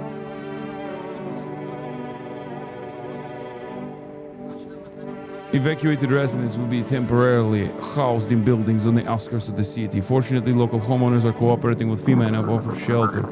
As of this report, only a portion of the escaped individuals have been located. Thankfully, a new identifier has been announced by officials earlier today. Bleeding gums. If an individual... What the fuck? Wait for a scheduled FEMA patrol and report the suspect to relevant authorities. And remember, stay where you are and await further instructions. Next up, dangerous new cult. The visitors aren't just hiding among us. They may be infiltrating our very thoughts. Multiple cities are now reporting outbreaks of organized cult activity. Charges against them include ritual sacrifice, worship of an unknown deity, and possible ties to visitors themselves. According to the news, oh my god, the cult, and began as a harmless evangelizing, has now escalated into direct action. That's me. That's fucking my cult. The cult in my house. But I'm a visitor, so I can kill him, I guess. Some experts believe that the cult may even be responsible for recent violent incidents in the city. New believers aiding or sympathizing with any cultist may result in arrest or criminal charges.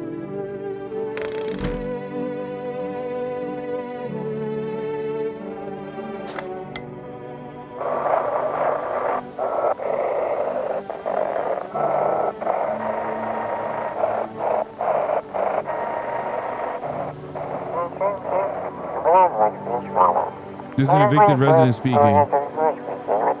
If FEMA kicked you out like they did us, we're sheltering in the basement of a burned house.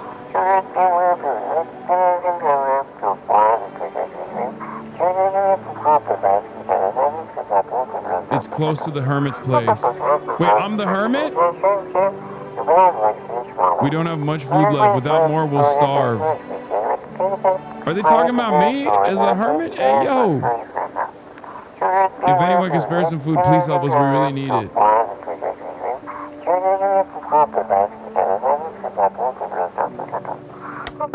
That's fucking bullshit, bro. I can't feed the cat anymore. Or I guess I could.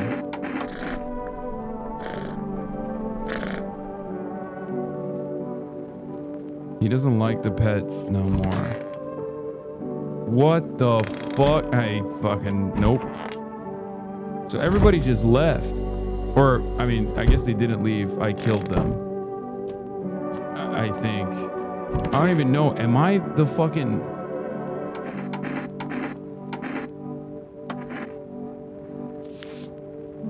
Wait, I got the same shit that the other visitor had. No.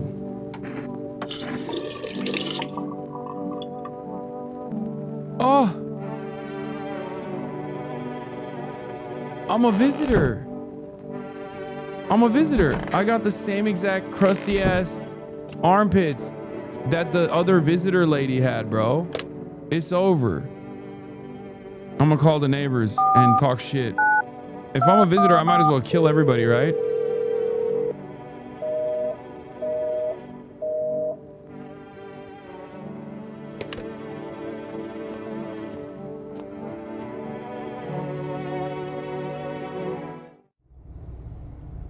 Go to the basement and dig? You can't dig, chat. What are you talking about? Wait, can I turn myself in?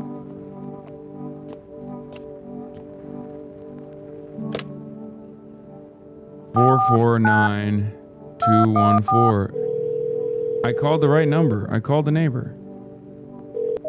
Yeah, it says invalid because the neighbor doesn't have a fucking actual phone. They said no hair and armpits, not fungus. Yeah, except the other lady had the same exact armpit fungus. Let's see. I'm gonna tell FEMA I'm a visitor. Let's see what happens.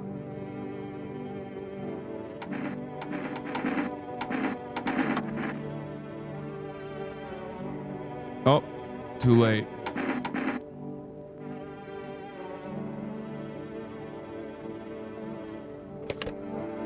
I already cleaned off the fungus. Wait, I want to see my ears. Okay, seems fine.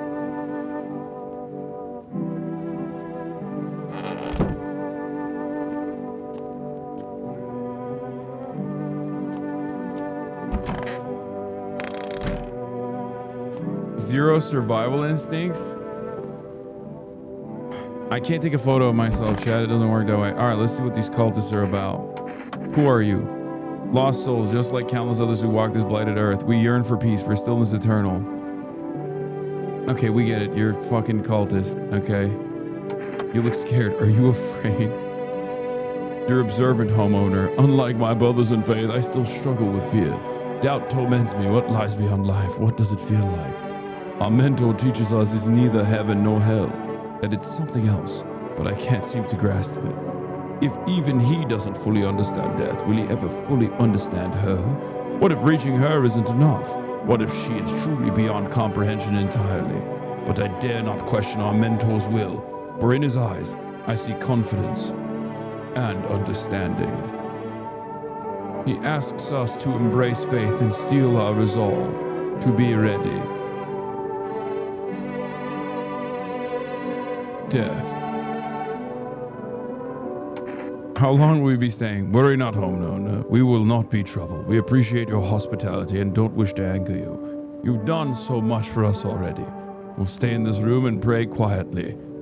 We need some rest. Our journey ahead will be long and hard. You're a piece of shit, F. Let's take a photo. That's a visitor.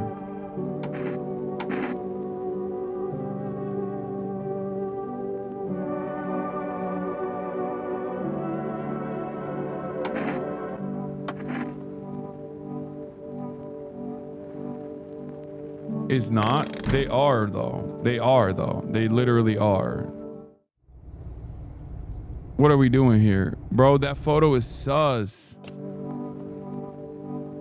Oh my God.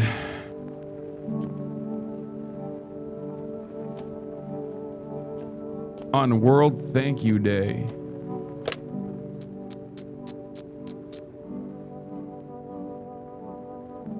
For rest. What should I get this time? Energy? Cigarettes? Kombucha?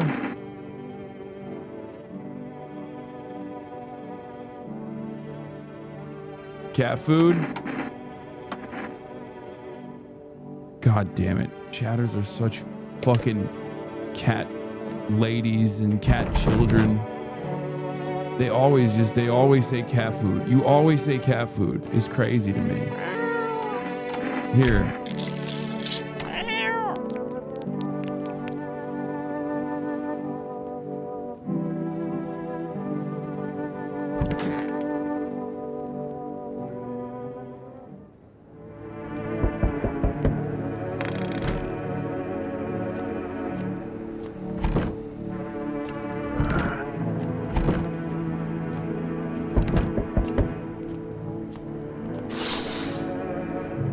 Two FEMA officers stand by a lamppost, standing at the hanging man. Looks like they finally got around to the main attraction of the area. They look like clueless detectives.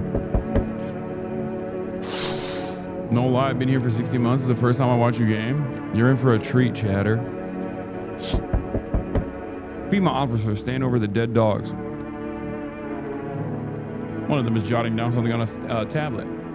Can a handful of people stop a horde of starving animals? Unlikely. I gamed yesterday too. You missed it. It's okay though. An armed visitor hunter holds a group of survivors at gunpoint. He probably stumbled on them by chance. Who will survive in those worlds? Yeah, well, they called me a hermit, so I'm not even gonna save them.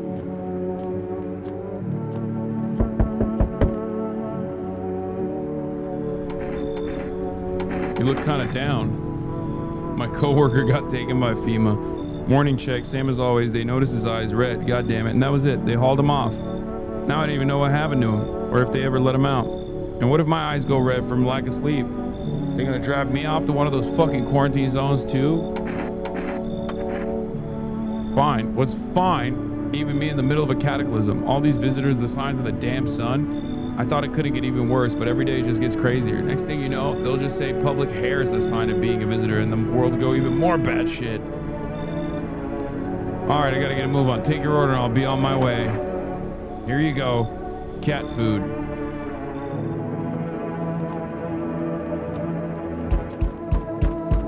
Fucking Christ. What? You feel that? Change is haunting you. So am I. And now one of your ilk is deathless. All because of a word. One single word, but what a word it is. You know who I mean, yes?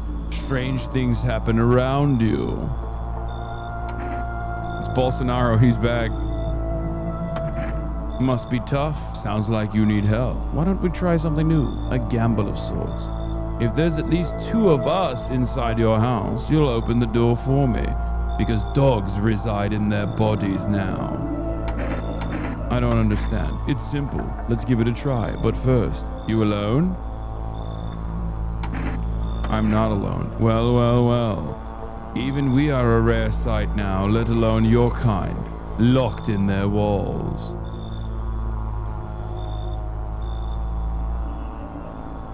Change isn't the worst thing coming for you.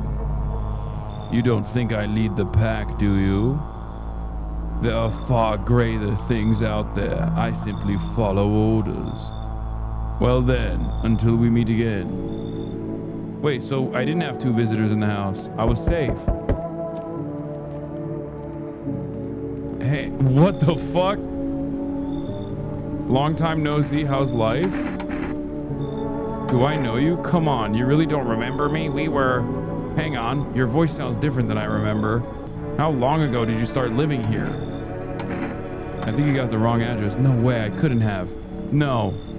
Damn it. I guess I did get it wrong. Come on, I willed a long ass way to get here. Won't you let me in, please? Stavi, baby? In a wig. No, dude, it's Barry Weiss. Test the couple, they're dead, chatter. I can't test them, they died. Oh, that's what I'm talking about. Looks pretty spacious, mate. Want to race? 3, 2, 1, go.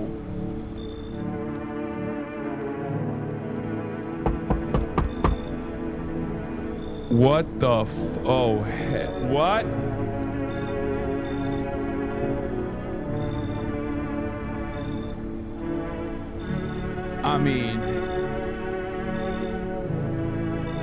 I mean, how's your new life treating you, baby? Managed to adapt yet? How silly of me to ask. You do live here after all. You look unusual, so you noticed. Thanks. Do you like it, baby? People keep remarking on my looks lately, even more than they used to. You're not much of a talker, are you? Tell me about yourself. I used to pray my father would drop dead. Is that enough? Did you grow up with an abusive father? That's awful. I'm glad it's behind you now. Letting go of anger is hard. Forgiveness is even harder.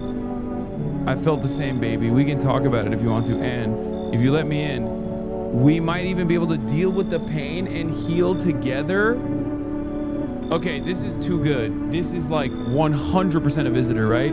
Yeah, let the fine shit in? No, absolutely not, brother. Are you fucking kidding me?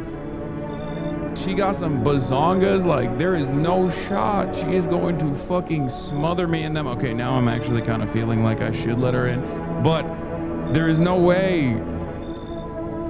She's gonna kill the fucking the cultist.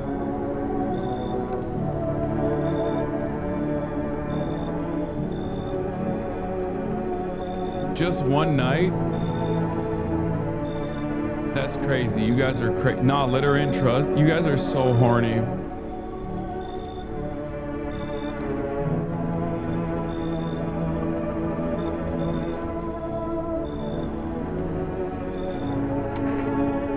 Oh God. This might be the toughest decision of this game. This is the toughest decision of this game, honestly. Let fine shit in? No. She is 100p a visitor. There is 0% chance. Stop scaring the Huz. No, the Huz scares me, man. The Huz is scaring me. Let Shouty in? No. I'm scared of women.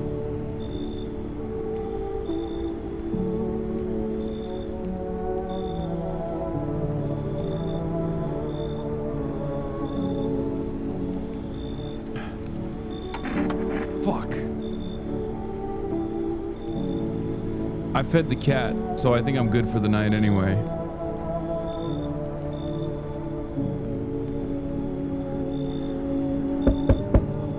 Uh-oh, I thought no one was home. Okay, what the fuck? Were you watching my house? What? No, don't be silly. It's simply rare for a full house to stay so silent at night. Usually you hear some kind of drunken shouting. Is this Dr. Fauci or screaming? Where did you come from? There was a hospital downtown, but, well, it's a rather long story. If you'd be so kind as to let me in,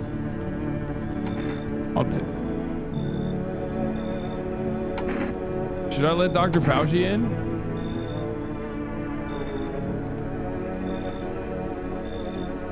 I feel like he's sus. I'll be nearby, so don't hesitate to ask for help.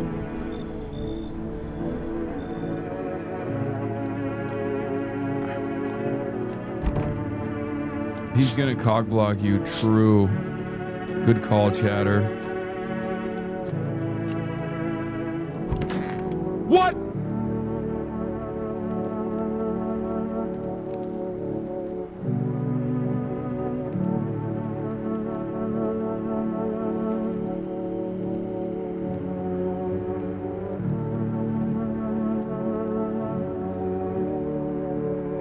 Sexo run? Good ending?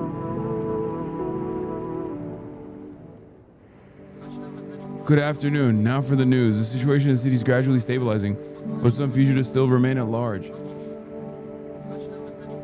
Oh my god. Legendary ending. We nutted. We nutted and nobody died.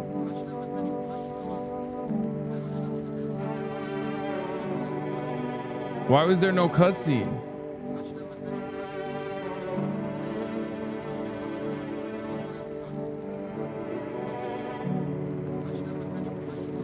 Is it because I had the cat?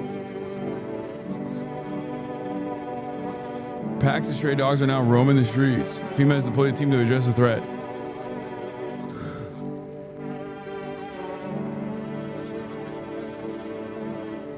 Agency also announced a new identifying sign of potentially dangerous skin irritation. Okay, now they found out it's the skin irritation?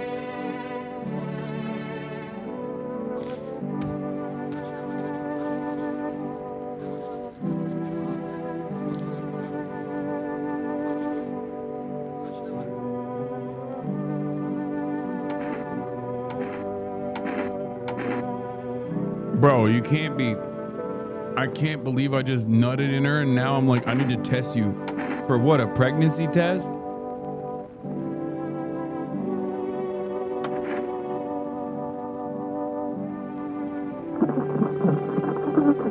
It's cozy, more than I expected. Thanks for letting me in. Thought I might end up on the streets before dawn. And you, how do you feel? I'm fine. Survival is what's more important.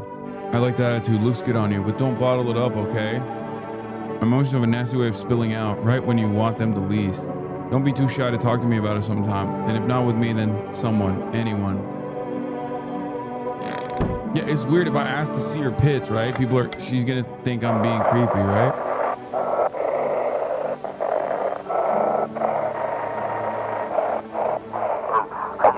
To everyone listening, Demon's trying to jam all signals to keep things under wraps.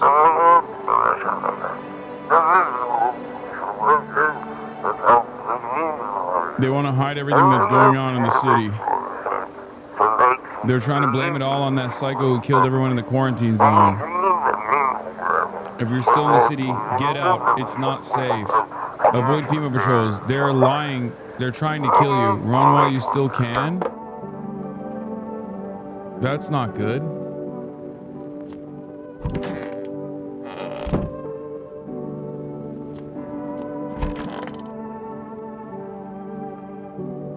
Okay, we'll get back to that.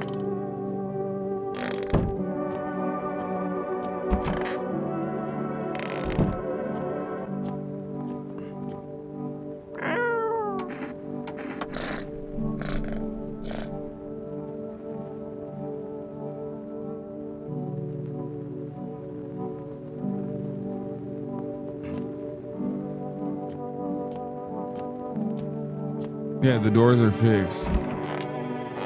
This guy killed everyone but the sus, huz, and cat. Check yourself for the vigilante? What do you mean for the vigilante what?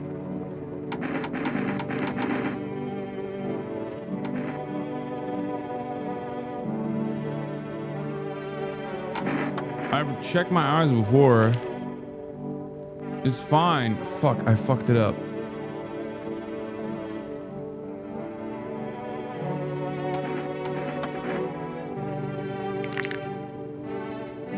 Wait, are my gums bleeding? Shit, white. Smokers would kill for these.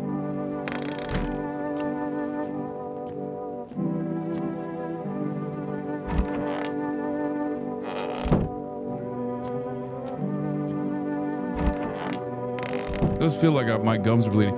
I mean, I've already realized that I'm definitely a visitor because of the armpit fungus that the visitor I killed had.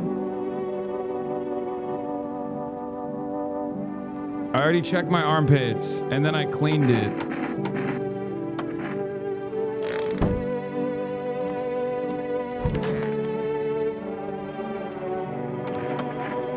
I have this friend, you see, known each other since we were kids.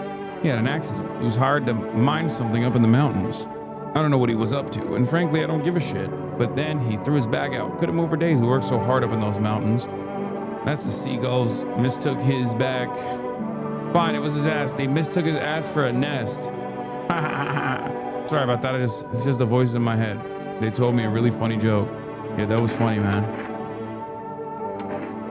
All right, give me your armpits.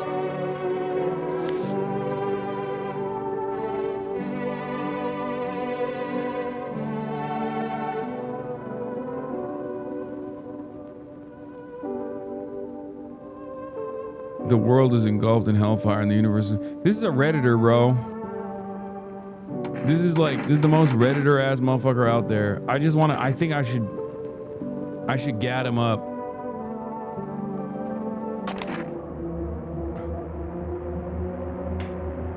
See the bright red rash? I'm growing fingers there, spare ones. Well, I guess we all get what's coming to us eventually. Wait, that was a visitor. It worked.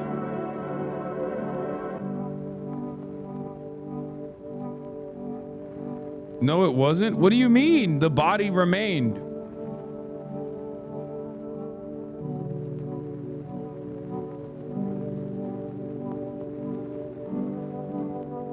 If you kill a human, the body doesn't stay behind. You didn't get the weird animation? Does the body always stay behind?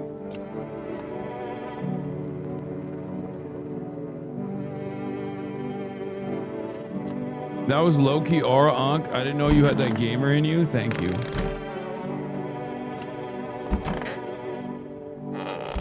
Yeah, if the half body is left, then that's not a fucking that's not a human, it's a visitor.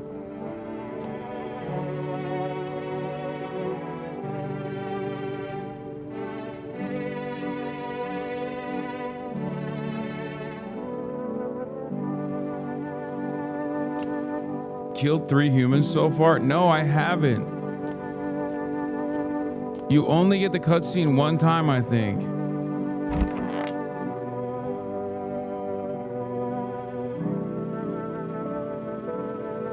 You see a demon escape as a visitor? Body stays behind no matter whether you kill a human or a fucking...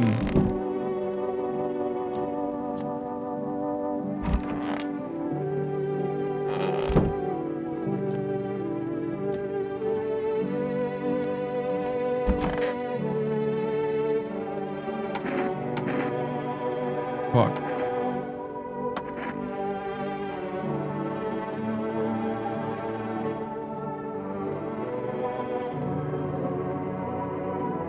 When you kill a human, 3 body bags stay behind. You kill 3 visitors, don't listen to chat.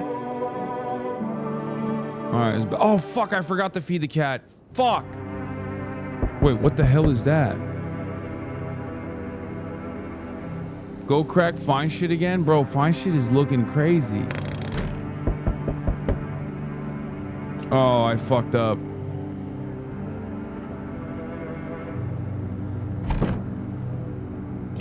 She nutted in her sleep, bro. Whole group is dead. Hungry dogs tear at their remains. Spent shells scattered near the bodies. The hunter must have killed them and took trophies. The madness of this world has gone too far.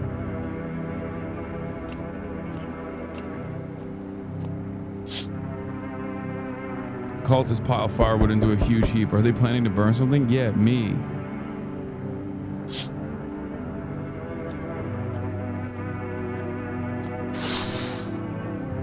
The road stands a crazy man. He holds a gas can and a Molotov cocktail. Is he planning to burn down the whole village? Does he know these people are in quarantine?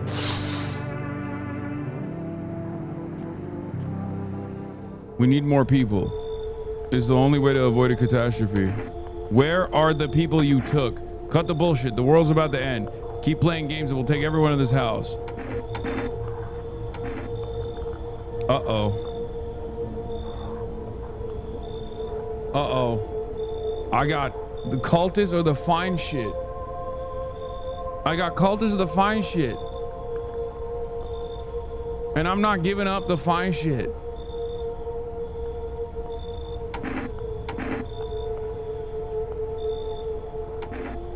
What's it gonna take to fix all this? 2 more people? We're not taking everyone you have in there, just 2. We either find a way to eradicate the visitors or we never meet again.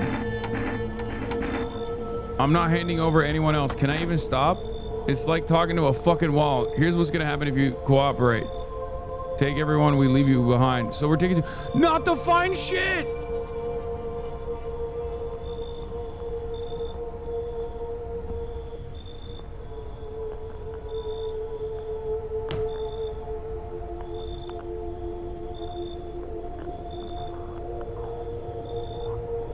Oh no, brother.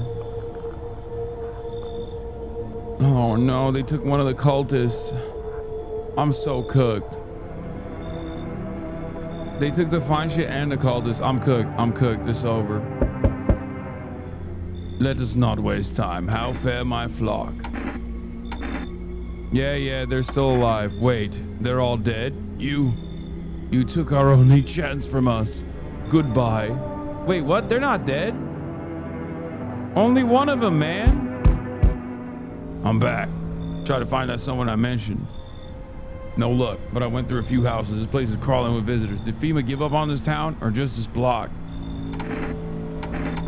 What if they show only 1 or 2 signs? Then you enact justice as swiftly as possible. Visitors feed on the weakness of the soft-hearted. That's how people get killed in their own homes. Since I'm here, tell me, do you know a stocky guy who wears a blue denim jacket? He's got a kid, little girl, not sure how old. His wife, well, fuck the wife. His house burned down, haven't seen him since. Show me you're not one of them. Any part of you will do. You got a gun? Fuck if I care. We'll both go down shooting then. So, my eyes are fine, and my teeth are not fine. My armpit is fine because I cleaned it. So I'm gonna show the armpit. Humph. Wait!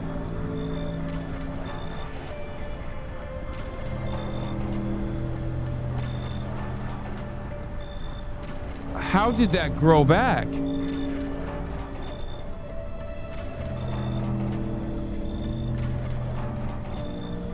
Oh no. You son of a bitch, fuck ass visitor. You thought you could trick me. Time to die, bastard. You hear a madman behind the door spitting furious words with raw aggression.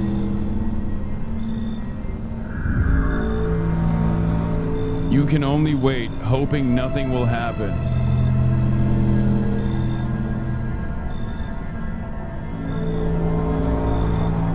I didn't do the eyes because I was worried that they might have become red.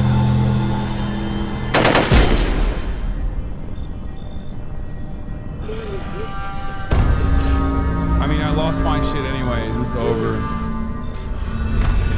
I lost fine shit and then I died. Bastard, he got me.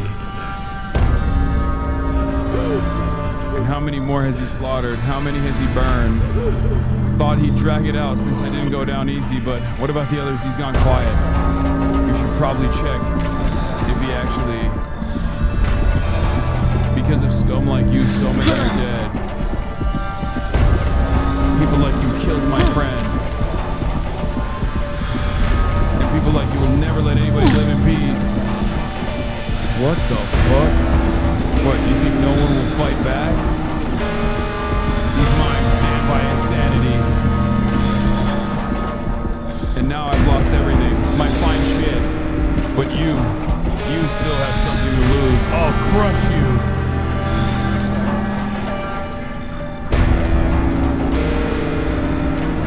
I'll drive you deep into the ground. Wait, what? What am I doing? I'll drown everything in your blood. Am I a visitor? I mean, I know I'm a visitor. Every bastard with a weapon in their hands dies today. Every last one. So I became the vigilante? Like... This is what happens. This is what happens when your fine shit gets taken from you. And then you became one and then shot yourself, I think. So there's 10 different endings or something. This is one of them? I'll be playing Dispatch later, but not today. Obviously, I'm fucking 8 hours and 32 minutes in. Some of you are crackheads. You're like, come on, play another game. No, but there's always time tomorrow. But for the time being, it's almost 8 p.m. here in Los Angeles. So that's all I got for the day. Hey,